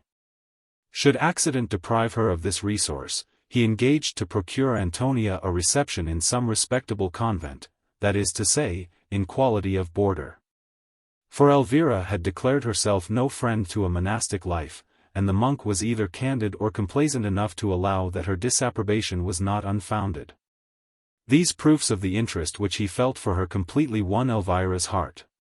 In thanking him she exhausted every expression which gratitude could furnish, and protested that now she should resign herself with tranquillity to the grave. Ambrosio rose to take leave. He promised to return the next day at the same hour, but requested that his visits might be kept secret.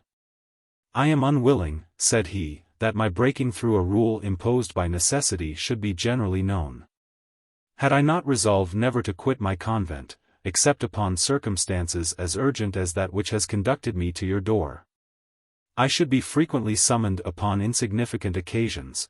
that time would be engrossed by the curious, the unoccupied, and the fanciful, which I now pass at the bedside of the sick.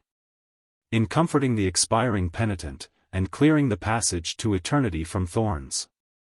Elvira commended equally his prudence and compassion, promising to conceal carefully the honor of his visits. The monk then gave her his benediction, and retired from the chamber. In the anteroom he found Antonia. He could not refuse himself the pleasure of passing a few moments in her society. He bade her take comfort, for that her mother seemed composed and tranquil, and he hoped that she might yet do well. He inquired who attended her, and engaged to send the physician of his convent to see her, one of the most skilful in Madrid. He then launched out in Elvira's commendation, praised her purity and fortitude of mind, and declared that she had inspired him with the highest esteem and reverence. Antonia's innocent heart swelled with gratitude, joy danced in her eyes, where a tear still sparkled. The hopes which he gave her of her mother's recovery, the lively interest which he seemed to feel for her, and the flattering way in which she was mentioned by him, added to the report of his judgment and virtue, and to the impression made upon her by his eloquence, confirmed the favorable opinion with which his first appearance had inspired Antonia. She replied with diffidence, but without restraint. She feared not to relate to him all her little sorrows, all her little fears and anxieties. And she thanked him for his goodness with all the genuine warmth which favors kindle in a young and innocent heart. Such alone know how to estimate benefits at their full value. They who are conscious of mankind's perfidy and selfishness ever receive an obligation with apprehension and distrust. They suspect that some secret motive must lurk behind it. They express their thanks with restraint and caution, and fear to praise a kind action to its full extent, aware that some future day a return may be required. Not so Antonia. She thought the world was composed only of those who resembled her, and that vice existed, was to her still a secret. The monk had been of service to her. He said that he wished her well. She was grateful for his kindness, and thought that no terms were strong enough to be the vehicle of her thanks. With what delight did Ambrosio listen to the declaration of her artless gratitude. The natural grace of her manners, the unequaled sweetness of her voice, her modest vivacity, her unstudied elegance, her expressive countenance, and intelligent eyes united to inspire him with pleasure and admiration. While the solidity and correctness of her remarks received additional beauty from the unaffected simplicity of the language in which they were conveyed. Ambrosio was at length obliged to tear himself from this conversation which possessed for him but too many charms. He repeated to Antonia his wishes that his visits should not be made known, which desire she promised to observe. He then quitted the house, while his enchantress hastened to her mother, ignorant of the mischief which her beauty had caused. She was eager to know Elvira's opinion of the man whom she had praised in such enthusiastic terms, and was delighted to find it equally favorable, if not even more so, than her own. Even before he spoke, said Elvira, I was prejudiced in his favor. The fervor of his exhortations, dignity of his manner, and closeness of his reasoning were very far from inducing me to alter my opinion. His fine and full-toned voice struck me particularly, but surely, Antonia, I have heard it before. It seemed perfectly familiar to my ear. Either I must have known the abbot in former times, or his voice bears a wonderful resemblance to that of some other, to whom I have often listened. There were certain tones which touched my very heart, and made me feel sensations so singular, that I strive in vain to account for them. My dearest mother, it produced the same effect upon me, yet certainly neither of us ever heard his voice till we came to Madrid. I suspect that what we attribute to his voice, really proceeds from his pleasant manners, which forbid our considering him as a stranger. I know not why, but I feel more at my ease while conversing with him than I usually do with people who are unknown to me. I feared not to repeat to him all my childish thoughts. And somehow I felt confident that he would hear my folly with indulgence. Oh! I was not deceived in him. He listened to me with such an air of kindness and attention. He answered me with such gentleness, such condescension. He did not call me an infant, and treat me with contempt, as our cross old confessor at the castle used to do. I verily believe that if I had lived in Mercia 1,000 years, I never should have liked that fat old Father Dominic. I confess that Father Dominic had not the most pleasing manners in the world, but he was honest, friendly, and well-meaning. Ah! My dear mother, those qualities are so common. God grant, my child, that experience may not teach you to think them rare and precious. I have found them but too much so. But tell me, Antonia, why is it impossible for me to have seen the abbot before? Because since the moment when he entered the abbey, he has never been on the outside of its walls. He told me just now, that from his ignorance of the streets, he had some difficulty to find the Strada di San Iago, though so near the abbey. All this is possible, and still I may have seen him before he entered the abbey. In order to come out, it was rather necessary that he should first go in. Holy Virgin! As you say, that is very true, oh. But might he not have been born in the abbey? Elvira smiled. Why, not very easily. Stay, stay. Now I recollect how it was. He was put into the abbey quite a child. The common people say that he fell from heaven, and was sent as a present to the Capuchins by the Virgin. That was very kind of her. And so he fell from heaven, Antonia? He must have had a terrible tumble. Many do not credit this, and I fancy, my dear mother, that I must number you among the unbelievers. Indeed, as our landlady told my aunt, the general idea is that his parents, being poor and unable to maintain him, left him just born at the abbey door. The late superior from pure charity had him educated in the convent, and he proved to be a model of virtue, and piety, and learning, and I know not what else besides, in consequence. He was first received as a brother of the order, and not long ago was chosen abbot. However, whether this account or the other is the true one, at least all agree that when the monks took him under their care, he could not speak, therefore. You could not have heard his voice before he entered the monastery, because at that time he had no voice at all. Upon my word, Antonia, you argue very closely. Your conclusions are infallible. I did not suspect you of being so able a logician. Ah! You are mocking me. But so much the better. It delights me to see you in spirits, besides you seem tranquil and easy, and I hope that you will have no more convulsions. Oh! I was sure the abbot's visit would do you good. It has indeed done me good, my child. He has quieted my mind upon some points which agitated me, and I already feel the effects of his attention. My eyes grow heavy, and I think I can sleep a little. Draw the curtains, my Antonia, but if I should not wake before midnight, do not sit up with me, I charge you. Antonia promised to obey her, and having received her blessing drew the curtains of the bed. She then seated herself in silence at her embroidery frame, and beguiled the hours with building castles in the air. Her spirits were enlivened by the evident change for the better in Elvira, and her fancy presented her with visions bright and pleasing. In these dreams Ambrosio made no despicable figure.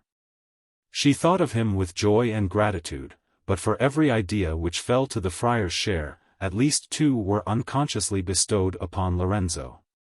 Thus passed the time, till the bell in the neighboring steeple of the Capuchin cathedral announced the hour of midnight. Antonia remembered her mother's injunctions, and obeyed them, though with reluctance. She undrew the curtains with caution. Elvira was enjoying a profound and quiet slumber. Her cheek glowed with health's returning colors, a smile declared that her dreams were pleasant, and as Antonia bent over her, she fancied that she heard her name pronounced. She kissed her mother's forehead softly, and retired to her chamber. There she knelt before a statue of Saint Rosolia, her patroness. She recommended herself to the protection of heaven, and as had been her custom from infancy, concluded her devotions by chanting the following stanzas. Midnight Hymn. Now all is hushed. The solemn chime. No longer swells the nightly gale. Thy awful presence, hour sublime. With spotless heart once more I hail. 'Tis now the moment still and dread. When sorcerers use their baleful power. When graves give up their buried dead. To profit by the sanctioned hour. From guilt and guilty thoughts secure. To duty and devotion true. With bosom light and conscience pure. Repose, thy gentle aid I woo. Good angels, take my thanks, that still. The snares of vice I view with scorn. Thanks, that tonight as free from ill. I sleep, as when I woke at morn. Yet may not my unconscious breast harbor some guilt to me unknown? Some wish impure, which unrepressed you blush to see, and I to own? If such there be, in gentle dream, instruct my feet to shun the snare. Bid truth upon my errors beam. And deign to make me still your care. Chase from my peaceful bed away the witching spell, a foe to rest. The nightly goblin, wanton fay. The ghost in pain. And fiend unblessed. Let not the tempter in mine ear pour lessons of unhallowed joy. Let not the nightmare, wandering near my couch, the calm of sleep destroy. Let not some horrid dream affright with strange fantastic forms mine eyes. But rather bid some vision bright display the bliss of yonder skies. Show me the crystal domes of heaven, the worlds of light where angels lie. Show me the lot to mortals given, who guiltless live, who guiltless die. Then show me how a seat to gain amidst those blissful realms of air. Teach me to shun each guilty stain, and guide me to the good and fair. So every morn and night, my voice to heaven the grateful strain shall raise. In you as guardian powers rejoice, good angels, and exalt your praise. So will I strive with zealous fire, each vice to shun, each fault correct. Will love the lessons you inspire, and prize the virtues you protect. Then when at length by high command my body seeks the grave's repose, when death draws nigh with friendly hand my failing pilgrimage to close, pleased that my soul has 'scaped the wreck, Silas will I my life resign, and yield to God my spirit back, as pure as when it first was mine. Having finished her usual devotions, Antonia retired to bed.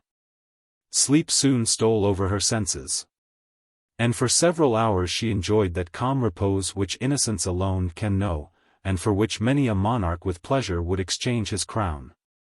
Chapter 7. Ah! How dark!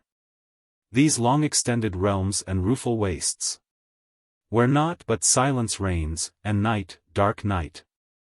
Dark as was chaos ere the infant sun was rolled together, or had tried its beams athwart the gloom profound. The sickly taper, by glimmering through thy low-browed misty vaults, furred round with mouldy damps, and ropey slime, lets fall a supernumerary horror, and only serves to make thy night more irksome. Blair returned undiscovered to the abbey. Ambrosio's mind was filled with the most pleasing images. He was willfully blind to the danger of exposing himself to Antonia's charms. He only remembered the pleasure which her society had afforded him, and rejoiced in the prospect of that pleasure being repeated. He failed not to profit by Elvira's indisposition to obtain a sight of her daughter every day. At first he bounded his wishes to inspire Antonia with friendship, but no sooner was he convinced that she felt that sentiment in its fullest extent, than his aim became more decided, and his attentions assumed a warmer color. The innocent familiarity with which she treated him encouraged his desires. Grown used to her modesty, it no longer commanded the same respect and awe. He still admired it, but it only made him more anxious to deprive her of that quality which formed her principal charm. Warmth of passion, and natural penetration, of which latter unfortunately both for himself and Antonia he possessed an ample share, supplied a knowledge of the arts of seduction. He easily distinguished the emotions which were favorable to his designs, and seized every means with avidity of infusing corruption into Antonia's bosom. This he found no easy matter. Extreme simplicity prevented her from perceiving the aim to which the monk's insinuations tended. But the excellent morals which she owed to Elvira's care, the solidity and correctness of her understanding, and a strong sense of what was right implanted in her heart by nature, made her feel that his precepts must be faulty. By a few simple words she frequently overthrew the whole bulk of his sophistical arguments, and made him conscious how weak they were when opposed to virtue and truth. On such occasion he took refuge in his eloquence. He overpowered her with a torrent of philosophical paradoxes, to which, not understanding them, it was impossible for her to reply. And thus, though he did not convince her that his reasoning was just, he at least prevented her from discovering it to be false. He perceived that her respect for his judgment augmented daily, and doubted not with time to bring her to the point desired. He was not unconscious that his attempts were highly criminal. He saw clearly the baseness of seducing the innocent girl, but his passion was too violent to permit his abandoning his design. He resolved to pursue it, let the consequences be what they might. He depended upon finding Antonia in some unguarded moment.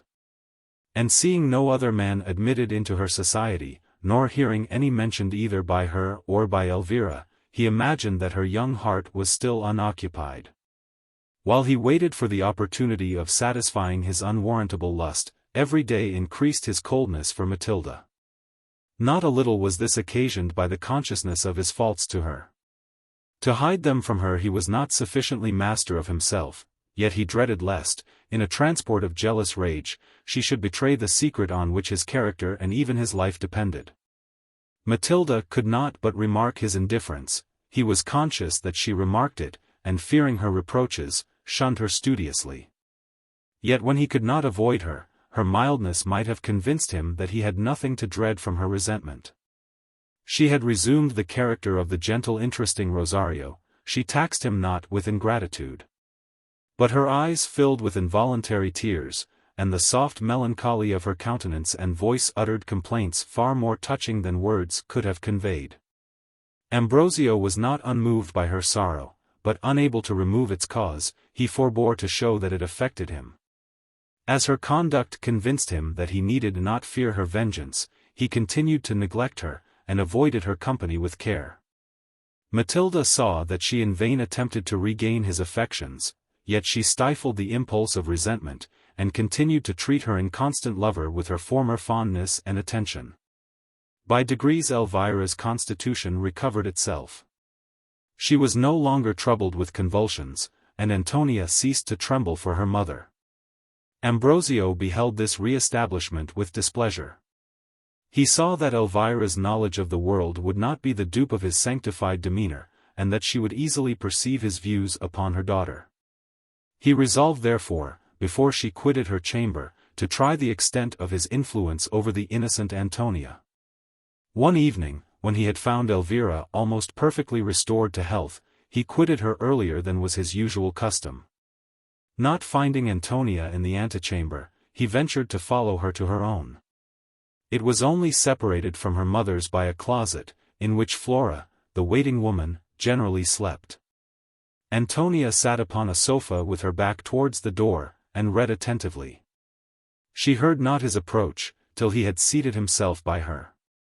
She started, and welcomed him with a look of pleasure, then rising, she would have conducted him to the sitting-room, but Ambrosio taking her hand, obliged her by gentle violence to resume her place. She complied without difficulty. She knew not that there was more impropriety in conversing with him in one room than another. She thought herself equally secure of his principles and her own, and having replaced herself upon the sofa, she began to prattle to him with her usual ease and vivacity. He examined the book which she had been reading, and had now placed upon the table. It was the Bible. "How," said the friar to himself, "Antonia reads the Bible, and is still so ignorant." But, upon a further inspection, he found that Elvira had made exactly the same remark. That prudent mother, while she admired the beauties of the sacred writings, was convinced that, unrestricted, no reading more improper could be permitted a young woman. Many of the narratives can only tend to excite ideas the worst calculated for a female breast. Everything is called plainly and roundly by its name. And the annals of a brothel would scarcely furnish a greater choice of indecent expressions. Yet this is the book which young women are recommended to study. Which is put into the hands of children, able to comprehend little more than those passages of which they had better remain ignorant. And which but too frequently inculcates the first rudiments of vice, and gives the first alarm to the still sleeping passions. Of this was Elvira so fully convinced, that she would have preferred putting into her daughter's hands Amadis de Gaul, or the valiant champion, Tirante the White. And would sooner have authorized her studying the lewd exploits of Don Galaor, or the lascivious jokes of the damsel Placer de mi vida. She had in consequence made 2 resolutions respecting the Bible. The first was that Antonia should not read it till she was of an age to feel its beauties, and profit by its morality. The second, that it should be copied out with her own hand. And all improper passages either altered or omitted. She had adhered to this determination, and such was the Bible which Antonia was reading. It had been lately delivered to her, and she perused it with an avidity, with a delight that was inexpressible. Ambrosio perceived his mistake, and replaced the book upon the table. Antonia spoke of her mother's health with all the enthusiastic joy of a youthful heart. "I admire your filial affection," said the abbot. "It proves the excellence and sensibility of your character. It promises a treasure to him whom heaven has destined to possess your affections. The breast, so capable of fondness for a parent, what will it feel for a lover? Nay, perhaps, what feels it for one even now? Tell me, my lovely daughter, have you known what it is to love? Answer me with sincerity, forget my habit, and consider me only as a friend." "What it is to love," said she, repeating his question. "Oh. Yes, undoubtedly, I have loved many, many people. That is not what I mean. The love of which I speak can be felt only for one. Have you never seen the man whom you wish to be your husband?" "Oh. No, indeed." This was an untruth, but she was unconscious of its falsehood. She knew not the nature of her sentiments for Lorenzo. And never having seen him since his first visit to Elvira, with every day his image grew less feebly impressed upon her bosom. Besides, she thought of an husband with all a virgin's terror, and negatived the friar's demand without a moment's hesitation. "And do you not long to see that man, Antonia? Do you feel no void in your heart which you fain would have filled up? Do you heave no sighs for the absence of someone dear to you, but who that someone is, you know not? Perceive you not that what formerly could please, has charms for you no longer? That 1,000 new wishes, new ideas, new sensations, have sprang in your bosom, only to be felt, never to be described? Or while you fill every other heart with passion, is it possible that your own remains insensible and cold? It cannot be. That melting eye, that blushing cheek, that enchanting voluptuous melancholy which at times overspreads your features, all these marks belie your words. You love, Antonia, and in vain would hide it from me. Father, you amaze me. What is this love of which you speak? I neither know its nature, nor if I felt it, why I should conceal the sentiment. Have you seen no man, Antonia, whom though never seen before, you seemed long to have sought? Whose form, though a stranger's, was familiar to your eyes? The sound of whose voice soothed you, pleased you, penetrated to your very soul? In whose presence you rejoiced, for whose absence you lamented? With whom your heart seemed to expand, and in whose bosom with confidence unbounded you reposed the cares of your own? Have you not felt all this, Antonia? Certainly I have. The first time that I saw you, I felt it. Ambrosio started. Scarcely dared he credit his hearing. Me, Antonia? He cried, his eyes sparkling with delight and impatience, while he seized her hand, and pressed it rapturously to his lips. Me, Antonia? You felt these sentiments for me? Even with more strength than you have described. The very moment that I beheld you, I felt so pleased, so interested. I waited so eagerly to catch the sound of your voice, and when I heard it, it seemed so sweet. It spoke to me a language till then so unknown. Methought, it told me 1,000 things which I wished to hear. It seemed as if I had long known you, as if I had a right to your friendship, your advice, and your protection. I wept when you departed, and longed for the time which should restore you to my sight. Antonia! My charming Antonia, exclaimed the monk, and caught her to his bosom, can I believe my senses? Repeat it to me, my sweet girl. Tell me again that you love me truly and tenderly. Indeed, I do, let my mother be excepted, and the world holds no one more dear to me. At this frank avowal Ambrosio no longer possessed himself, wild with desire, he clasped the blushing trembler in his arms. He fastened his lips greedily upon hers, sucked in her pure delicious breath, violated with his bold hand the treasures of her bosom, and wound around him her soft and yielding limbs. Startled, alarmed, and confused at his action, surprise at first deprived her of the power of resistance. At length recovering herself, she strove to escape from his embrace. Father! Ambrosio! She cried, release me, for God's sake! But the licentious monk heeded not her prayers, he persisted in his design, and proceeded to take still greater liberties.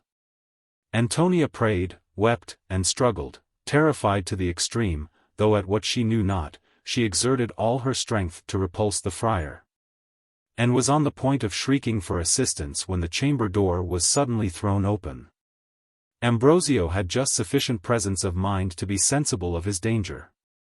Reluctantly he quitted his prey, and started hastily from the couch.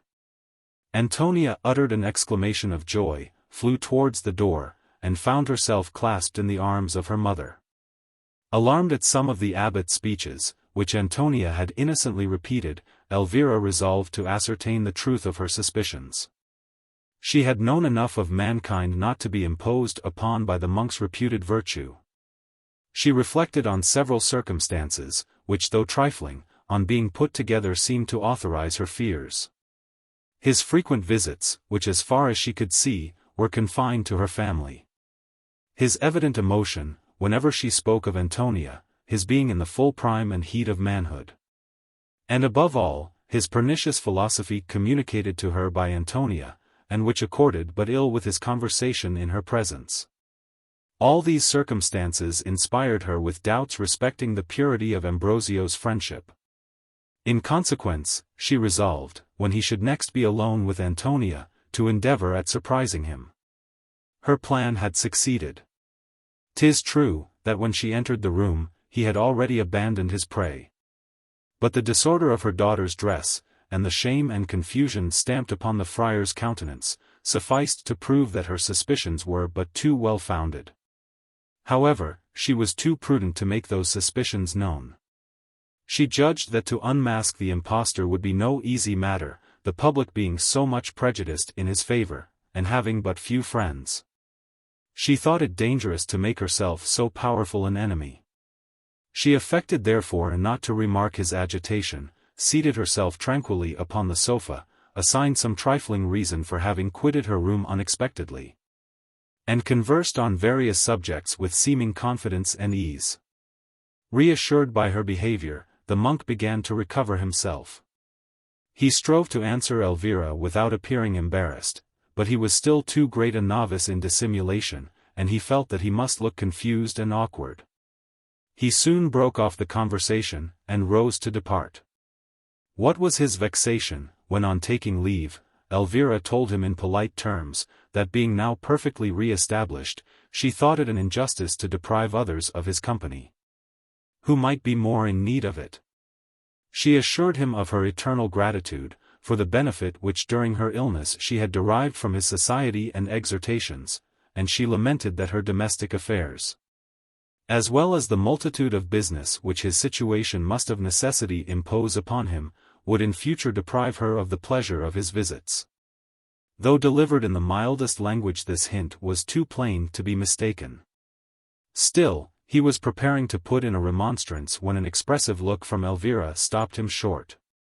He dared not press her to receive him, for her manner convinced him that he was discovered. He submitted without reply, took an hasty leave, and retired to the abbey. His heart filled with rage and shame, with bitterness and disappointment. Antonia's mind felt relieved by his departure, yet she could not help lamenting that she was never to see him more. Elvira also felt a secret sorrow. She had received too much pleasure from thinking him her friend.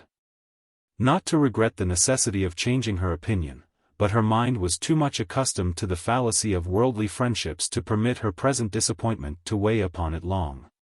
She now endeavored to make her daughter aware of the risk which she had ran, but she was obliged to treat the subject with caution, lest in removing the bandage of ignorance, the veil of innocence should be rent away.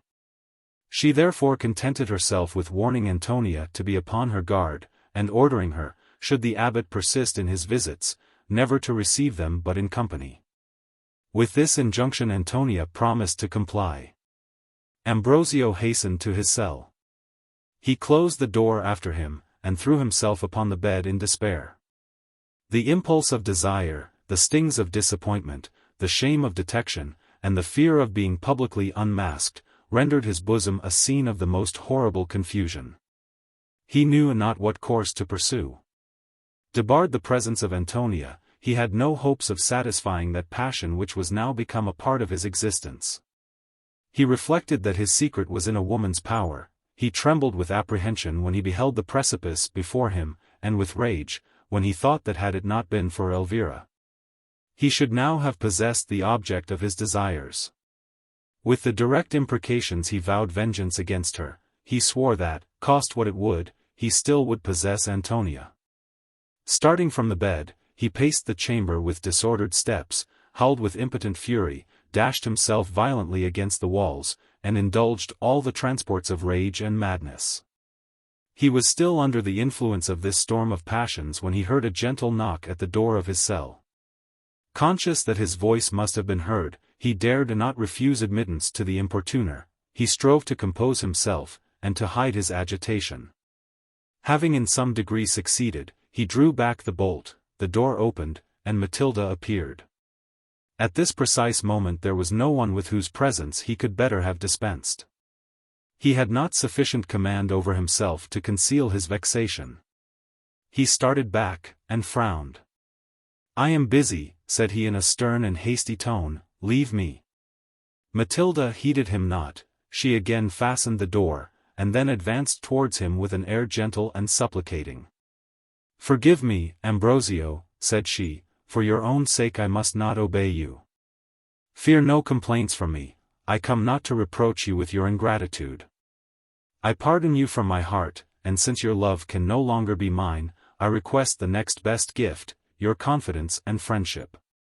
We cannot force our inclinations.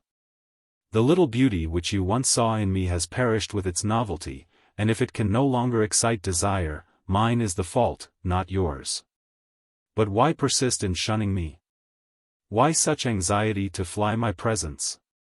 You have sorrows, but will not permit me to share them. You have disappointments, but will not accept my comfort.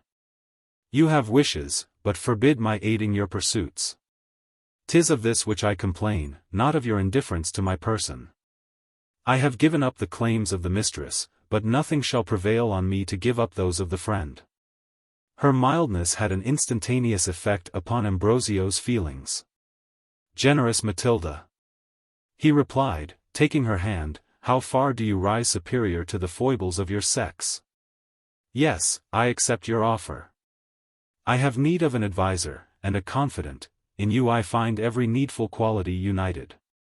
But to aid my pursuits, ah, Matilda, it lies not in your power. It lies in no one's power but mine. Ambrosio, your secret is none to me, your every step, your every action has been observed by my attentive eye. You love Matilda. Why conceal it from me? Fear not the little jealousy which taints the generality of women. My soul disdains so despicable a passion. You love, Ambrosio, Antonia d'Alfa is the object of your flame. I know every circumstance respecting your passion, every conversation has been repeated to me. I have been informed of your attempt to enjoy Antonia's person, your disappointment, and dismission from Elvira's house. You now despair of possessing your mistress. But I come to revive your hopes, and point out the road to success. To success? Oh! Impossible! To them who dare nothing is impossible. Rely upon me, and you may yet be happy. The time is come, Ambrosio, when regard for your comfort and tranquility compels me to reveal a part of my history, with which you are still unacquainted. Listen, and do not interrupt me. Should my confession disgust you, remember that in making it my sole aim is to satisfy your wishes, and restore that peace to your heart which at present has abandoned it. I formerly mentioned that my guardian was a man of uncommon knowledge. He took pains to instill that knowledge into my infant mind. Among the various sciences which curiosity had induced him to explore, he neglected not that which by most is esteemed impious, and by many chimerical. I speak of those arts which relate to the world of spirits. His deep researches into causes and effects, his unwearied application to the study of natural philosophy, his profound and unlimited knowledge of the properties and virtues of every gem which enriches the deep, of every herb which the earth produces, at length procured him the distinction which he had sought so long, so earnestly. His curiosity was fully slaked, his ambition amply gratified. He gave laws to the elements, he could reverse the order of nature. His eye read the mandates of futurity, and the infernal spirits were submissive to his commands.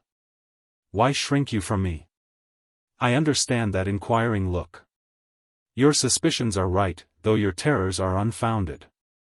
My guardian concealed not from me his most precious acquisition.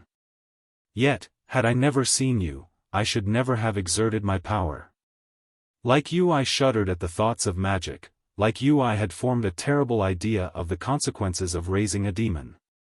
To preserve that life which your love had taught me to prize, I had recourse to means which I trembled at employing. You remember that night which I passed in St. Clare's sepulchre?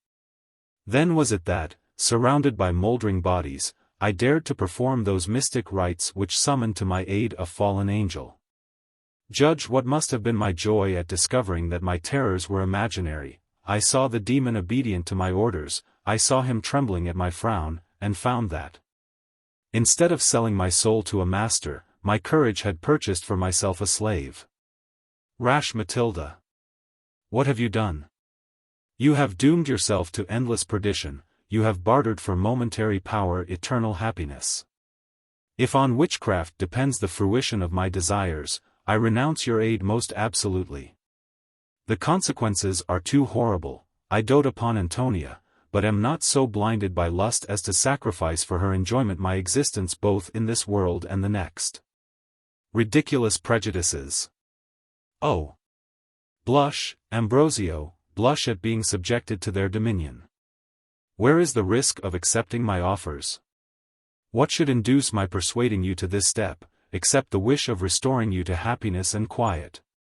If there is danger, it must fall upon me, it is I who invoke the ministry of the spirits.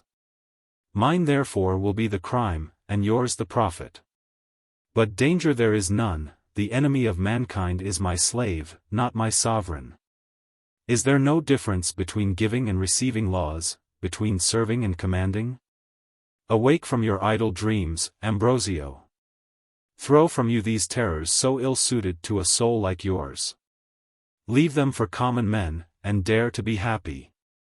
Accompany me this night to St. Clare's sepulchre, witness my incantations, and Antonia is your own. To obtain her by such means I neither can, nor will. Cease then to persuade me, for I dare not employ hell's agency. You dare not? How have you deceived me? That mind which I esteemed so great and valiant, proves to be feeble, puerile, and groveling, a slave to vulgar errors, and weaker than a woman's. What? Though conscious of the danger, wilfully shall I expose myself to the seducer's arts? Shall I renounce forever my title to salvation? Shall my eyes seek a sight which I know will blast them? No, no, Matilda, I will not ally myself with God's enemy. Are you then God's friend at present? Have you not broken your engagements with him, renounced his service, and abandoned yourself to the impulse of your passions? Are you not planning the destruction of innocence, the ruin of a creature whom he formed in the mold of angels? If not of demons, whose aid would you invoke to forward this laudable design? Will the seraphims protect it, conduct Antonia to your arms, and sanction with their ministry your illicit pleasures? Absurd! But I am not deceived, Ambrosio. It is not virtue which makes you reject my offer, you would accept it, but you dare not. 'Tis not the crime which holds your hand, but the punishment. 'Tis not respect for God which restrains you, but the terror of his vengeance. Fain would you offend him in secret, but you tremble to profess yourself his foe. Now shame on the coward soul, which wants the courage either to be a firm friend or open enemy. To look upon guilt with horror, Matilda, is in itself a merit. In this respect I glory to confess myself a coward. Though my passions have made me deviate from her laws, I still feel in my heart an innate love of virtue. But it ill becomes you to tax me with my perjury, you, who first seduced me to violate my vows. You, who first roused my sleeping vices, made me feel the weight of religion's chains, and bade me be convinced that guilt had pleasures. Yet though my principles have yielded to the force of temperament, I still have sufficient grace to shudder at sorcery, and avoid a crime so monstrous, so unpardonable. Unpardonable, say you? Where then is your constant boast of the Almighty's infinite mercy? Has he of late set bounds to it? Receives he no longer a sinner with joy? You injure him, Ambrosio. You will always have time to repent, and he have goodness to forgive. Afford him a glorious opportunity to exert that goodness, the greater your crime, the greater his merit in pardoning. Away then with these childish scruples, be persuaded to your good, and follow me to the sepulchre. Oh! Cease, Matilda. That scoffing tone, that bold and impious language, is horrible in every mouth, but most so in a woman's. Let us drop a conversation which excites no other sentiments than horror and disgust. I will not follow you to the sepulchre, or accept the services of your infernal agents. Antonia shall be mine, but mine by human means. Then yours she will never be. You are banished her presence. Her mother has opened her eyes to your designs, and she is now upon her guard against them. Nay more, she loves another. A youth of distinguished merit possesses her heart, and unless you interfere, a few days will make her his bride. This intelligence was brought me by my invisible servants, to whom I had recourse on first perceiving your indifference. They watched your every action, related to me all that passed at Elvira's, and inspired me with the idea of favoring your designs. Their reports have been my only comfort. Though you shunned my presence, all your proceedings were known to me, nay, I was constantly with you in some degree, thanks to this precious gift. With these words she drew from beneath her habit a mirror of polished steel, the borders of which were marked with various strange and unknown characters. Amidst all my sorrows, amidst all my regrets for your coldness, I was sustained from despair by the virtues of this talisman. On pronouncing certain words, the person appears in it on whom the observer's thoughts are bent. Thus though I was exiled from your sight, you, Ambrosio, were ever present to mine. The friar's curiosity was excited strongly. What you relate is incredible. Matilda, are you not amusing yourself with my credulity? Be your own eyes the judge. She put the mirror into his hand. Curiosity induced him to take it, and love, to wish that Antonia might appear. Matilda pronounced the magic words. Immediately, a thick smoke rose from the characters traced upon the borders, and spread itself over the surface. It dispersed again gradually. A confused mixture of colors and images presented themselves to the friar's eyes, which at length arranging themselves in their proper places, he beheld in miniature Antonia's lovely form. The scene was a small closet belonging to her apartment. She was undressing to bathe herself. The long tresses of her hair were already bound up. The amorous monk had full opportunity to observe the voluptuous contours and admirable symmetry of her person. She threw off her last garment, and advancing to the bath prepared for her, she put her foot into the water. It struck cold, and she drew it back again. Though unconscious of being observed, an inbred sense of modesty induced her to veil her charms, and she stood hesitating upon the brink, in the attitude of the Venus de Medicis. At this moment a tame linnet flew towards her, nestled its head between her breasts, and nibbled them in wanton play. The smiling Antonia strove in vain to shake off the bird, and at length raised her hands to drive it from its delightful harbor. Ambrosio could bear no more, his desires were worked up to frenzy. "I yield," he cried, dashing the mirror upon the ground. "Matilda, I follow you. Do with me what you will." She waited not to hear his consent repeated. It was already midnight. She flew to her cell, and soon returned with her little basket and the key of the cemetery, which had remained in her possession since her first visit to the vaults. She gave the monk no time for reflection. "Come," she said, and took his hand, "follow me, and witness the effects of your resolve." This said, she drew him hastily along. They passed into the burying ground unobserved, opened the door of the sepulchre, and found themselves at the head of the subterraneous staircase. As yet the beams of the full moon had guided their steps, but that resource now failed them. Matilda had neglected to provide herself with a lamp. Still holding Ambrosio's hand she descended the marble steps, but the profound obscurity with which they were overspread obliged them to walk slow and cautiously. "You tremble," said Matilda to her companion. "Fear not, the destined spot is near." They reached the foot of the staircase, and continued to proceed, feeling their way along the walls. On turning a corner suddenly, they descried faint gleams of light which seemed burning at a distance. Thither they bent their steps. The rays proceeded from a small sepulchral lamp which flamed unceasingly before the statue of Saint Clare. It tinged with dim and cheerless beams the massy columns which supported the roof, but was too feeble to dissipate the thick gloom in which the vaults above were buried. Matilda took the lamp. "Wait for me," said she to the friar, "in a few moments I am here again." With these words she hastened into one of the passages which branched in various directions from this spot, and formed a sort of labyrinth. Ambrosio was now left alone. Darkness the most profound surrounded him, and encouraged the doubts which began to revive in his bosom. He had been hurried away by the delirium of the moment, the shame of betraying his terrors, while in Matilda's presence, had induced him to repress them. But now that he was abandoned to himself, they resumed their former ascendancy. He trembled at the scene which he was soon to witness. He knew not how far the delusions of magic might operate upon his mind, and possibly might force him to some deed whose commission would make the breach between himself and heaven irreparable. In this fearful dilemma, he would have implored God's assistance, but was conscious that he had forfeited all claim to such protection.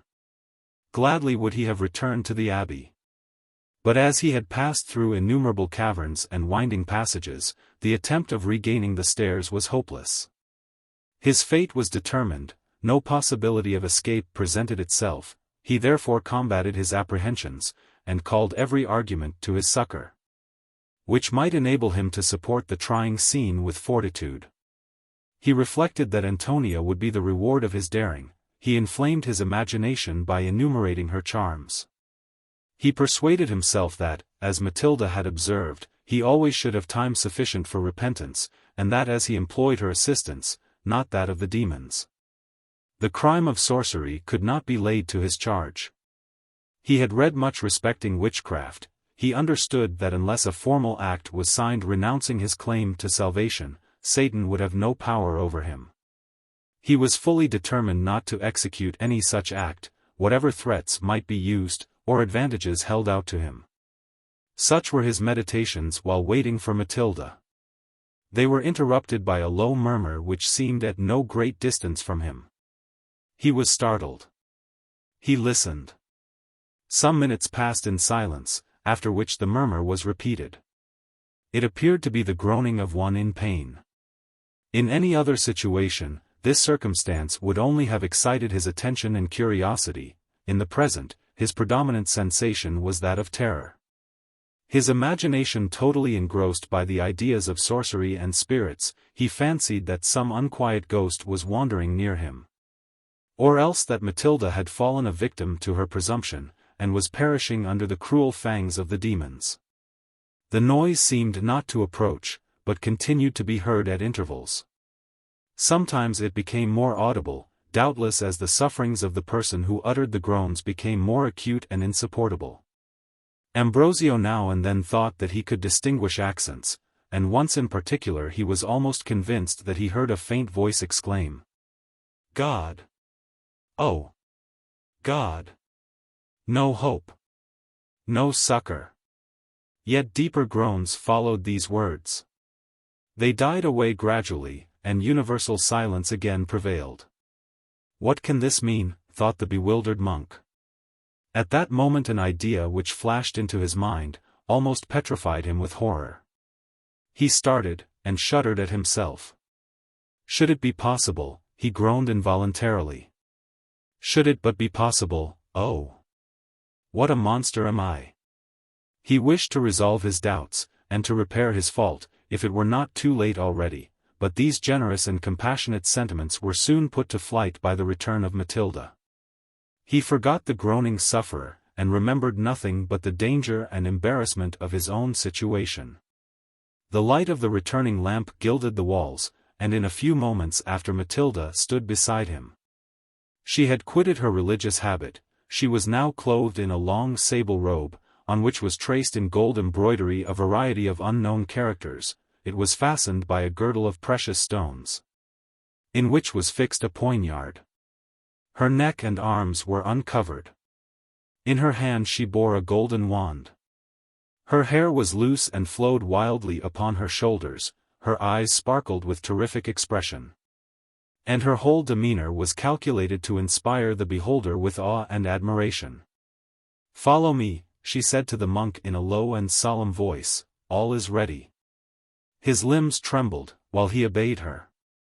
She led him through various narrow passages, and on every side as they passed along, the beams of the lamp displayed none but the most revolting objects.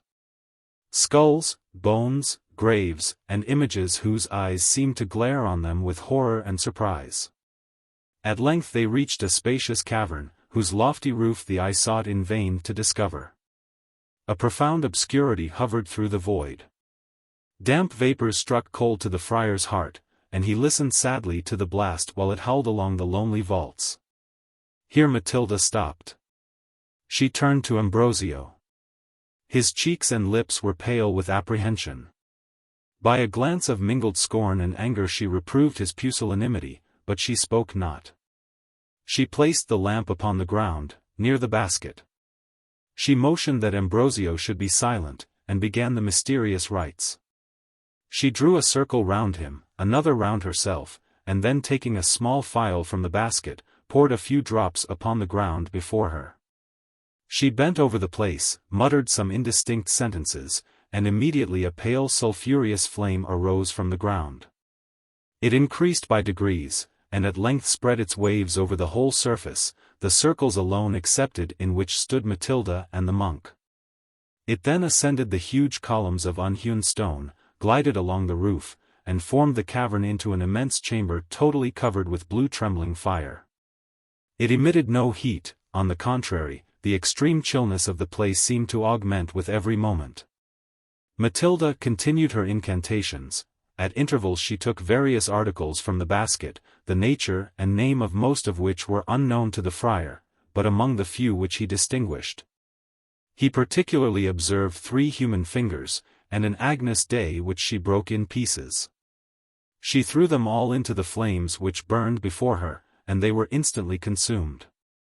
The monk beheld her with anxious curiosity. Suddenly she uttered a loud and piercing shriek. She appeared to be seized with an access of delirium. She tore her hair, beat her bosom, used the most frantic gestures, and drawing the poignard from her girdle plunged it into her left arm. The blood gushed out plentifully, and as she stood on the brink of the circle, she took care that it should fall on the outside. The flames retired from the spot on which the blood was pouring. A volume of dark clouds rose slowly from the ensanguined earth, and ascended gradually, till it reached the vault of the cavern. At the same time a clap of thunder was heard, the echo pealed fearfully along the subterraneous passages, and the ground shook beneath the feet of the enchantress. It was now that Ambrosio repented of his rashness. The solemn singularity of the charm had prepared him for something strange and horrible. He waited with fear for the spirit's appearance, whose coming was announced by thunder and earthquakes. He looked wildly round him, expecting that some dreadful apparition would meet his eyes, the sight of which would drive him mad. A cold shivering seized his body, and he sank upon one knee, unable to support himself. "He comes!" exclaimed Matilda in a joyful accent. Ambrosio started, and expected the demon with terror. What was his surprise, when the thunder ceasing to roll, a full strain of melodious music sounded in the air. At the same time the cloud dispersed, and he beheld a figure more beautiful than fancy's pencil ever drew. It was a youth seemingly scarce 18, the perfection of whose form and face was unrivaled. He was perfectly naked, a bright star sparkled upon his forehead. 2 crimson wings extended themselves from his shoulders. And his silken locks were confined by a band of many-colored fires, which played round his head, formed themselves into a variety of figures, and shone with a brilliance far surpassing that of precious stones. Circlets of diamonds were fastened round his arms and ankles, and in his right hand he bore a silver branch, imitating myrtle. His form shone with dazzling glory, he was surrounded by clouds of rose-colored light, and at the moment that he appeared, a refreshing air breathed perfumes through the cavern. Enchanted at a vision so contrary to his expectations, Ambrosio gazed upon the spirit with delight and wonder, yet however beautiful the figure, he could not but remark a wildness in the demon's eyes, and a mysterious melancholy impressed upon his features, betraying the fallen angel, and inspiring the spectators with secret awe. The music ceased. Matilda addressed herself to the spirit, she spoke in a language unintelligible to the monk, and was answered in the same. She seemed to insist upon something which the demon was unwilling to grant. He frequently darted upon Ambrosio angry glances, and at such times the friar's heart sank within him. Matilda appeared to grow incensed. She spoke in a loud and commanding tone, and her gestures declared that she was threatening him with her vengeance. Her menaces had the desired effect, the spirit sank upon his knee, and with a submissive air presented to her the branch of myrtle. No sooner had she received it, than the music was again heard. A thick cloud spread itself over the apparition, the blue flames disappeared, and total obscurity reigned through the cave. The abbot moved not from his place, his faculties were all bound up in pleasure, anxiety, and surprise. At length the darkness dispersing, he perceived Matilda standing near him in her religious habit, with the myrtle in her hand. No traces of the incantation, and the vaults were only illuminated by the faint rays of the sepulchral lamp. "I have succeeded," said Matilda, though with more difficulty than I expected. Lucifer, whom I summoned to my assistance, was at first unwilling to obey my commands. To enforce his compliance I was constrained to have recourse to my strongest charms. They have produced the desired effect, but I have engaged never more to invoke his agency in your favor. Beware then, how you employ an opportunity which never will return. My magic arts will now be of no use to you, in future you can only hope for supernatural aid by invoking the demons yourself, and accepting the conditions of their service. This you will never do. You want strength of mind to force them to obedience, and unless you pay their established price, they will not be your voluntary servants. In this one instance they consent to obey you. I offer you the means of enjoying your mistress, and be careful not to lose the opportunity. Receive this constellated myrtle. While you bear this in your hand, every door will fly open to you. It will procure you access tomorrow night to Antonia's chamber, then breathe upon it thrice, pronounce her name, and place it upon her pillow. A death-like slumber will immediately seize upon her, and deprive her of the power of resisting your attempts. sleep will hold her till break of morning. In this state you may satisfy your desires without danger of being discovered. Since when daylight shall dispel the effects of the enchantment, Antonia will perceive her dishonor, but be ignorant of the ravisher. Be happy then, my Ambrosio, and let this service convince you that my friendship is disinterested and pure. The night must be near expiring, let us return to the abbey, lest our absence should create surprise. The abbot received the talisman with silent gratitude. His ideas were too much bewildered by the adventures of the night to permit his expressing his thanks audibly, or indeed as yet to feel the whole value of her present. Matilda took up her lamp and basket, and guided her companion from the mysterious cavern. She restored the lamp to its former place, and continued her route in darkness, till she reached the foot of the staircase. The first beams of the rising sun darting down it facilitated the ascent. Matilda and the abbot hastened out of the sepulchre, closed the door after them, and soon regained the abbey's western cloister.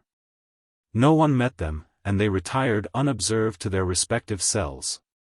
The confusion of Ambrosio's mind now began to appease. He rejoiced in the fortunate issue of his adventure, and reflecting upon the virtues of the myrtle, looked upon Antonia as already in his power.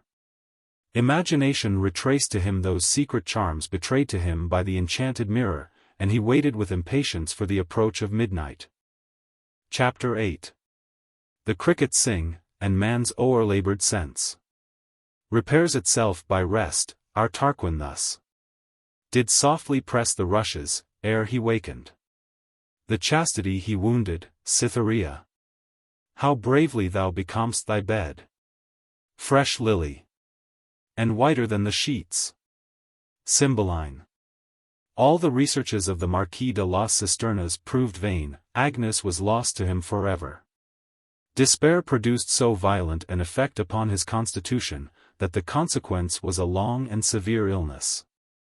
This prevented him from visiting Elvira as he had intended. And she being ignorant of the cause of his neglect, it gave her no trifling uneasiness.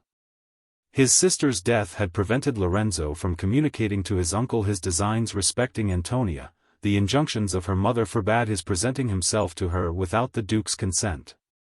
And as she heard no more of him or his proposals, Elvira conjectured that he had either met with a better match, or had been commanded to give up all thoughts of her daughter. Every day made her more uneasy respecting Antonia's fate. While she retained the abbot's protection, she bore with fortitude the disappointment of her hopes with regard to Lorenzo and the Marquis. That resource now failed her. She was convinced that Ambrosio had meditated her daughter's ruin, and when she reflected that her death would leave Antonia friendless and unprotected in a world so base, so perfidious and depraved, her heart swelled with the bitterness of apprehension. At such times she would sit for hours gazing upon the lovely girl, and seeming to listen to her innocent prattle, while in reality her thoughts dwelt upon the sorrows into which a moment would suffice to plunge her. Then she would clasp her in her arms suddenly, lean her head upon her daughter's bosom, and bedew it with her tears. An event was in preparation which, had she known it, would have relieved her from her inquietude.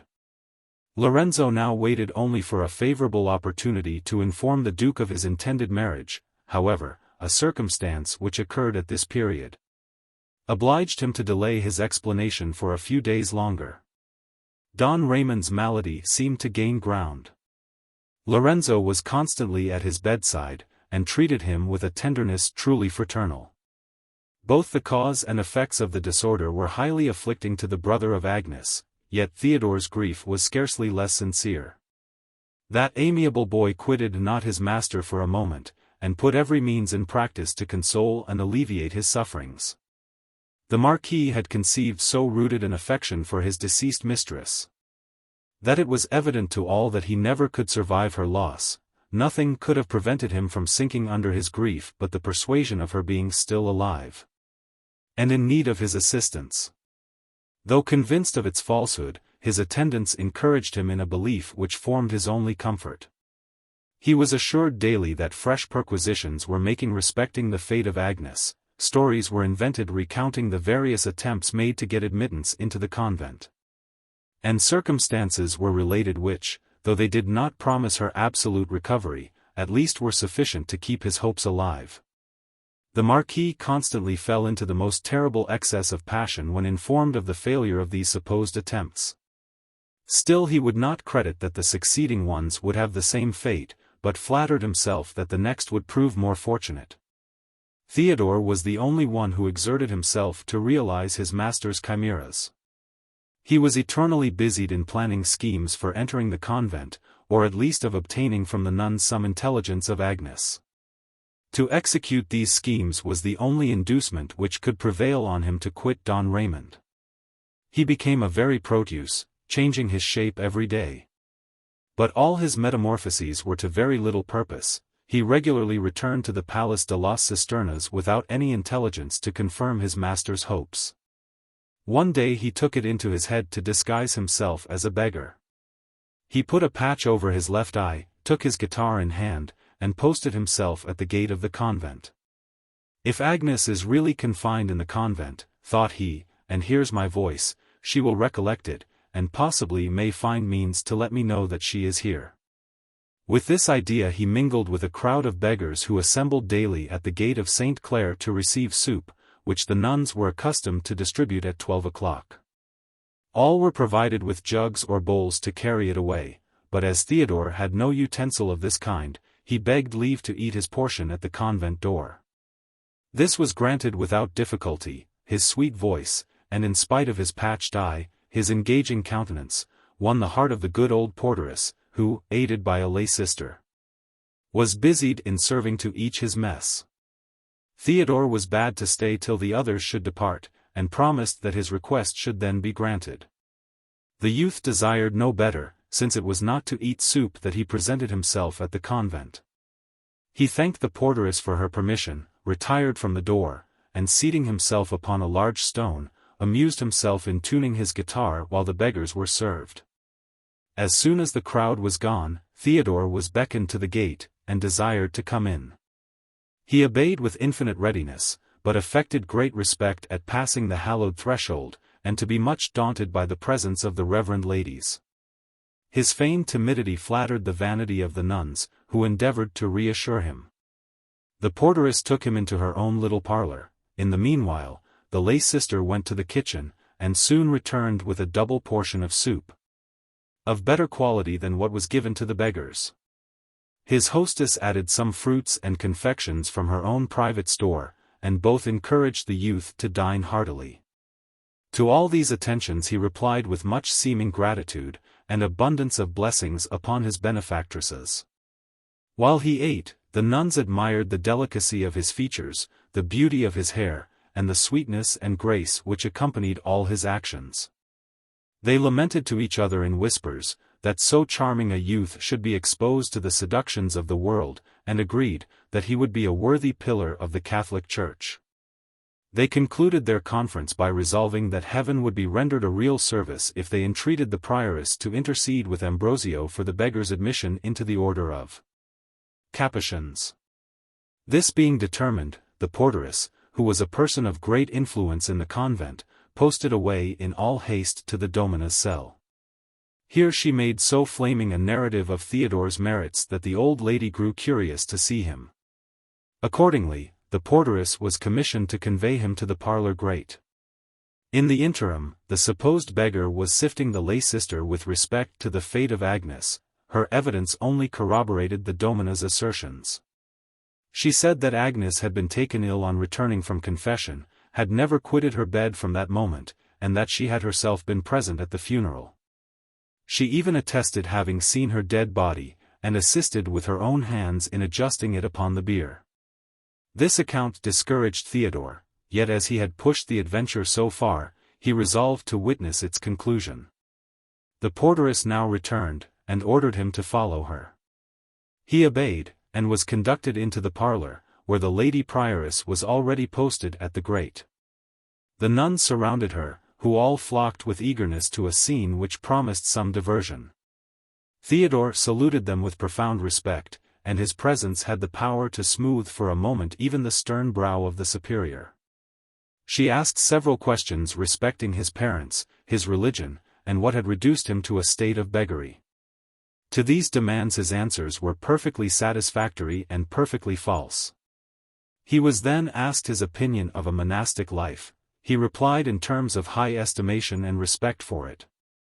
Upon this, the prioress told him that his obtaining an entrance into a religious order was not impossible. That her recommendation would not permit his poverty to be an obstacle, and that if she found him deserving it, he might depend in future upon her protection. Theodore assured her that to merit her favor would be his highest ambition, and having ordered him to return next day, when she would talk with him further, the domina quitted the parlor. The nuns, whom respect for the superior had till then kept silent, now crowded all together to the grate, and assailed the youth with a multitude of questions. He had already examined each with attention, alas! Agnes was not amongst them. The nuns heaped question upon question so thickly that it was scarcely possible for him to reply. One asked where he was born. Since his accent declared him to be a foreigner, another wanted to know why he wore a patch upon his left eye. Sister Helena inquired whether he had not a sister like him. Because she should like such a companion. And Sister Rachel was fully persuaded that the brother would be the pleasanter companion of the two. Theodore amused himself with retailing to the credulous nuns for truths all the strange stories which his imagination could invent.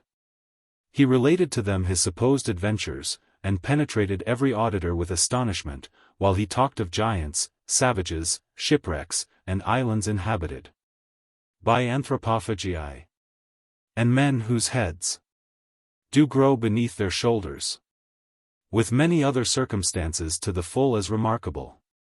He said that he was born in terra incognita, was educated at an Hottentot university, and had passed 2 years among the Americans of Silesia. For what regards the loss of my eye, said he, it was a just punishment upon me for disrespect to the Virgin, when I made my second pilgrimage to Loreto. I stood near the altar in the miraculous chapel. The monks were proceeding to array the statue in her best apparel. The pilgrims were ordered to close their eyes during this ceremony, but though by nature extremely religious, curiosity was too powerful. At the moment, I shall penetrate you with horror, reverend ladies, when I reveal my crime.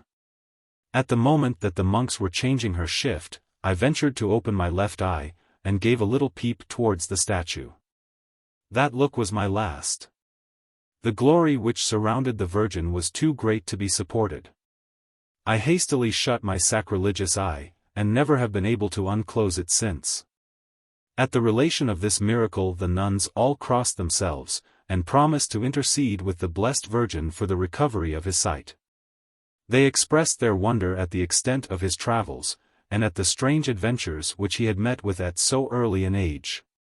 They now remarked his guitar, and inquired whether he was an adept in music. He replied with modesty that it was not for him to decide upon his talents, but requested permission to appeal to them as judges. This was granted without difficulty.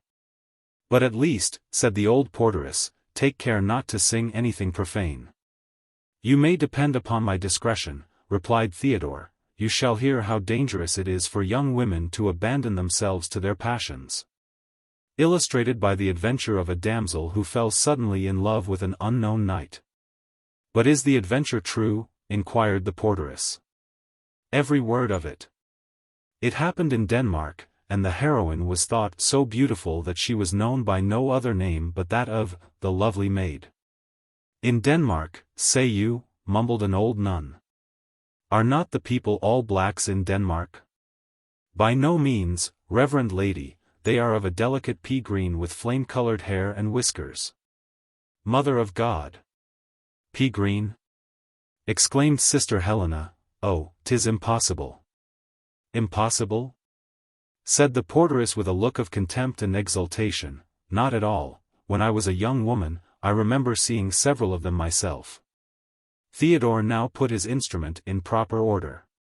He had read the story of a king of England whose prison was discovered by a minstrel, and he hoped that the same scheme would enable him to discover Agnes, should she be in the convent. He chose a ballad which she had taught him herself in the castle of Lindenberg. She might possibly catch the sound, and he hoped to hear her replying to some of the stanzas. His guitar was now in tune, and he prepared to strike it. "But before I begin," said he, "it is necessary to inform you, ladies, that this same Denmark is terribly infested by sorcerers, witches, and evil spirits. Every element possesses its appropriate demons. The woods are haunted by a malignant power, called the Earl or Oak King. He it is who blights the trees, spoils the harvest, and commands the imps and goblins. He appears in the form of an old man of majestic figure, with a golden crown and long white beard. His principal amusement is to entice young children from their parents, and as soon as he gets them into his cave, he tears them into 1,000 pieces. The rivers are governed by another fiend, called the Water King. His province is to agitate the deep, occasion shipwrecks, and drag the drowning sailors beneath the waves. He wears the appearance of a warrior, and employs himself in luring young virgins into his snare. What he does with them when he catches them in the water, reverend ladies, I leave for you to imagine. The Fire King seems to be a man all formed of flames. He raises the meteors and wandering lights which beguile travelers into ponds and marshes, and he directs the lightning where it may do most mischief. The last of these elementary demons is called the Cloud King. His figure is that of a beautiful youth, and he is distinguished by 2 large sable wings, though his outside is so enchanting. He is not a bit better disposed than the others. He is continually employed in raising storms, tearing up forests by the roots, and blowing castles and convents about the ears of their inhabitants. The first has a daughter, who is queen of the elves and fairies. The second has a mother, who is a powerful enchantress.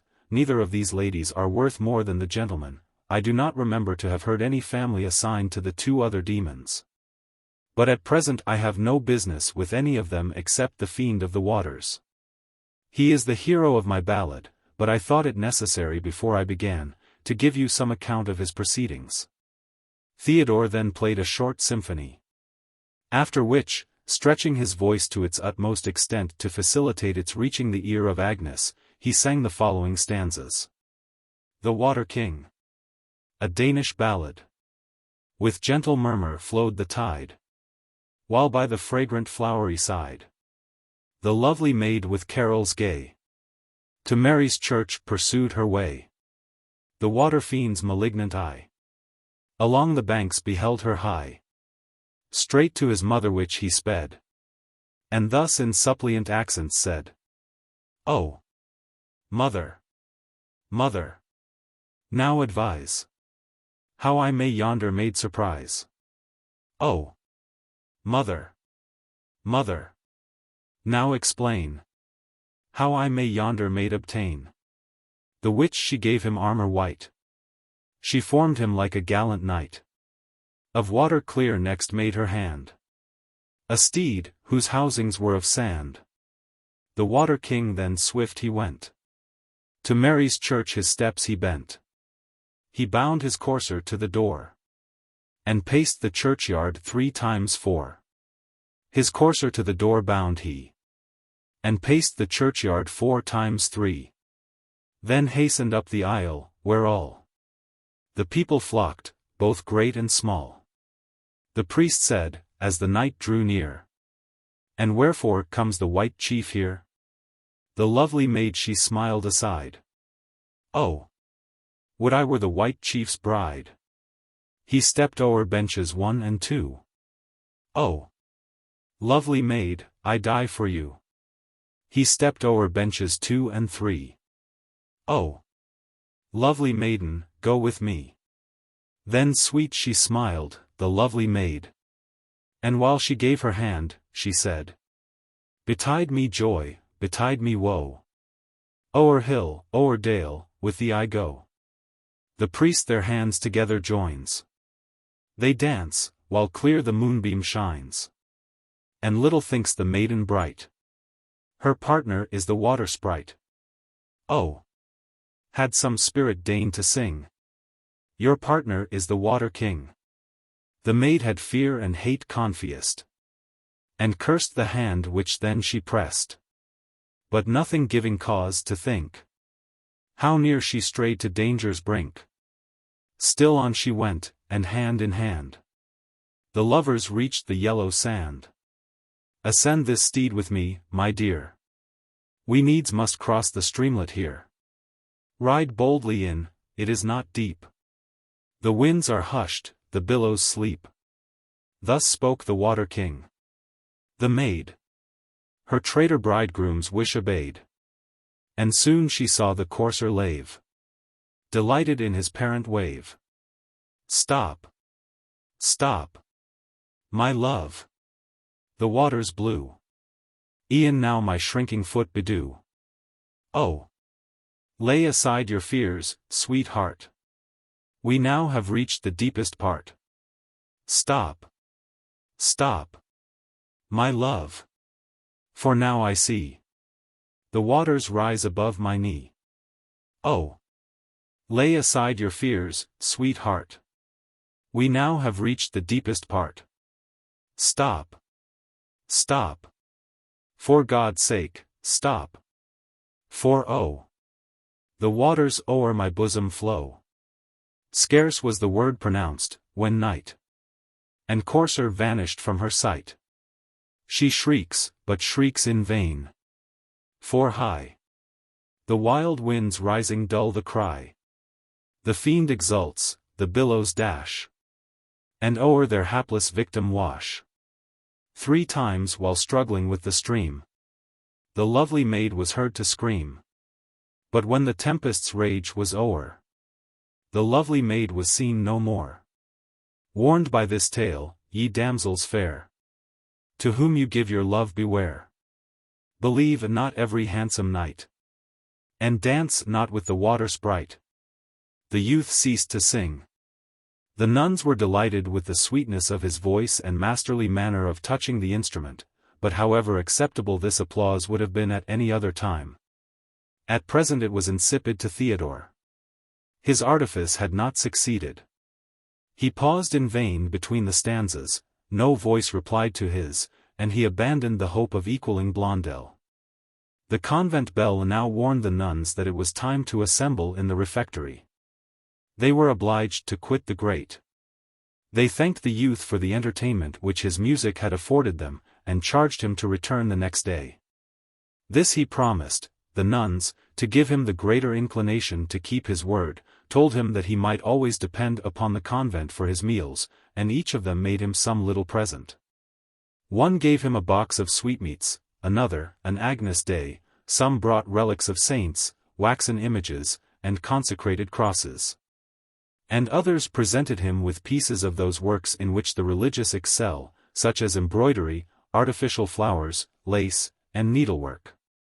All these he was advised to sell, in order to put himself into better case.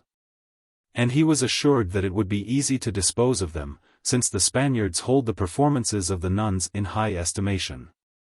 Having received these gifts with seeming respect and gratitude, he remarked that, having no basket, he knew not how to convey them away.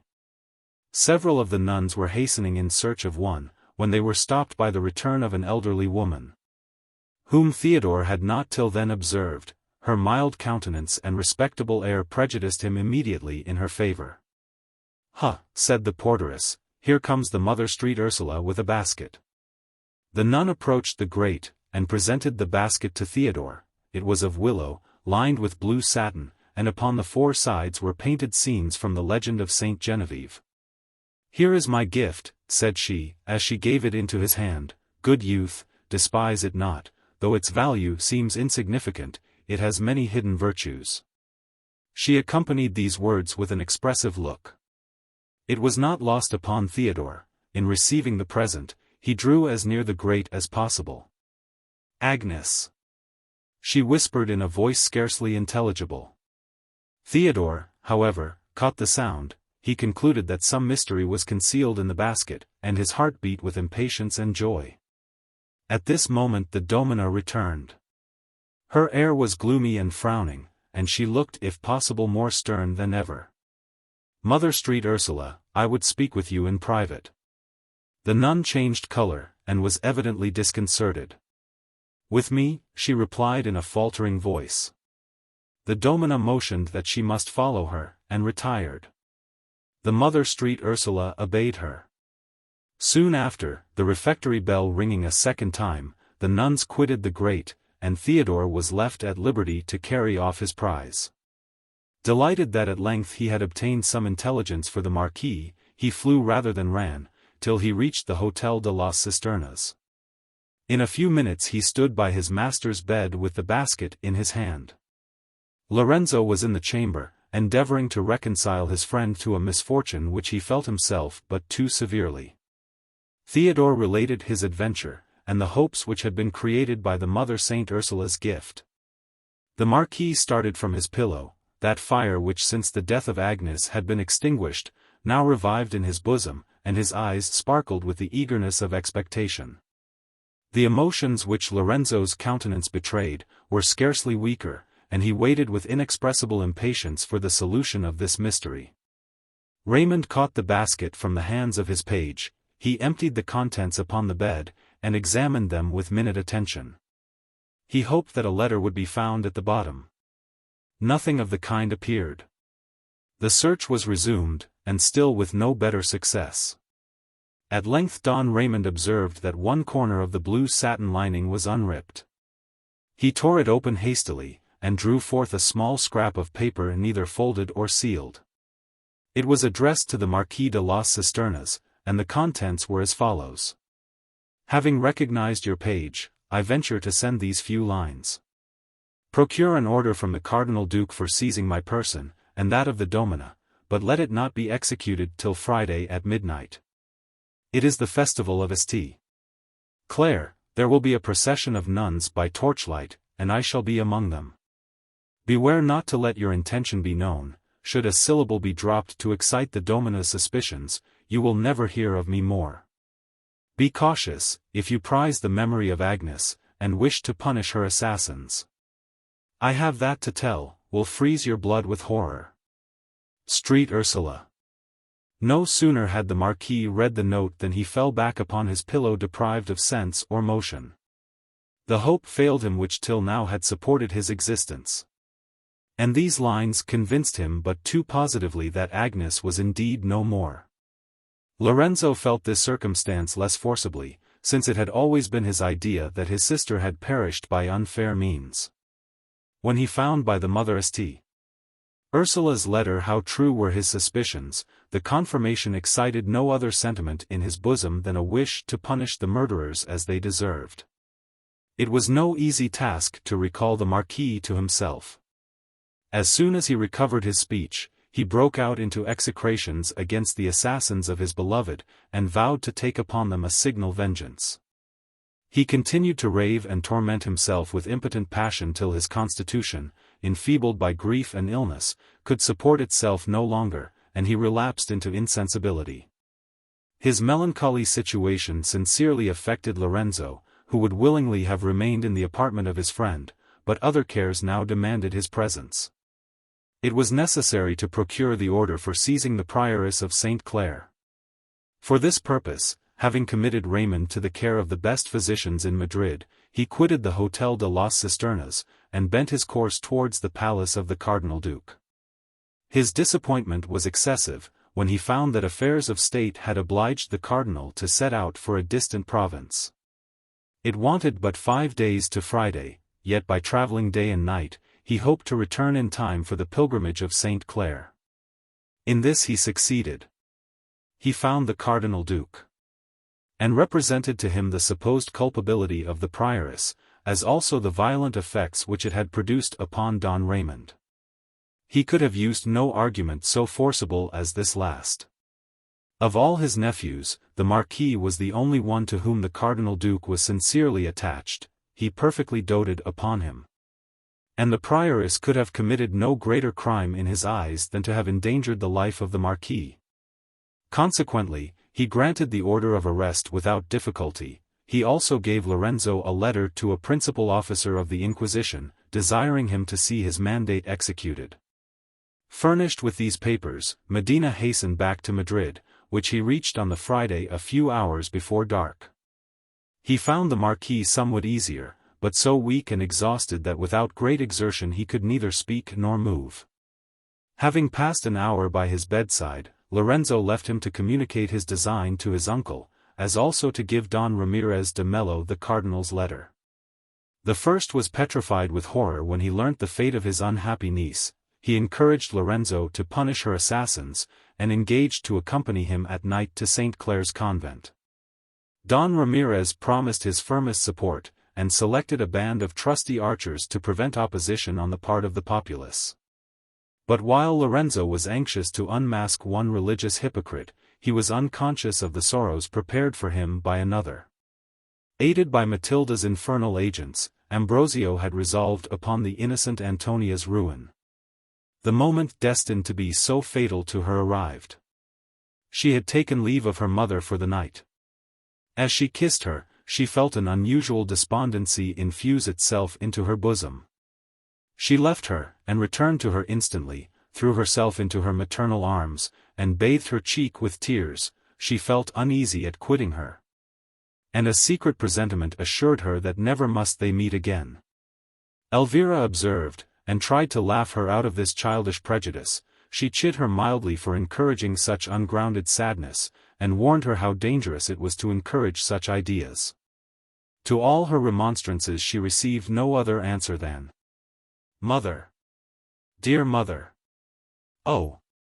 Would to God, it were morning." Elvira, whose inquietude respecting her daughter was a great obstacle to her perfect re-establishment, was still laboring under the effects of her late severe illness. She was this evening more than usually indisposed, and retired to bed before her accustomed hour. Antonia withdrew from her mother's chamber with regret, and till the door closed, kept her eyes fixed upon her with melancholy expression. She retired to her own apartment. Her heart was filled with bitterness. It seemed to her that all her prospects were blasted, and the world contained nothing for which it was worth existing. She sank into a chair, reclined her head upon her arm, and gazed upon the floor with a vacant stare, while the most gloomy images floated before her fancy. She was still in this state of insensibility when she was disturbed by hearing a strain of soft music breathed beneath her window. She rose, drew near the casement, and opened it to hear it more distinctly. Having thrown her veil over her face, she ventured to look out. By the light of the moon she perceived several men below with guitars and lutes in their hands. And at a little distance from them stood another wrapped in his cloak, whose stature and appearance bore a strong resemblance to Lorenzo's. She was not deceived in this conjecture. It was indeed Lorenzo himself, who, bound by his word not to present himself to Antonia without his uncle's consent, endeavored by occasional serenades to convince his mistress that his attachment still existed. His stratagem had not the desired effect. Antonia was far from supposing that this nightly music was intended as a compliment to her. She was too modest to think herself worthy such attentions. And concluding them to be addressed to some neighboring lady, she grieved to find that they were offered by Lorenzo. The air which was played was plaintive and melodious. It accorded with the state of Antonia's mind, and she listened with pleasure. After a symphony of some length, it was succeeded by the sound of voices, and Antonia distinguished the following words: Serenade. Chorus. Oh! Breathe in gentle strain, my lyre. 'Tis here that beauty loves to rest. Describe the pangs of fond desire, which rend a faithful lover's breast. Song. In every heart to find a slave. In every soul to fix his reign. In bonds to lead the wise and brave. And make the captives kiss his chain. Such is the power of love, and oh! I grieve so well love's power to know. In sighs to pass the livelong day. To taste a short and broken sleep. For one dear object far away. All others scorned, to watch and weep. Such are the pains of love, and oh! I grieve so well love's pains to know.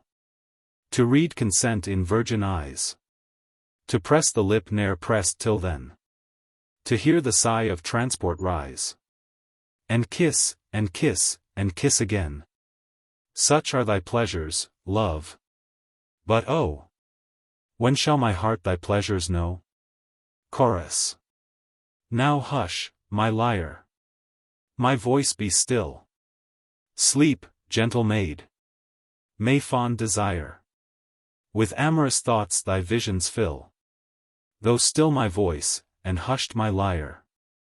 The music ceased, the performers dispersed, and silence prevailed through the street. Antonia quitted the window with regret. She as usual recommended herself to the protection of Saint Rosolia, said her accustomed prayers, and retired to bed. Sleep was not long absent, and his presence relieved her from her terrors and inquietude. It was almost 2 o'clock before the lustful monk ventured to bend his steps towards Antonia's dwelling. It has been already mentioned that the abbey was at no great distance from the Strada di San Iago. He reached the house unobserved. Here he stopped, and hesitated for a moment. He reflected on the enormity of the crime, the consequences of a discovery, and the probability, after what had passed, of Elvira's suspecting him to be her daughter's ravisher. On the other hand, it was suggested that she could do no more than suspect. That no proofs of his guilt could be produced, that it would seem impossible for the rape to have been committed without Antonia's knowing when, where, or by whom.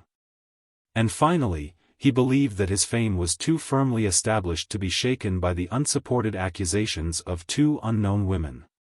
This latter argument was perfectly false. He knew not how uncertain is the air of popular applause, and that a moment suffices to make him today the detestation of the world, who yesterday was its idol. The result of the monk's deliberations was that he should proceed in his enterprise. He ascended the steps leading to the house. No sooner did he touch the door with the silver myrtle, than it flew open, and presented him with a free passage.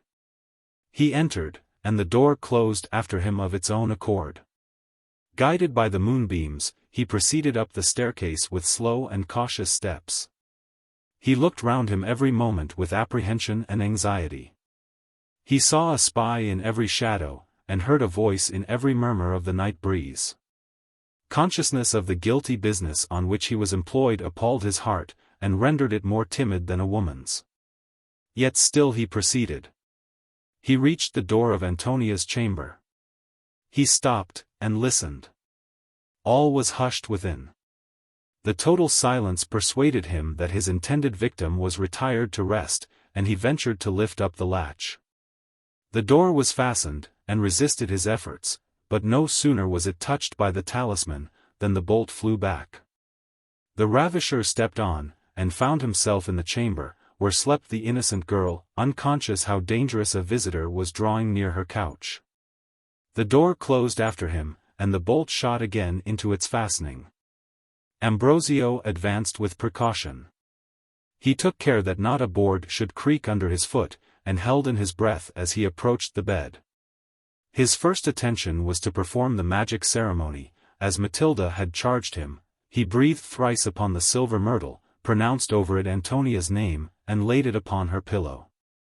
The effects which it had already produced permitted not his doubting its success in prolonging the slumbers of his devoted mistress. No sooner was the enchantment performed than he considered her to be absolutely in his power, and his eyes flamed with lust and impatience. He now ventured to cast a glance upon the sleeping beauty. A single lamp, burning before the statue of Saint Rosolia, shed a faint light through the room, and permitted him to examine all the charms of the lovely object before him. The heat of the weather had obliged her to throw off part of the bedclothes; those which still covered her, Ambrosio's insolent hand hastened to remove. She lay with her cheek reclining upon one ivory arm, the other rested on the side of the bed with graceful indolence. A few tresses of her hair had escaped from beneath the muslin which confined the rest, and fell carelessly over her bosom, as it heaved with slow and regular suspiration. The warm air had spread her cheek with higher color than usual. A smile inexpressibly sweet played round her ripe and coral lips, from which every now and then escaped a gentle sigh or an half-pronounced sentence. An air of enchanting innocence and candor pervaded her whole form, and there was a sort of modesty in her very nakedness which added fresh stings to the desires of the lustful monk. He remained for some moments devouring those charms with his eyes which soon were to be subjected to his ill-regulated passions. Her mouth half opened seemed to solicit a kiss. He bent over her. He joined his lips to hers, and drew in the fragrance of her breath with rapture. This momentary pleasure increased his longing for still greater. His desires were raised to that frantic height by which brutes are agitated. He resolved not to delay for one instant longer the accomplishment of his wishes, and hastily proceeded to tear off those garments which impeded the gratification of his lust. "Gracious God!" exclaimed a voice behind him, "am I not deceived? Is not this an illusion?" Terror, confusion, and disappointment accompanied these words, as they struck Ambrosio's hearing. He started, and turned towards it. Elvira stood at the door of the chamber, and regarded the monk with looks of surprise and detestation. A frightful dream had represented to her Antonia on the verge of a precipice. She saw her trembling on the brink, every moment seemed to threaten her fall, and she heard her exclaim with shrieks, "Save me, mother! Save me, yet a moment, and it will be too late." Elvira woke in terror. The vision had made too strong an impression upon her mind, to permit her resting till assured of her daughter's safety. She hastily started from her bed, threw on a loose nightgown, and passing through the closet in which slept the waiting woman. She reached Antonia's chamber just in time to rescue her from the grasp of the ravisher. His shame and her amazement seemed to have petrified into statues both Elvira and the monk. They remained gazing upon each other in silence. The lady was the first to recover herself. "It is no dream," she cried, "it is really Ambrosio, who stands before me. It is the man whom Madrid esteems a saint, that I find at this late hour near the couch of my unhappy child. Monster of hypocrisy! I already suspected your designs, but forbore your accusation in pity to human frailty. Silence would now be criminal, the whole city shall be informed of your incontinence. I will unmask you, villain, and convince the church what a viper she cherishes in her bosom." Pale and confused the baffled culprit stood trembling before her. He would fain have extenuated his offense, but could find no apology for his conduct. He could produce nothing but broken sentences, and excuses which contradicted each other. Elvira was too justly incensed to grant the pardon which he requested. She protested that she would raise the neighborhood, and make him an example to all future hypocrites. Then hastening to the bed, she called to Antonia to wake, and finding that her voice had no effect, she took her arm, and raised her forcibly from the pillow. The charm operated too powerfully. Antonia remained insensible, and on being released by her mother, sank back upon the pillow. "This slumber cannot be natural," cried the amazed Elvira, whose indignation increased with every moment. "Some mystery is concealed in it, but tremble, hypocrite, all your villainy shall soon be unraveled. Help! Help!" she exclaimed aloud, "within there! Flora! Flora! Hear me for one moment, lady!" Cried the monk, restored to himself by the urgency of the danger. "By all that is sacred and holy, I swear that your daughter's honor is still unviolated. Forgive my transgression. Spare me the shame of a discovery, and permit me to regain the abbey undisturbed. Grant me this request in mercy. I promise not only that Antonia shall be secure from me in future, but that the rest of my life shall prove." Elvira interrupted him abruptly. "Antonia secure from you? I will secure her. You shall betray no longer the confidence of parents. Your iniquity shall be unveiled to the public eye, all Madrid shall shudder at your perfidy, your hypocrisy and incontinence. What ho! There! Flora! Flora, I say!" While she spoke thus, the remembrance of Agnes struck upon his mind. Thus had she sued to him for mercy, and thus had he refused her prayer. It was now his turn to suffer, and he could not but acknowledge that his punishment was just. In the meanwhile Elvira continued to call Flora to her assistance. But her voice was so choked with passion that the servant, who was buried in profound slumber, was insensible to all her cries. Elvira dared not go towards the closet in which Flora slept, lest the monk should take that opportunity to escape. Such indeed was his intention. he trusted that could he reach the abbey unobserved by any other than Elvira. Her single testimony would not suffice to ruin a reputation so well established as his was in Madrid. With this idea he gathered up such garments as he had already thrown off, and hastened towards the door. Elvira was aware of his design. She followed him, and ere he could draw back the bolt, seized him by the arm, and detained him. "Attempt not to fly," said she, "you quit not this room without witnesses of your guilt." Ambrosio struggled in vain to disengage himself. Elvira quitted not her hold, but redoubled her cries for succor. The friar's danger grew more urgent.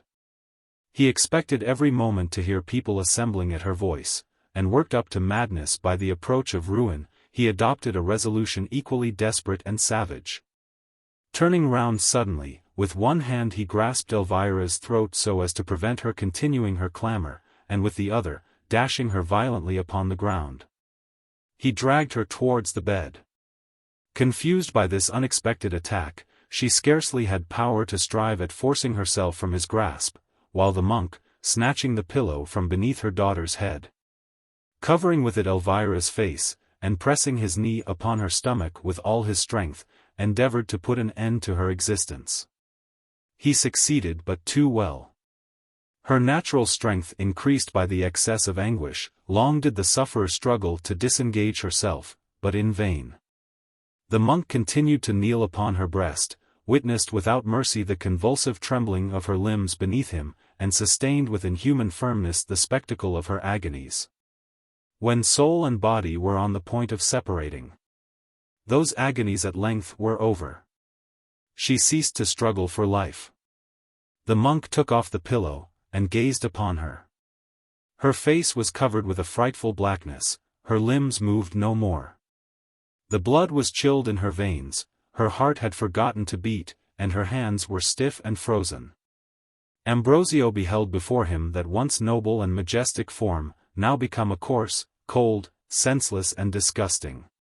This horrible act was no sooner perpetrated, than the friar beheld the enormity of his crime. A cold dew flowed over his limbs, his eyes closed. He staggered to a chair, and sank into it almost as lifeless as the unfortunate who lay extended at his feet. From this state he was roused by the necessity of flight, and the danger of being found in Antonia's apartment. He had no desire to profit by the execution of his crime. Antonia now appeared to him an object of disgust. A deadly cold had usurped the place of that warmth which glowed in his bosom. No ideas offered themselves to his mind but those of death and guilt, of present shame and future punishment. Agitated by remorse and fear he prepared for flight, yet his terrors did not so completely master his recollection, as to prevent his taking the precautions necessary for his safety.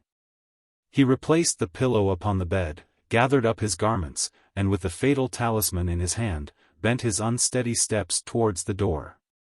Bewildered by fear, he fancied that his flight was opposed by legions of phantoms. Wherever he turned, the disfigured corse seemed to lie in his passage, and it was long before he succeeded in reaching the door. The enchanted myrtle produced its former effect. The door opened, and he hastened down the staircase. He entered the abbey unobserved, and having shut himself into his cell, he abandoned his soul to the tortures of unavailing remorse, and terrors of impending detection. Chapter 9. Tell us, ye dead, will none of you in pity to those you left behind disclose the secret? Oh! That some courteous ghost would blab it out. What, 'tis you are, and we must shortly be. I've heard that souls departed have sometimes forewarned men of their deaths. 'Twas kindly done to knock, and give the alarm. Blair. Ambrosio shuddered at himself, when he reflected on his rapid advances in iniquity. The enormous crime which he had just committed filled him with real horror. The murdered Elvira was continually before his eyes, and his guilt was already punished by the agonies of his conscience. Time, however, considerably weakened these impressions. One day passed away, another followed it, and still not the least suspicion was thrown upon him. Impunity reconciled him to his guilt, he began to resume his spirits, and as his fears of detection died away, he paid less attention to the reproaches of remorse. Matilda exerted herself to quiet his alarms. At the first intelligence of Elvira's death, she seemed greatly affected, and joined the monk in deploring the unhappy catastrophe of his adventure, but when she found his agitation to be somewhat calmed, and himself better disposed to listen to her arguments, she proceeded to mention his offense in milder terms, and convince him that he was not so highly culpable as he appeared to consider himself.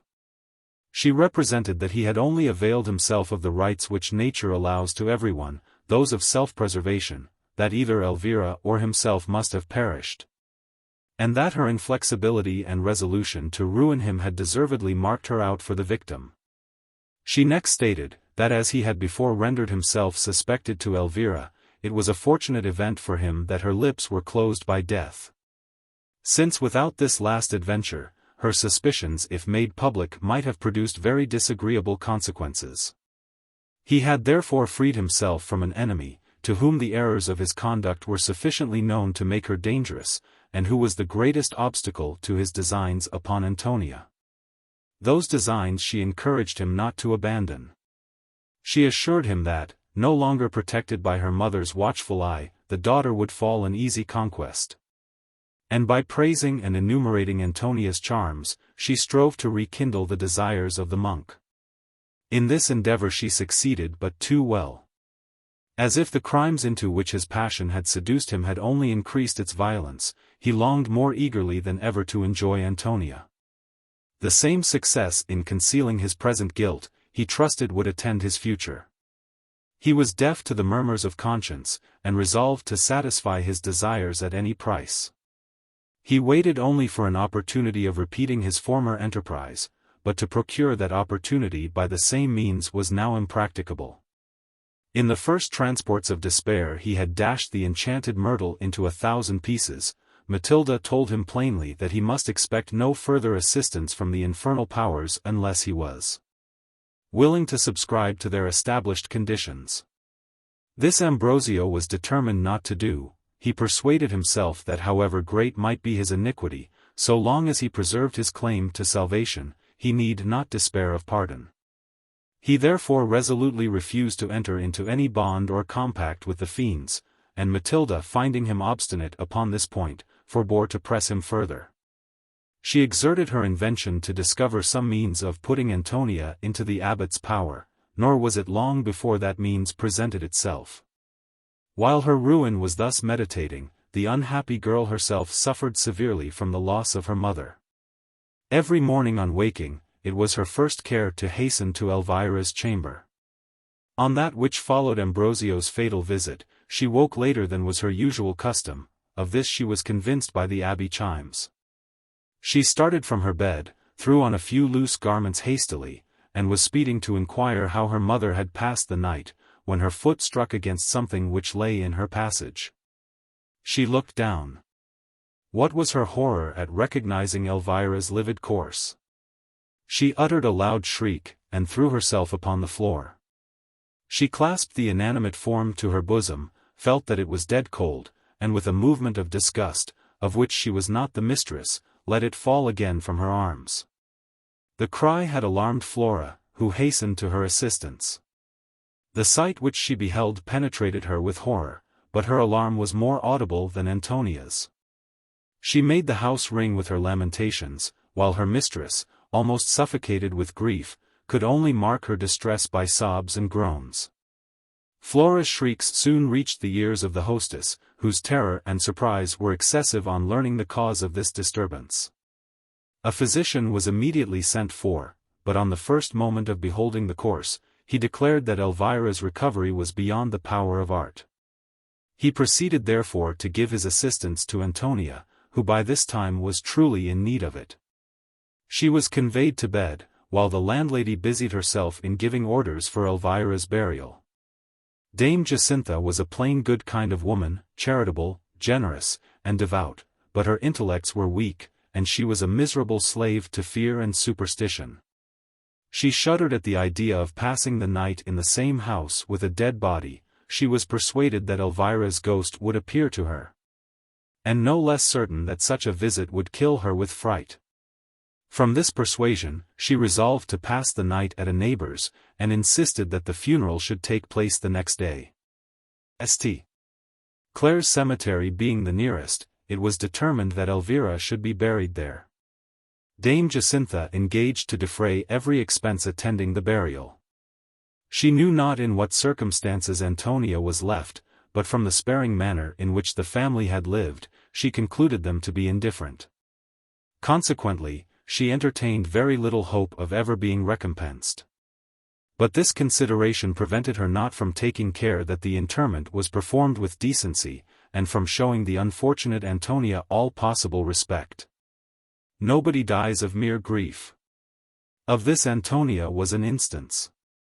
Aided by her youth and healthy constitution, she shook off the malady which her mother's death had occasioned. But it was not so easy to remove the disease of her mind. Her eyes were constantly filled with tears, every trifle affected her, and she evidently nourished in her bosom a profound and rooted melancholy. The slightest mention of Elvira, the most trivial circumstance recalling that beloved parent to her memory, was sufficient to throw her into serious agitation. How much would her grief have been increased, had she known the agonies which terminated her mother's existence? But of this no one entertained the least suspicion. Elvira was subject to strong convulsions. It was supposed that, aware of their approach, she had dragged herself to her daughter's chamber in hopes of assistance. That a sudden access of her fits had seized her, too violent to be resisted by her already enfeebled state of health. And that she had expired ere she had time to reach the medicine which generally relieved her, and which stood upon a shelf in Antonia's room. This idea was firmly credited by the few people who interested themselves about Elvira. Her death was esteemed a natural event, and soon forgotten by all save by her, who had but too much reason to deplore her loss. In truth, Antonia's situation was sufficiently embarrassing and unpleasant. She was alone in the midst of a dissipated and expensive city, she was ill provided with money, and worse with friends. Her aunt Leonela was still at Cordova, and she knew not her direction. Of the Marquis de las Cisternas she heard no news. As to Lorenzo, she had long given up the idea of possessing any interest in his bosom. She knew not to whom she could address herself in her present dilemma. She wished to consult Ambrosio. But she remembered her mother's injunctions to shun him as much as possible. And the last conversation which Elvira had held with her upon the subject had given her sufficient lights respecting his designs to put her upon her guard against him in future. Still, all her mother's warnings could not make her change her good opinion of the friar. She continued to feel that his friendship and society were requisite to her happiness. She looked upon his failings with a partial eye, and could not persuade herself that he really had intended her ruin. However, Elvira had positively commanded her to drop his acquaintance, and she had too much respect for her orders to disobey them. At length she resolved to address herself for advice and protection to the Marquis de las Cisternas, as being her nearest relation. She wrote to him, briefly stating her desolate situation. She besought him to compassionate his brother's child, to continue to her Elvira's pension, and to authorize her retiring to his old castle in Murcia, which till now had been her retreat. Having sealed her letter, she gave it to the trusty Flora, who immediately set out to execute her commission. But Antonia was born under an unlucky star. Had she made her application to the Marquis but 1 day sooner, received as his niece and placed at the head of his family, she would have escaped all the misfortunes with which she was now threatened.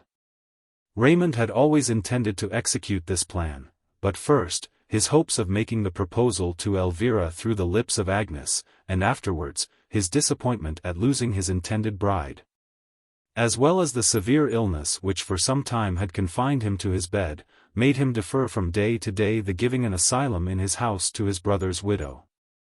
He had commissioned Lorenzo to supply her liberally with money, but Elvira, unwilling to receive obligations from that nobleman, had assured him that she needed no immediate pecuniary assistance. Consequently, the Marquis did not imagine that a trifling delay on his part could create any embarrassment, and the distress and agitation of his mind might well excuse his negligence. Had he been informed that Elvira's death had left her daughter friendless and unprotected, he would doubtless have taken such measures as would have ensured her from every danger, but Antonia was not destined to be so fortunate. The day on which she sent her letter to the Palace de las Cisternas was that following Lorenzo's departure from Madrid. The Marquis was in the first paroxysms of despair at the conviction that Agnes was indeed no more. He was delirious, and his life being in danger, no one was suffered to approach him. Flora was informed that he was incapable of attending to letters, and that probably a few hours would decide his fate. With this unsatisfactory answer she was obliged to return to her mistress, who now found herself plunged into greater difficulties than ever. Flora and Dame Jacintha exerted themselves to console her. The latter begged her to make herself easy, for that as long as she chose to stay with her, she would treat her like her own child. Antonia, finding that the good woman had taken a real affection for her, was somewhat comforted by thinking that she had at least one friend in the world. A letter was now brought to her, directed to Elvira. She recognized Leonella's writing, and opening it with joy, found a detailed account of her aunt's adventures at Cordova. She informed her sister that she had recovered her legacy, had lost her heart, and had received in exchange that of the most amiable of apothecaries, past, present, and to come. She added that she should be at Madrid on the Tuesday night, and meant to have the pleasure of presenting her caro sposo in form. Though her nuptials were far from pleasing Antonia, Leonella's speedy return gave her niece much delight. She rejoiced in thinking that she should once more be under a relation's care. She could not but judge it to be highly improper, for a young woman to be living among absolute strangers, with no one to regulate her conduct, or protect her from the insults to which, in her defenseless situation, she was exposed. She therefore looked forward with impatience to the Tuesday night. It arrived. Antonia listened anxiously to the carriages as they rolled along the street. None of them stopped, and it grew late without Leonella's appearing. Still, Antonia resolved to sit up till her aunt's arrival, and in spite of all her remonstrances, Dame Jacintha and Flora insisted upon doing the same. The hours passed on slow and tediously. Lorenzo's departure from Madrid had put a stop to the nightly serenades. She hoped in vain to hear the usual sound of guitars beneath her window. She took up her own, and struck a few chords, but music that evening had lost its charms for her, and she soon replaced the instrument in its case. She seated herself at her embroidery frame, but nothing went right. The silks were missing, the thread snapped every moment, and the needles were so expert at falling that they seemed to be animated. At length a flake of wax fell from the taper which stood near her upon a favorite wreath of violets. This completely discomposed her. She threw down her needle, and quitted the frame. It was decreed that for that night nothing should have the power of amusing her. She was the prey of ennui, and employed herself in making fruitless wishes for the arrival of her aunt. As she walked with a listless air up and down the chamber, the door caught her eye conducting to that which had been her mother's. She remembered that Elvira's little library was arranged there, and thought that she might possibly find in it some book to amuse her till Leonella should arrive. Accordingly she took her taper from the table, passed through the little closet, and entered the adjoining apartment. As she looked around her, the sight of this room brought to her recollection 1,000 painful ideas. It was the first time of her entering it since her mother's death. The total silence prevailing through the chamber, the bed despoiled of its furniture, the cheerless hearth where stood an extinguished lamp, and a few dying plants in the window which, since Elvira's loss, had been neglected, inspired Antonia with a melancholy awe. The gloom of night gave strength to this sensation. She placed her light upon the table, and sank into a large chair, in which she had seen her mother seated 1,000 times. She was never to see her seated there again. Tears unbidden streamed down her cheek, and she abandoned herself to the sadness which grew deeper with every moment. Ashamed of her weakness, she at length rose from her seat. She proceeded to seek for what had brought her to this melancholy scene. The small collection of books was arranged upon several shelves in order. Antonia examined them without finding anything likely to interest her, till she put her hand upon a volume of old Spanish ballads. She read a few stanzas of one of them, they excited her curiosity. She took down the book, and seated herself to peruse it with more ease. She trimmed the taper, which now drew towards its end, and then read the following ballad. Alonso the Brave, and fair Imogene. A warrior so bold, and a virgin so bright. Conversed, as they sat on the green. They gazed on each other with tender delight. Alonso the Brave was the name of the knight. The maid's was the fair Imogene. And oh, said the youth, since tomorrow I go to fight in a far distant land, your tears for my absence soon leaving to flow, some other will court you, and you will bestow on a wealthier suitor your hand. Oh, hush these suspicions, fair Imogene said, offensive to love and to me. For if ye be living, or if ye be dead, I swear by the Virgin, that none in your stead shall husband of Imogene be. If e'er I by lust or by wealth led aside, forget my Alonso the Brave, God grant, that to punish my falsehood and pride, your ghost at the marriage may sit by my side, may tax me with perjury, claim me as bride, and bear me away to the grave. To Palestine hastened the hero so bold. His love, she lamented him sore. But scarce had a 12-month elapsed, when behold, a baron all covered with jewels and gold arrived at fair Imogene's door. His treasure, his presence, his spacious domain soon made her untrue to her vows. He dazzled her eyes, he bewildered her brain. He caught her affections so light and so vain, and carried her home as his spouse.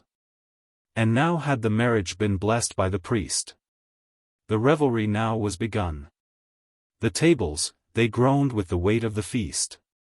Nor yet had the laughter and merriment ceased, when the bell of the castle tolled, 1. Then first with amazement fair Imogene found that a stranger was placed by her side. His air was terrific. He uttered no sound. He spoke not, he moved not. He looked not around, but earnestly gazed on the bride. His visor was closed, and gigantic his height. His armor was sable to view. All pleasure and laughter were hushed at his sight. The dogs as they eyed him drew back in affright. The lights in the chamber burned blue. His presence all bosoms appeared to dismay. The guests sat in silence and fear. At length spoke the bride, while she trembled. I pray, Sir Knight, that your helmet aside you would lay, and deign to partake of our cheer. The lady is silent, the stranger complies. His visor he slowly unclosed. Oh, God! What a sight met fair Imogene's eyes! What words can express her dismay and surprise, when a skeleton's head was exposed? All present then uttered a terrified shout. All turned with disgust from the scene. The worms, they crept in, and the worms, they crept out, and sported his eyes and his temples about, while the spectre addressed Imogene. Behold me, thou false one! Behold me, he cried. Remember Alonso the Brave. God grants, that to punish thy falsehood and pride, my ghost at thy marriage should sit by thy side, should tax thee with perjury, claim thee as bride, and bear thee away to the grave. Thus saying, his arms round the lady he wound, while loudly she shrieked in dismay. Then sank with his prey through the wide yawning ground. Nor ever again was fair Imogene found, or the spectre who bore her away. Not long lived the baron, and none since that time to inhabit the castle presume. For chronicles tell, that by order sublime, there Imogene suffers the pain of her crime, and mourns her deplorable doom. At midnight 4 times in each year does her sprite, when mortals in slumber are bound, arrayed in her bridal apparel of white, appear in the hall with the skeleton knight, and shriek, as he whirls her around. While they drink out of skulls newly torn from the grave. Dancing round them the spectres are seen. Their liquor is blood, and this horrible stave. They howl. To the health of Alonso the Brave. And his consort, the false Imogen. The perusal of this story was ill calculated to dispel Antonia's melancholy. She had naturally a strong inclination to the marvelous. And her nurse, who believed firmly in apparitions, had related to her when an infant so many horrible adventures of this kind. That all Elvira's attempts had failed to eradicate their impressions from her daughter's mind. Antonia still nourished a superstitious prejudice in her bosom. She was often susceptible of terrors which, when she discovered their natural and insignificant cause, made her blush at her own weakness. With such a turn of mind, the adventure which she had just been reading sufficed to give her apprehensions the alarm. The hour and the scene combined to authorize them. It was the dead of night, she was alone, and in the chamber once occupied by her deceased mother. The weather was comfortless and stormy, the wind howled around the house, the doors rattled in their frames, and the heavy rain pattered against the windows. No other sound was heard. The taper, now burnt down to the socket, sometimes flaring upwards, shot a gleam of light through the room, then sinking again seemed upon the point of expiring. Antonia's heart throbbed with agitation, her eyes wandered fearfully over the objects around her, as the trembling flame illuminated them at intervals. She attempted to rise from her seat. But her limbs trembled so violently that she was unable to proceed. She then called Flora, who was in a room at no great distance, but agitation choked her voice, and her cries died away in hollow murmurs. She passed some minutes in this situation, after which her terrors began to diminish. She strove to recover herself, and acquire strength enough to quit the room. Suddenly she fancied that she heard a low sigh drawn near her. This idea brought back her former weakness. She had already raised herself from her seat, and was on the point of taking the lamp from the table. The imaginary noise stopped her. She drew back her hand, and supported herself upon the back of a chair. She listened anxiously, but nothing more was heard. Gracious God, she said to herself. What could be that sound? Was I deceived, or did I really hear it? Her reflections were interrupted by a noise at the door scarcely audible. It seemed as if somebody was whispering. Antonia's alarm increased, yet the bolt she knew to be fastened, and this idea in some degree reassured her. Presently the latch was lifted up softly, and the door moved with caution backwards and forwards. Excess of terror now supplied Antonia with that strength, of which she had till then been deprived. She started from her place and made towards the closet door, whence she might soon have reached the chamber where she expected to find Flora and Dame Jacintha. Scarcely had she reached the middle of the room when the latch was lifted up a second time. An involuntary movement obliged her to turn her head. Slowly and gradually the door turned upon its hinges, and standing upon the threshold she beheld a tall thin figure, wrapped in a white shroud which covered it from head to foot. This vision arrested her feet. She remained as if petrified in the middle of the apartment. The stranger with measured and solemn steps drew near the table. The dying taper darted a blue and melancholy flame as the figure advanced towards it. Over the table was fixed a small clock. The hand of it was upon the stroke of 3. The figure stopped opposite to the clock. It raised its right arm, and pointed to the hour, at the same time looking earnestly upon Antonia, who waited for the conclusion of this scene. Motionless and silent. The figure remained in this posture for some moments. The clock struck. When the sound had ceased, the stranger advanced yet a few steps nearer Antonia. Yet 3 days, said a voice faint, hollow, and sepulchral, yet 3 days, and we meet again. Antonia shuddered at the words. We meet again? She pronounced at length with difficulty, where shall we meet? Whom shall I meet?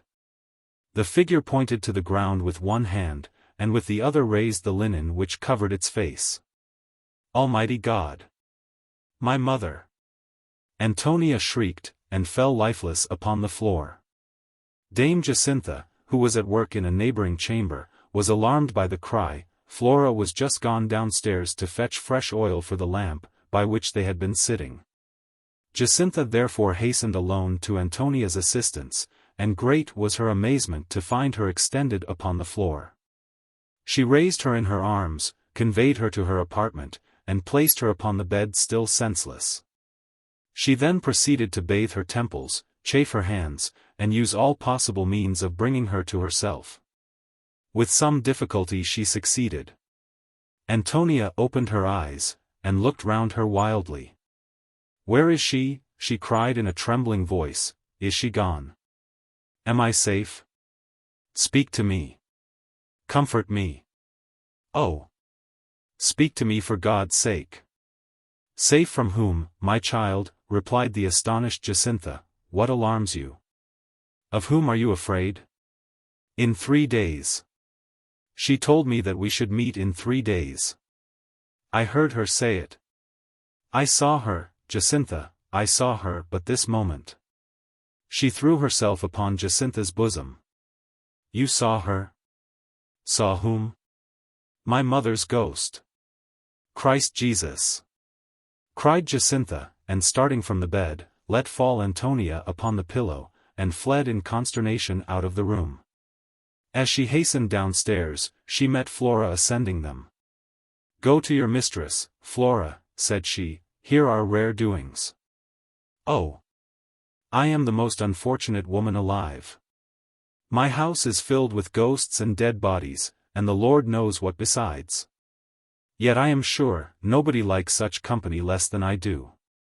But go your way to Donna Antonia, Flora, and let me go mine." Thus saying, she continued her course to the street door, which she opened, and without allowing herself time to throw on her veil, she made the best of her way to the Capuchin Abbey. In the meanwhile, Flora hastened to her lady's chamber, equally surprised and alarmed at Jacintha's consternation. She found Antonia lying upon the bed insensible. She used the same means for her recovery that Jacintha had already employed, but finding that her mistress only recovered from one fit to fall into another, she sent in all haste for a physician. While expecting his arrival, she undressed Antonia, and conveyed her to bed. Heedless of the storm, terrified almost out of her senses, Jacintha ran through the streets, and stopped not till she reached the gate of the abbey. She rang loudly at the bell, and as soon as the porter appeared, she desired permission to speak to the superior. Ambrosio was then conferring with Matilda upon the means of procuring access to Antonia. The cause of Elvira's death remaining unknown, he was convinced that crimes were not so swiftly followed by punishment, as his instructors the monks had taught him. And as till then he had himself believed. This persuasion made him resolve upon Antonia's ruin, for the enjoyment of whose person dangers and difficulties only seemed to have increased his passion. The monk had already made one attempt to gain admission to her presence, but Flora had refused him in such a manner as to convince him that all future endeavors must be vain. Elvira had confided her suspicions to that trusty servant. She had desired her never to leave Ambrosio alone with her daughter, and if possible to prevent their meeting altogether. Flora promised to obey her, and had executed her orders to the very letter. Ambrosio's visit had been rejected that morning, though Antonia was ignorant of it. He saw that to obtain a sight of his mistress by open means was out of the question. And both himself and Matilda had consumed the night, in endeavoring to invent some plan, whose event might be more successful. Such was their employment, when a lay brother entered the abbot's cell, and informed him that a woman calling herself Jacintha Zuniga requested audience for a few minutes. Ambrosio was by no means disposed to grant the petition of his visitor. He refused it positively, and bade the lay brother tell the stranger to return the next day. Matilda interrupted him. "See this woman," said she in a low voice, "I have my reasons."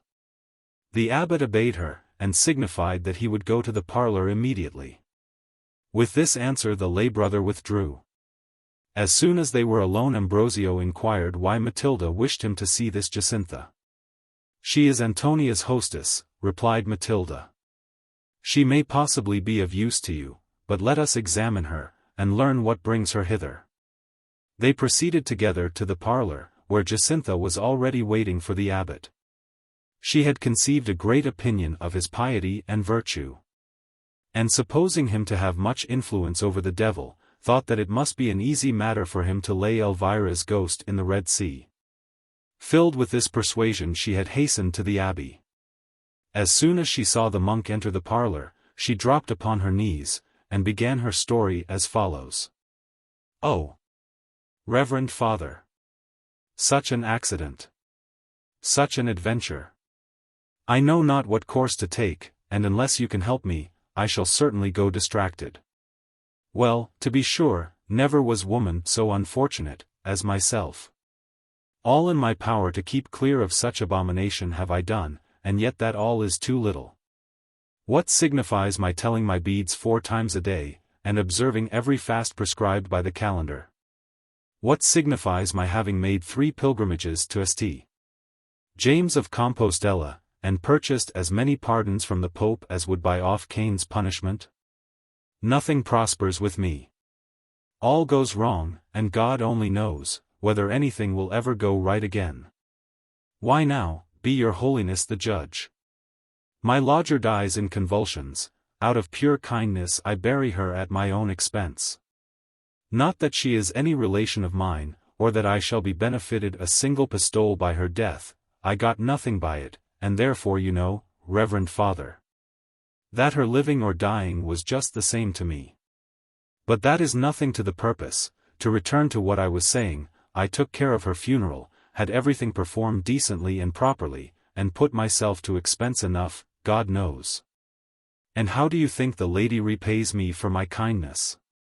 Why, truly by refusing to sleep quietly in her comfortable deal coffin, as a peaceable well-disposed spirit ought to do, and coming to plague me, who never wished to set eyes on her again. Forsooth, it well becomes her to go racketing about my house at midnight, popping into her daughter's room through the keyhole, and frightening the poor child out of her wits. Though she be a ghost, she might be more civil than to bolt into a person's house, who likes her company so little.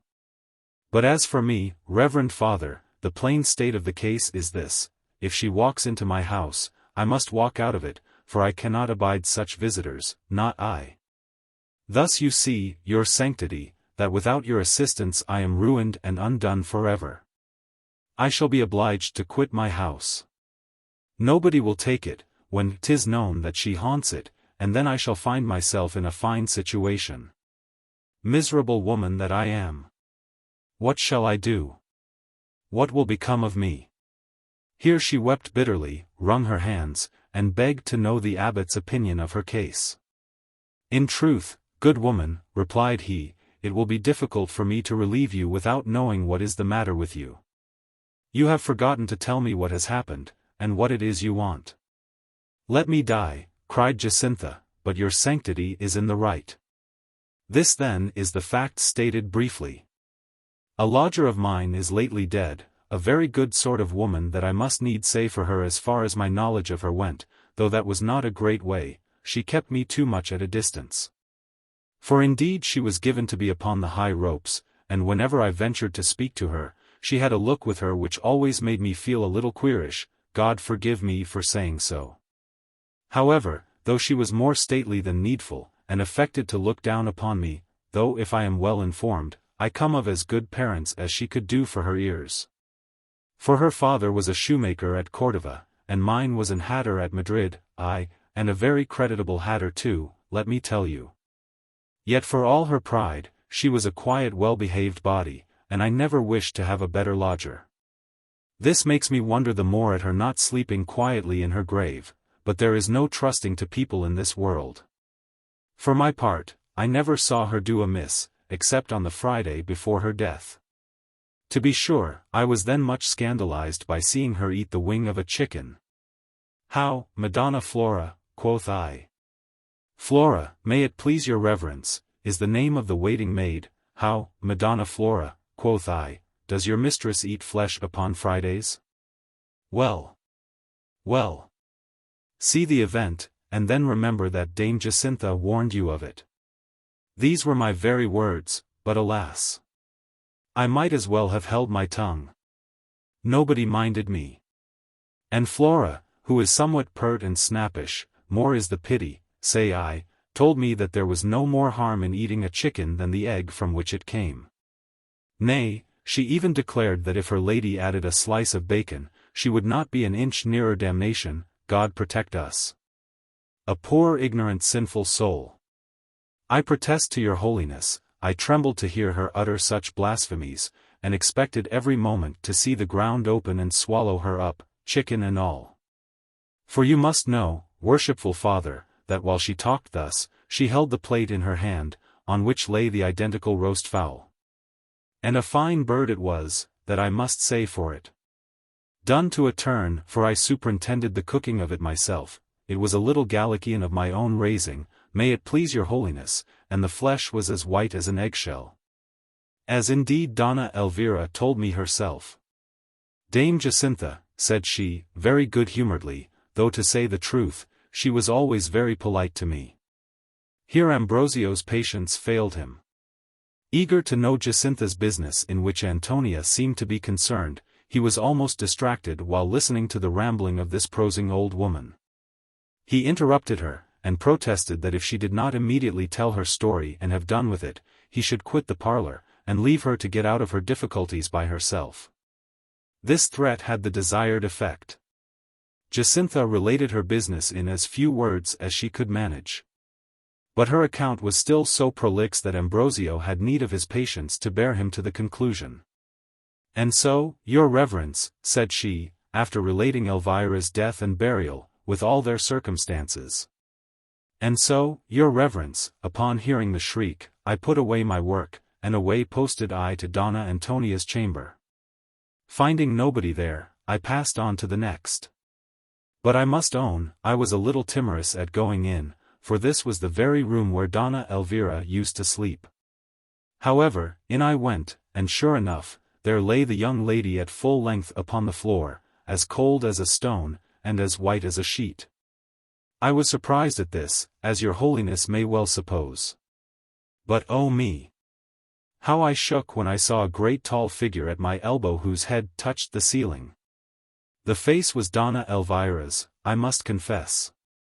But out of its mouth came clouds of fire, its arms were loaded with heavy chains which it rattled piteously, and every hair on its head was a serpent as big as my arm. At this I was frightened enough, and began to say my Ave Maria, but the ghost interrupting me uttered 3 loud groans, and roared out in a terrible voice, "Oh! That chicken's wing! My poor soul suffers for it." As soon as she had said this, the ground opened, the spectre sank down, I heard a clap of thunder, and the room was filled with a smell of brimstone. When I recovered from my fright, and had brought Donna Antonia to herself, who told me that she had cried out upon seeing her mother's ghost, and well might she cry, poor soul. Had I been in her place, I should have cried 10 times louder. It directly came into my head, that if anyone had power to quiet this spectre, it must be your reverence. So hither I came in all diligence, to beg that you will sprinkle my house with holy water, and lay the apparition in the Red Sea. Ambrosio stared at this strange story, which he could not credit. Did Donna Antonia also see the ghost? Said he. As plain as I see you, reverend father. Ambrosio paused for a moment. Here was an opportunity offered him of gaining access to Antonia, but he hesitated to employ it. The reputation which he enjoyed in Madrid was still dear to him. And since he had lost the reality of virtue, it appeared as if its semblance was become more valuable. He was conscious that publicly to break through the rule never to quit the abbey precincts, would derogate much from his supposed austerity. In visiting Elvira, he had always taken care to keep his features concealed from the domestics. Except by the lady, her daughter, and the faithful Flora, he was known in the family by no other name than that of Father Jerome. Should he comply with Jacintha's request, and accompany her to her house, he knew that the violation of his rule could not be kept a secret. However, his eagerness to see Antonia obtain the victory, he even hoped, that the singularity of this adventure would justify him in the eyes of Madrid, but whatever might be the consequences. He resolved to profit by the opportunity which chance had presented to him. An expressive look from Matilda confirmed him in this resolution. "Good woman," said he to Jacintha, "what you tell me is so extraordinary that I can scarcely credit your assertions. However, I will comply with your request. Tomorrow after matins you may expect me at your house. I will then examine into what I can do for you, and if it is in my power, will free you from this unwelcome visitor. Now then go home, and peace be with you." "Home?" exclaimed Jacintha, "I go home? Not I, by my troth. Except under your protection, I set no foot of mine within the threshold. God help me, the ghost may meet me upon the stairs, and whisk me away with her to the devil. Oh! That I had accepted young Melchior Basco's offer. Then I should have had somebody to protect me. But now I am a lone woman, and meet with nothing but crosses and misfortunes. Thank heaven, it is not yet too late to repent. There is Simon Gonzalez will have me any day of the week, and if I live till daybreak, I will marry him out of hand, an husband I will have, that is determined. For now this ghost is once in my house, I shall be frightened out of my wits to sleep alone. But for God's sake, Reverend Father, come with me now. I shall have no rest till the house is purified, or the poor young lady either. The dear girl. She is in a piteous taking, I left her in strong convulsions, and I doubt, she will not easily recover her fright." The friar started, and interrupted her hastily. "In convulsions, say you? Antonia in convulsions? Lead on, good woman. I follow you this moment." Jacintha insisted upon his stopping to furnish himself with the vessel of holy water. With this request he complied. Thinking herself safe under his protection should a legion of ghosts attack her, the old woman returned the monk a profusion of thanks, and they departed together for the Strada di San Iago. So strong an impression had the spectre made upon Antonia, that for the first 2 or 3 hours the physician declared her life to be in danger. The fits at length becoming less frequent induced him to alter his opinion. He said that to keep her quiet was all that was necessary. And he ordered a medicine to be prepared which would tranquilize her nerves, and procure her that repose which at present she much wanted. The sight of Ambrosio, who now appeared with Jacintha at her bedside, contributed essentially to compose her ruffled spirits. Elvira had not sufficiently explained herself upon the nature of his designs, to make a girl so ignorant of the world as her daughter aware how dangerous was his acquaintance. At this moment, when penetrated with horror at the scene which had just passed, and dreading to contemplate the ghost's prediction, her mind had need of all the succors of friendship and religion. Antonia regarded the abbot with an eye doubly partial. That strong prepossession in his favor still existed which she had felt for him at first sight. She fancied, yet knew not wherefore, that his presence was a safeguard to her from every danger, insult, or misfortune. She thanked him gratefully for his visit, and related to him the adventure, which had alarmed her so seriously. The abbot strove to reassure her, and convince her that the whole had been a deception of her overheated fancy. The solitude in which she had passed the evening, the gloom of night, the book which she had been reading, and the room in which she sat, were all calculated to place before her such a vision. He treated the idea of ghosts with ridicule, and produced strong arguments to prove the fallacy of such a system. His conversation tranquilized and comforted her, but did not convince her. She could not believe that the spectre had been a mere creature of her imagination. Every circumstance was impressed upon her mind too forcibly, to permit her flattering herself with such an idea. She persisted in asserting that she had really seen her mother's ghost, had heard the period of her dissolution announced, and declared that she never should quit her bed alive. Ambrosio advised her against encouraging these sentiments, and then quitted her chamber, having promised to repeat his visit on the morrow. Antonia received this assurance with every mark of joy, but the monk easily perceived that he was not equally acceptable to her attendant. Flora obeyed Elvira's injunctions with the most scrupulous observance.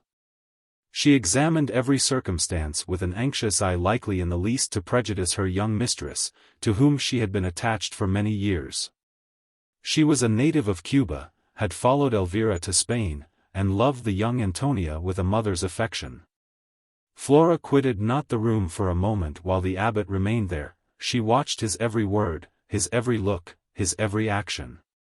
He saw that her suspicious eye was always fixed upon him, and conscious that his designs would not bear inspection so minute, he felt frequently confused and disconcerted. He was aware that she doubted the purity of his intentions.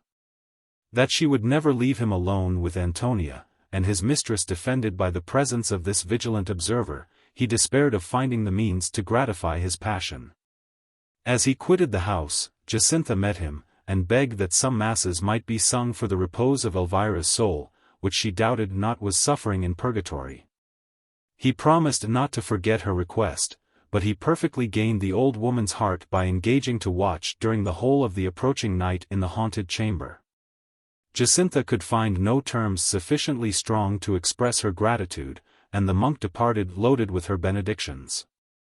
It was broad day when he returned to the abbey. His first care was to communicate what had passed to his confidant.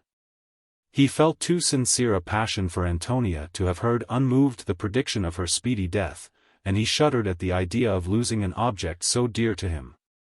Upon this head Matilda reassured him.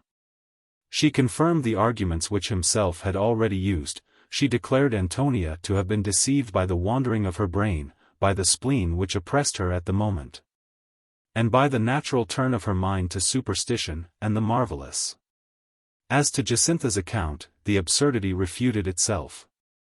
The abbot hesitated not to believe that she had fabricated the whole story, either confused by terror, or hoping to make him comply more readily with her request. Having overruled the monk's apprehensions, Matilda continued thus. The prediction and the ghost are equally false, but it must be your care, Ambrosio, to verify the first. Antonia within 3 days must indeed be dead to the world, but she must live for you. Her present illness, and this fancy which she has taken into her head, will color a plan which I have long meditated, but which was impracticable without your procuring access to Antonia. She shall be yours, not for a single night, but forever. All the vigilance of her duenna shall not avail her, you shall riot unrestrained in the charms of your mistress. This very day must the scheme be put in execution, for you have no time to lose. The nephew of the Duke of Medina Kelly prepares to demand Antonia for his bride. In a few days she will be removed to the palace of her relation, the Marquis de las Cisternas. And there she will be secure from your attempts. Thus during your absence have I been informed by my spies, who are ever employed in bringing me intelligence for your service. Now then listen to me. There is a juice extracted from certain herbs, known but to few, which brings on the person who drinks it the exact image of death. Let this be administered to Antonia. You may easily find means to pour a few drops into her medicine. The effect will be throwing her into strong convulsions for an hour, after which her blood will gradually cease to flow, and heart to beat. A mortal paleness will spread itself over her features, and she will appear a corpse to every eye. She has no friends about her. You may charge yourself unsuspected with the superintendence of her funeral, and cause her to be buried in the vaults of St. Clair. Their solitude and easy access render these caverns favorable to your designs. Give Antonia the soporific draught this evening. 48 hours after she has drank it, life will revive to her bosom. She will then be absolutely in your power. She will find all resistance unavailing, and necessity will compel her to receive you in her arms. Antonia will be in my power, exclaimed the monk. Matilda, you transport me. At length then, happiness will be mine, and that happiness will be Matilda's gift, will be the gift of friendship. I shall clasp Antonia in my arms, far from every prying eye, from every tormenting intruder. I shall sigh out my soul upon her bosom. Shall teach her young heart the first rudiments of pleasure, and revel uncontrolled in the endless variety of her charms. And shall this delight indeed be mine? Shall I give the reins to my desires, and gratify every wild tumultuous wish? Oh! Matilda, how can I express to you my gratitude? By profiting by my counsels. Ambrosio, I live but to serve you, your interest and happiness are equally mine.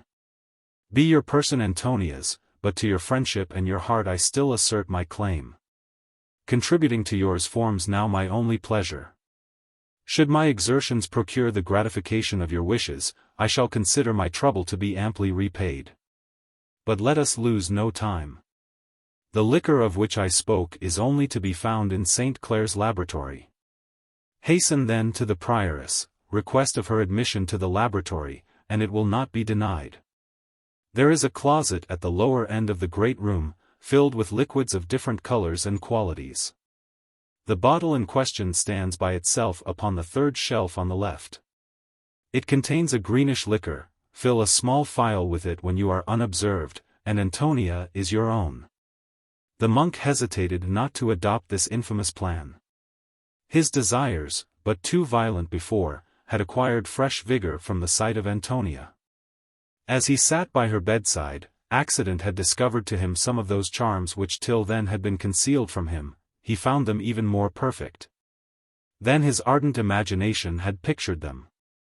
Sometimes her white and polished arm was displayed in arranging the pillow, sometimes a sudden movement discovered part of her swelling bosom, but wherever the new-found charm presented itself, there rested the friar's gloating eyes. Scarcely could he master himself sufficiently to conceal his desires from Antonia and her vigilant duenna. Inflamed by the remembrance of these beauties, he entered into Matilda's scheme without hesitation. No sooner were matins over than he bent his course towards the convent of St. Clare. His arrival threw the whole sisterhood into the utmost amazement. The prioress was sensible of the honor done her convent by his paying it his first visit, and strove to express her gratitude by every possible attention. He was paraded through the garden, shown all the relics of saints and martyrs, and treated with as much respect and distinction as had he been the Pope himself.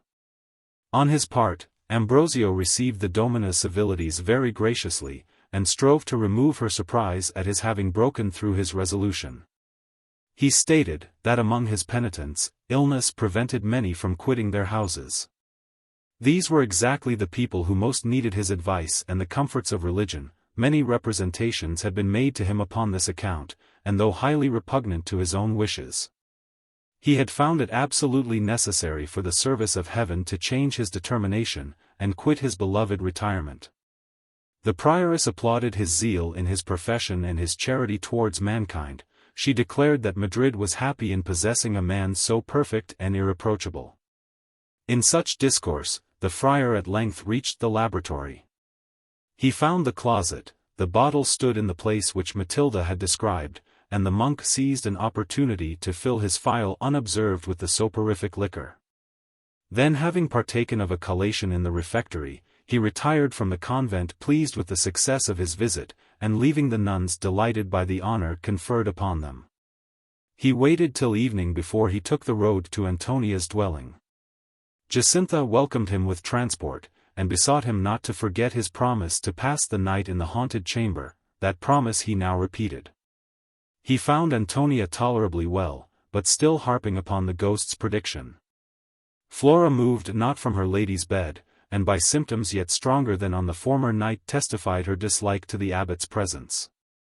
Still Ambrosio affected not to observe them. The physician arrived, while he was conversing with Antonia. It was dark already, lights were called for, and Flora was compelled to descend for them herself. However, as she left a third person in the room, and expected to be absent but a few minutes, she believed that she risked nothing in quitting her post. No sooner had she left the room, than Ambrosio moved towards the table, on which stood Antonia's medicine. It was placed in a recess of the window.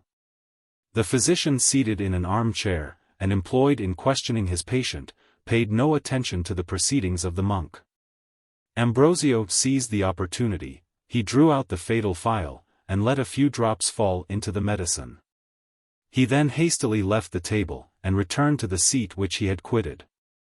When Flora made her appearance with lights, everything seemed to be exactly as she had left it. The physician declared that Antonia might quit her chamber the next day with perfect safety. He recommended her following the same prescription which, on the night before, had procured her a refreshing sleep. Flora replied that the draught stood ready upon the table. he advised the patient to take it without delay, and then retired. Flora poured the medicine into a cup and presented it to her mistress. At that moment Ambrosio's courage failed him. Might not Matilda have deceived him? Might not jealousy have persuaded her to destroy her rival, and substitute poison in the room of an opiate? This idea appeared so reasonable that he was on the point of preventing her from swallowing the medicine. His resolution was adopted too late, the cup was already emptied, and Antonia restored it into Flora's hands. No remedy was now to be found. Ambrosio could only expect the moment impatiently, destined to decide upon Antonia's life or death, upon his own happiness or despair. Dreading to create suspicion by his stay, or betray himself by his mind's agitation, he took leave of his victim, and withdrew from the room. Antonia parted from him with less cordiality than on the former night. Flora had represented to her mistress that to admit his visits was to disobey her mother's orders. She described to her his emotion on entering the room, and the fire which sparkled in his eyes while he gazed upon her. This had escaped Antonia's observation, but not her attendants, who, explaining the monk's designs and their probable consequences in terms much clearer than Elvira's, though not quite so delicate, had succeeded in alarming her young lady, and persuading her to treat him more distantly than she had done hitherto. The idea of obeying her mother's will at once determined Antonia. Though she grieved at losing his society, she conquered herself sufficiently to receive the monk with some degree of reserve and coldness. She thanked him with respect and gratitude for his former visits, but did not invite his repeating them in future. It now was not the friar's interest to solicit admission to her presence, and he took leave of her as if not designing to return. Fully persuaded that the acquaintance which she dreaded was now at an end, Flora was so much worked upon by his easy compliance that she began to doubt the justice of her suspicions.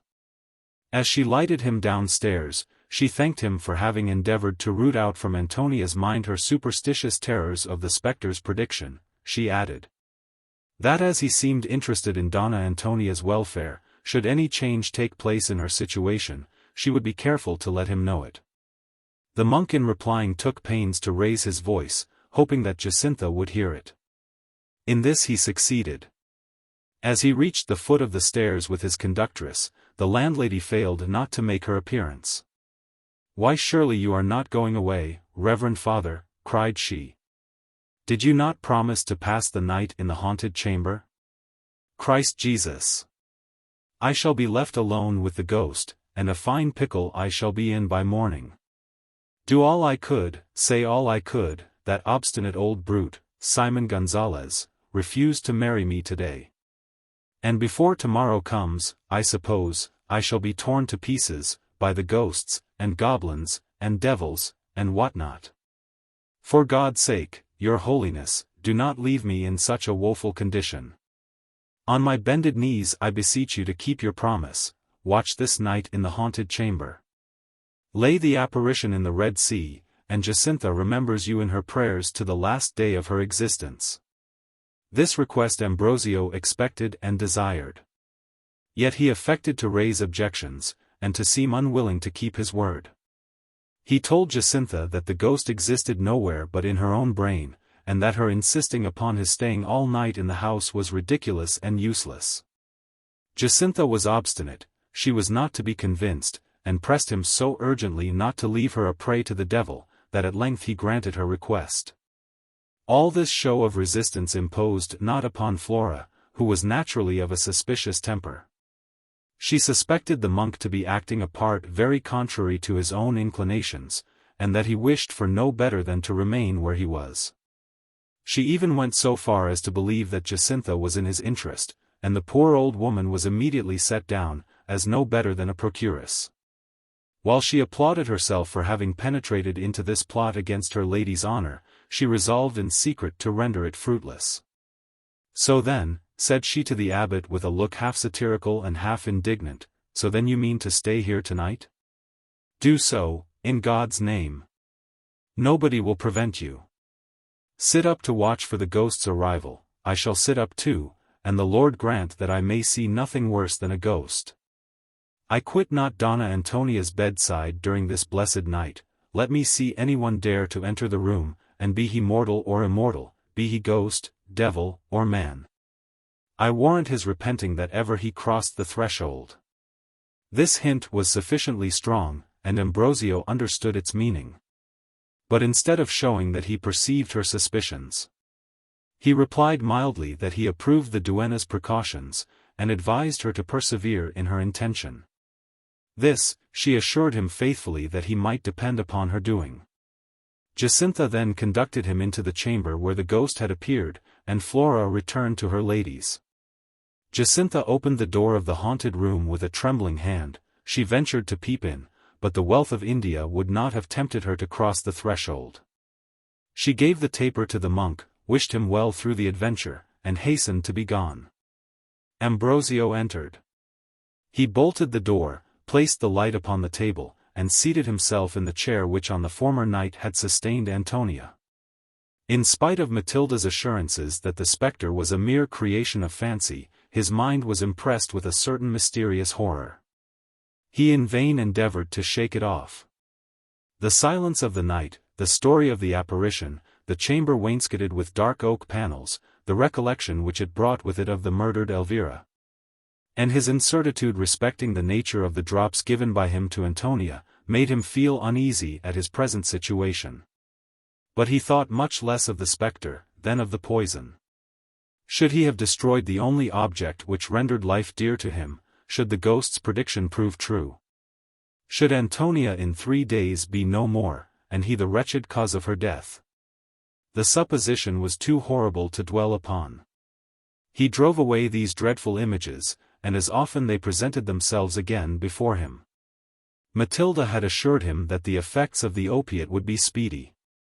He listened with fear, yet with eagerness, expecting to hear some disturbance in the adjoining chamber. All was still silent. He concluded that the drops had not begun to operate. Great was the stake, for which he now played. A moment would suffice to decide upon his misery or happiness. Matilda had taught him the means of ascertaining that life was not extinct forever. Upon this essay depended all his hopes. With every instant his impatience redoubled. His terrors grew more lively, his anxiety more awake. Unable to bear this state of incertitude, he endeavored to divert it by substituting the thoughts of others to his own. The books, as was before mentioned, were ranged upon shelves near the table. This stood exactly opposite to the bed, which was placed in an alcove near the closet door. Ambrosio took down a volume, and seated himself by the table, but his attention wandered from the pages before him. Antonia's image and that of the murdered Elvira persisted to force themselves before his imagination. Still he continued to read, though his eyes ran over the characters without his mind being conscious of their import. Such was his occupation, when he fancied that he heard a footstep. He turned his head, but nobody was to be seen. He resumed his book, but in a few minutes after the same sound was repeated, and followed by a rustling noise close behind him. He now started from his seat, and looking round him, perceived the closet door standing half unclosed. On his first entering the room he had tried to open it, but found it bolted on the inside. "How is this?" said he to himself, "how comes this door unfastened?" He advanced towards it, he pushed it open, and looked into the closet. No one was there. While he stood irresolute, he thought that he distinguished a groaning in the adjacent chamber. It was Antonia's. And he supposed that the drops began to take effect, but upon listening more attentively, he found the noise to be caused by Jacintha, who had fallen asleep by the lady's bedside, and was snoring most lustily. Ambrosio drew back, and returned to the other room, musing upon the sudden opening of the closet door, for which he strove in vain to account. He paced the chamber up and down in silence. At length he stopped, and the bed attracted his attention. The curtain of the recess was but half drawn. He sighed involuntarily. "That bed," said he in a low voice, "that bed was Elvira's. There has she passed many a quiet night, for she was good and innocent. How sound must have been her sleep! And yet now she sleeps sounder. Does she indeed sleep? Oh! God grant that she may. What if she rose from her grave at this sad and silent hour? What if she broke the bonds of the tomb, and glided angrily before my blasted eyes? Oh! I never could support the sight. Again to see her form distorted by dying agonies, her blood-swollen veins, her livid countenance, her eyes bursting from their sockets with pain. To hear her speak of future punishment, menace me with heaven's vengeance, tax me with the crimes I have committed, with those I am going to commit. Great God! What is that? As he uttered these words, his eyes, which were fixed upon the bed, saw the curtain shaken gently backwards and forwards. The apparition was recalled to his mind, and he almost fancied that he beheld Elvira's visionary form reclining upon the bed. A few moments' consideration sufficed to reassure him. It was only the wind, said he, recovering himself. Again he paced the chamber, but an involuntary movement of awe and inquietude constantly led his eye towards the alcove. He drew near it with irresolution. He paused before he ascended the few steps which led to it. He put out his hand thrice to remove the curtain, and as often drew it back. Absurd terrors! He cried at length, ashamed of his own weakness. Hastily he mounted the steps. When a figure dressed in white started from the alcove, and gliding by him, made with precipitation towards the closet. Madness and despair now supplied the monk with that courage, of which he had till then been destitute. He flew down the steps, pursued the apparition, and attempted to grasp it. "Ghost, or devil, I hold you," he exclaimed, and seized the spectre by the arm. "Oh!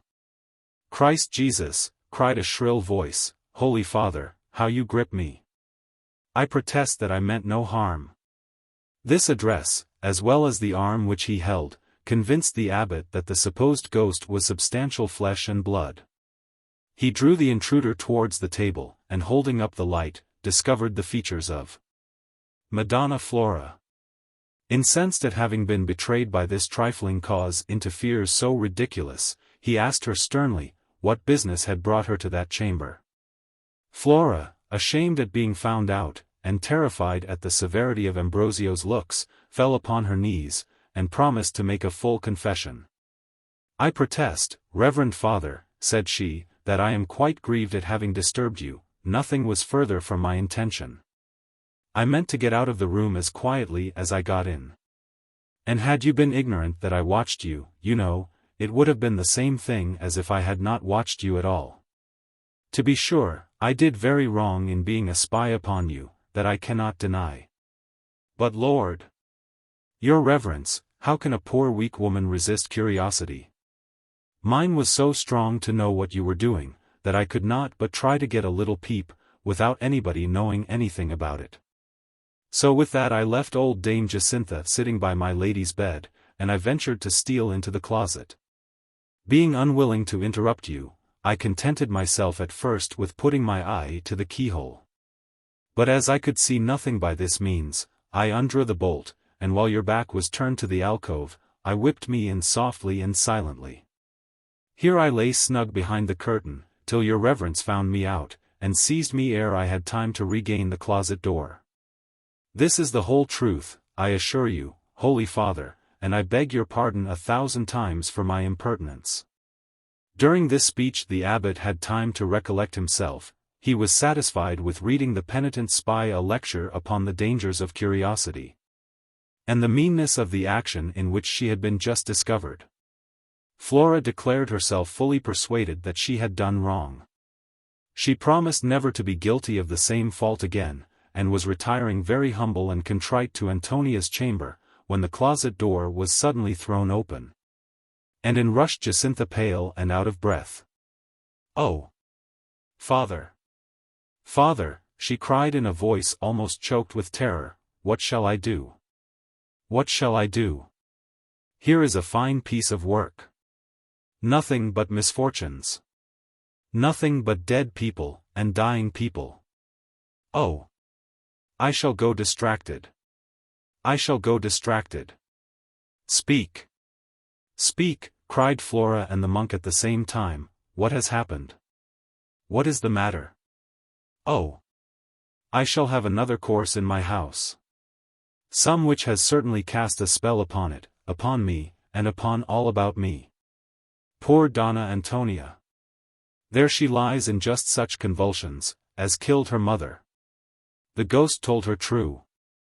I am sure, the ghost has told her true. Flora ran, or rather flew to her lady's chamber. Ambrosio followed her, his bosom trembling with hope and apprehension. They found Antonia as Jacintha had described, torn by racking convulsions from which they in vain endeavored to relieve her. The monk dispatched Jacintha to the abbey in all haste, and commissioned her to bring Father Pablo's back with her, without losing a moment. I will go for him, replied Jacintha, and tell him to come hither, but as to bringing him myself, I shall do no such thing. I am sure that the house is bewitched, and burn me if ever I set foot in it again. With this resolution she set out for the monastery, and delivered to Father Pablo's the abbot's orders. She then betook herself to the house of old Simon Gonzalez, whom she resolved never to quit, till she had made him her husband, and his dwelling her own. Father Pablo's had no sooner beheld Antonia, than he pronounced her incurable. The convulsions continued for an hour. During that time her agonies were much milder than those which her groans created in the abbot's heart. Her every pang seemed a dagger in his bosom, and he cursed himself 1,000 times for having adopted so barbarous a project. The hour being expired, by degrees the fits became less frequent, and Antonia less agitated. She felt that her dissolution was approaching, and that nothing could save her. Worthy Ambrosio, she said in a feeble voice, while she pressed his hand to her lips, I am now at liberty to express, how grateful is my heart for your attention and kindness. I am upon the bed of death, yet an hour, and I shall be no more. I may therefore acknowledge without restraint, that to relinquish your society was very painful to me, but such was the will of a parent, and I dared not disobey. I die without repugnance. There are few, who will lament my leaving them, there are few, whom I lament to leave. Among those few, I lament for none more than for yourself. But we shall meet again, Ambrosio. We shall one day meet in heaven, there shall our friendship be renewed, and my mother shall view it with pleasure. She paused. The abbot shuddered when she mentioned Elvira. Antonia imputed his emotion to pity and concern for her. You are grieved for me, father, she continued, ah! Sigh not for my loss. I have no crimes to repent, at least none of which I am conscious, and I restore my soul without fear to him from whom I received it. I have but few requests to make, yet let me hope that what few I have shall be granted. Let a solemn mass be said for my soul's repose, and another for that of my beloved mother. Not that I doubt her resting in her grave, I am now convinced that my reason wandered, and the falsehood of the ghost's prediction is sufficient to prove my error. But everyone has some failing, my mother may have had hers, though I knew them not, I therefore wish a mass to be celebrated for her repose. And the expense may be defrayed by the little wealth of which I am possessed. Whatever may then remain, I bequeath to my Aunt Leonela. When I am dead, let the Marquis de las Cisternas know that his brother's unhappy family can no longer importune him. But disappointment makes me unjust. They tell me that he is ill, and perhaps had it been in his power, he wished to have protected me. Tell him then, father, only that I am dead, and that if he had any faults to me, I forgave him from my heart. This done, I have nothing more to ask for, than your prayers. Promise to remember my requests, and I shall resign my life without a pang or sorrow. Ambrosio engaged to comply with her desires, and proceeded to give her absolution. Every moment announced the approach of Antonia's fate, her sight failed, her heart beat sluggishly. Her fingers stiffened, and grew cold, and at 2 in the morning she expired without a groan. As soon as the breath had forsaken her body, Father Pablo's retired, sincerely affected at the melancholy scene. On her part, Flora gave way to the most unbridled sorrow. Far different concerns employed Ambrosio. He sought for the pulse whose throbbing, so Matilda had assured him, would prove Antonia's death but temporal. He found it, he pressed it. It palpitated beneath his hand, and his heart was filled with ecstasy. However, he carefully concealed his satisfaction at the success of his plan. He assumed a melancholy air, and addressing himself to Flora, warned her against abandoning herself to fruitless sorrow. Her tears were too sincere to permit her listening to his counsels, and she continued to weep unceasingly. The friar withdrew, first promising to give orders himself about the funeral, which, out of consideration for Jacintha as he pretended, should take place with all expedition. Plunged in grief for the loss of her beloved mistress, Flora scarcely attended to what he said. Ambrosio hastened to command the burial. He obtained permission from the prioress, that the corse should be deposited in St. Clare's sepulchre, and on the Friday morning, every proper and needful ceremony being performed, Antonia's body was committed to the tomb. On the same day Leonela arrived at Madrid, intending to present her young husband to Elvira. Various circumstances had obliged her to defer her journey from Tuesday to Friday, and she had no opportunity of making this alteration in her plans known to her sister. As her heart was truly affectionate, and as she had ever entertained a sincere regard for Elvira and her daughter, her surprise at hearing of their sudden and melancholy fate was fully equalled by her sorrow and disappointment. Ambrosio sent to inform her of Antonia's bequest. At her solicitation, he promised, as soon as Elvira's trifling debts were discharged, to transmit to her the remainder. This being settled, no other business detained Leonela in Madrid, and she returned to Cordova with all diligence.